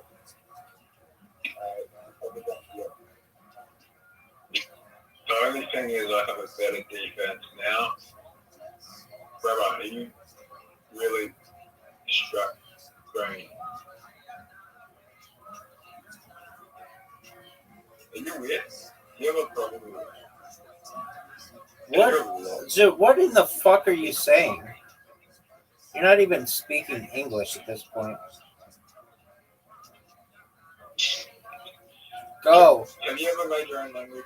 No, because I'm not a loser. I think there was a time in school that I could tell you were one of those kids that try to make their own language. No. Really? Yeah, I mean, we made our own sign language, I guess. Like back in the day. Yeah. Yeah, that doesn't count. So, you know what I found strange? What's that, Zoot? In school, they teach you a foreign language They should just teach sign language everywhere in the world for two reasons. You can communicate with deaf people and you can communicate with foreigners around the world because sign language is practically the same in every language. Not It's really. very similar. Okay, but there are differences. Oh, Zoot. There are differences, but sign language is practically the same in every language. Okay, let's see you score. That's all. Oh, what the fuck, Zoot? Zoot, what are you gonna do here?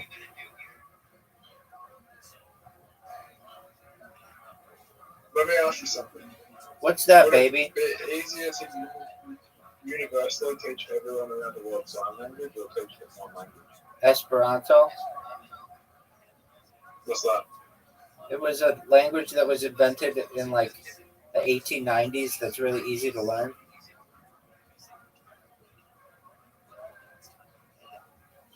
Is it?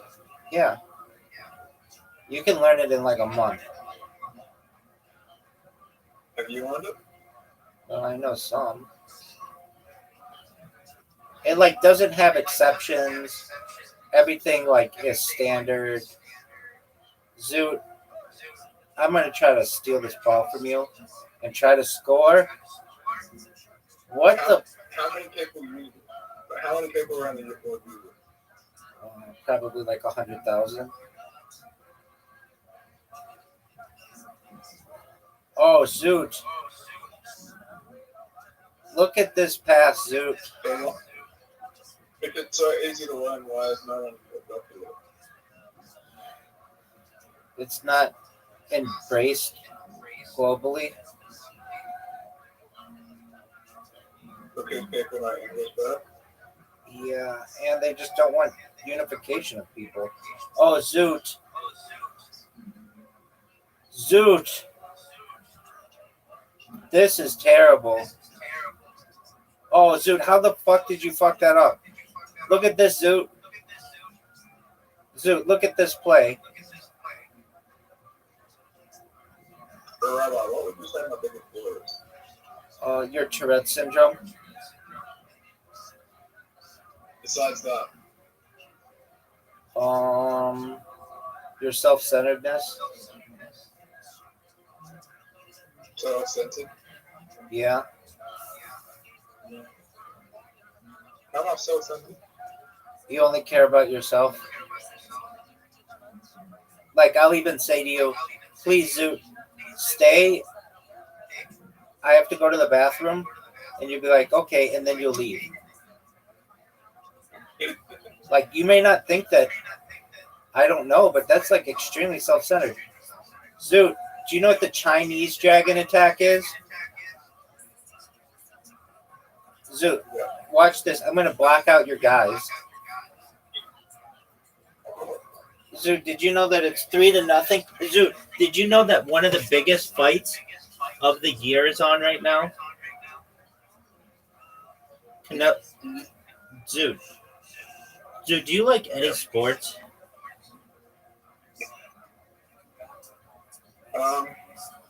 No. No, you don't. No, I do. It's just I have a problem with sports. What's your problem with sports?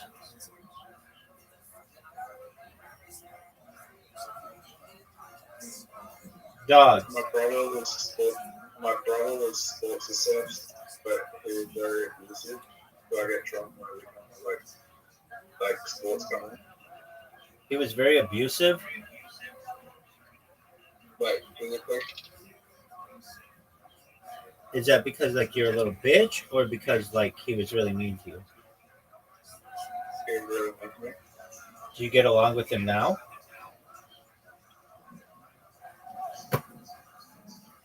I tried it, but the drunk is still left. No way. He like really hurt you. Yeah. Like, what did he do?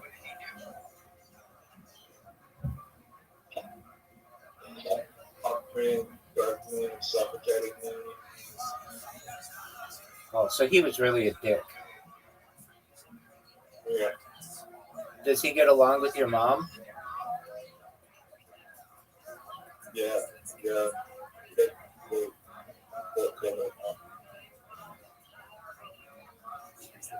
Didn't she like try to protect you? He's alright. Wouldn't you be like, hey, mom, my brother is beating me up?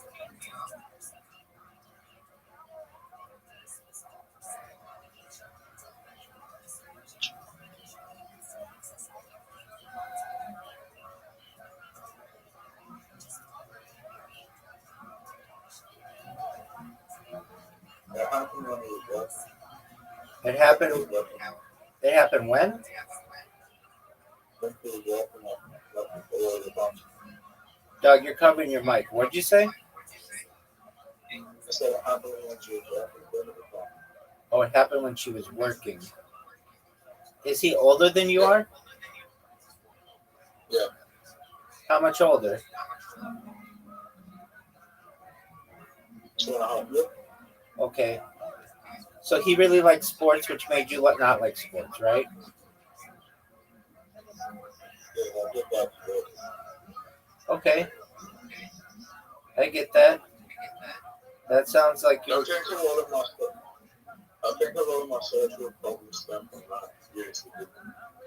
I left. Okay. I'm stopping my community with people here because I never had that experience. You never had the sports experience? No, I never like had many adolescents. Okay.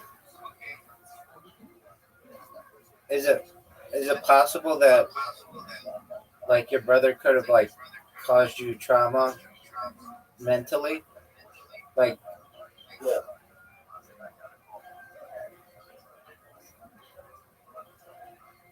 Before that, I was like very social, very quiet, but like I had a lot of friends. And then he would make fun of like people hanging out with him. To the point where I didn't even want to have friends because I didn't make fun of people hanging around. okay. Well, he sounds like a total dick. Yeah. Did you know that you're down 4-0?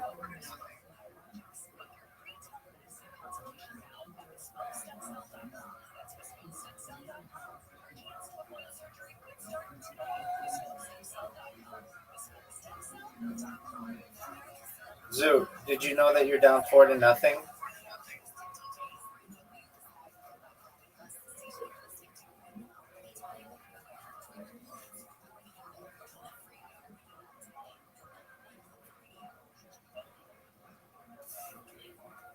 Not really. I want to see it. It'd be the greatest comeback in the history of this game.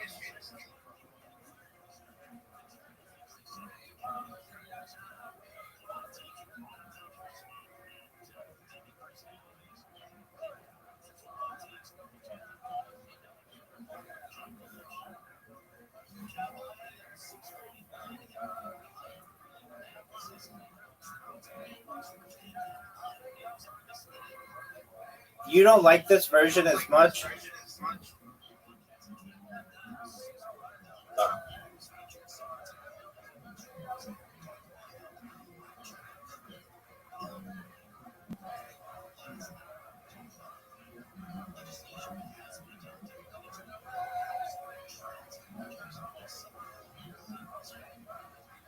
Zoo, what are your thoughts? Do you think I could score and make this?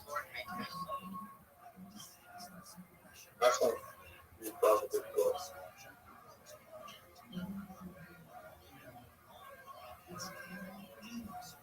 I think I'm winning. Oh, Rabbi. You're going to not score. Guaranteed you're going to miss.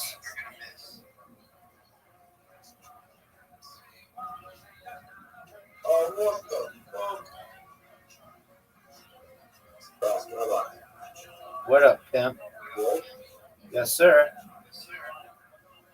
You just helped me. I feel like you just helped me. I feel like we're just talking again. Rabbi, you do realize that that's out. You do.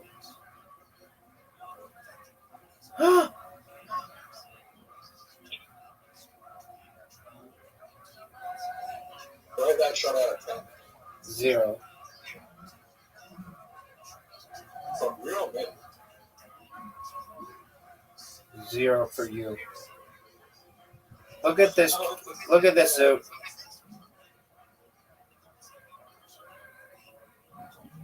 Rabbi, What up, pimp? ready for the best take home to that time. I'm ready.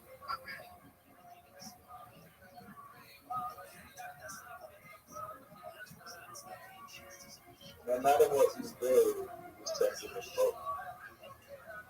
Incorrect. Are you gonna go or are you gonna jerk yourself off raw?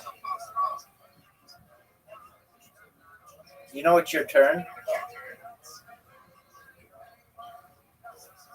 I told you no matter what you do, he's taking his vote. You didn't get the ball.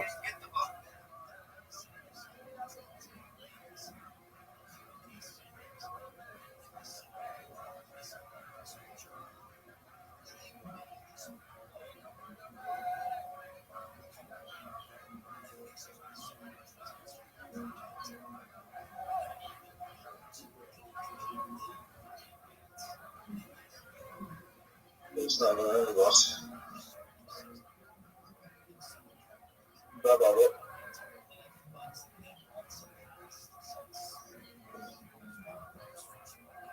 I'm gonna block your guy. I'm gonna score here.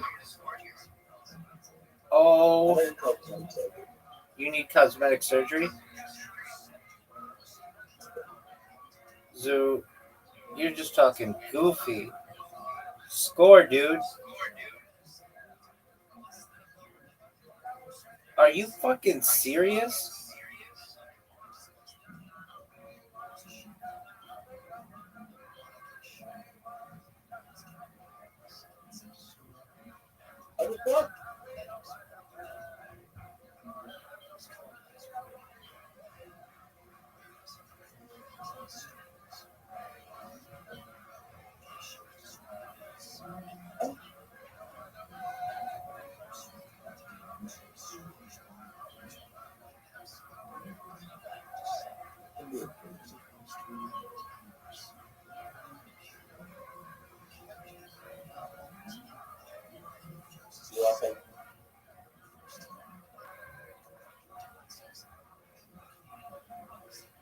This should be the greatest comeback in the history of this game.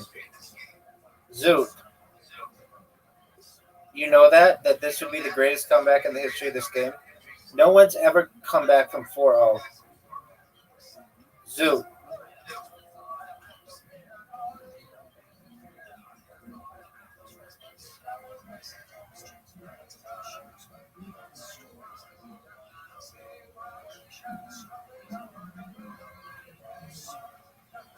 Zoot.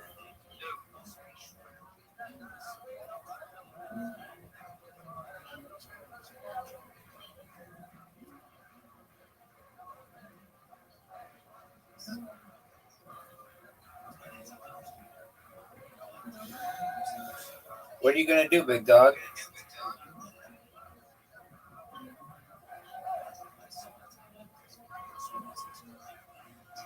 Are you fucking serious? Zoot. Fuck this game. Zoot, fuck this game. Zoot. Are you gonna... You are winning? Dude, shut the fuck up. Oh, what a block. Maybe the greatest block in the history of this game. Zoot, did you see that?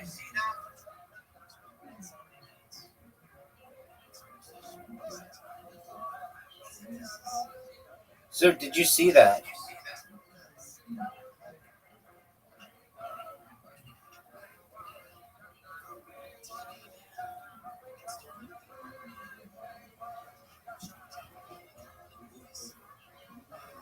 Zoot.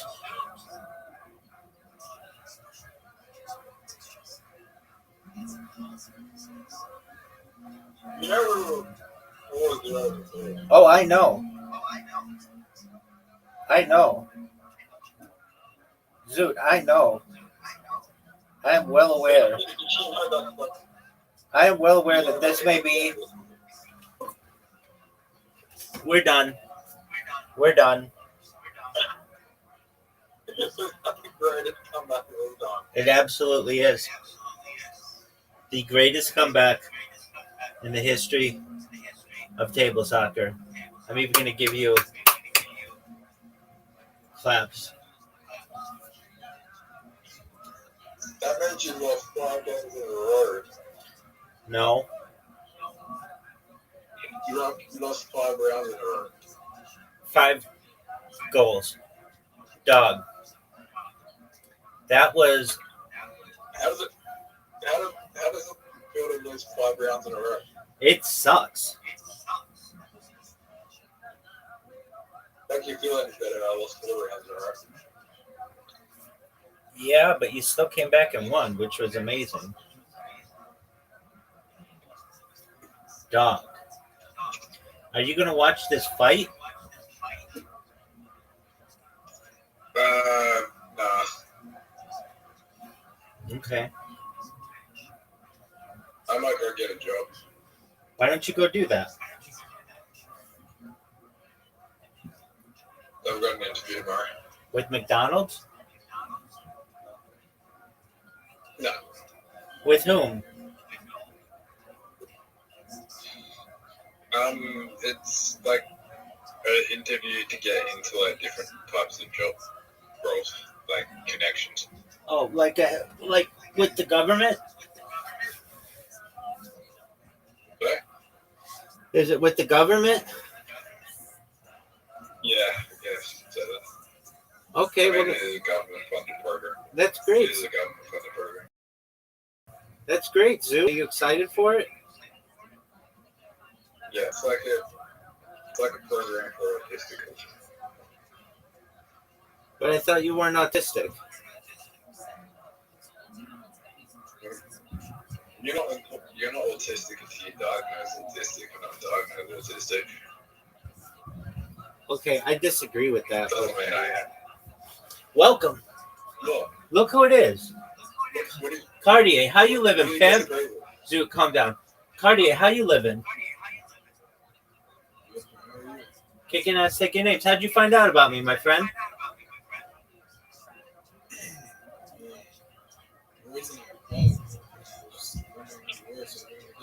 Absolutely. Do you mind if I tell you about myself? Excellent. I'm Rabbi Rothschild. I stream my life 24 hours a day, 7 days a week, 365 days a year for world peace. I've been doing so for more than 3.5 years. My streams go back to the pandemic. We've seen the death of a queen, the birth of AI, the coronation of a king, and everything in between. Have you ever seen the movie The Truman Show or the television show Big Brother? Okay, well, it's essentially a story of someone whose entire life is on camera, and that's what mine is. The Economist magazine stated in 2018 that data was Earth's #1 resource, more valuable than food, water, gold, air, petroleum. And I have more data archived than any person ever, which may make me an influential person someday. And if that happens, I'm going to make you, your friends, your family, all independently wealthy if you're not already. I want to make sure that you all have the ability to have generational wealth. And I want you to be able to start charities and philanthropic organizations of your own. How does that sound? Excellent. I talk about things to help the world, like ending world hunger through the use of technology such as agricultural drones, floating greenhouses, saltwater greenhouses, things like hydroponics, vertical farming, cloud seeding. I want to help end world thirst. I'm sponsored by a cryptocurrency. That's what all my merch is. That's what all this stuff is. It's worth about $100 billion. And one of the things that we do is we build wells in developing nations like Nigeria for the betterment of the less fortunate. Additionally, I'm an advocate for the Life Share program and, most importantly, desalination technology, where we pump Earth seawater onto land to make it drinkable. How does that sound? I have a question. How do I invite my friends to Discord? Sure. In the upper right corner of this call, there's like a little plus button, and you can click that. And if you look on the left-hand side where it says 24/7 live stream, you Do you see it? Yeah, Okay, excellent. I talk about futuristic topics. Futurism is really important to me. Yo, what up? How are you, Adverb 7? Yeah, Adverb, how do you live in Pimp? Adverb, do you speak? Does Adverb speak? Okay, absolutely. I talk about Okay, that's fine. Shyness disorder? I getcha. Yo, what up? Adverb, we hear you. How you living, Pam? Yo, how are you? Yo, what up, Adverb? How you living, big dog?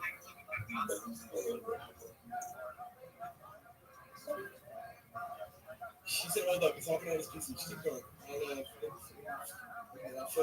Don't worry, I can do it all over again. No worries at all. So I talk about futurism and futuristic topics like anti-gravity, antimatter, faster than light travel, faster than light technology, faster than light communication, things like invisibility cloaks, artificial narrow intelligence, artificial general intelligence, artificial superintelligence. I talk about things like quantum computing, talk about things like cryptocurrency and space tourism, space elevators, terraforming of other planets, things like de-extinction technology. People don't know this, but the first successful de-extinction took place in the year 2003 with the Pyrenean ibex, which was a goat located in northern Spain, southern France. Fast forward to the year 2021, a company out of Dallas, Texas is founded, known as Colossal Bioscientific. They've made it their goal that within the next 3 years, or by the year 2028, to reintroduce the woolly mammoth into the Arctic Circle, utilizing Asian elephant surrogates, which I just think is a really exciting prospect. Additionally, they want to reintroduce the Tasmanian tiger, then the dodo bird thereafter. They recently made headlines with their direwolf project. I'm an advocate for these types of projects. Additionally, I'm an advocate for life extension technology. Cartier, when you were born, the average life expectancy for you or someone like you is probably about age 80. I want to increase that using technology to get it to be at least 100, 120 years. Yeah, go ahead. What were you? Oh, I couldn't hear you. Would you say with the life? Oh, yeah, absolutely. Yeah, sure. So when you were born, the average life expectancy for you or someone like you was probably about age 80 years old. I want to increase that to age 100, 120 through the use of technology such as, yeah, absolutely. Oxygen therapy, human growth hormone stem cells, things like nootropics, things like peptides, things like cryonics, cryogenics, cold shock therapy. Pardon me? You know where the peptide is? Yeah, I do it. Like for the peptide? Yeah, My homie Aaron thinks that. very well. I'm an advocate for these types of technologies, things like red light therapy, cold shock therapies, ambrosia therapy. But eventually, you may get to be 120 years old. You may say, Rabbi, everything that you said came true. It's been an amazing life, but my body's starting to break down. What's the next plan? And this is, again, with your consent, if you want, you may be able to utilize a type of technology known as mind uploading technology, where, with your consent, we scan your brain into a computer like a CAT scan or an MRI, knowing where every atom is in your central nervous system and your peripheral nervous system, for later download. It's an android, an avatar, a cyborg, a cybernetic being, a clone of yourself, a robot, an ethereal being, whatever you want to be. But essentially what I'm saying to you, Cartier, is that you may be able to experience a digital immortality. What are your thoughts? Sounds pretty crazy, bro. Word, dog. So that's what I do. I also do my best to be a positive person, to have an optimistic view on the future. Pardon me? I don't get this brain scan. Well, it's already being done with mice, memory transfer. So probably within a generation or two, you'll be able to get that brain scan. You basically have save points like a video game, so that you'll be able to do base jumping, and if something ever happens, your parachute uh, doesn't expand correctly, then you'd be able to essentially remake yourself as a clone, and then input your mind into your memories into it, and you would never know the difference. Interesting. Word, dog. So that's what I do. What are your interests? What? How long do I think I'm gonna live? Yeah. I don't think I'm gonna die. 39.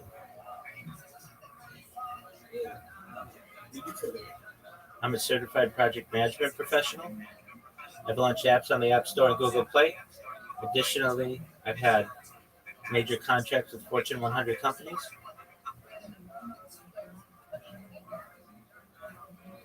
So now you're a rapper? That's correct. So you're Jewish. 100%. What's like your ethnic background? Ashkenazi, Ashkenazi? Where's that from? Eastern Europe. Oh, nice. So you live in the United States or where? I live in the United States. What's your political view on war Israel and Palestine? I want world peace. And what did you do to get world peace? I'd sit both sides at a table. We'd live stream it. I'd take out a map, give each side a crayon, and say, draw the borders. Yeah, I think Palestine would agree with that, but I don't think Israel would. That's okay. You think what Israel's doing is wrong? It's not my place to judge. It's not your place to judge. No.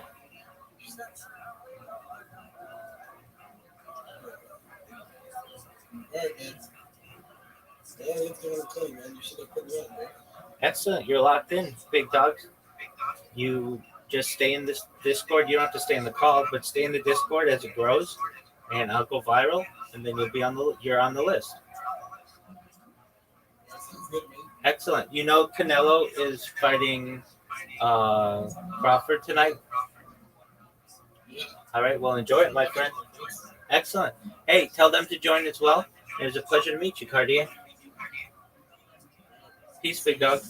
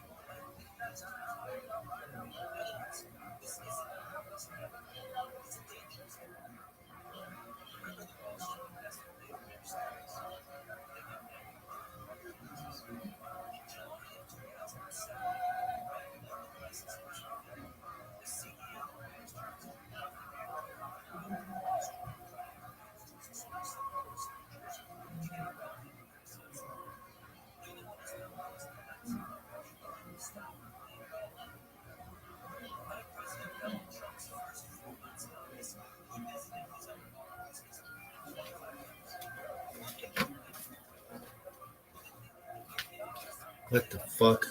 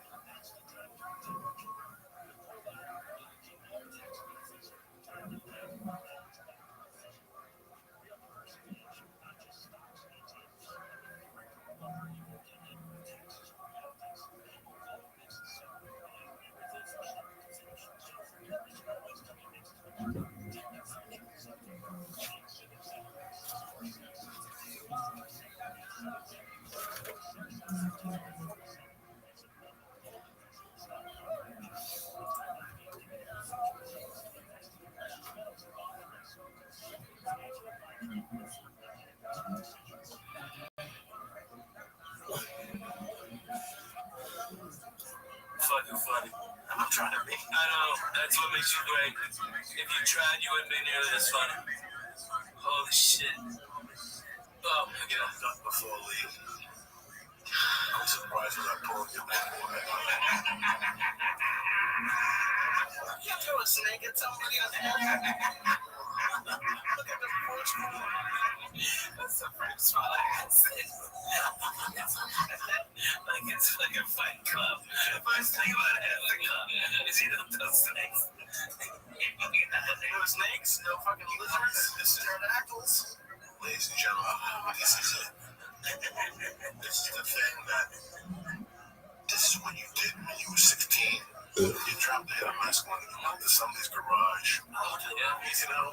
And this is it. For 4 or 5 hours, it's a constant And have a blast. fest. Torture this poor kid. They torture me. Did your mother call? My mother's dead. Why would she, you know? You know, that's what you do. I mean, dog, like I said, I'm the master of tormenting you. Oh my god. Alright. I want to tell you this one time, please. This is how much I got it before you got it. I'm like, You need to put background face on it. I survived the fucking 2017. oh my god. Come on, anytime I'm in town, you got me in 1,000 seconds. No worries. Dude, this shit was so funny. Coco would drink all the juice, and then would come out and go, who fucking drank all the juice? Where the fuck is the juice? And I'm like, God damn, Coco, I just made some juice, I thought. Oh fuck, I got one more can. I make that juice up, stir it up, and fucking, I swear to God, be watching a movie. Hey, Rob, you want something for the kitchen? Get a glass of water. You drank all that jug of juice. Okay, you were vitamin C, you were orange, you were Trump before Trump. Yeah, right? You gotta get in with it. Oh my god, and then he's like, Bobby, what the fuck? What the fuck? I was just, God damn it. That's this guy. Drink the other hour. Blame on everything. Look at both leads. Good, you're solid. There's no purple walls. We'll just shut the podcast down 10 minutes. We'll put music on. Fucking turn the purple lights on for you. Like that. Yeah, right? Maybe end it on. Play some cream, white rum. Play some fuck, smoke some cigars and shit. You know how we do it, man. Yeah, nice, easy for you. If you're gonna ask it, you go cream. What? The band Cream. Leave him alone, please. No. No, he don't know nothing. You put music. All right. You put music on, he'll jump off the balcony and then we're gonna talk No, you gotta talk to the cops about it. We're gonna be pure and gone. I like this dude.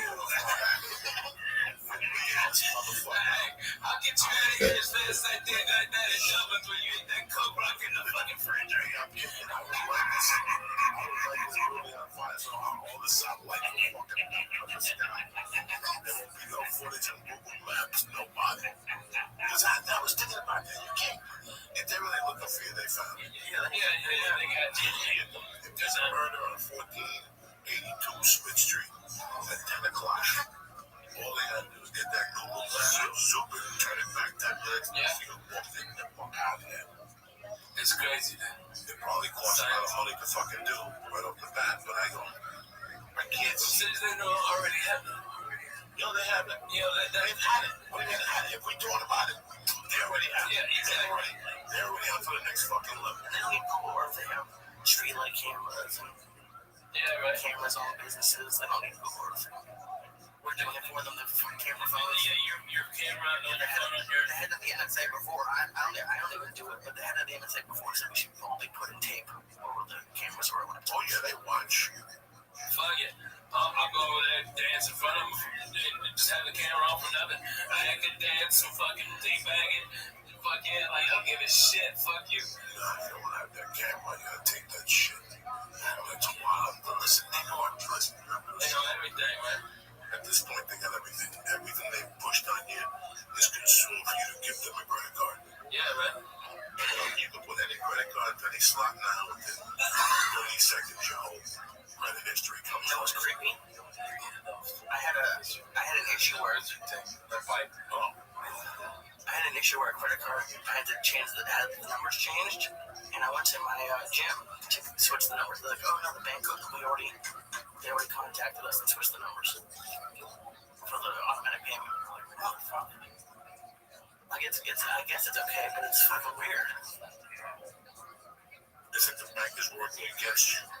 And if It's supposed to be working for you. Is that what you mean? well, but it was just weird that like they were giving my information to the gym, and then it's weird every time I get a card from Bank of America, it somehow magically gets stolen.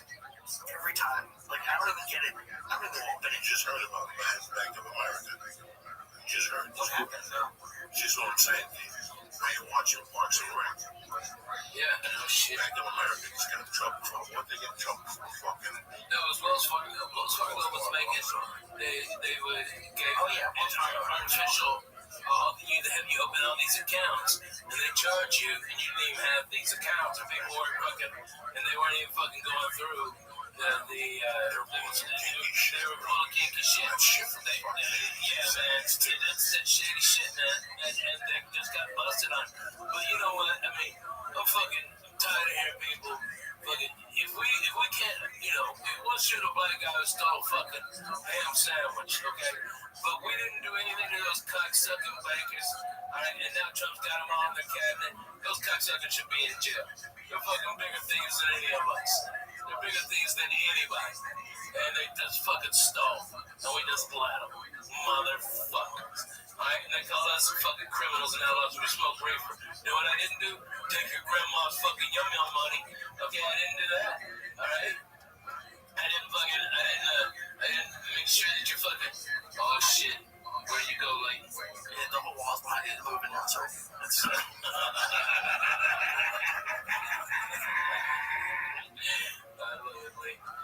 you need to take a hit. sure. So you did. Now you think about it, all your information is gone. It's gone, though. It's all gone, dude. It's all gone.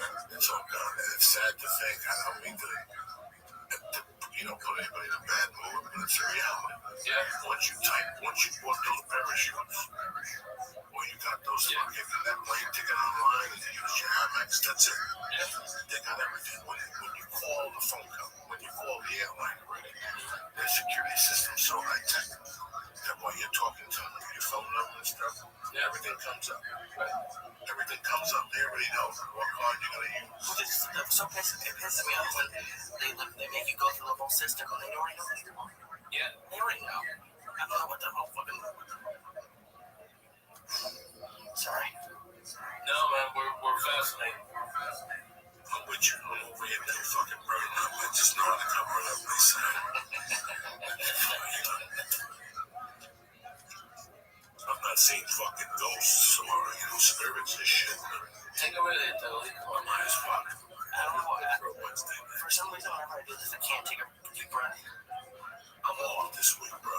Yeah. And I always seem to forget that. Like I always, when I go to Nashville, when I go to these cities, when you work, man.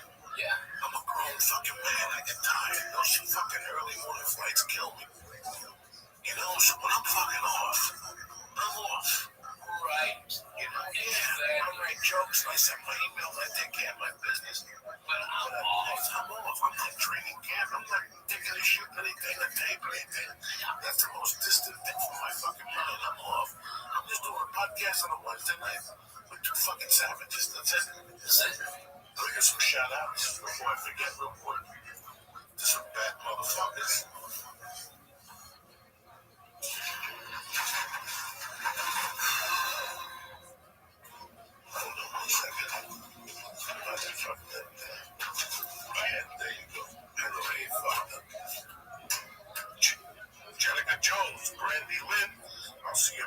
Lewis in 2 weeks. Trapper Weldon, Gravity King, Nettie Moreno, Jay Nito Spooky, our girl, I love it. Ryan Scott, and Fernando Zorilla. What's happening, you bad motherfuckers? There you go. That's it. Well, hey, okay, good. Because I got to tell them about the thing. I want to fucking forget. You know, I just want to give some shout outs. I love these guys, man. My buddy Enforcer, he's Paul Mars down in Little Rock, fucking, he's a member of the church. Okay, he's deep in love. He wants to give you moonshine and watch you fucking get all fucked up on that. Okay, fucking Paul's fucking great people. Also, I heard today from Ricky Cruz down in Florida. His boy's out of the hospital. His boy had a sinus infection, and they took him to the ER. The doctor said, "Oh, it's a virus," and the sinus infection got so bad that there was an abscess in the little boy's sinuses. All right, this little boy's 7 years old. God bless. All right, and so the little boy he was in ICU for like 9 days. Had to have surgery. Okay. And he does all this, and I'm talking to him, and I'm like, "Look, Mikey, what can I get you? Are you okay?" You know, I said everything for kids, okay? And he goes, "Uncle Ralphie, you know, maybe like Legos or something?" I said, "That kid every kind of Lego they had." I said him everything. The kid goes in, all he wants is a Lego. God damn it, you got heart, kid. You almost died. All right, because 9 days, dude, the abscess got so close, you know, the little bones, and they're so close to the brain, and these dumb fucking ER doctors who don't give it two shits, all right, you know, to look, you know, take 5 minutes, look at a kid, all right, what's the color of the snot, okay, you know what, hey, he's 7, let's give him antibiotics anyway, just to make sure he's okay, all right, it's fucking Miami, trust me. He'll need extra antibiotics or something. All right? You know, he's only 7, but he'll still need it. Okay? And it's like, and that little boy, and Ricky and I were working together. We were in West Palm. And he left every day and every night. And it was like, his wife was like, I took him to the ER. He had a fever, spikes, and it was just crazy. Oh my God, that's terrible. It's horrible. It's horrible. But God bless him. Yeah, okay. Yeah, he's okay now. I know, thank God. Ricky's a brother, you know. Ricky's family. Old school family. 1440. Nice to meet Joe Chadwick.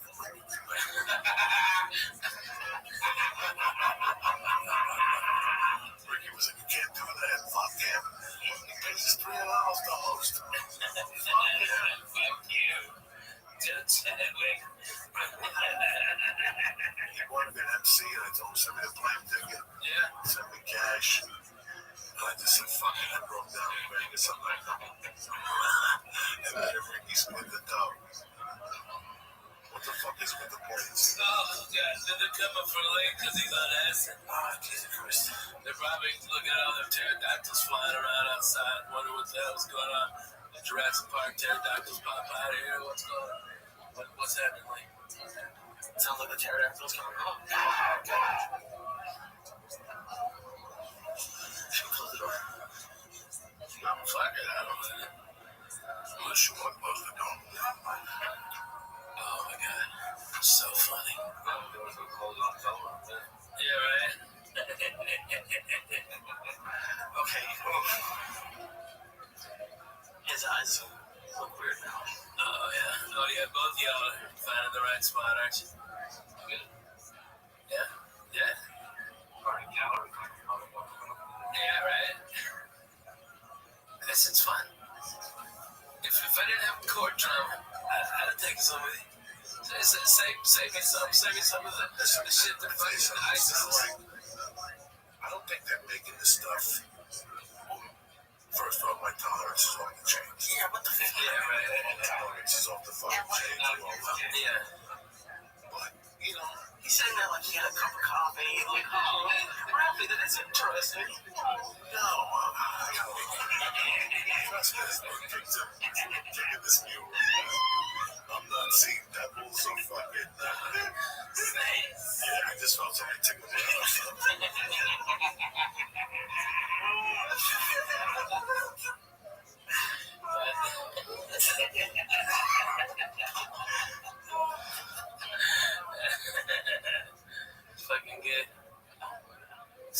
fucking thing. Every once in a while, you just gotta break out of the ordinary. I love doing different types of podcasts, man. I really do. I love experimenting in here.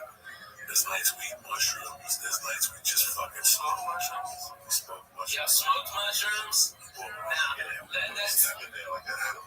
I did that a few times. Put steps. Yeah, but... Give a fuck. Yeah, right, fuck it. It'll burn some lights. We'll be alright. It's kind of good to fucking just get fucked up from time to time. Yeah, man. I think if I had the mushrooms, I'd be having diarrhea. Like I said, this shit, I go home, I force myself to eat something. Yeah, And that kills it. Yeah, that kills it. On the drive home, listen, I'm old school. If I see something, I just walk home. I'm old school, I just walk home. The other night, I couldn't believe it. I just drove home. I sat there for 15 minutes. I was taking it in. I sat there, she went looked around. I got some salami and a piece of American cheese on a piece of Wonder Bread. Like I thought. 10 minutes later, I was nappy. I was fucking nappy. He told me he stayed up all night. You stayed up all night on that? Yeah, all the time. Oh my god. But then, all the time, I did it with Ari. We went to see that kid, went to see the Pink Floyd. Same thing happened with him. I never sleep on acid. I took the acid at 6:30. By 8 o'clock, we were kind of burning. By 9, we walked to what's the famous restaurant downtown, Philippe's. Yeah. Walked into Philippe's, tripping our balls off. We ordered food, the food came, and we looked at each other. Like, who's gonna eat this shit? Who's gonna eat this shit? Who would eat this quality shit? How do we get in here? Give us a time. We're out of here because of your boxes. We got on the train, we went to the house, and we ended up watching something stupid on TV. Oh, the bounty hunter chick with the fucking Mickey Rourke and I don't know. Yeah, bounty hunter, whatever the fuck, Mickey Rourke and the black dude, Lingo, whatever his name was. He was the black dude in what's the big movie? Delvin, not Pulp Fiction, what the fuck was he in?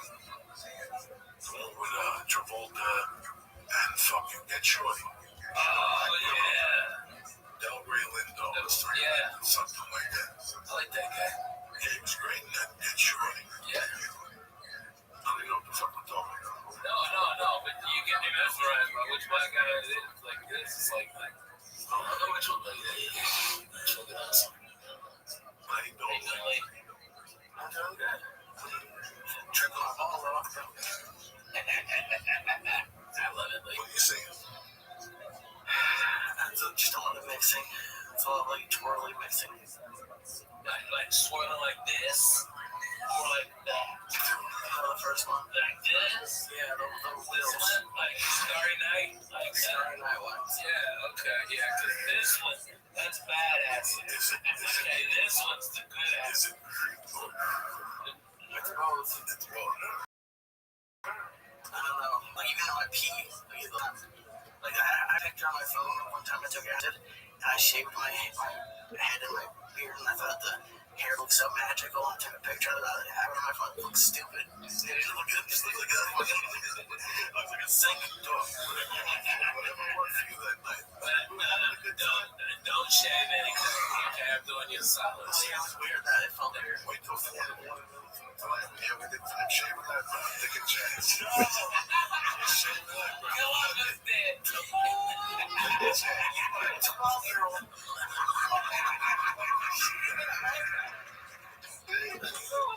Shaving that, brother. Feeling like a Filipino. Like a little Take a picture. Make you look real surprised. every weekend is a different thing. Oh, It's the rooster, you know what I'm saying? You got a little red, yeah, you get it high. Oh my god. Right here, like. I used to do that shit to people all the time when I was growing up. Putting down on you when you were sleeping. And then you take a shower and the hair would fall off.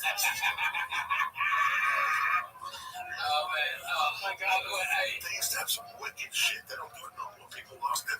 Remember lemon up? Remember that shampoo that you put it in your hair? It was lemons and your hair got lighter. It was like lighten up. Yeah, right. Yeah, lighten up. There was a shampoo in the 70s. Yeah. It was fucking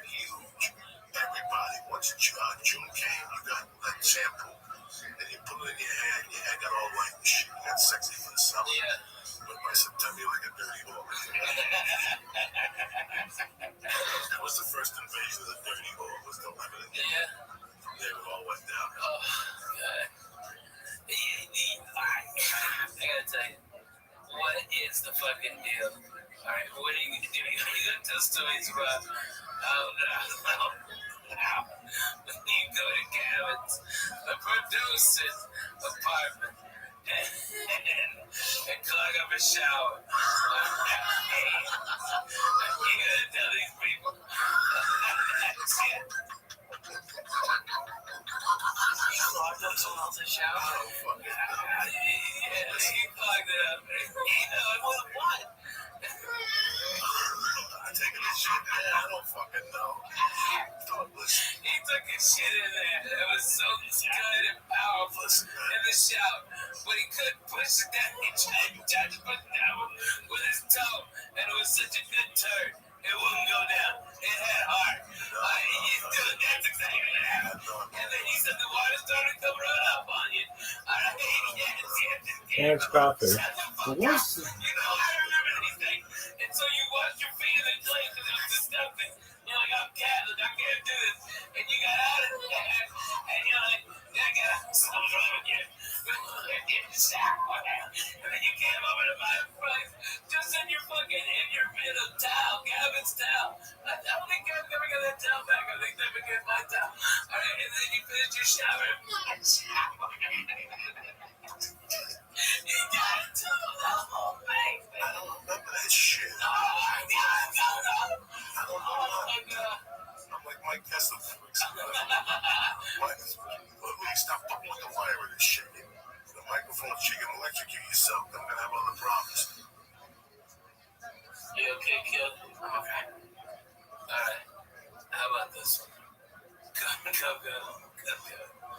Have you ever told him how you fucked up Jay Moore with the fucking magazines? I told him 2 weeks ago. Okay, you did? Oh, okay. Alright. I got more. Alright. How about that tag washroom gap? I know you didn't clip it. But you and me were the only ones who knew you didn't clip it. Alright, I think she was fucking around with that boy.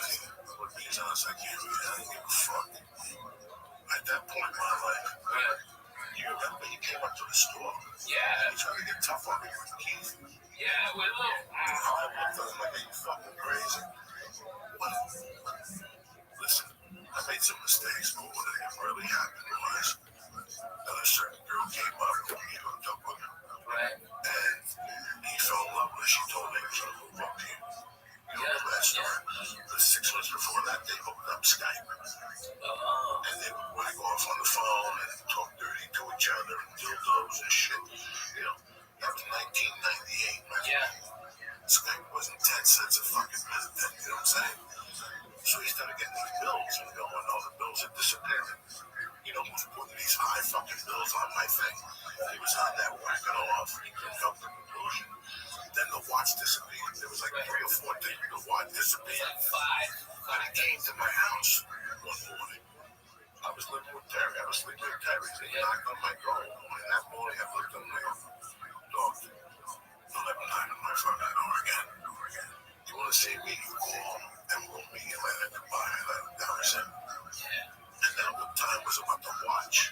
Yeah.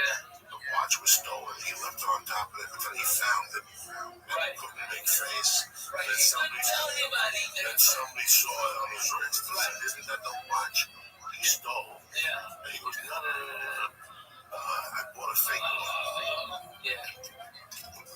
So wait a second. You had a real watch that got stolen, and you went and bought a fake one. The exact kind. Exact kind. And we're not talking about the... Listen, man, I was no saint. No, but you weren't that But I wasn't the devil. And you know what? At that point in my life, I was playing that role for 20 fucking years. Yeah. So I already know I grew up in North Bergen where those guys would go, you know, fucking Ralphie. You stayed up to 8 in the morning, snoring. Go, really? You didn't help him. You didn't help him. Oh, yeah, I did a few lines, you know. I mean, what the fuck? I drank a few beers. So it was all Ralphie. Yeah, right. When I was growing up, that was every morning when they walk into Ashways. It's one of the biggest speakers in the city. They go, fucking Coco kept us out till 6 in the morning. Really? Right.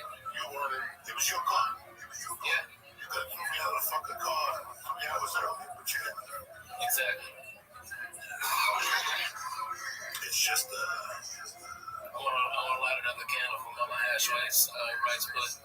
God damn, that was delicious. it's still alive, but shame. You know, Billy Horrendo, the talent, he talks from time to time. That's why nobody goes home now. Yeah, right. Because there's nowhere to go.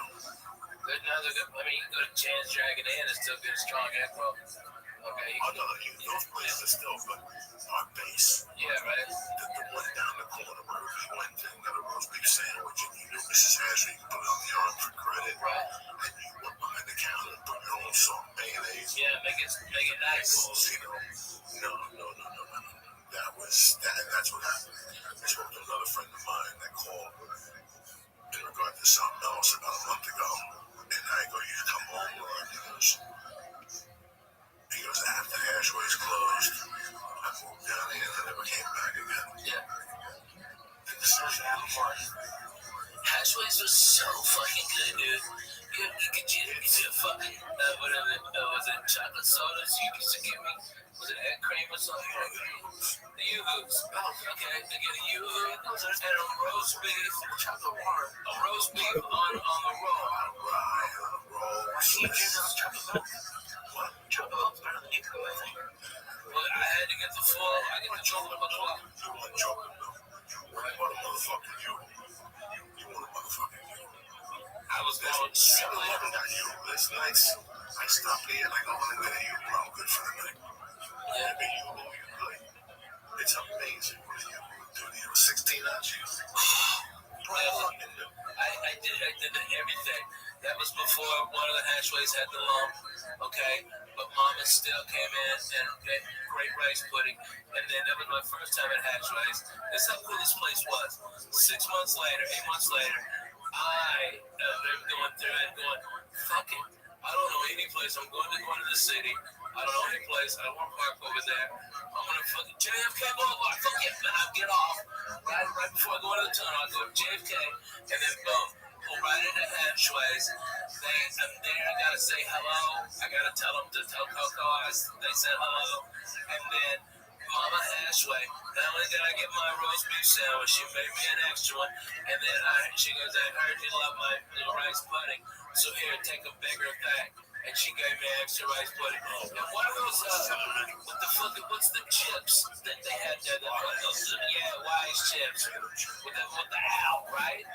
That's the ones. That's the fucking ones. It's funny, Lee. One day we're having a conversation years ago. We're talking about that pizza bar in Neymar. Right, yeah. That is the best pizza in the world. To you. Like, when you go home, no matter what anybody says, no, you gotta go to Johnny's on 5th Street. You still go there. And it still tastes as good as it did when you were a fucking kid. Absolutely. That was Hashways.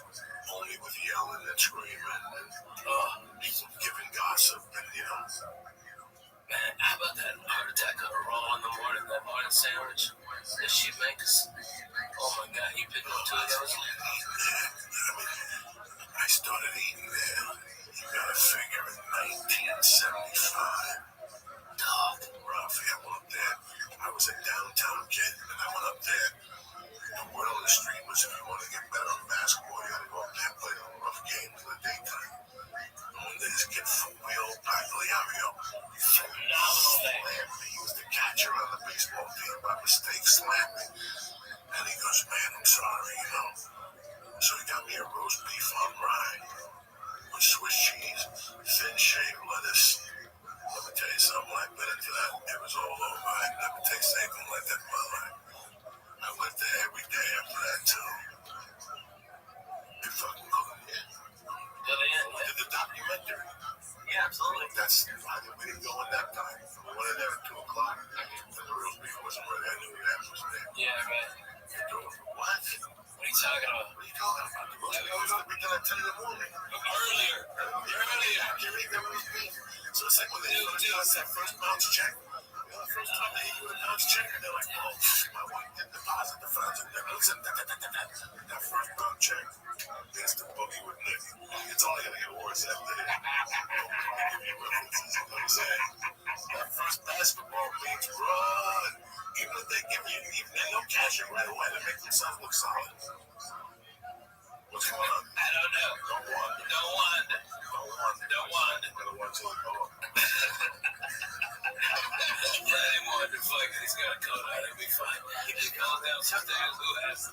You know, who has it? It's a very interesting night of podcast. I have no idea what happened, what it was said.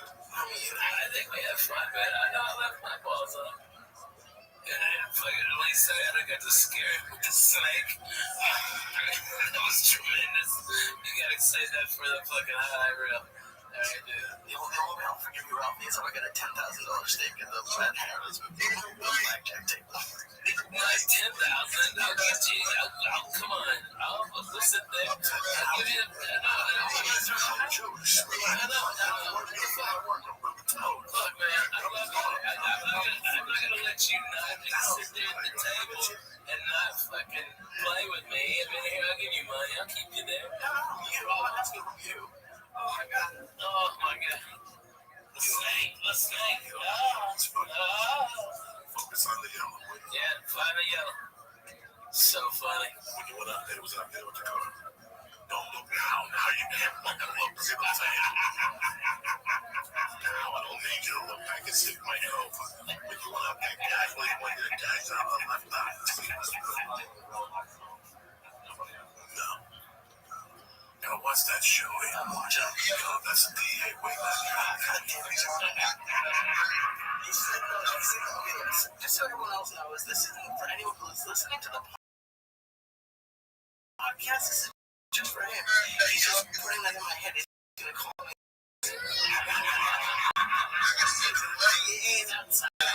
Word, Mockingbird.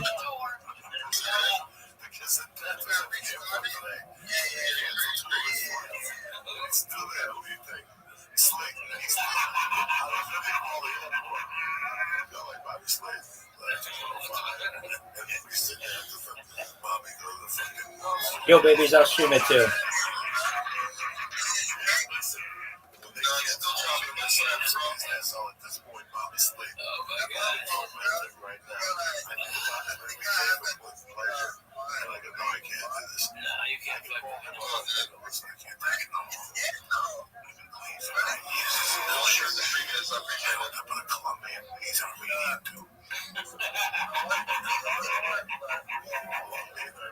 This guy's got the goods, and he'll buy right into it.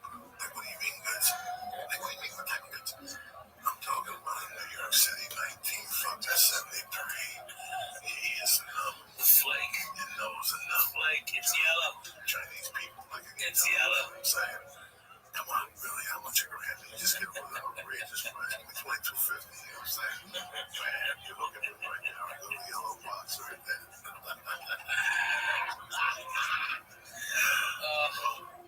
I'm telling you, man.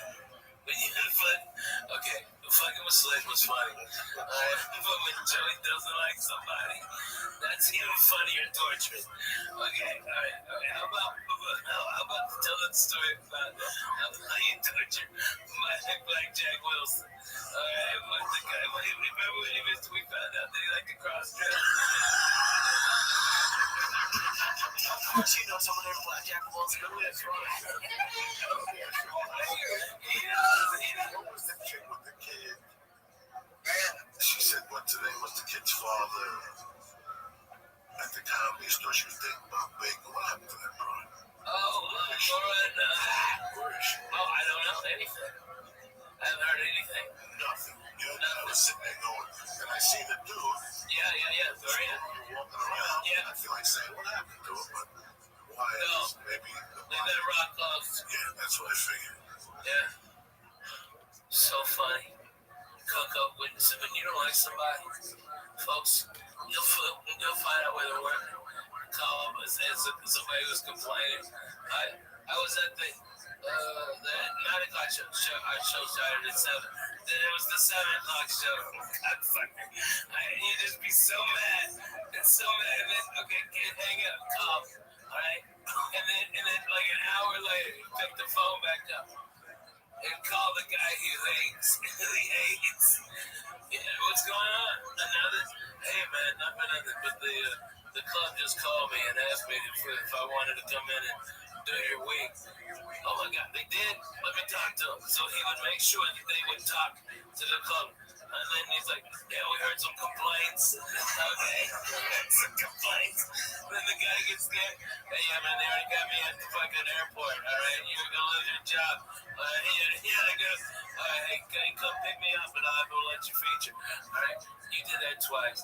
But the best of the best you've ever done is when you used to fuck bees out of the fucking from the last stop out of that fucking airfare money. Like I want to say probably 10, 15 times. He done beat up for fucking airline money. Like, hey, Red's tight. Hey, Pete, yeah, fly me down. I need the money now, though. So here, send me the money. I'll buy the ticket. I'll be there. I swear to God, I'll be there. Yeah, I'll do it. Go. Let's go to jail. I was burying motherfuckers for a while. You buried him. That was for a while. That was your boy in Beaumont. Slade? And you're like, I don't think so. And he's like, what do you think? You started talking to him. I saw Joey at the store. Beaumont was not his mind. Exactly. Oh, man. Okay. Dude, you had Pete at the fucking Intercontinental Airport waiting on a continental flight, alright? And you're like, no, and he's like, Joey, you here? And he's leaving messages. And Joey got here baggage from Phoenix is on Carousel 3 for Phoenix, alright? And you can hear this. And then that's what made you laugh. You're like, wait, listen to this. And we're in. What'd you say, Big Dog?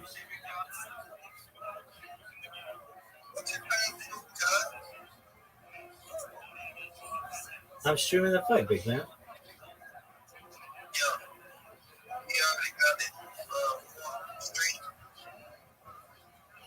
Okay, but if that freezes up, you got me as a backup, baby.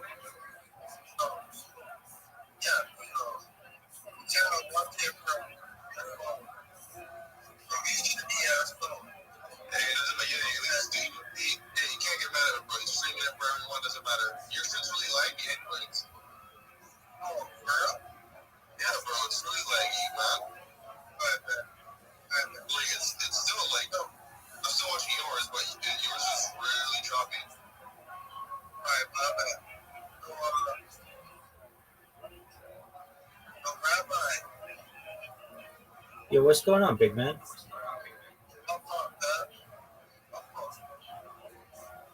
No worries. It's all good. Don't worry about it, big man.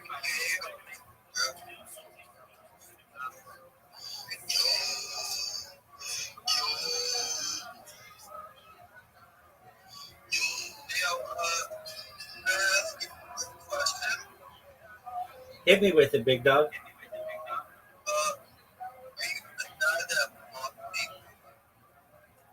Yeah, 100%. Yeah, absolutely.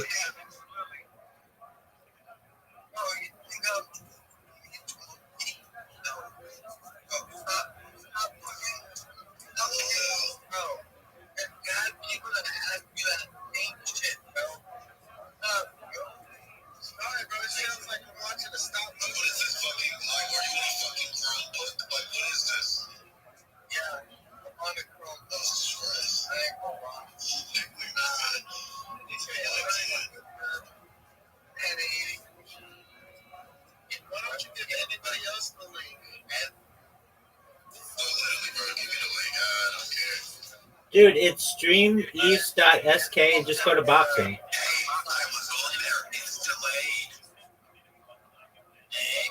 All right, big man.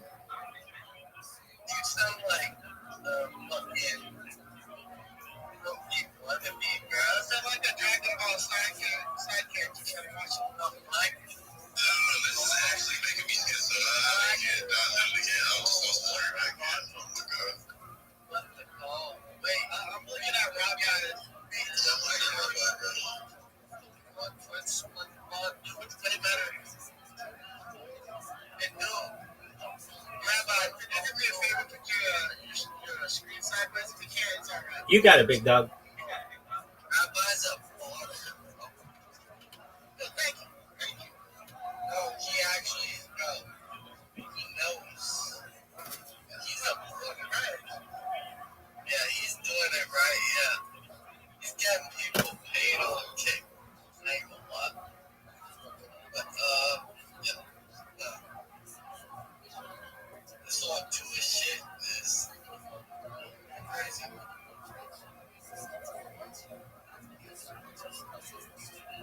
Where the fuck is everyone else, bro? Who the fuck is muting everyone else? Like bro, they're muting themselves. Where? Yeah, they're muting themselves. Yeah, everybody's noticing here. Yeah, they're scared. They're scared. You're allowed to talk. I feel like I sound like a retard, but bro, these people aren't willing to talk, man. Okay. That much of a retard. If they don't want to hear people talking, they'll just listen. Yeah. Maybe they got a lot of stuff going in the background right now. Low key, it should be active. This is the ARM, bitch. I mean, this is the ARM. Be fucking toxic. That'd be Rabbi Rothschild. Rabbi Rothschild. Bro, Rabbi is a fucking Jew. And I really have to. And he doesn't support Israel, so it's alright. Oh, yeah, he doesn't. Bro, I support world peace. He support. He doesn't. No, he doesn't. Let's go. Good. He's good. He's one of the good ones. But he's one of the good guys. Right. So, you don't have a oh, that. Yeah, I can. Just a moment.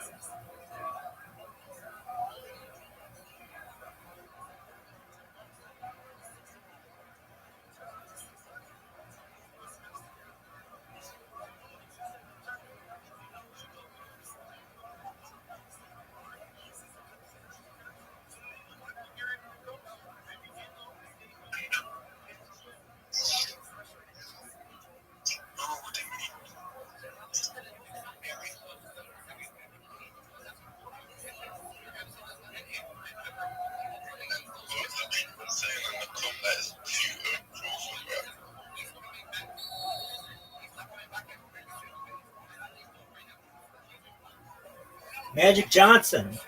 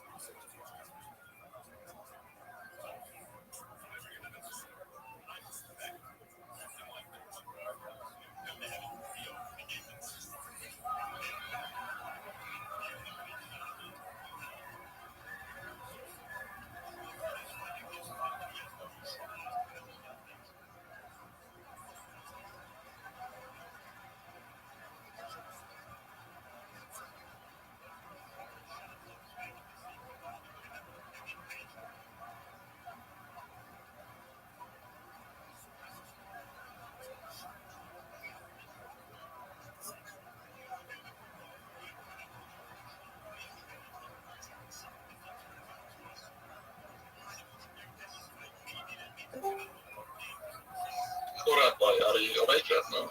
Yo, what up, Cat? I'm in the middle of streaming something.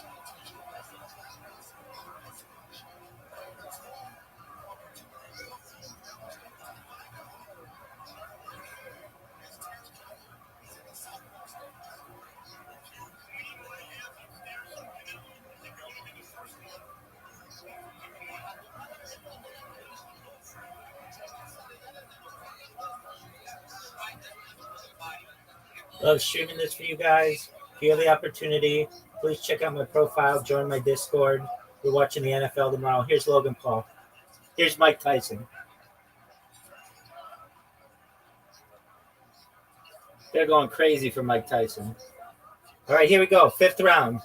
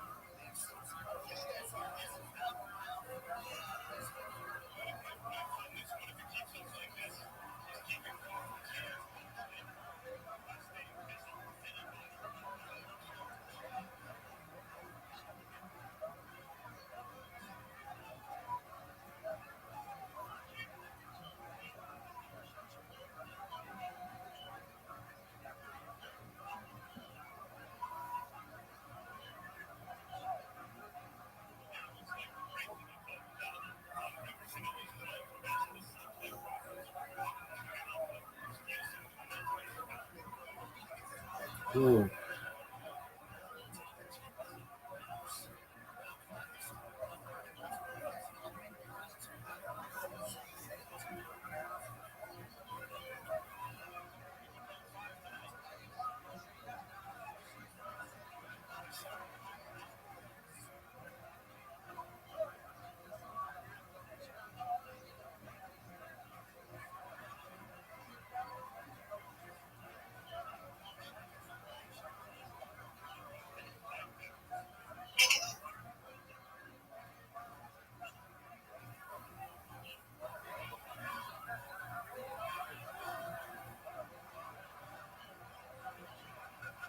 Ooh.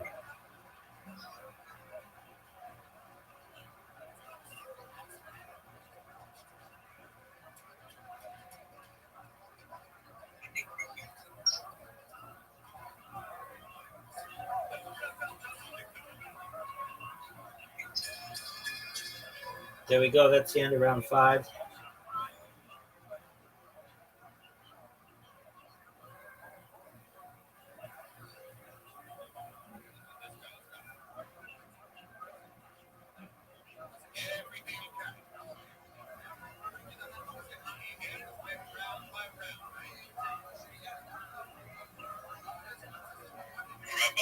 Yes, sir. Who do you think is going to win this whole entire event? Well, we're talking about Canelo and Yeah. So, as I understand, Crawford's 41-0. So he's never tasted a loss. That's tough to bet against. As of right now, it's anybody's fight. How about you? Who do you think's going to win?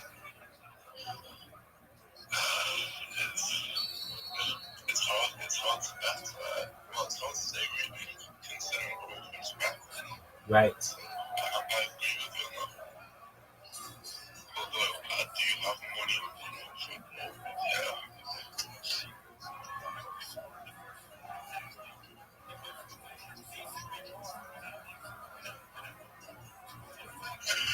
So far, in my opinion, I think Crawford's looking quite promising. I think you're right.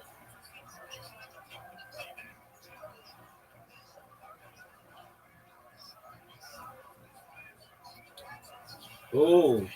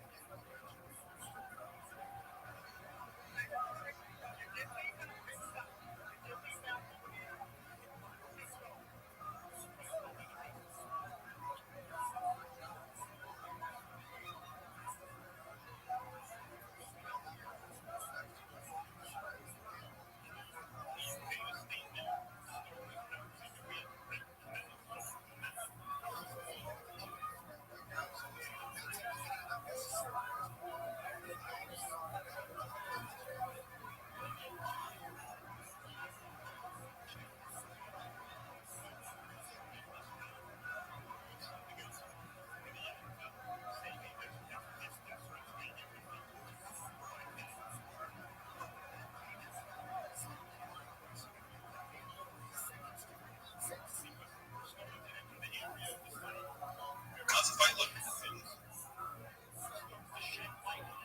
Could go anybody's way. Does it have like it's no dominance right now on either side? Crawford's probably winning, but Canelo could definitely get him with any one punch.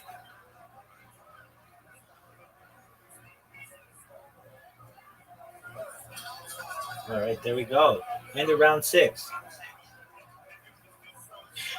I think Kuzma is actually even considering that because he want to know that he's got a lot to lose at stake with his record.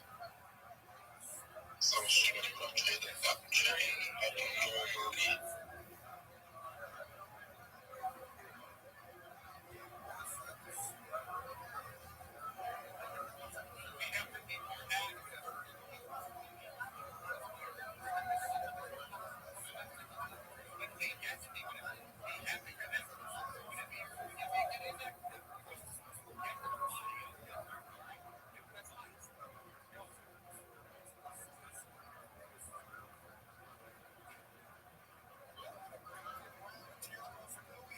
Ooh.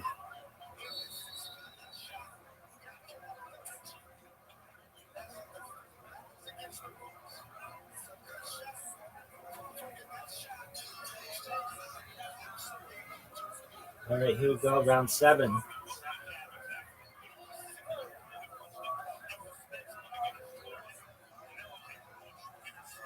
Unofficial scorecard has Crawford 59, Canelo 55.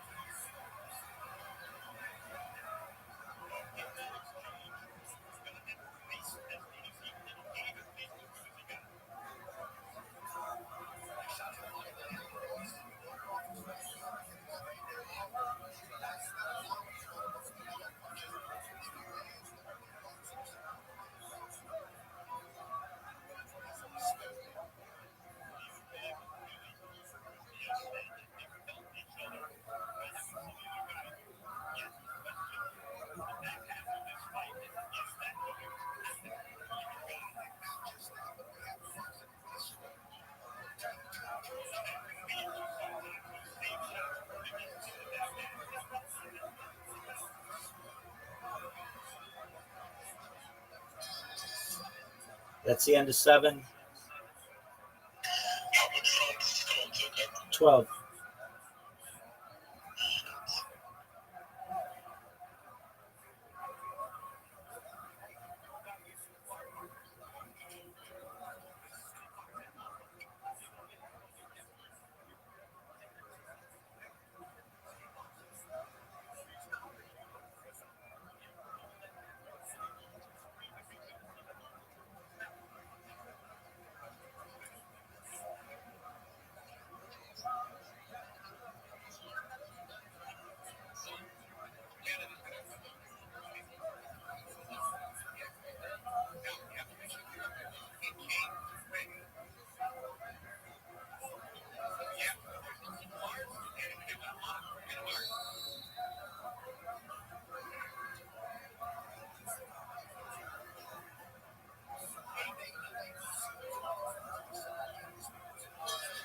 All right, here's the beginning of the 8th round. It's scored right now 69-64 in favor of Crawford unofficially.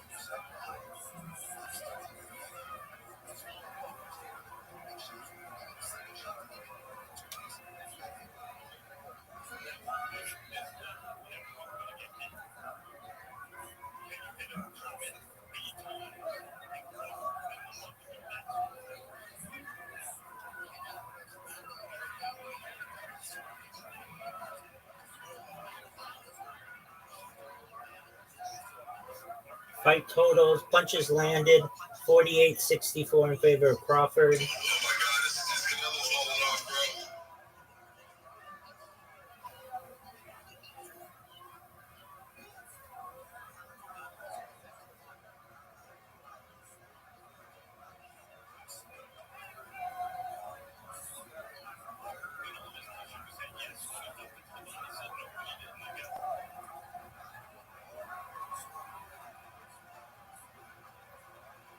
And I think Canelo's looking good.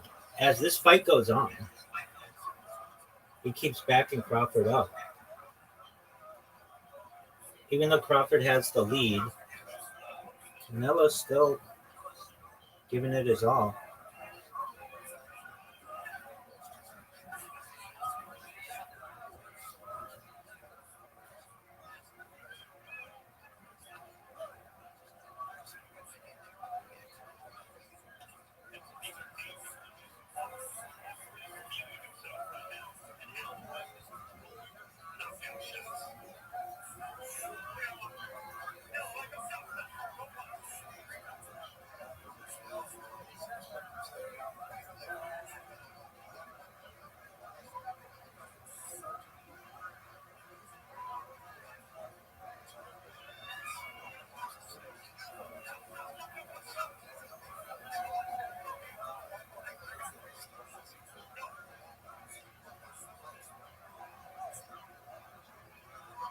All right, we've got 15 seconds left in the 8th round. It's coming to a close.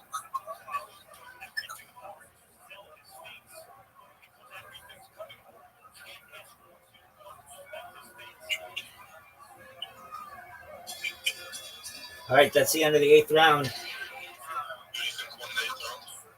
I would say pretty even, but if anything, I have to tip my hat to Canelo.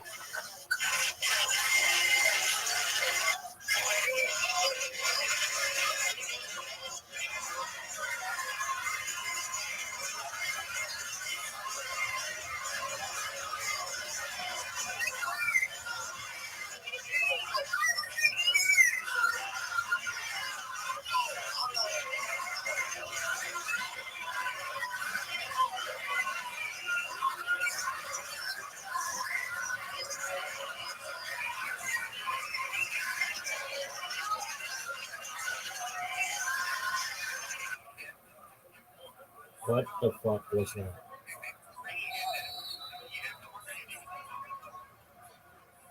Thank you to our mod team. You guys are the real MVPs. All right, here we go. This is the beginning of the 9th round.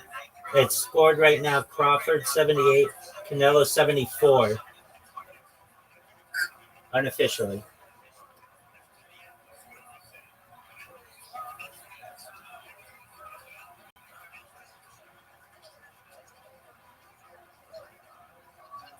They are going at it as the 9th starts.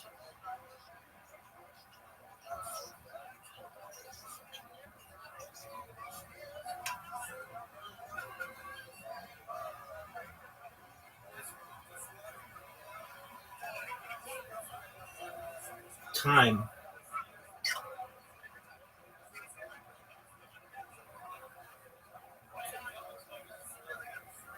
Looks like there's an eye issue.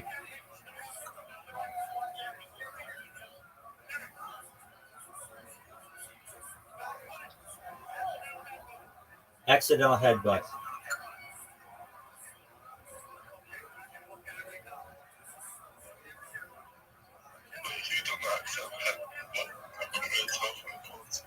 That's what they're saying.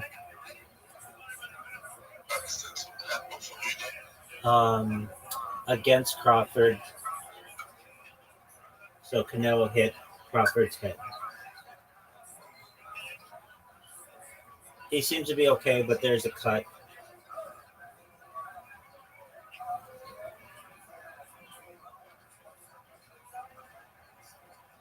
And these guys are fighting very well.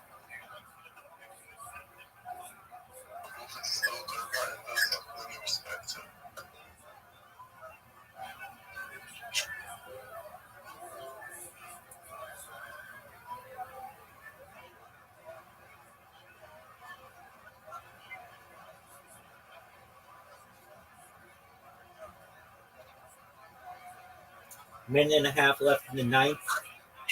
There are 12 total rounds.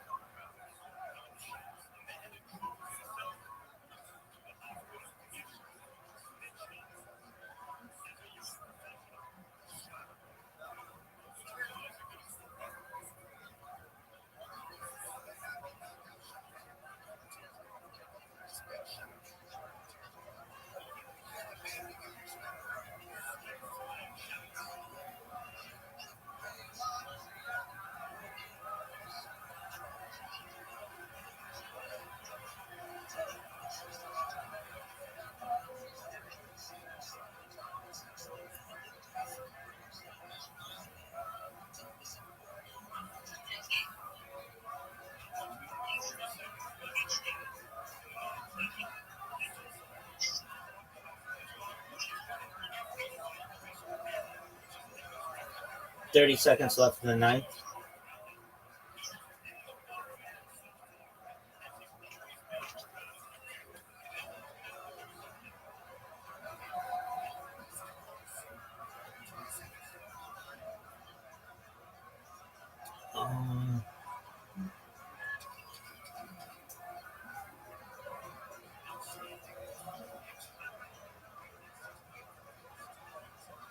All right, that's the end of 9. 3 more to go, folks. If you haven't had the chance, please join my Discord. I'd appreciate it. The link is in my profile.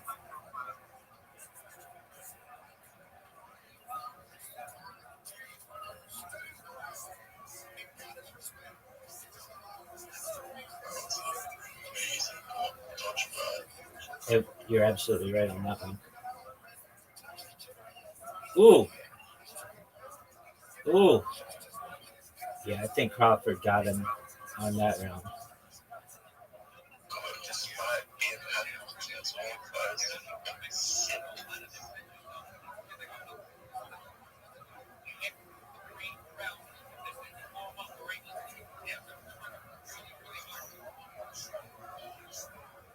They're working on that eye.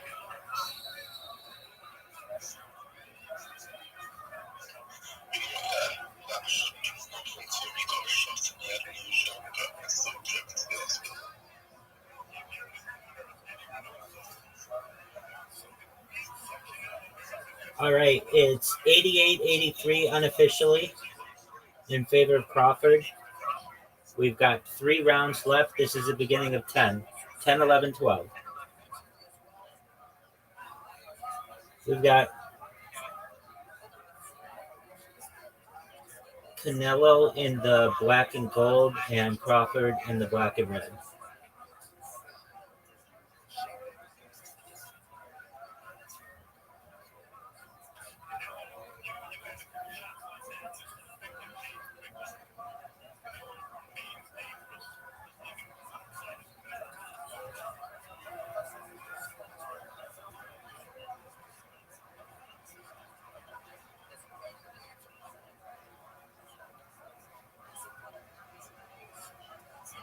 Ooh, really good from Canelo there.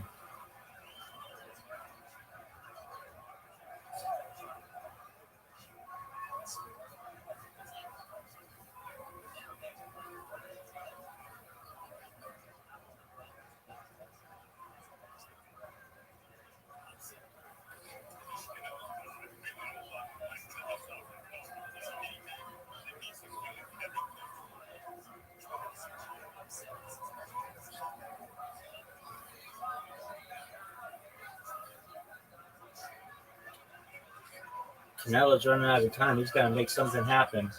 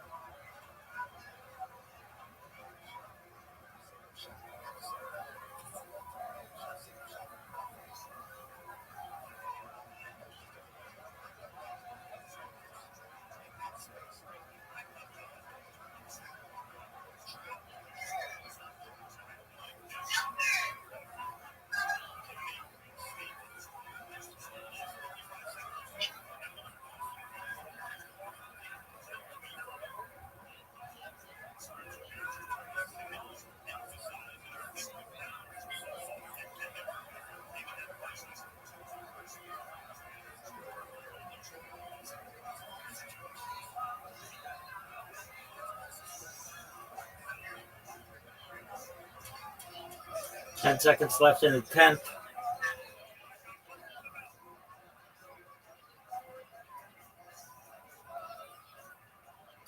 Two more rounds remaining.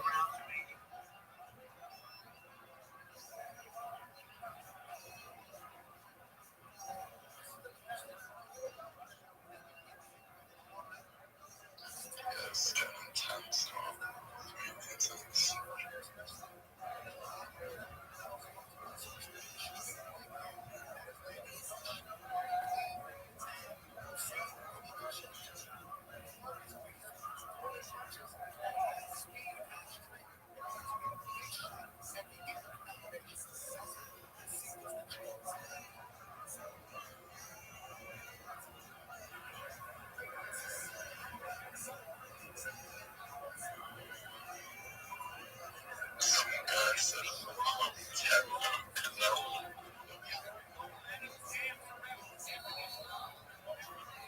This is live from Allegiant Stadium. It's a new attendance record, 70,482.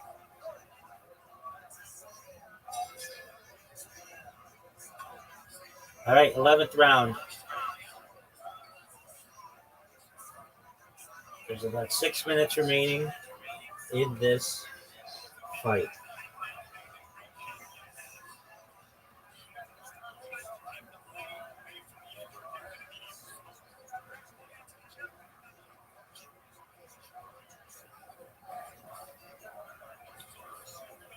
It's 97-93 in favor of Crawford, unofficially.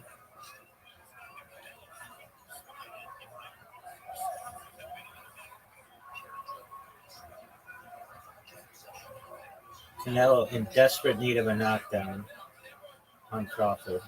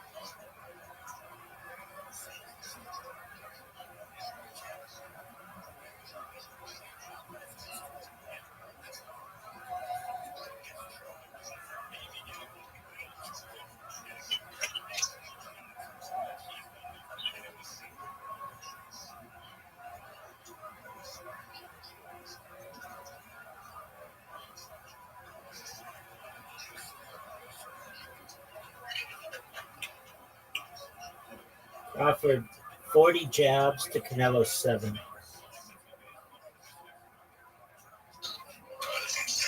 That is wild.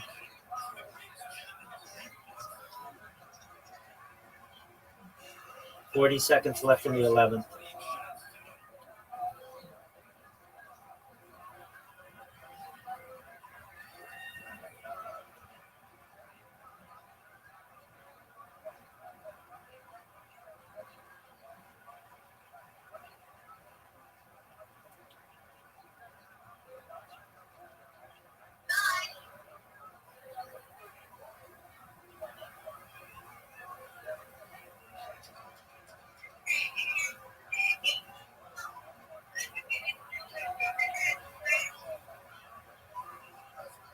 That's the end of the 11th. One more round. Did you have any money on this? No, nothing. Just my love for the fight. You know, yeah, respect. If y'all haven't had the chance to do so, please join my Discord. It's in my bio. If you want the link, it's discord.me/rabbi. We'll be watching the NFL tomorrow, all day on Sunday, football night in America, and then we'll watch Monday Night Football. Do the same thing all week, Thursday Night Football, Sunday, etc.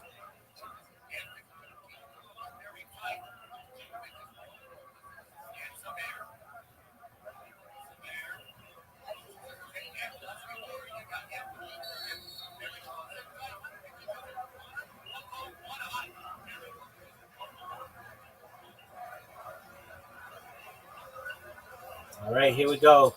3 minutes left. It is scored 97-93 for Crawford. So Canelo essentially needs a knockout.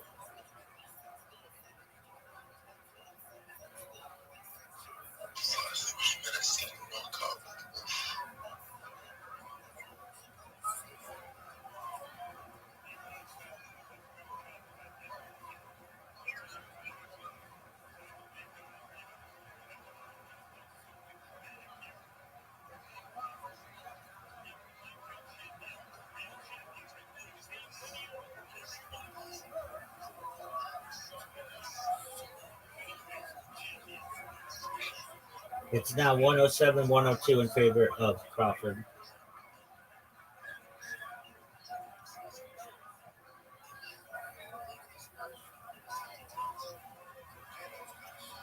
Canelo's got to give it his all. 2 minutes left.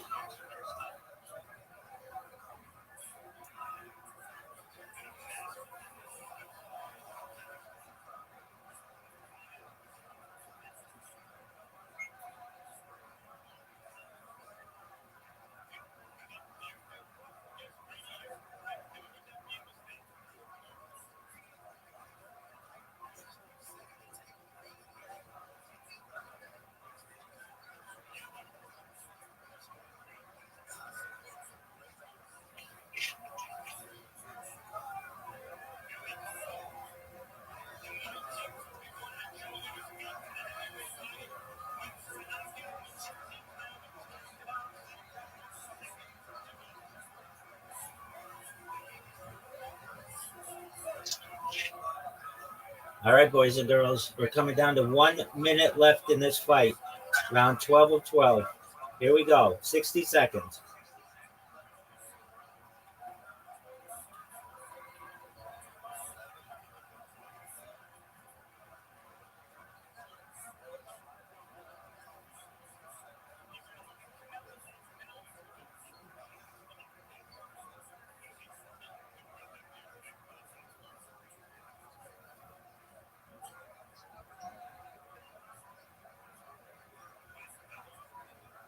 Thirty seconds.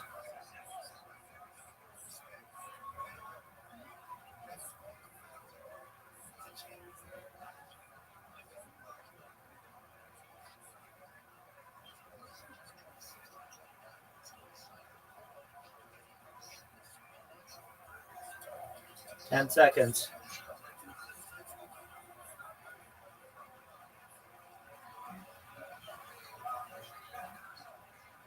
That's it. Crawford looks like he's going to go 42-0.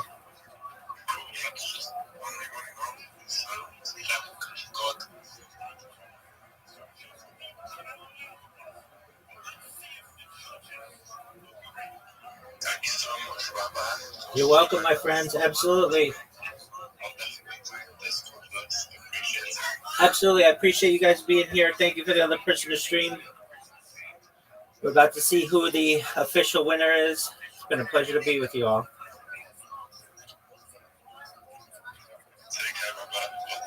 Peace. You as well.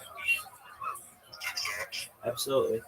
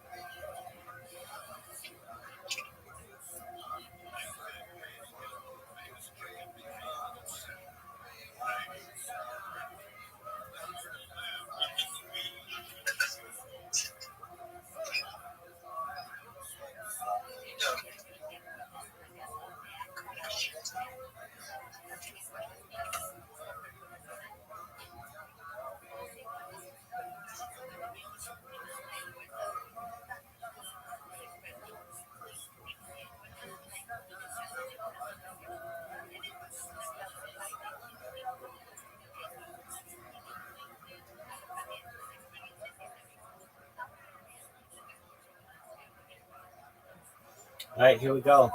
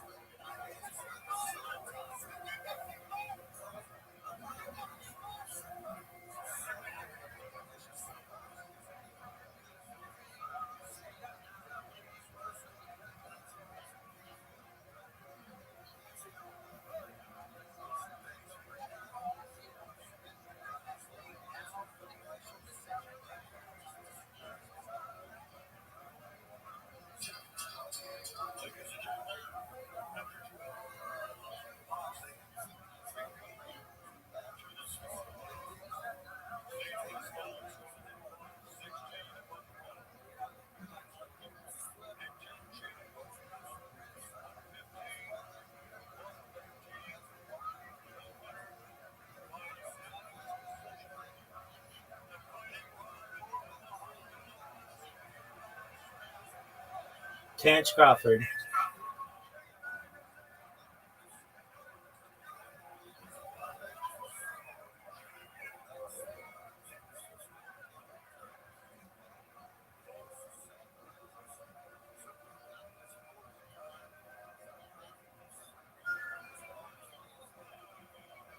Mr. Beast. Dave Chappelle. Colin McGregor. Everybody's there. All right, there we go, friends. Thank you so much. Feel free to join my Discord if you have the opportunity. Peace, everybody.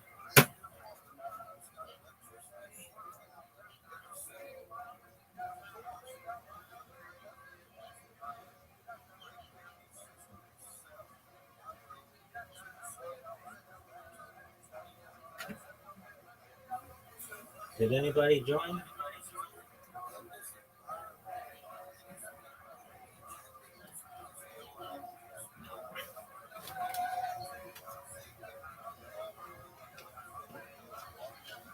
Well, that's cool.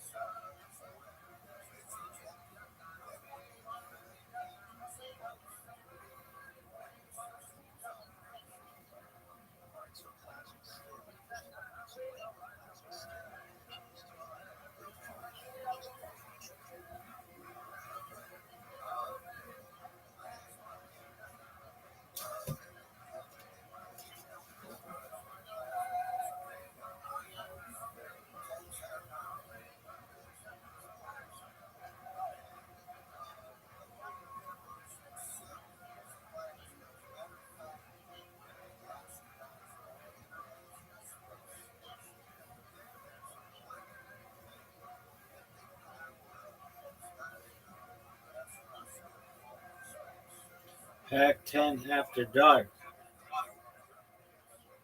Doesn't have to mean all by yourself. What are you working on? Want restaurant quality meals that actually support your wellness goals? My name's Pete. Finish up. Well, Pete, how about you shut the fuck up? Smoking weed. It's fucking There's a criticism. we keep on hearing the bag and don't care us. Hey, I'm here. I'm in.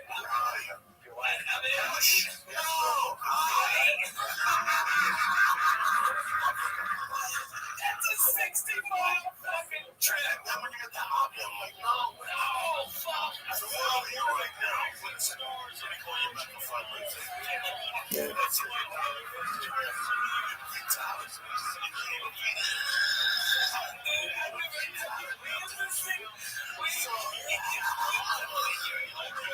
We were in my kitchen table, what? It's Pete. Just the whole thing for the airport. I hate that. I said to you 3 fish stack. Yeah. So all the way down to small airport. And if you get a sit down like cheap airport, we get ticket service. It's at 8:45 a.m. And they'll tell you, you gotta get all the way down there at 8:45 a.m. And they put you on additional. Let me tell you something. It's like putting you on a plane from Hollywood to North Hollywood. I mean, they go down. Yeah, so this is a Minnesota defense that has all conference players at all 3 levels. When you fucking get in, I don't want to oversell them. You don't even you play nice. Like nothing. Your clients should be calling you, giving you cookies. Like, you need us his phone number. Alright? Let me find out how much you fucking got into. It's like, fuck a fat guy on a bed. Alright, I'll fucking cyber attack it. Let go have the number. Which one? He was great. What street? We always talk once a month. When he talks about that, we talk extra hours. When he gets on the phone, he was take home back and then when we come up now he is doing this all the time. This relationship started by him getting beat out 15 to get out done. I suppose for 44 years at least that was good. It was a 38, and I, top shelf, yeah, he got that.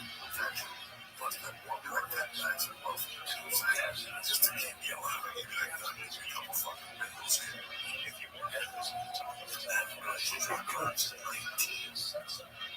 I was buying those around, but now he's been finding these. And then in 97, that's how long I've been in the 87. I was fucking with him. And I'm getting those right there today. And related to that, I used to torture him. I used to tell him, come to the show. Hurry up. Big Jag is here. They snort coke. Get on down here, motherfucker. You also had a lot of credibility because you had also knew Bobby fucking Brown with the Houston. That's legit. That was no.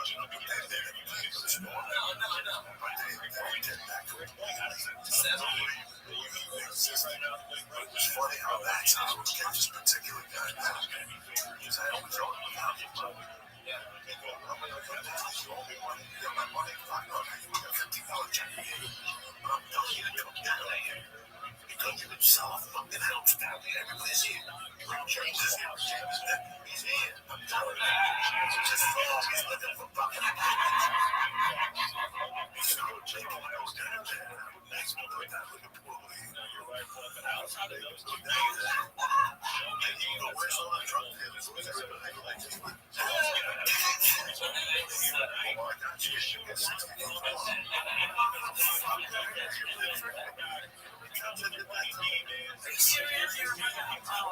I would make it come there at 1 in the morning, Tom, at least I had to motherfucker. Stack 100, 2 bitches just who I know. If I just held on to that one step, just give me 20. Bro, 20, that's better than nothing. Hold on to that 60. That shit happened. That's just going to place. I gotta go to the laundry room before 2:40. So wait for the bell, man. Pick up this shit. Go and tell me, man, my first day I'm Filipino. Oh my god. Yeah. Oh, let's give a refill. We're out there. Okay, we're outside of our apartment. So you would tell me if I had a check. Yeah. Like an hour before, I had a check. I have a check. I got like one. Yeah, Now, Lee, at that time, it could have been a check for $3. Or it could have been a check for $3,000. Nobody knew, but in my mind, it was $3,000. Same time, Lee, there's something right here, one. And I would just, $36. Jesus Christ. I'm all for where is it? Cash this check for the whole cups. Yeah. I guess it did $1.50 instead of 23 and change. And it's still stuck on my purse. Got a 20 spot. I still got $3. But I had $2 for a tip from water to pick out this stuff. We would sit out looking at that guy so well. We would just be sitting out there and be with me playing around. And This is what I was like. it was before that we would always tell me, like, this was it. What? Yeah, easy. When did he move in? When did he move in? He just opened the door. Can I stay here? Yes. Well, that was it. It was on the road. Yeah. The door was open. There was always a Cigarette. cigarette. Something was going to happen. For six. That's a lot. 680 down for 2 years. Bro, weeks. Sorry, bro.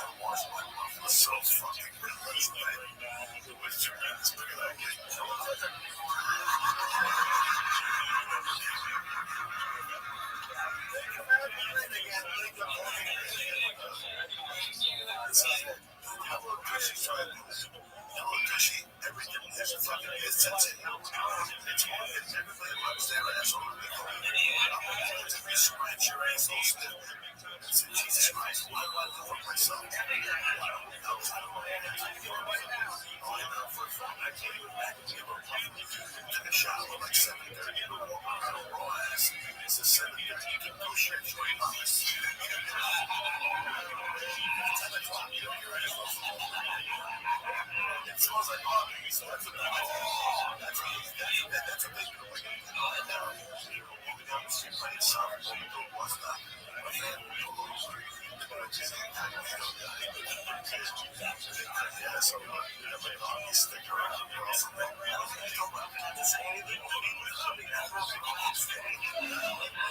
I'm thinking this is a great thing for women to fucking buy their guy. Because it's February, you're gonna have to suck some dick, so you might as well have a clean ass on that shit.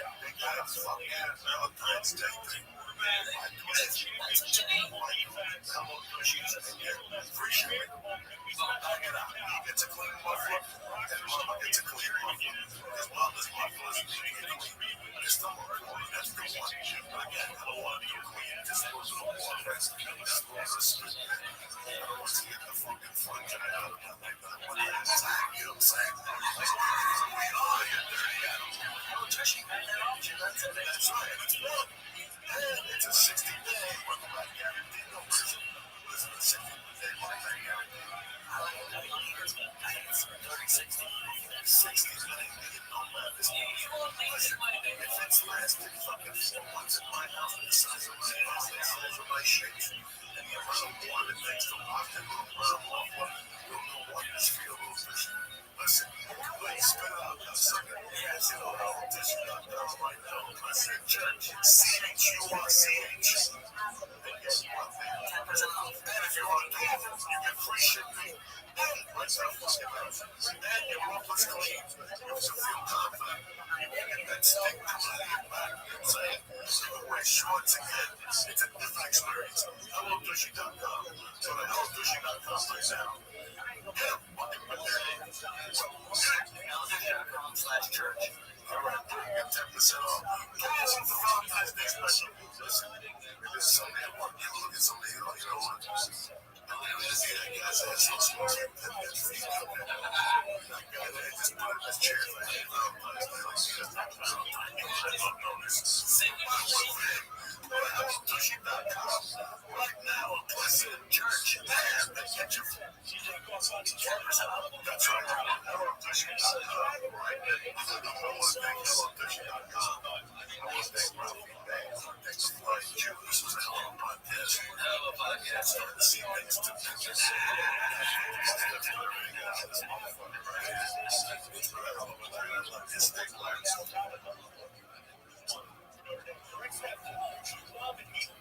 Back to Dan Carlin.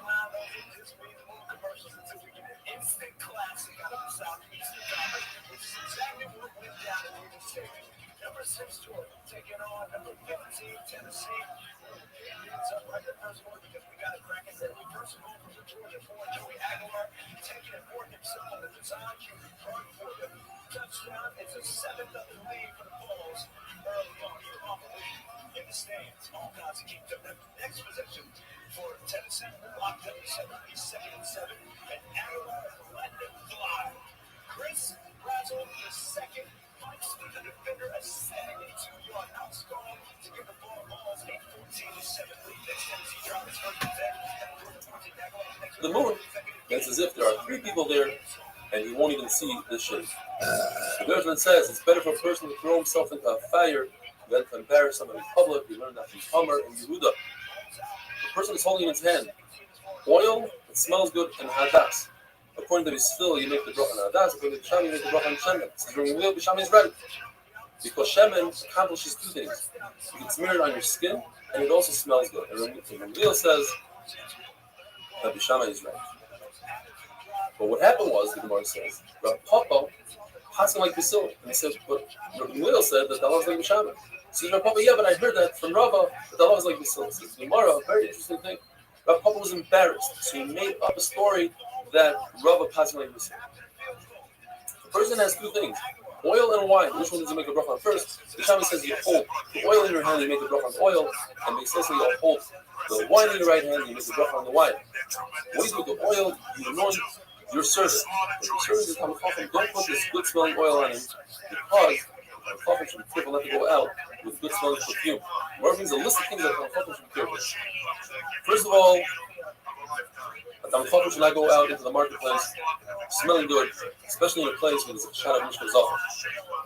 And the Gemara says he shouldn't put on his clothing, he put it on his body to act as a deodorant, whereas in Shiloh Flakis, what happens if you put it on his hair? Is it like clothing or putting it on his body?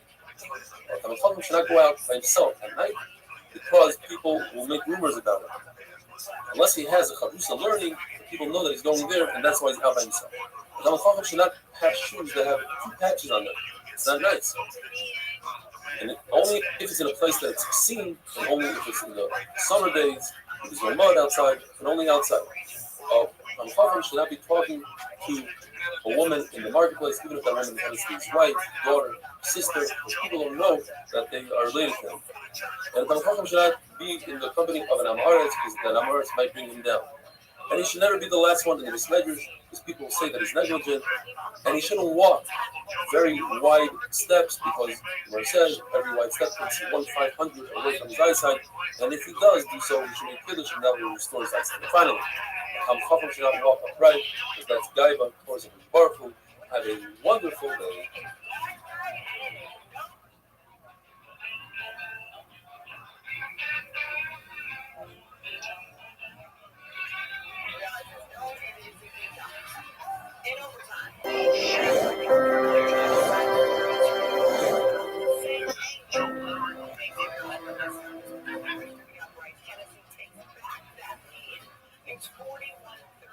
Bracha is daf mem dalet. The Mishnah tells us that when you eat a main food and the secondary food as well, you make one bracha on the main food, and the secondary food is partly from a bracha. 99% of the time when you eat bread, bread is the main food. The Mishnah tells us that there's an exception to the rule. Peiros geinoisai. These are extremely sweet fruit that are found in Eretz Yisrael. So when you eat them, they're so sweet you have to add salt to diminish the taste, and you eat a little bread with it. That bread is a tuffle, and you don't make a bracha on that bread. The Gemara tells us that Yochanan loved this fruit very much, and his talmidim would bring him 1,000 of these fruits at a time, and he would eat them all, and he would swear that he's not even satiated. So Bavo, he would eat them until a fly that would land on his forehead would slide right off from the oil. Rabbi and Rabasi would eat so many of these that they would have hair loss. Their hair would simply fall out of their head. Rish Lakish would eat so many of them that it would become delirious, it would become shikr. Rabbi Yochanan had to call the authorities to have them drive him home. The Gemara tells us about Eretz Yisrael. Yana had a city that had so many figs that he needed that many employees to pick the figs that they needed 600,000 bowls of tuna per week. Yana had a tree that had so many birds in it that he would take 3 times a month, 40 of chickens out of the tree. There's a city called Gufnis that had 80 pairs of Kohanim that married 80 twin Kohanim girls. The Gemara says it's so rare that only happened once. The Rav Chizda's twin daughters, and he was a Kohen, married 2 brothers who were Israelim, which were Rami Bar Chama and Ukva Bar Chama. A meal without salt is not considered a meal. A meal without soup is not considered a meal. Says the Mishnah. The meal holds that when you eat Shivas Haminim, you have to make a Birkus Hamazon. You have to bend. Why? Because the pasuk of Shivas Haminim comes 2 psukim before the Chalta the Savat of the pasuk about Birkus Hamazon. Chacham say yes, but there's a pasuk in between, and that separates them. And that says that when you eat Shivas Haminim, you only have to make Ala Michya. The meal says the pasuk in between because it tells us that if you eat wheat, you don't bench on that. If you drink water because you're thirsty, the carbon says you make a shahakal and you make a bayre nefashit. So we're going to see soon is machlekes whether you make a bracha at all, bracha chorina on water. The ala michya on fruit is very similar to how we do it today. There are a few variations, very minor variations. Ala eis al creates. We say sure it's over here. The Gemara does it. Shenchad alav yiseinu lecha mepiyo v'lizboy v'tuva rachem Hashem elikenu Yisrael amecha v'Yerushalayim yirecha v'mizbechecha v'sivnei Yerushalayim yikochecha b'mher v'yomeinu v'aleinu zicha zamchenu ba v'atot toiv v'meitu v'akoy. And on the 5 minim of grain, ala micha v'akatol aduz atzadeh ala oretz v'amichya. You know that in Shchodesh, you finish off the bracha mekadesh Yisrael there Rosh Hashanah. That's 2 things that we say. We say the same 2 things. We say 2 things in Al Michya. For instance, according to Rav Chizda, in the first you say Ala Oretz Val Peris Sel, according to one lashon. In other words, you're benching the fruit of Eretz Yisrael. And Rebbe in Eretz Yisrael would say Ala Peris in general. Rachman said we have to flip that around. That in Chutz you say Ala Peris, our fruit. We're not going to bench. We ate fruit here. We're not benching about the fruit in Eretz Yisrael. In Eretz Yisrael you say Ala Peris Sel. Yehuda Rav Dima says that when it comes to vegetables and water, there's no bracha chorina. You don't make a burner touches. Rabbi Yitzchak says there is vegetables, but you don't make a bracha chorina on water. And the Papa says you do make a bracha chorina, a burner touches on water and on vegetables. The Mishnah Nida says there is a bracha. There are things that need a bracha beforehand, but not afterwards. According to Rav Papa, everything needs a bracha afterwards, even water. He must say that's referring to mitzvah. If you do mitzvah, you don't make a bracha when you're done. Although in Eretz Yisrael, they would make brachas when one would remove his tefillin and his tzitzis, they would say bracha. So we must say that according to the Man Omar, is referring to smell. When you smell something, you make a bracha beforehand, you don't make a bracha afterwards. Gemara tells us that an egg is healthier than any other food. If it's lightly roasted, it's better than 3 dozen egg worth of flour. And if it's completely cooked, it's the best food in the world besides meat. Meat the same size of an egg would have the same nutrient value. Spleen, says the Gemara, is good for your teeth, but very bad for your intestines. What happens if you eat it? You should chew it and spit it out. Leek is bad for your teeth and bad for your intestines. What happens if you ate from it? You should swallow it. After bloodletting, you shouldn't eat raw vegetables. It causes the face to lose color. According to one lashon, raw vegetables, causes the person that eats them a lot of damage if you eat them within the first 4 hours of the day. Another lashon says that it causes damage to the person speaking to that person that ate it because of the foul odor. If you eat very small animals, in other words, animals that are supposed to grow a large size, and you ate an animal that's only 25% of its potential growth, it prevents a person from growing. Animals, live animals, bring life. So even if you eat a small fish, that brings life. If you eat from the throat area, which is where the life goes in, where you breathe from, that brings life, that revitalizes the body. And Rava was marked to eat from the place of the shechita. The Gemara tells us there are 6 things that are medicinal. and that is cabbage. The Gemara says not only is cabbage good, is a good medicine, but it also satiates a person. Beets, pennyroyal water, maw, a womb, and the diaphragm.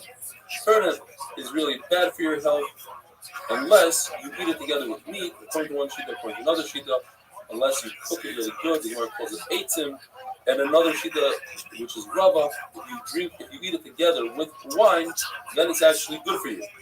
And that's why Rava would tell his servant, if you see turnips, don't ever ask me, just buy it, I would like to eat it. Have a wonderful day.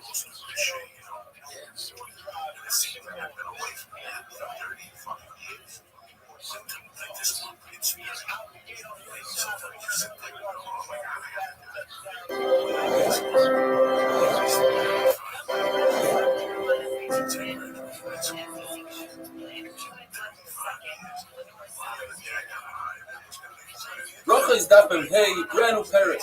Shloisha Shachut Achas discussing the three people get together to eat bread. One of them leads the other in Zimah. How do we know this from the pasuk? Person says, Gadu Hashem iti. You two, my friends, should bless Hashem, eat together with me. That's a total of three. Or Kishem Hashem Ekra, I will call out Hashem's name. You guys, together we have three. The Mishnah says that there are some people that cannot be part of the Zimah. These are people that are eating food that some meisters weren't taking from them, or you weren't playing the meister shame, or the waiter, he ate less than kazayis, or a guy, but a kusi is mitzvah. Women, halachically, Cold static. Together with men. Cold static, go fuck yourself. Nobody want to speak with you anyway, you douche. And have another lefil to lead three with Zimah. Tanagama says, Kazayas, and Yehuda says, you must eat a kibetza. We learn from the same pasuk, Gadol Hashem, that the person that answers Amen shouldn't answer louder than the Chazan himself. The pasuk says, Moshe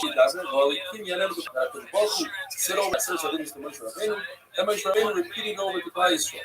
And here we learn, in the time of the Gemara, there's about Kaireh and a Metargumon, a person who repeated the words and translated them to the local language. The two, the Balkairi and the Metargumon, have to be on the same noise level. One should not be louder than the other. The fundamental machlokes in the Gemara. Mishnah says that Zimah is people. How about two people and they elect to do Zimah? Rabbi Yochanan says no, and Rav says yes, they could do Zimah. Abaye says the minute though, okay, is when people know how to read, and you have two people, each one benches individually themselves. If there's a board, someone that doesn't know how to read, then one to bench for the other, it can be mentioned the second one because of halacha. When you hear a bracha, it's as if you said that bracha. And the Gemara goes through a series of questions, asking questions on Rabbi Yochanan and Rav. In our mission, it says that three people get together to do Zimah, and not two. That would be a question on Rav who says that two could do Zimah and no answer. Our mission is talking about a field, and I was talking about a rishos. If you would love to do so, you can. In the Brisa it says, so if three people get together to eat, one of them cannot run away and leave his two friends behind. It seems like if two people are eating, one could run away. And the answer is yes. When you have three people eating, and one can't run away because he's created a field, he created a field, and him running away, he's destroying that field. Very interesting halacha. You have two people, imagine, two people eating together, having a conversation, and there's a waiter. And the waiter plops down next to them and sits down and eats. And it's not considered gaiva, and it's okay. Because we assume that those two people want him to sit there so that they have a field for Zimah. And the question is, according to Rav, two is enough. You don't need a third one. And the answer is, three is better than two. Because three creates a real field, whereas two is just a less field. And when you have a real field, when you're mechuyev to do the mitzvah is greater. As we said, women can do Zimah by themselves, but they should not use an Eved to be tzaref Eved, and Ktanim to do Zimah themselves, they can't use an Eved because of promiscuity. It seems like that even 100 women have the same halachic field as two men, and it says the women are mechuyev. So you see that two men are chayav. So the Gemara is not true. Women have a greater field. Three women have a greater field than two men because of the pasuk of Gadol Hashem iti. When you have three, that creates a field. They are considered players, the Gemara calls them. And now the Gemara says that if you have 3 people that were eating and one ran away, you're allowed to scream out to him so that he turns around and he answers you from a distance. However, when you have 10 people and one ran away, you cannot scream out to him so that he turns around and answers from a distance. Rather, you have to call him back because you're saying Hashem's name. And therefore, it's not proper for him to answer from a distance. Rava says that if 3 people are eating together, it's not polite, it's not their third. For if one of them finishes eating and says, "Hey, I'm done, will you please answer me?" Because it's 1 against 2. But if 2 finish eating, then it's okay for them to ask the third one to stop and answer them. But not only does he have to stop and answer, he has to stop and wait until they are finished with the first bracha Birkas Hamazon, Hazon Sakar. The Gemara tells us that there were 3 Amoraim, Yehuda bar Meremar, Mar bar Ravashi, and Rav Achim Adifki. And they were all sitting together and eating, and they said, we're all on the same level of learning and galus, so who's going to lead us in Zimun? There's no one greater than the other. Therefore, they decided just to bench on their own and not to do Zimun. Meremar heard about this and he wasn't happy. He said, you weren't yoyt to the mitzvah of Zimun, you yoyt to the mitzvah of Birkas Hamazon. And to go back and do Zimun retroactive doesn't work. Here's our halacha l'maisa. You walk into a meal on Shabbos and people are about to start benching. What do you say? You can't say Baruch Shachal Mishlei because you didn't eat with them. So what do you say? The Gemara says you answer both in the Baruch. And Tosfos brings the Bahag, and it's brought down in Shulchan Aruch, halacha, minus the word oops. You answer Baruch u'mevarech Shemai Hamed Lo'elam Baruch. And if there's 10 people, you walk into a Shever Brachos, and the 10 people about to start Zimun, you say, Baruch Elokeinu u'mevarech Shemai Hamed Lo'elam Baruch. What if you walk in when they're already at the end of Zimun? So there you just say the word Amen. The Gemara says that only the bracha B'nai Yerushalayim you say Amen on your own bracha. B'nai Baracham of Yerushalayim Amen, or according to the Zion you say B'nai Yerushalayim Amen. But other brachas, that's a good night. Rashi points out, and that's how the Sfardim do, that when there's a series of brachas, the last bracha you can answer Amen to yourself. So the last bracha of Hallel you say Amen, or after your Shabbat you say Amen. This is argues on Rashi. Like this Amen in B'nai Yerushalayim, you say it out loud, or you say it quietly.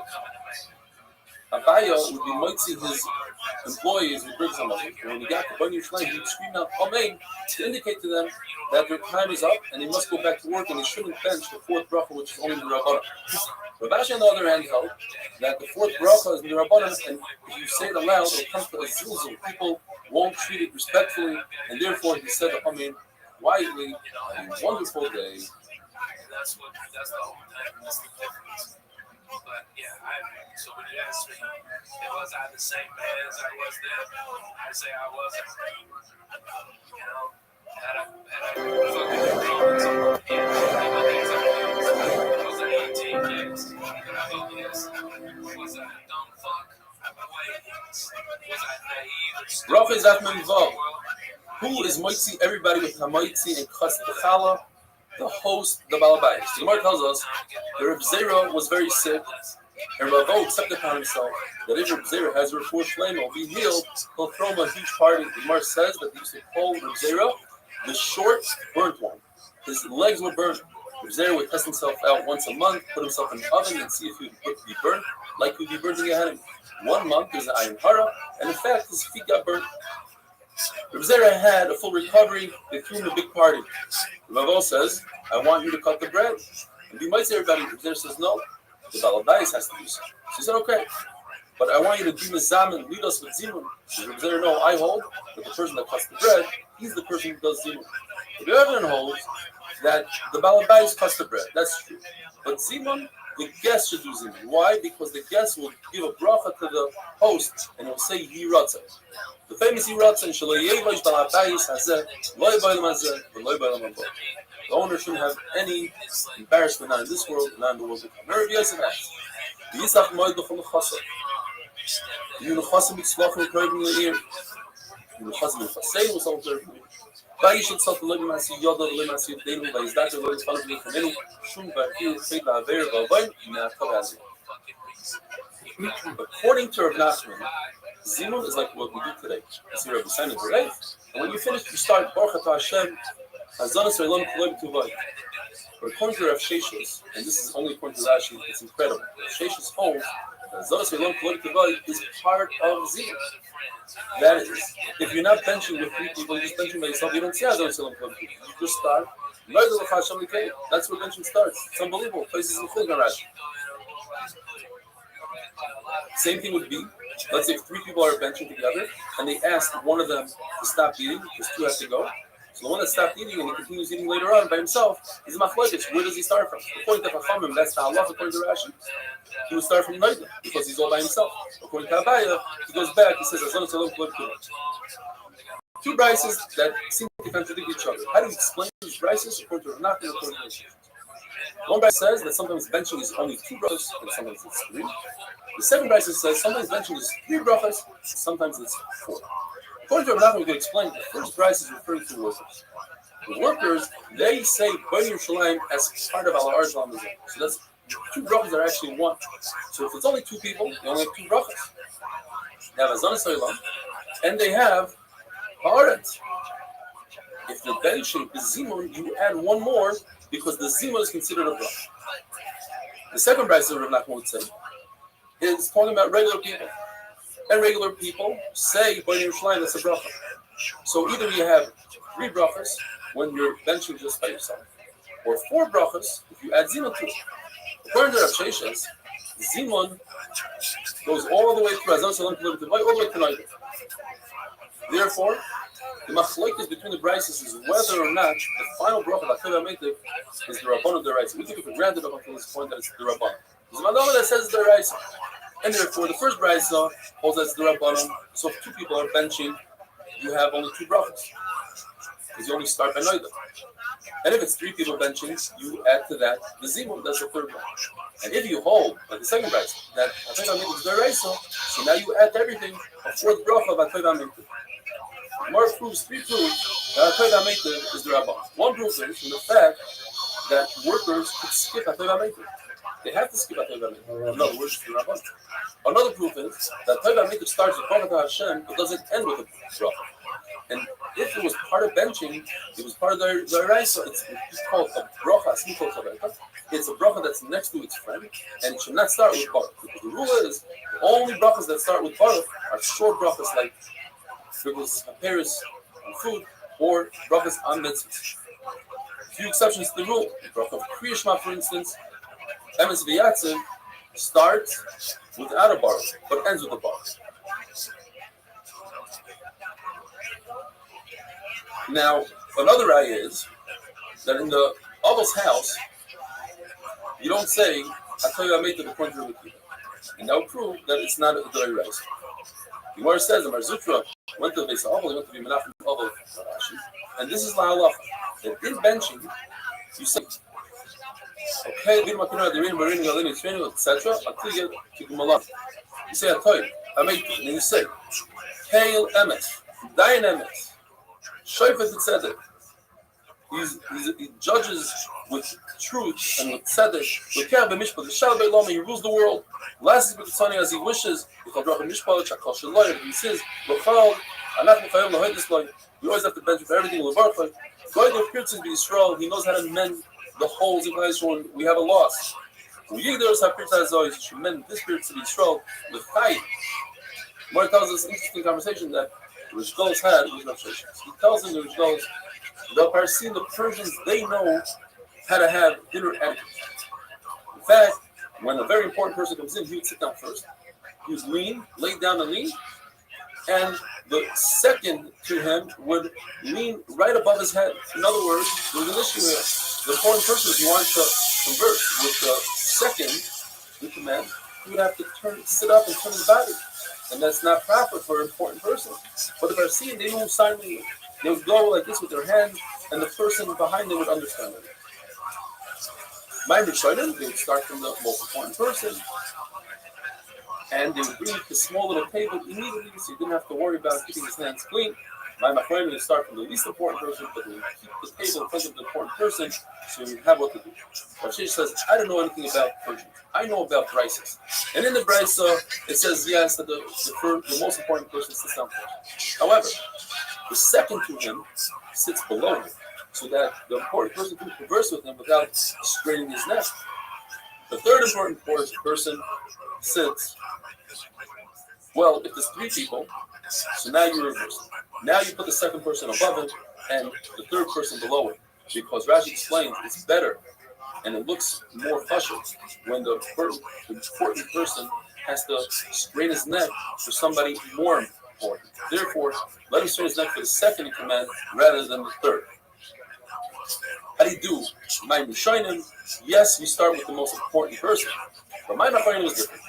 My Mafrenim, you start, if there's 5 people left, and the fifth one, he's the most important person. He's the one that starts with my Mafrenim, and he's the one that does Zima. However, if there's a lot of people, 100 people, you start from the least important person until you work your way up 95 people later, until you have 5 people left. And 5 people left, then the most important person washes his hands by Mafrenim, and he does Zimun. Having a wonderful day.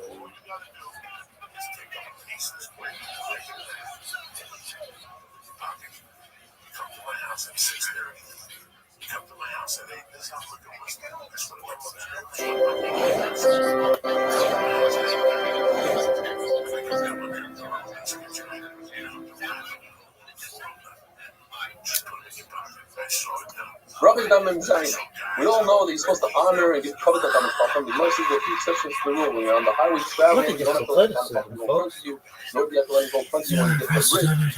Or if you're in line for my Mafrenim, you don't have to. Look at this one, video coin. Where is it going? Robin's donkey is taking Abai's donkey on the way, and Abai's thinking himself, look at this. He comes from Restream, he's riding like an Israeli. Yo. He doesn't give me cover. Yet when he got to the show, Robin tells Abai here. Abai tells him, nobody knows what you're talking about with that ching chang chong. Big English. When you get to a doorway, Jerome, you're number 1. But typically you would have an Israeli. But you would have said to the You'll wake up. Thanks, baby. You don't I think too.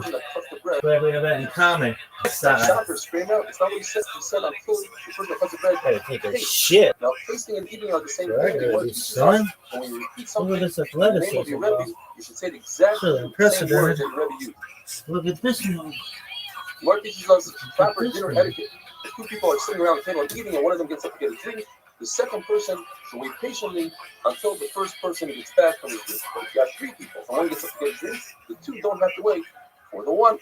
The person that cuts the bread, he should start the meal. He should dip into the dips first, unless he wants to honor somebody that's greater than him. Halacha l'maisa, when you cut your chal on Shabbos, do not start cutting until everybody says Amen. Now you don't have to wait for somebody who's saying exceptionally long Amen. It's not proper to say an exceptionally long Amen. The Gemara teaches us there's Amen Yisayma, Amen Chatufa, and Amen Chatufa. Amen Yisayma is where somebody says Amen without even hearing the bracha of the source. He says Amen because the people around him are saying Amen. Chatufa is that you don't say a comments under the aleph, you say a shva under the aleph. So you don't say Amen, you say Imeh. Chatufa is you don't pronounce the nun at the end of the word, you say Amen instead of Amen. All these 3 things can cause a person to lose life. Yet if a person prolongs his Amen, says it properly, that will actually give him additional days. Arifas Yamin. A person should not say a bracha as if it's a burden he's trying to get over with. He should say the words nicely and slowly. Rav holds that if 2 people are eating and they're basically done eating, and the third person comes along and joins them, he cannot join for Zimur. Shmuel holds that as long as if dessert would come out, that means your meal is still going on, and that third person is mitzvah for Zimur. The Rambam says, who's Mizamin? The Iker Shabasuda. The main person of the meal, meaning the person who's there from the beginning. Well, Allah is asking that is the most important person, the most prominent person, even though he came in the middle of the meal, as long as he ate some bread. The Gemara tells us that the list that we had in the Mishnah, different foods that people were eating, that some of them are in the Mitzvah Pizimah, some of them you're not in the Mitzvah Pizimah, you can't take the list at face value. For instance, the Mishnah says that the person eats the Mai, he could be part of the Zimah. Now, the Mai is also free, how can be part of the Zimah? The Gemara tells us because the Mai is a mutter for a army and a soldier, a Jewish soldier to eat. And every person, even a wealthy person, could be considered a poor person at any given moment, as long as he is master all his belongings, and will become poor instantaneously. Therefore, it's not the end of the world if a person eats money to give start. Now it says that if you give Meiser to a lady, you give him 10% of all your food, and the lady took 10% of his time and gave it to the down, and he ate from that, he stopped. What's the big finish? The answer is because the Yisrael never took the step one. He went at it already, gave the lady before he took Truma Gdoila, the 2%. And the Chiddush is that the lady is not responsible for that Yisrael's 2%. All the lady has to give is 10% of what he received. What about Meiser Sheni? What's the big Chiddush that if somebody eats Meiser Sheni that was redeemed properly, that he could even start it?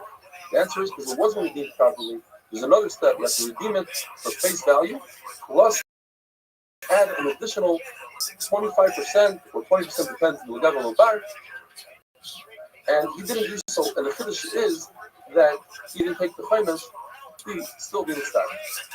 What's the big Chiddush that a waiter couldn't start if he had a full kazayis? The answer is because the waiter typically doesn't sit down his kaveh suda. He's walking back and forth, and he's standing, nevertheless, to be part of the meal. Now, why could we be Mitzvah Kusi? Why is he any better than Amaretz? Because the Gemara says Amaretz is not part of the Zim.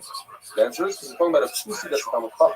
Or we're talking about an Amaretz that doesn't take Trumas HaMaisus. That's why he's not Mitzvah. But a Kusi, since Trumas HaMaisus are in the Torah, Kusim are maked on all their rices. Not only that, they are more maked on their rices than Yisraelim. So therefore, I can Mitzvah. What's the definition of Amaretz? The Gemara brings a whole bunch of secrets. One of them is that a person who doesn't take Krishma in the morning and the evening, or a person that doesn't wear tefillin, a person that doesn't wear tzitzit, a person that doesn't put up a mezuzah, a person who has children that doesn't teach in Torah. Finally, the Gemara says, the halacha is, even a person who's very learned, if he doesn't search under the comment, he's considered an amaretz. And it says, but nowadays, we are mitzvah these amaratzim, because otherwise they'll go off and make their own religion. The Gemara tells us an amazing story. Rami Bar Chama did not allow Rabbi Nasher Bar Tachlifa to be part of the Zin. Because he held Rabbi Nasher Bar Tachlifa, he didn't serve him with Chachamim, even though he himself was a Chacham. Rava says that's why Rami Bar Chama died, because he wasn't retired Rabbi Nasher Bar Tachlifa. The question is, why? If he didn't serve him with Chachamim, he shouldn't be part of the Zin. The answer is because Rabbi Nasher Bar Tachlifa did serve him with Chachamim, Rami Bar Chama just didn't know that. The other chat is that he didn't serve Talmid Chacham, but he was a Talmid Chacham. He listened to Torah and he repeated it in Chazir, and that was enough for Rabbi Nachman Bar Tachlifa. Mishnah tells us that if you eat tevel, you cannot be inspired. What's the big Kiddush in that? It's also to eat tevel. The answer is because we're talking about tevel d'Rabbanan. We're talking about food that grew in a planter that didn't have holes facing the ground and it didn't nourish from the ground, and it's multiple people that rice, but only up in the Rabbanan. If you don't take Meiser Sheni, of course, you can't be Mitzvah to Zimun. The answer is you did take Meiser Sheni, but you took it with the wrong point. You took the flat point that don't have any depiction on them. Of course, a guy cannot be Mitzvah, and the answer is we're talking about a guy that went through half the process of Gerus. He has a Milah, but didn't do Tefillah. The Kiddush is he's still considered a complete guy. Even though you cannot be Mitzvah if you cut with the Zimon, yet there's a tremendous Kiddush. If you have 9 people, you could use a cotton as the 10th, even if he's an extremely small child or infant, but they all in his crib. The Shuman lady says they could be Mitzvah as a 10th, a slave. The question is, if that's the case, why did Eliezer feel the need to free a slave in order to create a mini? He had 9 people, and in order to get a 10th, he freed a slave. Why didn't he just be Mitzvah for the slave? The answer is because he already used one of the slaves as the 9th, and he used the second slave, he had to free the second slave. You can't use 2 slaves. And how could you do that even though it's not there? The answer is because it's a mitzvah for the community, and therefore you're allowed to free yourself. If a person gets up early, when it comes to shul, he's one of the 10 first people in shul, he gets a car, the same amount of car as everybody else gets. Very interesting halacha. If 9 people look like they are 10, they are considered a minion, and whether they're together or they're spread out. And finally, 2 Chachamim that are learning together, the halachas that they're learning act as a third, and they create a zimun. Have a wonderful day.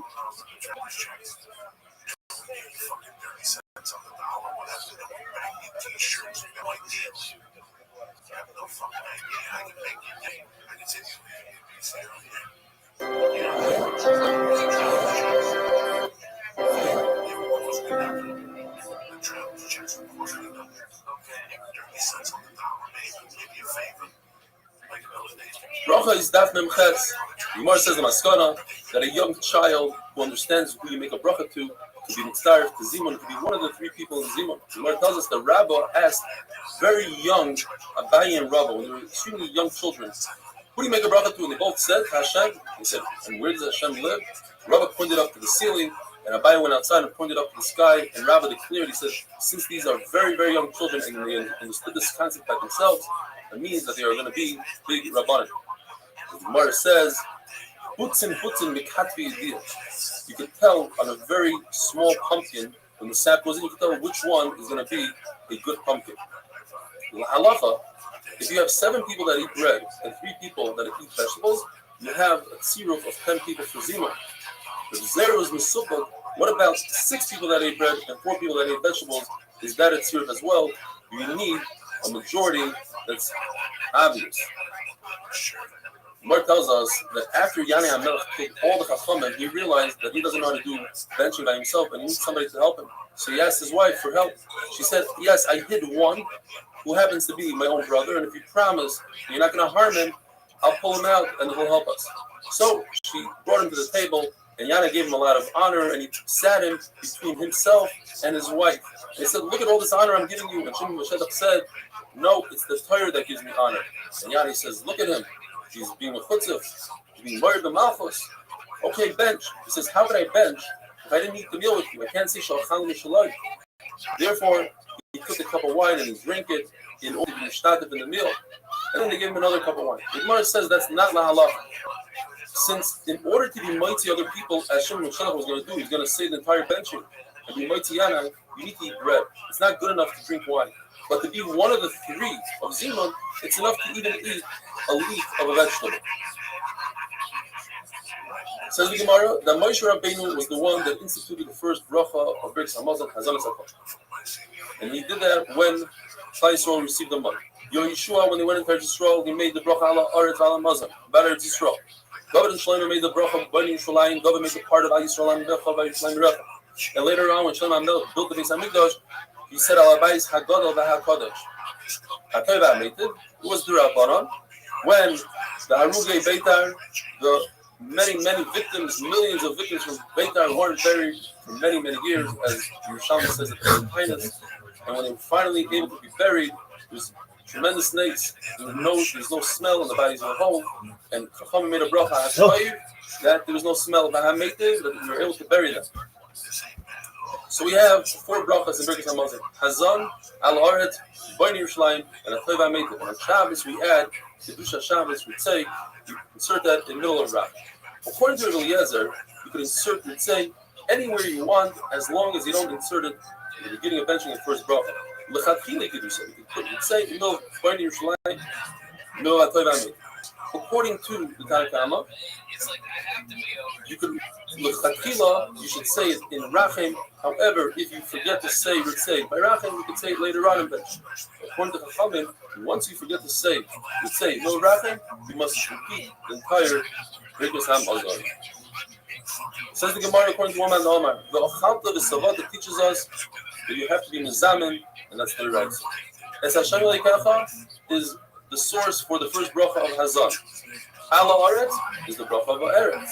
HaToiva is Bnei Yerushalayim. Asher Nas Allah is a source for HaToiva HaMeitiv. The Gemara says, and how do I know they have to make a bracha before you eat? If you make a bracha when you're satiated, certainly when you are starving. The Rebbe says you don't need to have a final. You actually learn out from the pasuk now. Because the concept of zimun, I don't need to use the words B'chalta v'Savata. That I can learn from God Shemiti. Therefore, it's extra. B'chalta v'Savata will teach us the first bracha of Hazan. That meitiv is only midrabanan. And how do I know beforehand? The bracha beforehand. Asher Nas Allah means when HaKadosh Baruch Hu gives you the food before you eat it, you should already bench Hashem to make a bracha. Here says I can learn out from another source. It says Uveirach Esachnu. HaKadosh Baruch Hu bless your bread. Don't read it, be blessed, but you should read it, uvarech, and you shall bless your bread. When is it your bread? Before you chew it and destroy it. So in other words, in the bread state, you should make a bracha. The Gemara tells us the story that Shaul went to look for his father's donkeys, and he couldn't find them, so he asked for Shmuel. He figured maybe Shmuel could help him out. So he asked some young girls, where's Shmuel? And the Torah tells us a very long arifus. They said, you better go quickly. He's at the outskirts of the city. He's about to bring shlomim on a bama. And before he brings it, he says a brachol, there's a vafta, then he gives it out. On and on. So the first thing we see for our sugya is that you have to make a bracha before you eat. Why did they talk so much? He asked him a simple question, which was, the Gemara says 3 answers. Either because women like to talk a lot, or because Shaul, it says, he was taller than everybody, he was more beautiful than everybody. And the women, the girls, wanted to gaze at his beauty, so they spoke to him for long. And the third shot Rabbi Yochanan says is that one kingdom cannot go into another kingdom even for a millisecond. And Shmuel was the ruler of Klal Yisrael, and he had to give over the ruling to Shaul, but the time didn't come yet. So therefore they had to speak to him for that time to arrive. The Gemara says if you make a bracha on food, it just gives you sustenance in this world, so certainly you should make a bracha on Torah, which gives you sustenance in Olam Haba. Shmuel says it's actually possible. It says, and in Torah it also says the concept of Nasan Yisina, Ve'etna Lasa is Dufa Zo'ebe. So therefore I learned the concept of bracha, to make a bracha when you learn Torah. Ramesh says, Asher Nasalach, I learned from there, that just like I make a bracha on the good, whatever HaKadosh Baruch Hu throws my way, Asher Nasalach, even if it's bad, I have to make a bracha. And another pshat, ha-toiva, is broken down to 2 words, toiva and ha-toiva. And the word toiva means Torah. Ha-toiva is the rebuilding of Yerushalayim, shall be wonderful.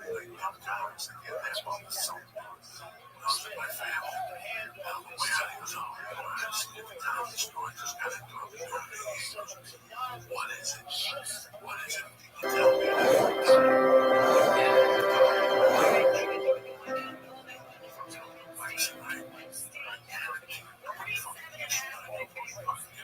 Bracha is not from task for continuing with Hilchas Birkus Hamazon. There are certain words that must be inserted in Birkus Hamazon, otherwise you're not going to Birkus Hamazon. According to Rebbe, you must say Eretz Chemda Toiva, and you must say Umatis V'David. If you don't, you're not going to. According to Nachman Zaken, you must say the word Bris. According to Rebbe, you must say the word Torah. Flamer says, and by the way, you must say Bris before Torah, because when the Torah talks about Bris, it mentions the word Bris 13 times, whereas Torah only 3 times. The Bible says that the bracha ala haaretz starts with Noida l'Kla Hashem. We thank you, Hashem. You must insert that, and in addition to that, you must say Moida l'Anachalah. But if a person doesn't even say one Eidah, he's Meguna. Machlokes in the Gemara, when you say Rachel, Yisrael Amecha, by Yerushalayim Yerecha, how do you finish off the bracha? We finish it off, or in Yerushalayim. What if a person wants to finish it off like he started? According to one man, the Omar, that's considered Namara, it's a course. There's no Yudah, but as we finish it off, the Gemara tells us Rav Baruch would start 1 out of the 2. You wouldn't say Yisrael Amecha by Yerushalayim. You have to say either Yisrael or Yerushalayim. However, in the Chasima, when you say Bani Yerushalayim, you say Bani Yerushalayim. And when Shia Yisrael, you say 2. But says already holds that when you finish the bracha, you never talk about 2 things. Because that shows they're trying to get rid of 2 mitzvahs in one shot. Gemara says, but what do you do with ala aretz ala peretz? So Gemara explains, it's the land that brings out fruit. Ala aretz ala mazon, the land that brings out sustenance. What about explanation? You say, Mekadesh Yisrael Vazman. So over there, it's not Yisrael Vazman, it's Klal Yisrael that are Mekadesh Vazman, or Klal Yisrael that's Mekadesh Vazman. The only issue that the Gemara has is what do you do when Shabbos and Yom Tov fall out in the same day? So you say Mekadesh HaShabbos Yisrael Vazman. How do you explain that? So the Gemara, that must be referring to Kadosh Baruch Hu, who's Mekadesh all 3, Mekadesh Shabbos, Klal Yisrael, and Yom Tov. Rav Shai says it depends.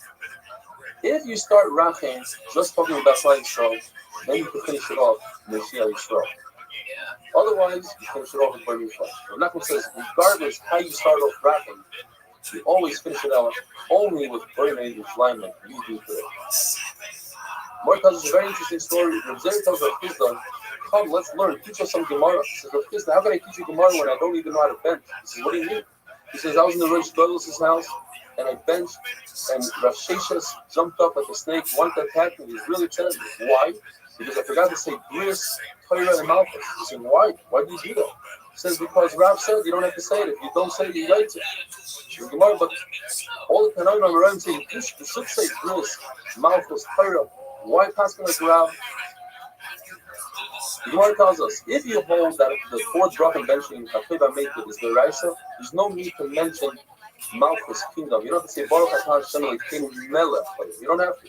But if you hold that it's the Rabbanon, you have to insert the word Melech. Says Reb Zera, since you're already inserting the word Melech into the fourth bracha, you might as well say it twice in the fourth bracha. Once for Bnei Yerushalayim that's not mentioned. And why do you have to say that? Because in Bnei Yerushalayim we talk about the Malchus of David, the kingdom of David, and there's no mention at all of the Malchus of his Malchus. That's not appropriate. So say it twice in the fourth bracha to make up for the third bracha. Says Rav Papa, if you're already making up and sticking in Malchus, you might as well say it 3 times in Bnei Yerushalayim. That's what we do. And an additional one for the bracha of Aretz. And what are the 3 ones? What do we say? We say Baruch Atah Hashem Elokeinu Melech Haolam. That's one. We also say Avinu Malkeinu, and we say HaMelech HaToich. So that's 3. Rav says if a person forgets to say intentionally, he can say Baruch Atah Hashem Elokeinu Melech Haolam. Nasan Shabbos Menucha LaAma Yisrael LaOis. Baruch Atah Hashem, the Paris Hashem, you should group things down. If you don't remember all that, all you have to say is Baruch Atah Hashem. So Nasan Shabbos is Baruch Atah Hashem, the Paris Hashem. If you get a Yom Tov, you say again, Baruch Atah Hashem, Elokeinu Melech Haolam, Shenasan Yom Tov L'Am Yisrael, L'Simcha Zikarim, Baruch Atah Hashem, L'Chadesh Yisrael V'Azmanu. You say Baruch Atah Hashem, Haolam, Shenasan Rosh Chodashim L'Am Yisrael Zikarim. The Gemara was restricted whether you finish off the Simcha, whether or not there's a Chasim at all, you have to say Baruch Atah Hashem, because Rosh Chodashim, and whether it was Rav, authored the other brachas, he authored this as well. But Nachman says, these brachas that Rav instituted, forgot to say, that's only if you didn't go into the fourth bracha like Tegam. Once you start at Tegam, you got into it, then you have to repeat with the Samazah. Small says that Arish Chodesh, if you forget the Shmoneh Esrei Yalav, you have to repeat. But if you forget Yalav Yalav because Samazah, you don't have to repeat. What's the reason? Because Shmoneh Esrei, you must say Shmoneh Esrei. Everybody has to say Shmoneh Esrei. But Arish Chodesh, you don't have to eat a meal. You don't have to eat bread. So there's no fear, and therefore you don't have to repeat. But there are days that you are going to eat a meal. These are Shabbos and Yom Tov. On those days, if you get Yalav Yalav like in benching, you have to repeat benching. It's brought down in Rosh Hashanah that we're not going to repeat a meal. There's a sheet that says to pass Rosh Hashanah. Therefore, if you get Yalav Yalav in Rosh Hashanah, you don't have to repeat. Because it discusses what about Shalosh Shabbos is that of Kiyuv. Says the Mishnah, we learned in the Mishnah that in Kuyuv and Zimon and to leave Zimon, Machlokes Rameir says you have to eat a Kazayis and Yehuda holds a Kebetza. If you find the exact reverse, Rameir holds a Kebetza and Yehuda holds a Kazayis, when it comes to somebody who forgot and he brought a carbon shlomen outside of Yerushalayim and he didn't pass hard side, he must return to the Beis Hamikdash to burn it in the Beis Hamikdash. Because of how much? Over there, Meir says Kebetza, over here says Kazayis. Why is it different? So one side is that you have to flip the sheet as you write, Meir says Kazayis, and he says Kebetza. Or the shot is that the Machlokes is in the Pasuk. The Meir learns the words, Achalta is talking about eating, Savat is talking about drinking. How much is enough? Usually? Kazayis. But Meir says no, Achalta of the Savata, you have to eat to be satiated, and that's Kebetza. But when it comes to touching, Machlokes says we compare Tumah. So going back to the Beis Hamikdash, and Tumah is always a Kebetza, so you have to go back to the Beis Hamikdash with the Kebetza, or you compare the Isser, going back to the Beis Hamikdash, and Isser is always with the Kazayis. Says the Mishnah, you have 3 people by Zimon, you're saying, Baruch Shacham Shalom. If you have 4 people, you could say, Baruch, you tell the 3, you shall bench Hashem. You have 10, you say, Baruch Elokeinu Shacham Shalom. You have 11, you could tell the other 10, Baruch Elokeinu Shacham Shalom. According to the Rebbe, there's no difference between 10 and 100,000. You always say, Baruch Elokeinu. According to the Rebbe, since it says in the Pasuk, you're not Elois, and we'll discuss tomorrow, there's a difference between numbers. If it's 100 people, you say, Baruch Hashem Elokeinu. If it's 1,000 people, you say, Baruch Hashem Elokeinu. Elokeinu Tzvachos. Yoish Bakuvim Ala Mazon. Have a wonderful day.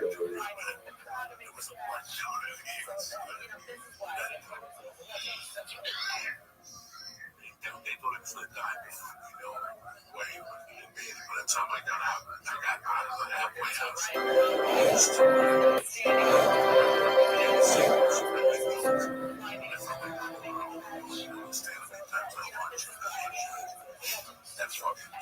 Rachel Dafnon, as we discussed yesterday, if there are 3 people that are mizamen, you say Yevarach Shachan Shalom. If you have 4 people, and the 4th person could tell the 3, Baruch Hu Shachan Shalom. You make the bracha. The Gemara today tells us it's preferable if everybody says the same thing, and the 4th person doesn't remove himself from the group, and they'll say Yevarach Shalom Shalom. Gemara proves it from the Mishnah later on today's daf. 3 people that are eating, it's also for them to split up. That ruins the zimun. But if you have 6 people, you could break it into 2 groups of 3. The question is, by breaking into 2 groups of 3, you no longer can say Baruch was Hashem, Baruch Shachanu. You have to say Nevarach Shachanu. You see from here that Nevarach Shachanu is better than Baruch Shachanu. The Gemara tells us that from the way a person says benching, brings Hamazon, you can see whether or not he's Chacham and Amar. Don't forget, in those days, it was also for them to say from a city, they had to say by heart. Different people said different words. But Talmud Chacham, the Gemara says, will say, Uva Tuvay, and from his goodness, but not Mituvay with the mem, because mem means you lessen what HaKadosh Baruch was giving us. It's only partial, the partial goodness of HaKadosh Baruch. What about the fact that we say, with the mem, from your bracha, the answer is, that's when it comes to tefillah. When you ask HaKadosh Baruch for something, don't ask a lot. Ask for the minimum. What about the fact that we say, the Lord says, open up your mouth, daven to me for anything, and I'll give it to you. That's referring to Torah. When it comes to Torah, you can ask for a lot. You are continues. But the Chacham says, our life. Amar says, Sayim, your life. The Chacham says, Nevarach Sha'achalnu Mishalom. And not like an Amar who says, L'mi Sha'achalnu Mishalom, referring to the host, the fed. And we say on Pesach, in the Haggadah, L'misha also of Allah, we say in the Lord's Kalanisim Eidim. In the Haggadah, it's obviously called the Lord. So the Chacham says, Baruch Shachan L'Shalom, and the Amar says, Ala Mazan Shachan L'Shalom, almost making a bracha on the food rather than from Baruch. But when it's 10 people, you're allowed to say Ala Mazan, because everybody understands the importance of his Baruch, because he just mentioned his name. That's what we describe. It basically learns from the word Gemachalois that depends how many people are being examined. 100 people say this thing, 1,000 people say that. When people says you're all the same, everybody says Nevarach Shachanu. So whenever the people do the word Gemachalois, you learn that even the babies in the mother's stomach said Shira or Kriyas Yamsa. This is right. I learned that from the word Mikar. Rav Chama was in the Rich Goddess's house and tried to find 100 people. Finally, he get to say a special zibur for 100 people. And they told him, wait. Rava said that Allah is like 8 people. It doesn't matter 100 or 10. You only say Nevarach Elokeinu Shachanu. Says Rava in the Rich Goddess's house. There's a lot of people there. When we came to benching, we'd split up and make small groups of 3, because the Rich Goddess was very mad if we made Chaburas, different groups. 3 would get away with it. Why not listen to the Rich Goddess's zibur? Because they're so loud that it's hard to concentrate. 3 people that were eating, and one of them benched on his own. The 2 that didn't bench, they could force the 3rd one to start from the zimun, but he was not yoitzel in zimun. One of the Razan Bar Papa got up in Shul and he said, Baruch Hu Hashem, and he never finished off the word on the Vayra, which is Machlokes, he said the Vayra Panach, and the congregation gave answer, Baruch Hashem on the Vayra. The Rabbi said, Hasi Ukma, like a black cloth on top of it doesn't change his clothing, dirty clothing. Why are you getting involved in the Machlokes? When the halacha is like Shmuel, that you don't say Hamavayra, you say Hamavayra, and everybody agrees that Hamavayra is better, why are you getting yourself involved? Says the Mishnah. But if there are 2 groups in a house, and some of the group sees the other group, then the mitzvah has one, they can do one zimun. Another halacha, if you have a cup of wine that's not diluted, in those days the wine was very strong, they do it with water, don't make Baruch Gafen. The Gemara tells us, what's the finish in our Mishnah? That 3 are Mizani, we already discussed this. Number of terutzim. One shot is that even if they just sat down, the 3, and they never ate anything, they didn't eat kazais, they didn't eat at all, they cannot get up. It's considered that if they bend them up and they can't get up and split. Or they all were eating, but they were eating from their own bread. Nevertheless, they can't get up and leave. The shot is You had 9 people, 3 groups of 3, and one person from each group went to the center and they made a new group. That new group cannot separate.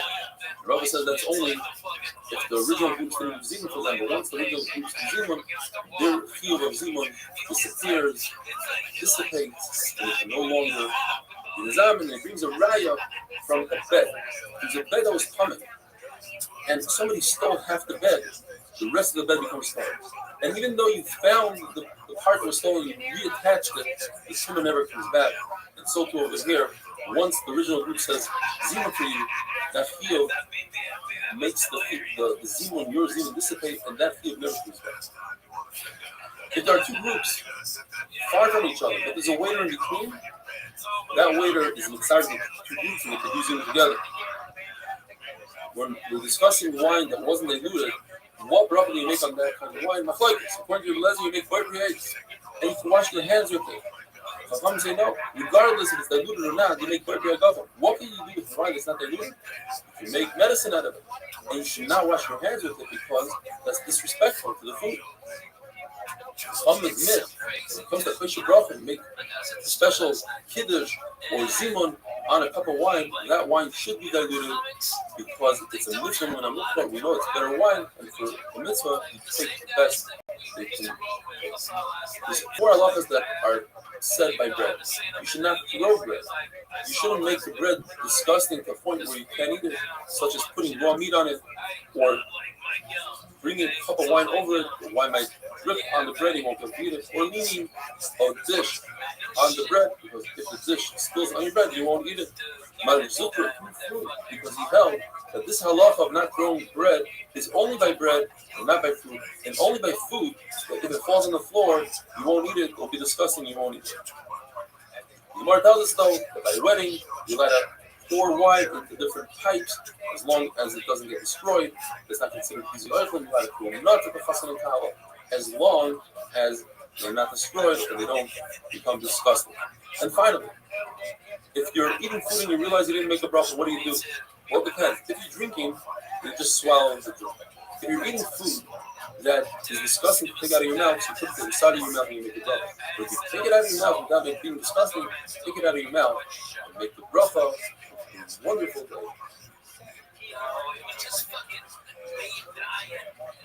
Me almost dying and not being able to breathe for 11 days and no sleep. It fucking broke you. You know what I mean? I couldn't sleep for 9 days straight.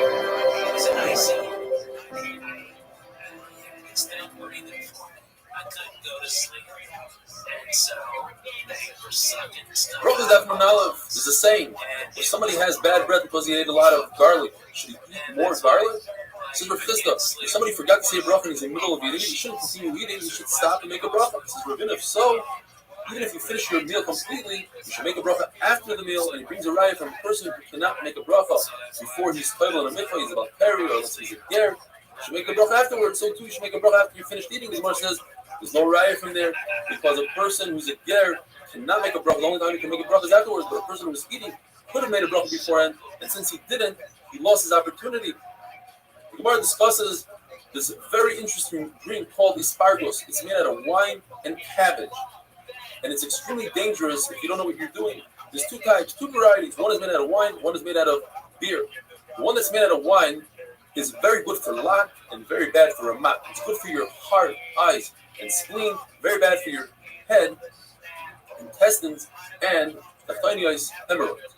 If the wine is old, it's 3 years old, then it is good for your intestines. If you drink the wine variety, you should eat immediately afterwards bread. But if you drink the beer variety, you should eat immediately afterwards whatever that beer is made out of. If it's made out of dates, eat a date. If you're used to drinking this, it's really good for your body, but if you get drunk from it, it's terrible on your body. If you drink the wine variety, do not spit afterwards because that causes a lot of damage to the body. But the beer variety, you should spit, and you have to spit. Therefore, if you're in front of the king, you should spit in front of the king. The Gemara tells us, Rav Shmuel ben Elisha was talking to Surreal, a very prominent malach, and Surreal said you should be careful from 3 things.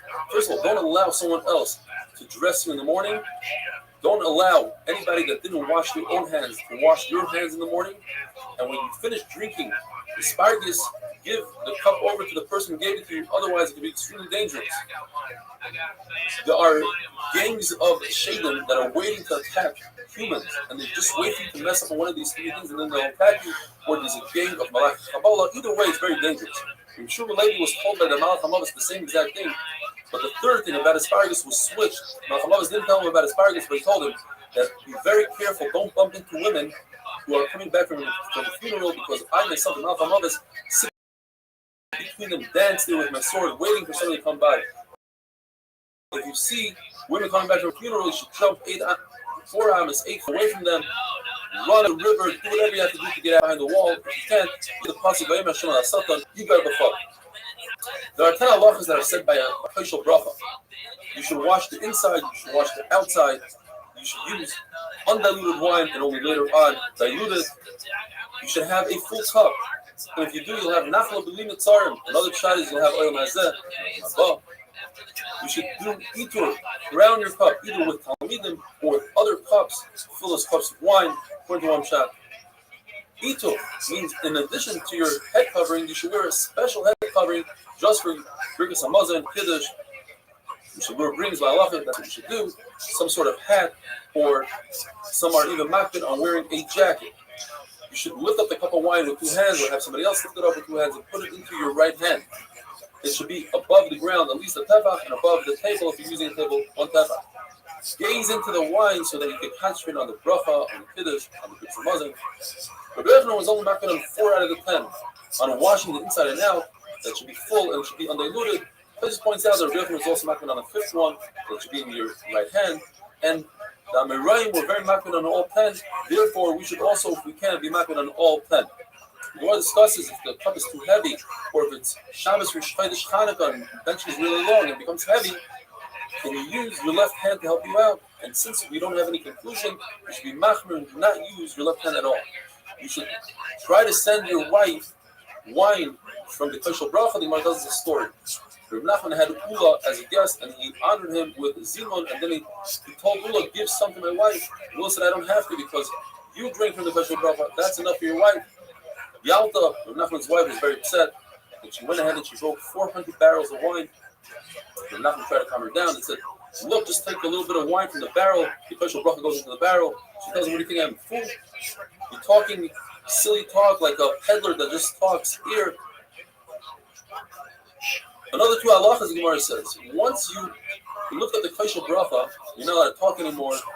And if you drink a full cup of wine during the meal, do not drink the second cup. That's called tzugas. You should not make Birkas Hamazon in that second cup. It's dangerous to drink pears. Anything in pears is dangerous. When it comes to Birkas Hamazon and halacha, you should always sit down, even if you're walking, if you're standing, if you're leaning. You should always be in a safe position so you can concentrate on Birkas Hamazon.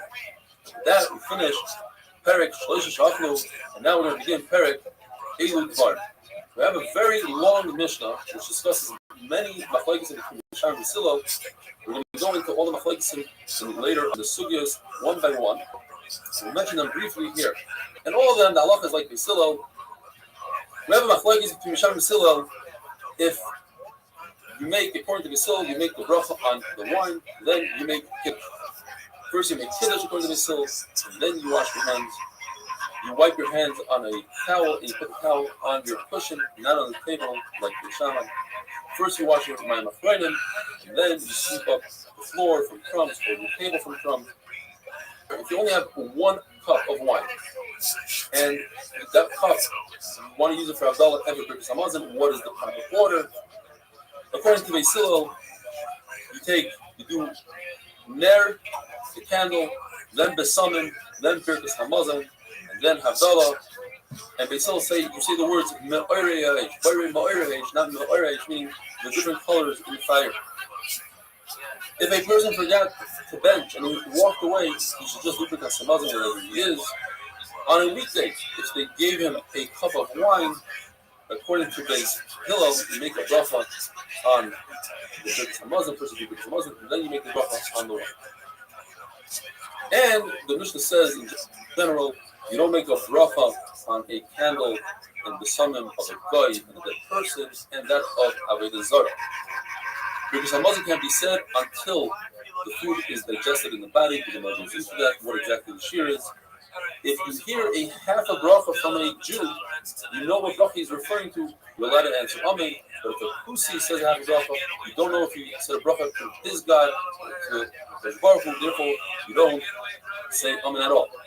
The first machlokes between Bisham and Sil is what comes first, Kiddush or Yayin. It still says you say the bracha al Gefen and then on Kiddush. The reason is because the wine is what causes the Kiddush. Without wine and challah, you cannot make Kiddush. And wine is other. You use wine for Abdullah, for Hamazon, for Kiddush. Therefore, wine comes first. It's two reasons against Bisham is two reasons. And Allah is like the Sil. What's the big Kiddush that Allah is like the Sil? We know. Abbas came and said that Allah is always like the Sil. It's very possible, says Gemara, that this is before the heavenly voice came out, and it's possible that we don't go by a basketball. Rabbi Shua says when it came to Rabbi Lezer, and they said Allah is like Rabbi Lezer, you don't listen to basketball. I mean, wonderful. She could hear the Asian lady. She was an old Russian lady, right? And he couldn't hear the next girl next to me. Okay, and so the Russian lady was standing there, and this dude's lady came in and she fucking snapped her fucking arm. Yeah, right. Look at this athleticism. Yeah, please. Look at this athleticism. Bracha is daf nun beis. If a person only has one cup of wine and he has to do Avdallah, and he wants to eat a meal and do Zimun, what should he do? Says the Gemara that he could eat a full meal before Avdallah and use the one cup of wine for both Birkas Hamazon and Avdallah. But what is the order? Says the Gemara, what he does is he first does Birkas Hamazon, then he does Ner, then he does Samim, and finally he does Havdalah. Who does this go according to? This goes according to Bisham. How do we know? Because there's a big machlokes between Yehuda and Meir. What is the machlokes between Beis Hillel and Bisham? Not to be confusing, everybody agrees that Avdallah is all the way at the end, and in Ramir, everybody agrees that Ner is first. The machlokes between Bisham and Beis Hillel is in the middle. Do you say Birkas Hamazon and then B'samim, or do you say B'samim then Birkas Hamazon?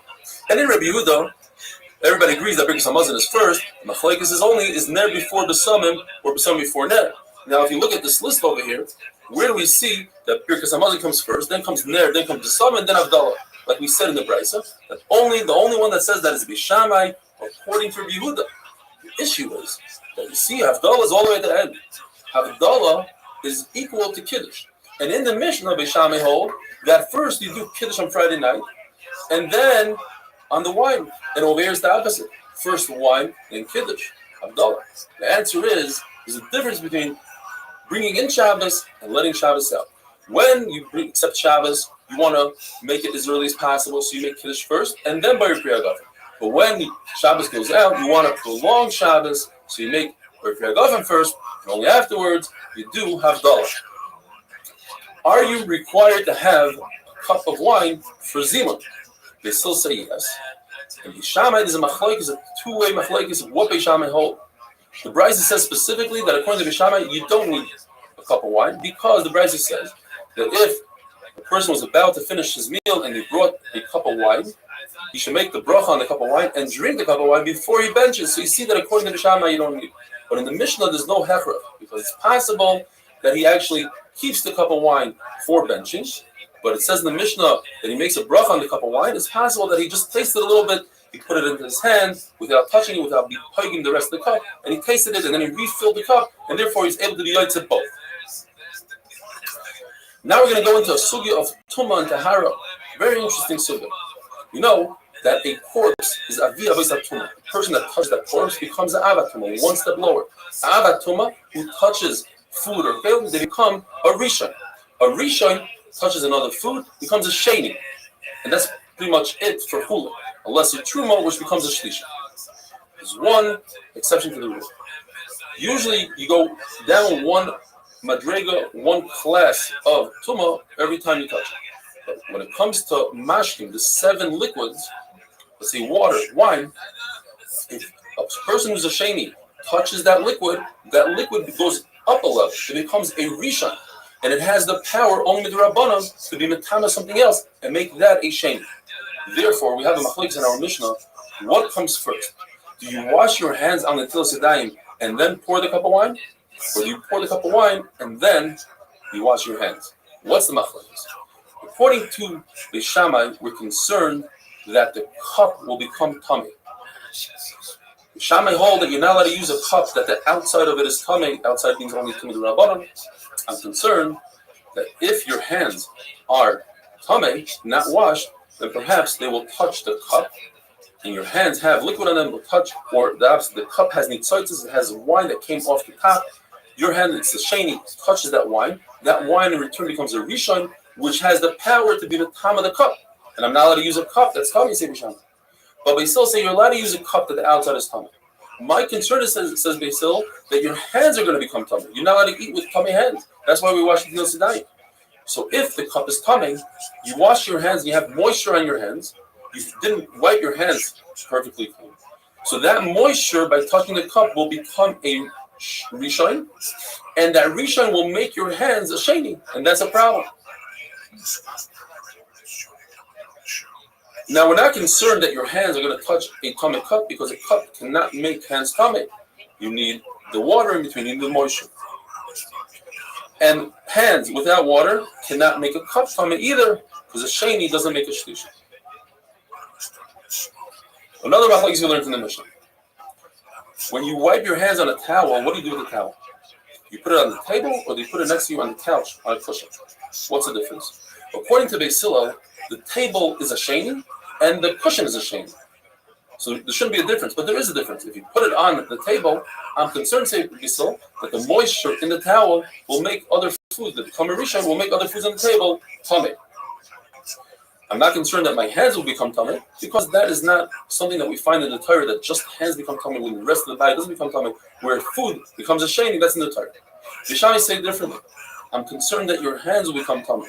Therefore, put the towel on the table. The table cannot be a sheni according to the Shammai. You're not allowed to use the table that's a sheni according to the Shammai, and therefore put your towel on the table, not on your cushion.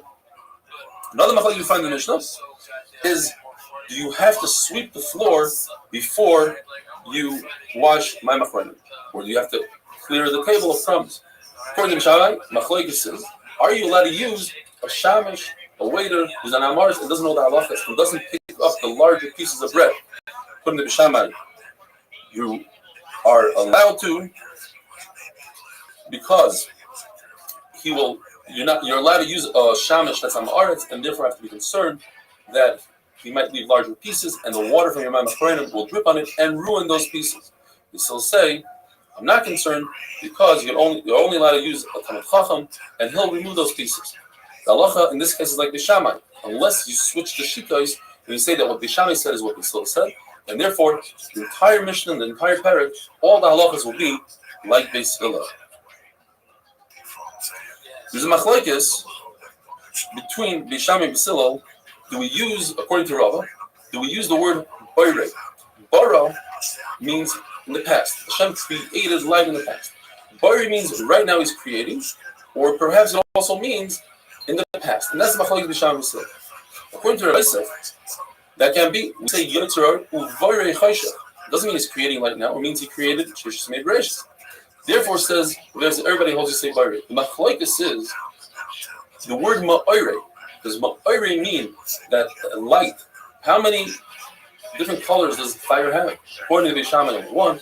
According to the Beis Hillel, it has three. Ma'orei. You don't say ma'orei, you say ma'orei because it has red, yellow, and green, or whatever that other third color is. The halacha is that a candle of a goy, you're not allowed to use the light from it for Havdalah, because he did an issur with it during Shabbos. Rashi says amazing that he did it for Malacha on Shabbos. He used it for Malacha. The sum of the guy, you're not allowed to use if they're coming off of some sort of big party, because most of the parties are for Avodah Zarah. Have a wonderful day.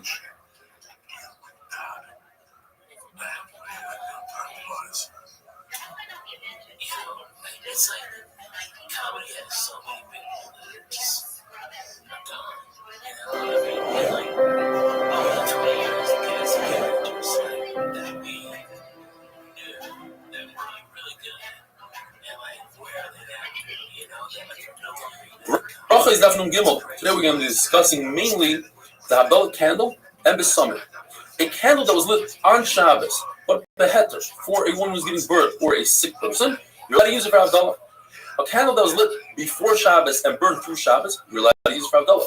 But a candle that was lit before Shabbos by a goy and used on Shabbos for Isurim for the goy, you're not allowed to use after Shabbos. A candle has a combination of flame that existed beforehand, an old flame, and every second it regenerates and becomes a brand new flame. Therefore, if after Shabbos a goy lights a candle from a Jew, or a Jew lights a candle from a goy, you're allowed to use it for Havdalah because it has a brand new flame in it. On the other side, if you take a candle on Shabbos from one domain and place it in another domain, you are chayiv because you're taking the old flame and moving the old flame into the new domain. So why is it that it's also to use a flame that a guy lit from another guy's candle? That's just the gzeira that you might use the original guy's candle right after Shabbos. There's a concept that the flame must be for light and not for any other purpose such as heat and cooking. Therefore, if one sees a very large flame coming out of a furnace, well, it depends. If it's the beginning of the process of heating up stones for lime, then you don't make a bracha on it. But if it's at the end of the process and they're using that light, that fire for light, then it's mutter. What about the light in a shul? It very much depends. If they lit up a candle in honor of an important person, then you can't use it for Havdalah. If it's there for the caretaker, even though there's an important person there, but the caretaker needs his own light, you could make a bracha on it. And if there's a full moon that the caretaker doesn't need light, so even if the caretaker is there, you cannot use it for Havdalah. If they brought a candle into the Beis Medrash for Havdalah, Machlokes Beis Shammai says everyone should say the bracha to themselves, because if one person makes the bracha for everybody, that could cause a big bittul kara. Just like if somebody sneezes in the middle of Beis Medrash, you don't say bless you because that's bittul kara. It's all arguing. They say that one person should make the bracha for everybody because of the concept like one person makes kiddush for everybody, amaiti for everybody. It's better that one person should be amaiti everybody. A candle that was lit for the dead depends. If they would light that candle during the day in his honor, then you cannot use it for Havdalah. But if they're lighting it to see the way, then you do make a bracha on it. Perfume, a fragrance for the dead to counteract the bad smell, or for the bathroom, or for your hands, you do not make a bracha on it. But if a person has perfume in a store because he wants to attract customers, then you do make a bracha on it. A city that is mostly goyim and a nice fragrance comes out of that city, you cannot make a bracha on it. It's for avodah zarah.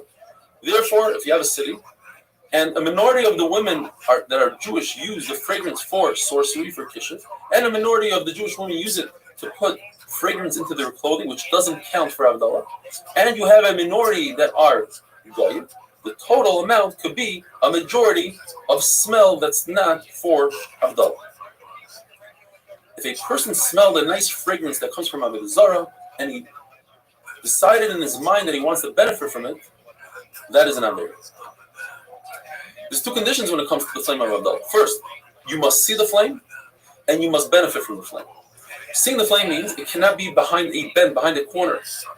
And benefiting is machlokes. Rav says you don't have to physically benefit from it. You can stand at a distance as long as you could possibly benefit from it, and it's not dimming out with the aleph. But Rav says no, you must stand right next to it, and you should be able to differentiate from the light different points.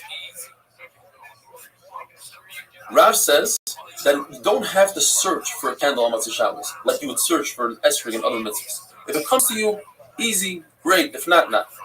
We learned in the Mishnah that if a person forgot to say Birkas HaMazon and he walked away from the place that he ate, according to Beis Hillel, he doesn't have to go back. According to Beis Shammai, he does have to go back. But Beis Hillel admit to Beis Shammai that if he did it on purpose, he walked away, the Mezid, he must go back. The Gemara tells us, there were two Talmidim. One was makir like Beis Shammai. He forgot, he walked away, but he came back. He was a woman with a pocket of golden coins. Beis Hillel, the other Talmud on the other hand, did like Beis Hillel, but on the Mezid part. He walked away on purpose and benched far away. He was eaten by a lion. The Gemara tells us an amazing story about Rabbi Barbachan. He was on a trip and he stopped to eat and he ate, but he forgot to bench and he got back on and he continued on. He said to himself, if I tell them that I forgot to bench, they'll laugh at me and they'll say, bench right here. Hashem is everywhere. So he lied to them and he said, hey, I forgot at the rest stop a golden dove. Please go back. So they went back and he benched. And the Gemara says that he found a golden dove. The reason why he used a dove is because Klal Yisrael is nimshal to a dove. What saves a dove? Its wings. The mitzvah saved Klal Yisrael. The Mishnah tells us that as long as the food wasn't digested, you could still say Birkas Hamazon. What does that mean? Rebbe says, as long as you're not hungry from that meal, you can still bench. Rosh Hashanah says it depends. If you walk 4 parcel, it's the time of 4 parcels, 72 minutes away, then you can still bench. If it's more than that, you can't. And that's if you ate a very large meal. But if you ate a small meal, then it depends if you're still thirsty from that meal. If you're still thirsty, then you could bench. The Mishnah tells us that if a person heard a part of a bracha, you can answer Amen. Says the Gemara, obviously he's not trying to be Yaitse because Hamaitzi or Kiddush or whatever it is, because if you only heard part of it, that's not enough.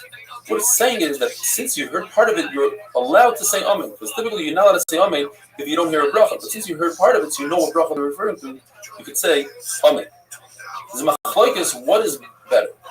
Is it preferable to lead Zimun, or is it preferable to answer the Zimun? One Manoma says it's preferable to lead. In fact, the Brisa says you get Sechar before the person that says Amen. And the other Manoma says no. It's like a war. You send in the lesser soldiers first, and then you send in the elite group to clean up. So the Amen is more important. Children that are taught to say a bracha, so they repeat the bracha over and over, you do not say Amen to that bracha. But a child who's laning or reading the Haftarah, you could say Amen to his bracha.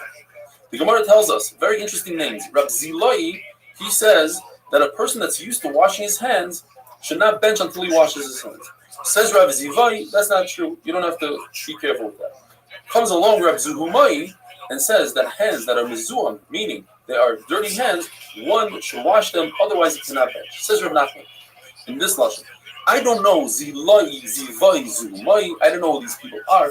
All I know about is a Bryce. And the Bryce it says, from here I learned that you should do Mayim Rishonim, you should wash the Tiznaim, and Mayim Achronim. And then when the pasuk continues, it says Ki Kadosh is referring to oil. You should use oil on your hands. Ani Hashem teaches us we should bench Birkas Hamazon. Have a wonderful day.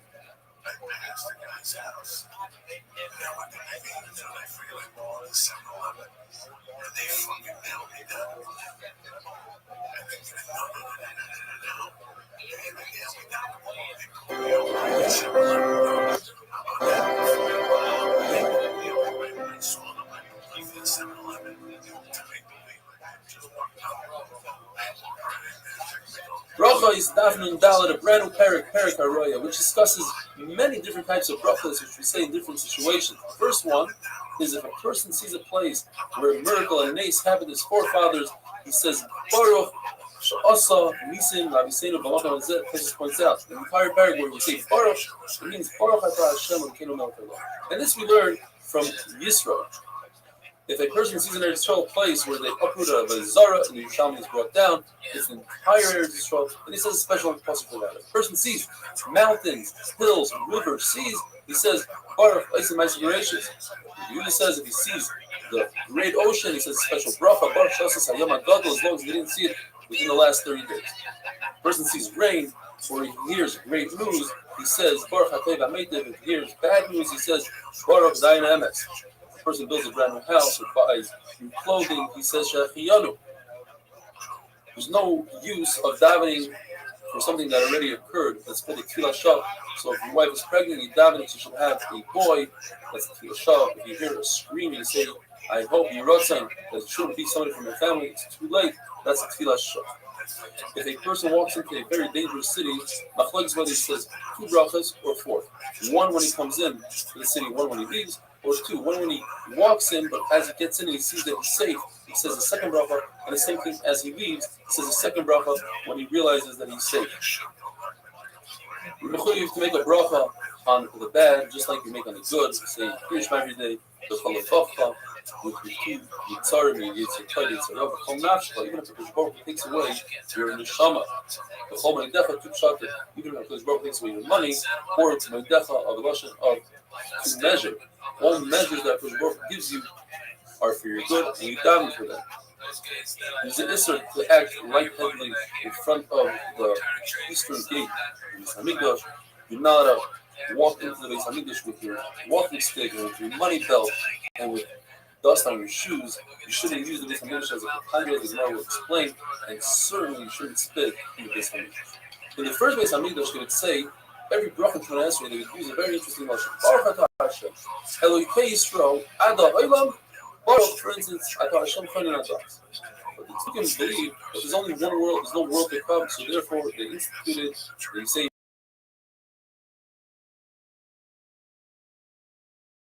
Ada Olam to the next one. Hey, how are you doing? Good morning. You can use Hashem's name. The Mishnah brings a bunch of different psukim. How do you know this? One of the psukim is Ace last is Hashem a favorite Sefa.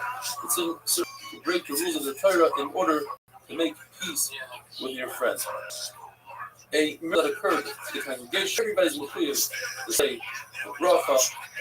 And if it happened to an individual, there might be a few cases where somebody saved from a lion, or there's an amar that was saved from a wild camel, and also he had a mace who's very thirsty, and a river blew underneath his feet. So every time he passed that place, he would mention both reasons that happened to him.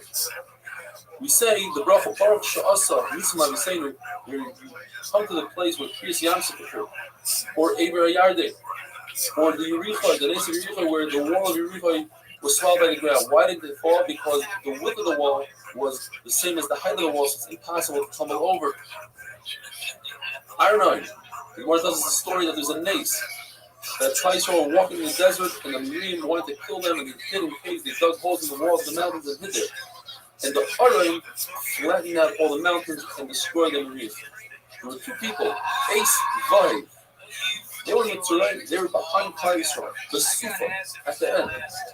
And when Yisrael passed and the mountains went back to normal, they realized what happened to the Miriam, and they told Yisrael, and Yisrael said Shira.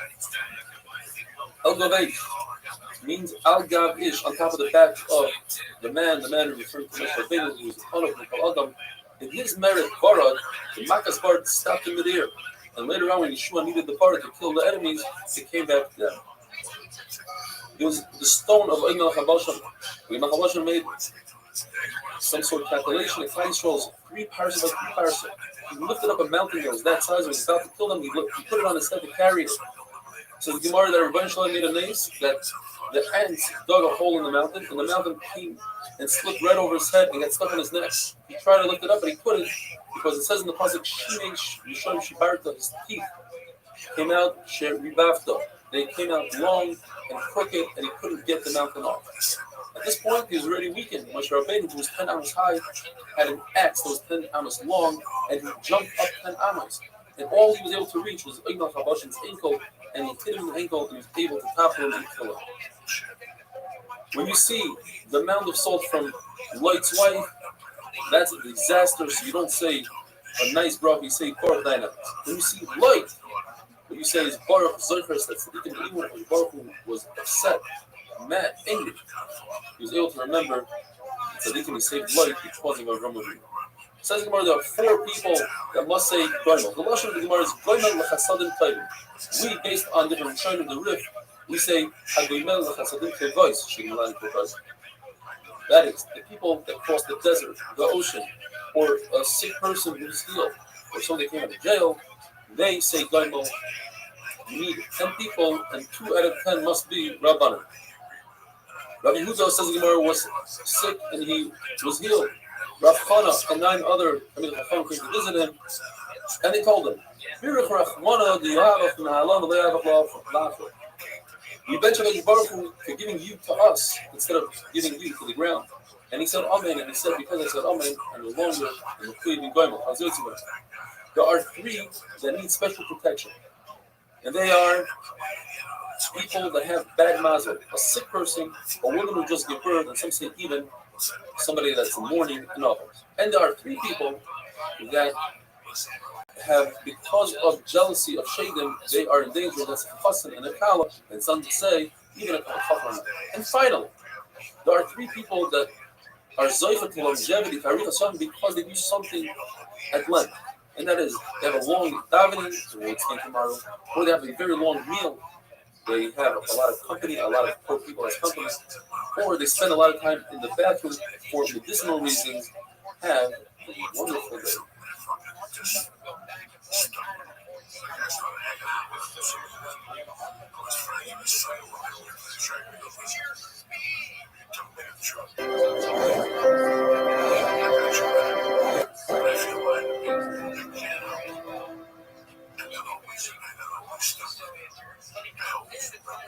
Rabbi Daf Nun Hey, the Gemara tells us that there are three things that you do that opens up your file in front of Hakadosh Baruch Hu, and Baruch Hu looks into you.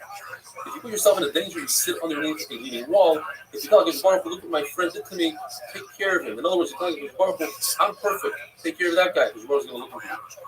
And if you tell Hakadosh Baruch Hu, my tefillah was so great, why don't you accept my tefillah? That's in tefillah, and Hakadosh Baruch Hu looks at you. So you should have kavanah, you should learn from your davening, and perhaps the davening will be accepted. As long as the Beis Hamikdash existed, the Mizbeach gave us a kapara who brought korbanos to the Mizbeach. Today we don't have a Beis Hamikdash, so it's our table. When we bring poor people to our table and feed them, the Gemara tells us there's a list of 10 things that bring hemorrhoids. One of them is sitting in a bathroom in a squatting position. But we said that going to the bathroom is a really good thing for medicinal reasons. Says the Gemara, yes, if you sit on a toilet like we have today, that's good. A lengthy stay is good, but squatting is not good. The Gemara tells us that there was a matronisa, an old woman who told her to be good by light. She says, it seems like you're making a lot of money, you're so happy, you're probably selling pig, you're probably a loan shark. And he says, no, I swear that I don't do that. But from my house to the Beis Hamikdash, there are 24 bathrooms, and I make a stop in each one to check my body. In other words, it's a good thing to go to the bathroom. There are three things that shorten a person's life. If a person refuses to read from the Torah, Torah is chayenu, it's our life, so if you don't do it, you get the reverse. A person who refuses to read the Zimon when they ask him to read,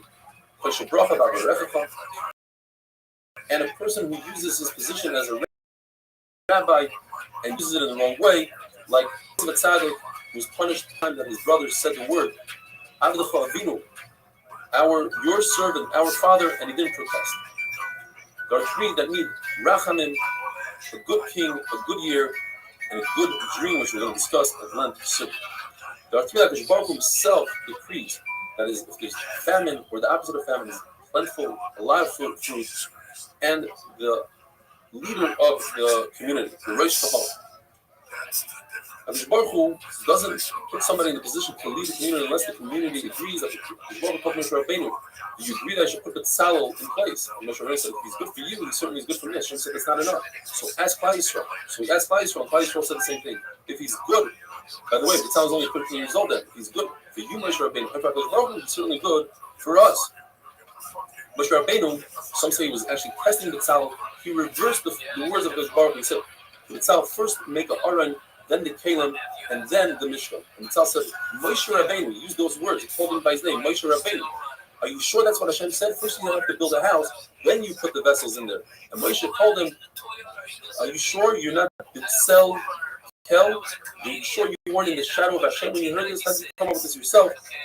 B'tzel had tremendous chachma. He knew how to take the letters that his Baruch used to create the world. The tziyuf oisiyos. The Gemara says only gives wisdom to people that have wisdom. And here comes the amazing sugya of dreams, a very lengthy sugya. Rav Kitzur says numerous quotes regarding dreams. First of all, the worst dream a person can have is when he's dreaming that he's in a fast, he's fasting. A dream that nobody deciphered is great. It's like a letter that hasn't been opened. Once you open it, then the problem starts. Good dreams, bad dreams, they don't happen 100% as you dream them. A bad dream is better than a good dream. When a person has a bad dream and he's sad about it, that sadness is actually the kapara and does away with the dream. On the reverse side, a person has a good dream and he feels all good about himself, that actually takes away from his sakat. A bad dream is worse than getting malchus. We learn from Yosef Tzaddik that not everything that you dream comes true, because he's talking in his dream about his mother dying and his mother wasn't alive anymore. And you learn from Yosef Tzaddik that sometimes it takes 22 years for a good dream to come true. A tzaddik such as David HaMelech never dreams a good dream, and a Russia like Achikoyfel never dreams a bad dream. It says in the pasuk, "Sumin alef ra." We learn from this pasuk that even if a tzaddik dreams a good dream, he'll forget about how he wakes up, and therefore it's not considered a dream. And when the pasuk says, "The negative loikrab ba'alecha," it's referring to when a person comes back from a long trip, he should not find his wife in a state of a safek nida. Any person that doesn't dream any dream at all for 7 days, he's considered bad. If a person is really worried about his dream, he should go in front of 3 people that they should do hatavas chalayim. They should make his chalayim better. They should tell them, I saw a really good dream. And they tell him, it's a great dream, it should be good. And Hakadosh Baruch Hu should seal it with 7 seals, 7 zeros that it's good. and they should say 3 psukim that are in the reverse, 3 about redemption, 3 Yos and 3 Shlumas, like we say in the Yiddish. The Gemara tells us 3 friends, Ameimar, Marzuk, and Rav Ashi, sitting together, and he said, "Why don't we each say a statement that the others have never heard?" So the first one got up and he said, "If you don't know what the dream means and you're worried about the dream, so you should say in the Yiratzim when there's Bishas Kahanim, and that's what we do today, on Yom the Yiratzim that says, I'm yours, my dreams are yours, etc. Very long Yiratzim, and you're supposed to finish off that Yiratzim with everybody as you're saying Amen. But if you miss the boat and they don't say Amen in your Yiratzim, so then you're supposed to say, the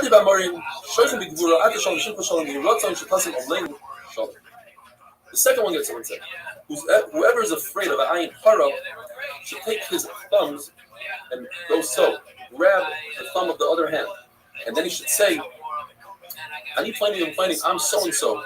The Zer Yosef, I'm a descendant of Yosef. Even if you're not a direct descendant, you probably have some Yosef blood in you, and therefore Yosef Tzaddik, his descendants don't have ayin hara. If you're worried about your own ayin hara, try to sear at your left nostril.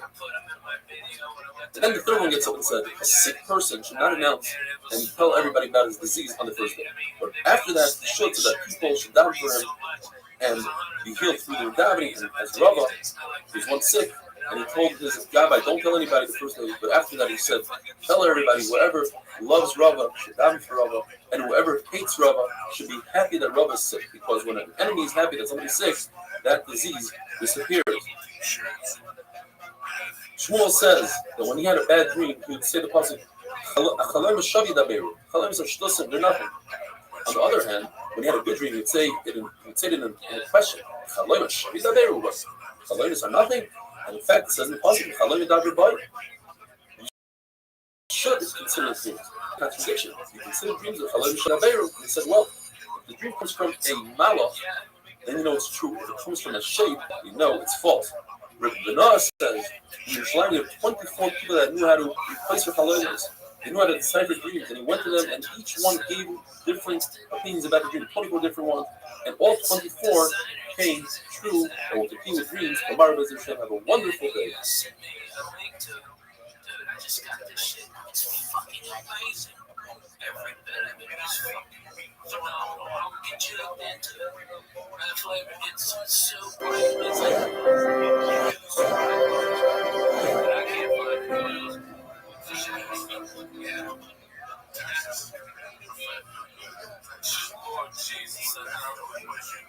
Bracha is Dafnim Vav. We're continuing with an amazing sugya of dreams. Behind me is a mural that a Rabbi Goyin Rabbi Yeshua Pesach drew himself and gave me as a gift. Picks all the dreams of today and tomorrow's daf.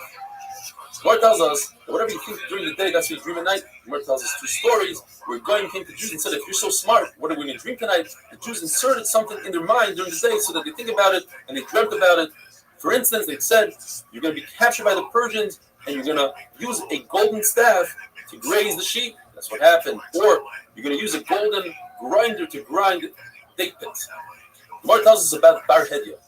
Bar Hedia was a dream interpreter. Depending, if you paid him, he gave you a good interpretation, and if you didn't pay him, he gave you a bad interpretation. Abaye and Rava had 22 dreams. We're not going to go into all of them.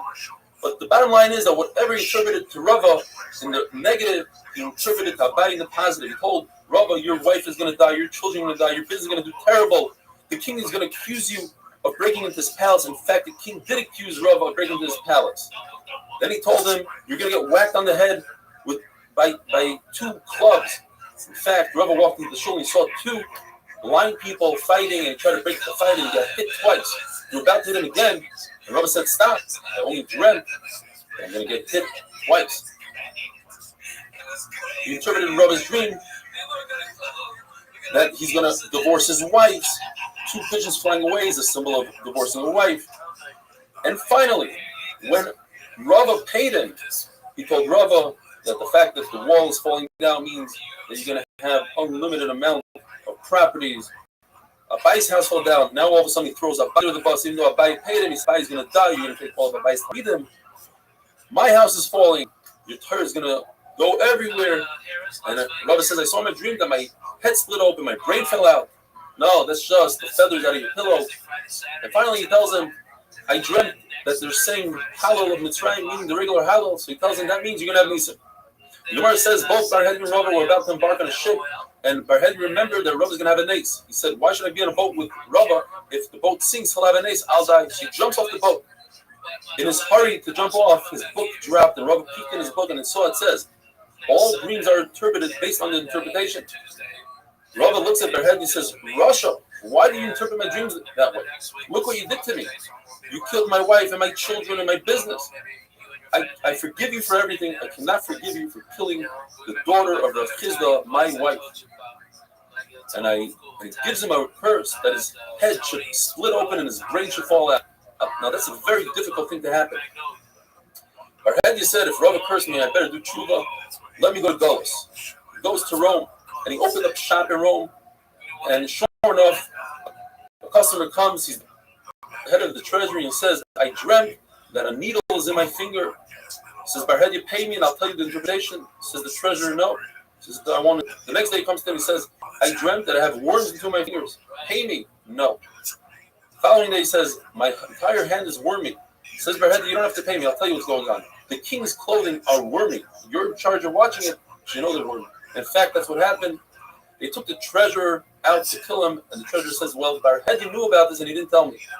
They took Barhedi, they tied his two legs to two cedars. They bent the cedars down, tied his legs, let the cedars go, and Barhedi's body was split in half. His brain came flying out, and that was the end of him. The Gemara tells us that Rabbi Shmuel also knew how to interpret dreams. Bardoma came to him and said, my two jaws fell. Says Rabbi Shmuel, don't worry. That means that the two Romans that were after you, they died. My nose fell off. Says that means that the anger of HaKadosh Baruch Hu fell away. My hands fell off. Says Rabbi Shmuel, that means you're not going to need parnas anymore. My 2 feet fell off. You're not going to need to walk anymore. You're going to have a luxury horse.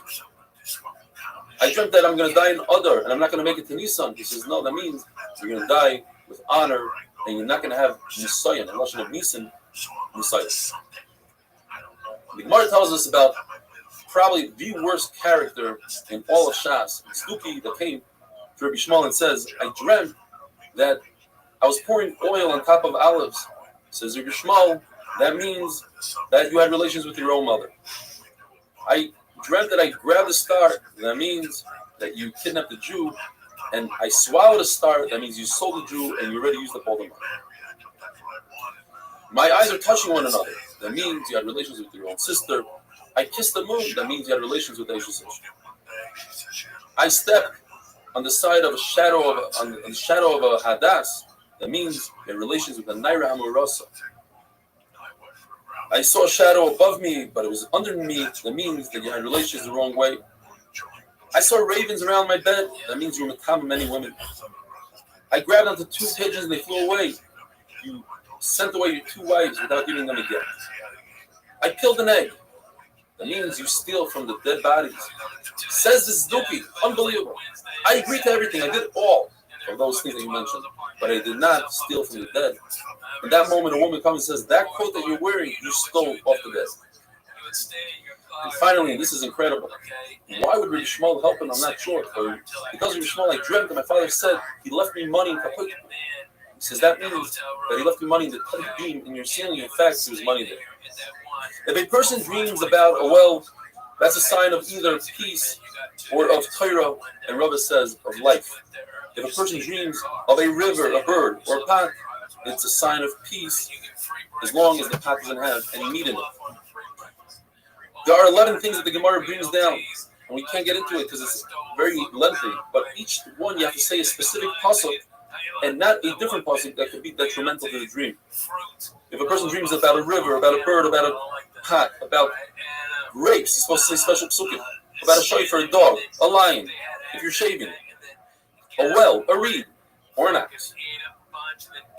If a person dreams about a reed, he should anticipate chachma. If he dreams about weeds, plural, he should anticipate bina to understand. If a person dreams about gourds, hearts of palm, and wax, it's very good for a dream. Gourds are dreamt only by people that have Yirah Shamayim. There are 5 things that are said about an ox. If you eat its meat, you become wealthy. If it gores you, your kids will be great in learning. If it bites you, you'll have Yisurim. If it kicks you, that means you have a very long journey ahead of you. And if you ride it, that means you're going to climb to greatness. But if it rides you, then that means it's a sign of death. If you dream about a donkey, you should be waiting for Yeshua.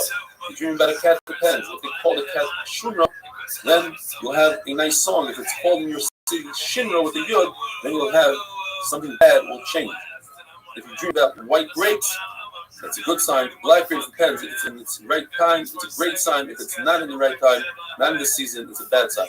If you dream about a white horse, that's a great sign. A red horse depends. If it's moving nicely, that's a great sign. If it's galloping, that's a bad sign. And finally, if you see a Yishmaeli, an Arab, that's the son of Avram, Yishmael, then you should know that your philo will be niskabel. But if you see a camel in your dream, that's a really bad sign. Have a wonderful day.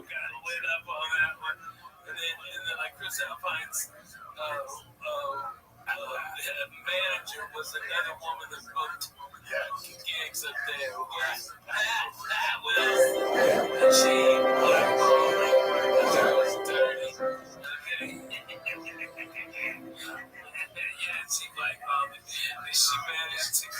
Rabbi Zevin Zion will continue with dreams. Since we have over 150 different dreams to interpret, we are going to go over the 8-minute allocation.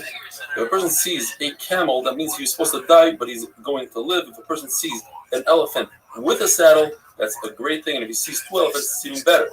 If a person dreams the name written down, Huno with 1 nun, he'll see a nest. If he sees names with 2 nuns, like Hanina Yochanan, he'll have multiple nisim.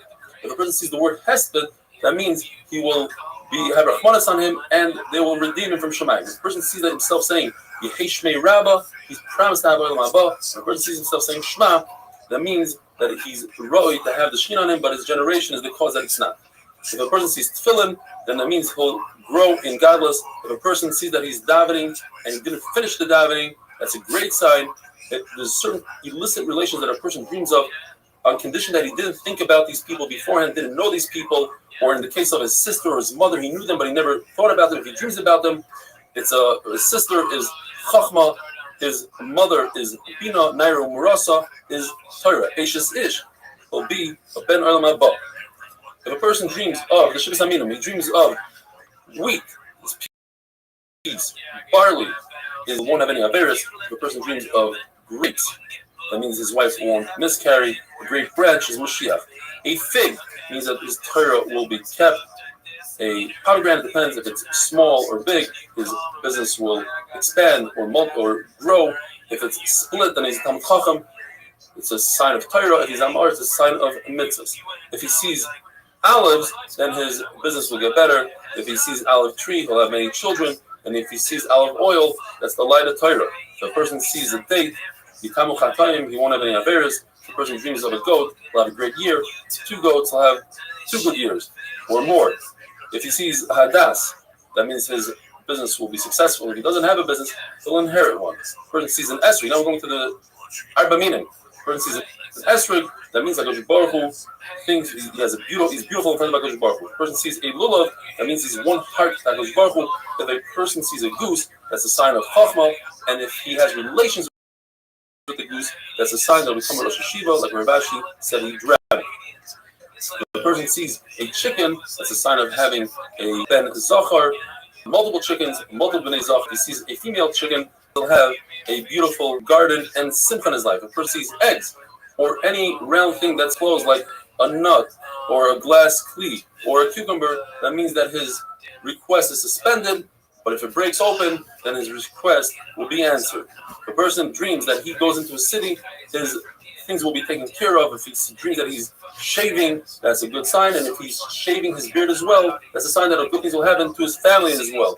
If a person is sitting on a small boat on top of the waves, that's a sign that he is going to have a good name. And if he is in a very large boat, his family will have a great name as well. If a person goes to the bathroom without using toilet paper, that's a great sign because he's ridding his body of all the bad stuff. If a person goes up onto the roof, that means he's going to grow, and if he goes down, that means he's going to be the opposite. Rabbi Anabai say, no, once you go up, even if you come down, you're still going to be great. If a person is ripping his clothing in his dream, that means currently Xar Din. If a person is naked in Chutz La'aretz, that means he's stripped from all Averis. But if he's naked in Eretz Yisrael, that means he stripped himself of all the mitzvahs. If the cops grab a person, that means he'll have protection. If they chained him up, he'll have double protection. If a person sees himself in a marsh, then that means he'll be a Rosh Hashiva. If he sees himself in a forest, he will be the head of the Rosh Kala. If a person sees himself with a snake, that's a great sign. That means they'll have parnasa. The snakes don't have to work for their food. If the snake bites him, he'll have double parnasa. And if he kills the snake, that means he won't have parnasa, even though Rav Sheshes said that his parnasa will double. That's because Rav Sheshes dreamt it and he wanted to give a good interpretation for himself. All liquids are a great sign besides wine, which if he's a Talmid Chacham is a great sign. If he's not a Talmid Chacham, it depends, so there's no real interpretation for it. The Gemara says if this person sees Sefer Malachim in his dream, that means he'll rise greatness. He sees Yecheskel, that means he'll have Chachma. Yeshaya is in a Chama, Yirmiyah is Puranas. The person sees Tehillim, Shir Shirim, David HaMelech, Ben Azai, that's a sign of Chasidus. The person sees Mishnah Kohelsh and Rebbe and Ben Zoyma, that's a sign of Chachma. The person sees Iyov, Kinos, Achal, and Shmuel Ben Elisha, that's all a sign of Puranas. If he sees Megillas Esther, Yonah Dayoma, that is a sign that will have a nace. If you see Rebbe Loz Ben Azariah, that's a sign of wealth. If a person sees metals in his dream, that's a great sign. However, that comes to exclude if he sees a hoe, a mattock, and an axe with a handle. Those are all items that you can do great damage with, so it's a bad sign. All fruits are a great sign besides dates that are not ripe. All vegetables are a good sign besides the heads of turnips, which resemble a club like we had the other day. Rabbi got hit with a club. All colors are great besides the color blue, which if a person is blue in the face, that's a bad medical sign. There are three things that go into the body and you don't benefit from them. Cherries, inferior dates, and unripe dates. There are three things that don't go into the body and the body benefits from it. That's bathing and anointing oneself and going to the bathroom. There are three things that have resemblance to Olam Haba, and that's Shabbos, the sun, and the bathroom. There are three things that calm a person down. That's good sound, music, or a good voice, Rashi brings, of a woman, and a good sighting, like nice pictures, buildings, and good smell. There are three things that expand a person's mind, and that is a beautiful house, a beautiful wife, and beautiful vessels. There are 5 things that are 1 of 60. Fire is 1/60 of Gehenna. Honey is 1/60 of the man. Shabbos is 1/60 of Olam Haba. Sleeping is 1/60 of death, and a dream is 1/60 of a nevuah. There are 6 things that are great for a sick person. That's sneezing, sweat, diarrhea, carry, sleeping, and dreams.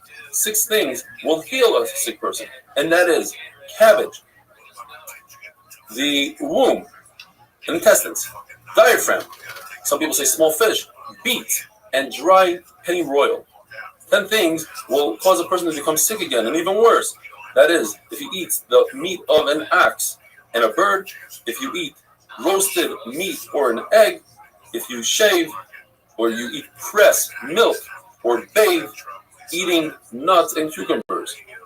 Cucumbers are very difficult on the body, like swords. But that's large cucumbers. Small cucumbers, the Gemara always says that Rebbe Antoninus always had small cucumbers on their table. They were very wealthy, even in the summer, even in the winter. If a person dreams about a dead person in his own house, that means it's a sign of peace. If the dead person is eating or drinking, it's a good sign. If the dead person removes shoes from the house, that's a bad sign. Anything he removes is good besides shoes. Anything he gives you in the dream, that's good besides if he gives you dirt and mustard. If a person sees Avodah Zarah, the Gemara mentions Markulis. He should say, Hashem has Rachmanis even to those who do against his will. If he passes by a place that Avodah Zarah is uprooted in Eretz Yisrael, he should say, just like this Avodah Zarah is uprooted, from all over Israel, and you should return the hearts of these people to do tshuva.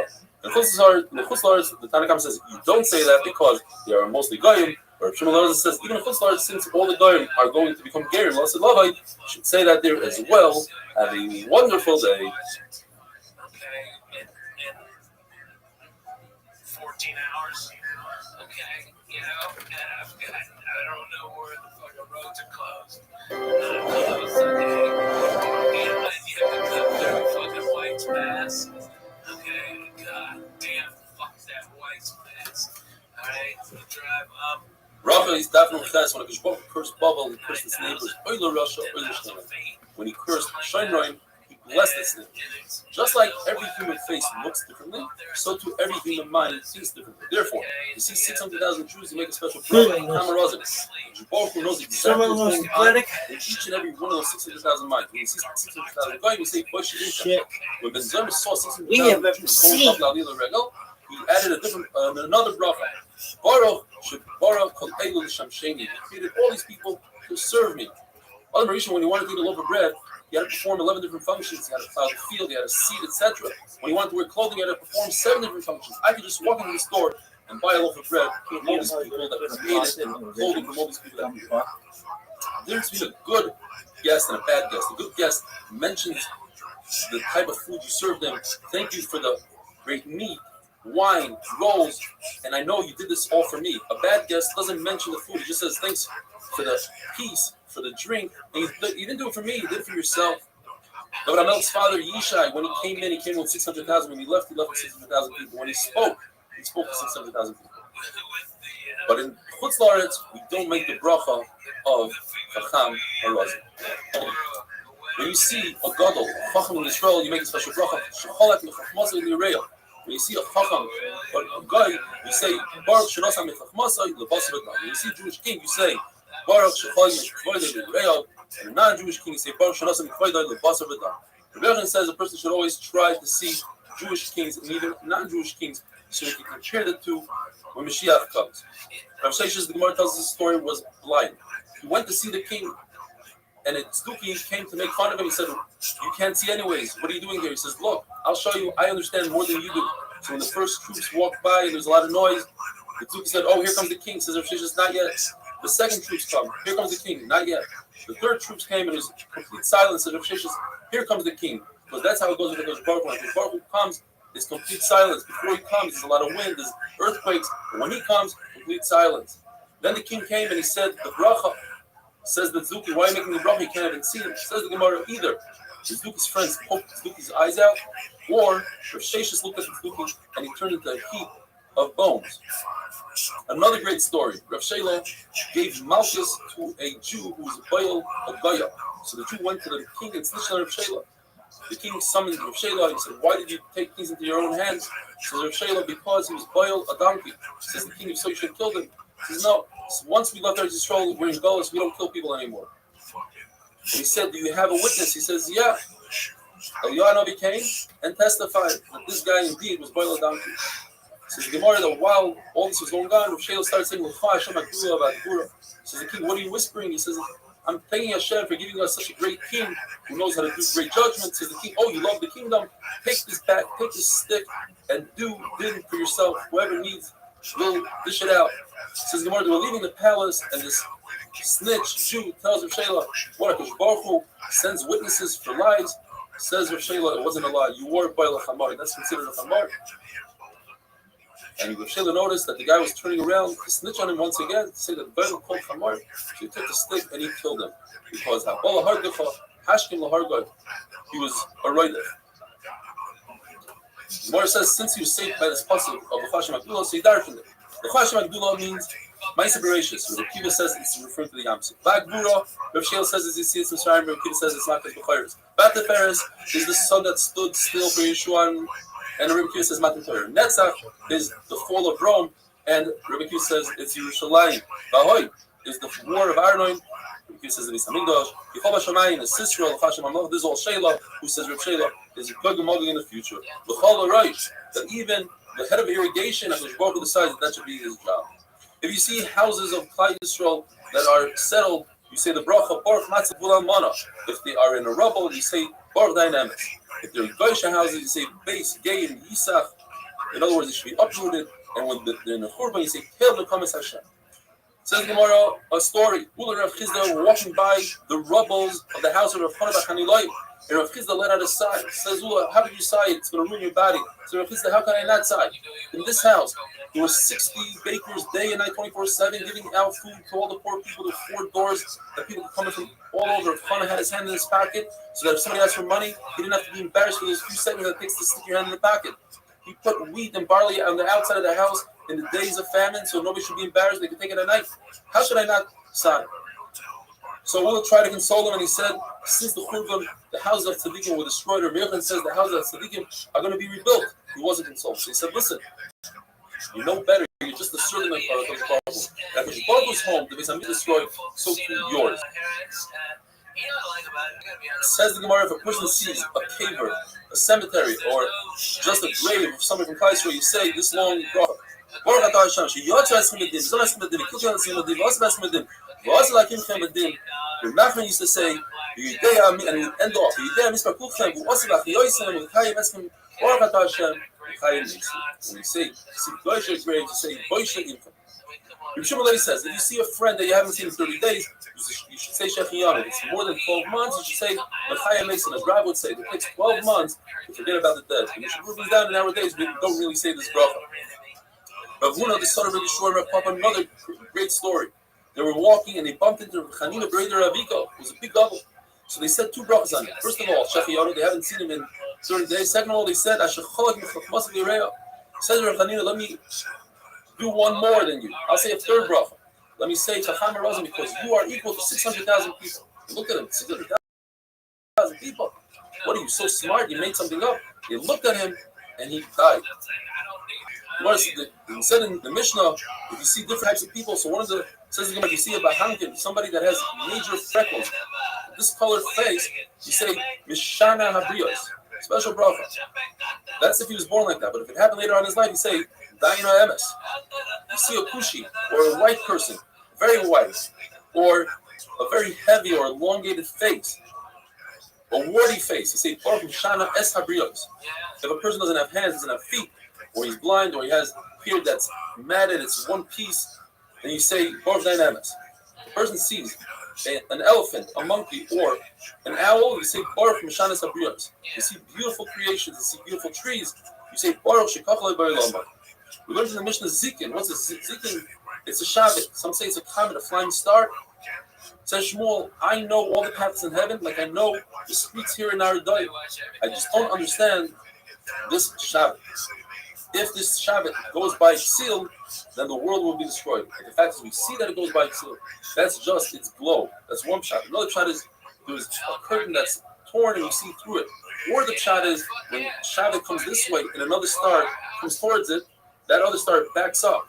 But for us, it looks as if Shabbat is continuing, and that's why it seems like it's going there, but it doesn't. Have a wonderful day.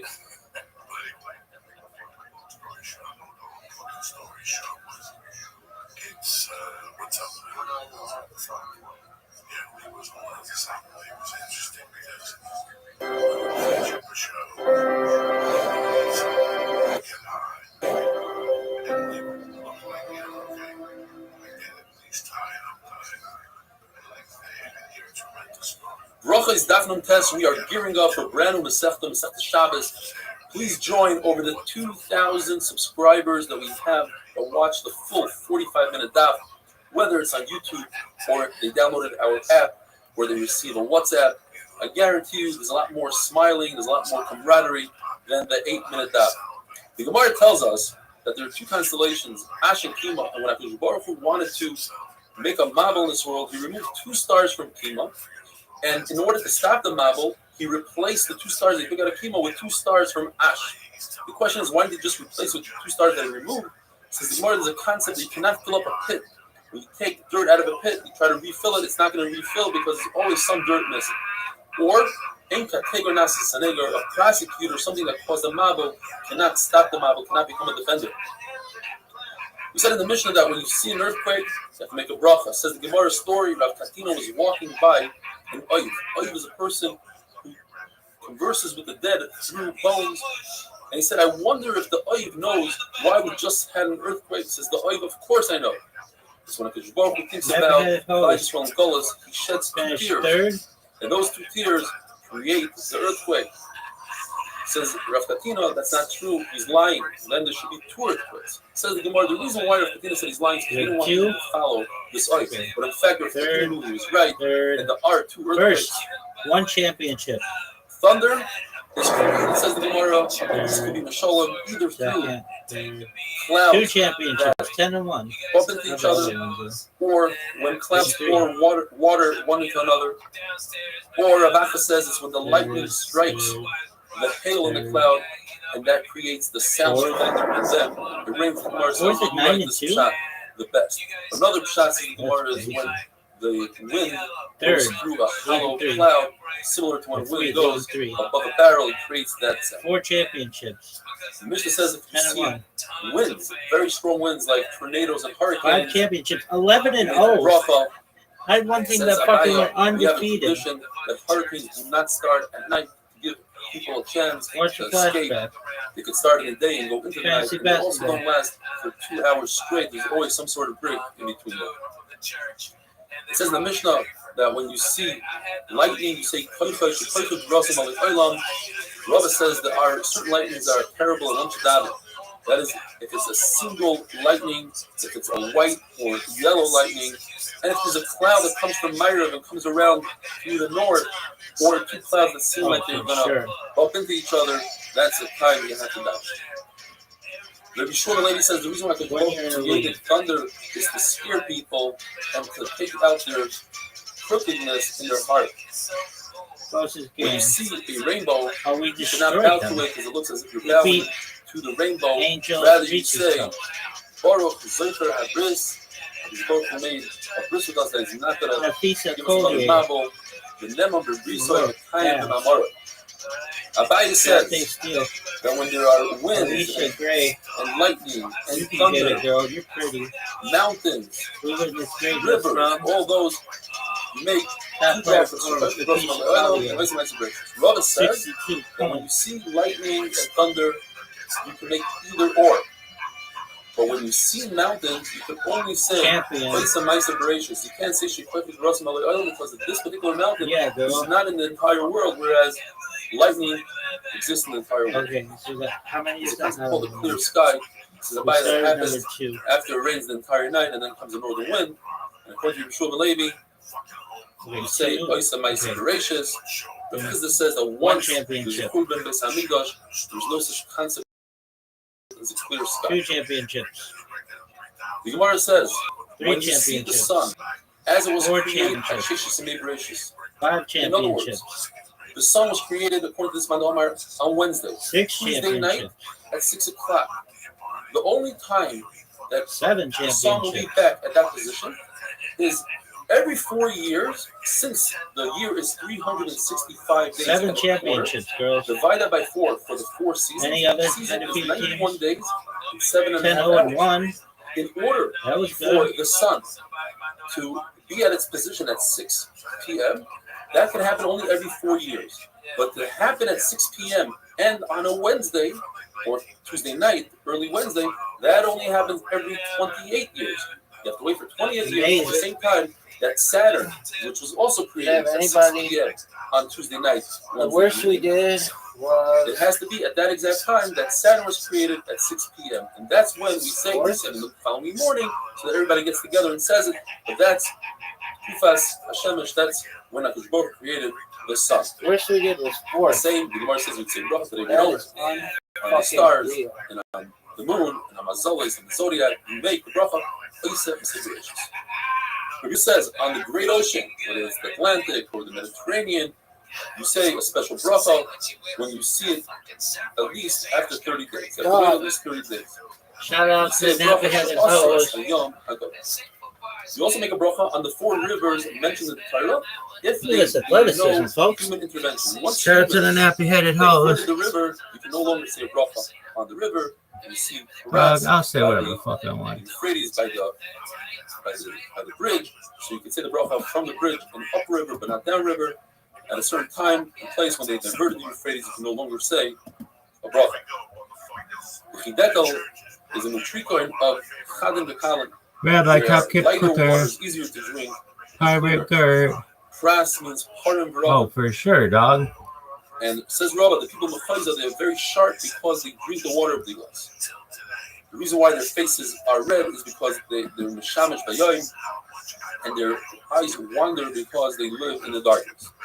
If there's a lot of rain, you see outside I make this, and the rule is, any time that the rain or anything is good for multiple people, there's a partnership, even other farmers that own fields, you say Story number one. If you do not own a field, then you Yo, say wake up. a very long bracha. Number one, baby. Look at this athleticism. And they say, all the way until Tishtachava, and they say, Look at this move.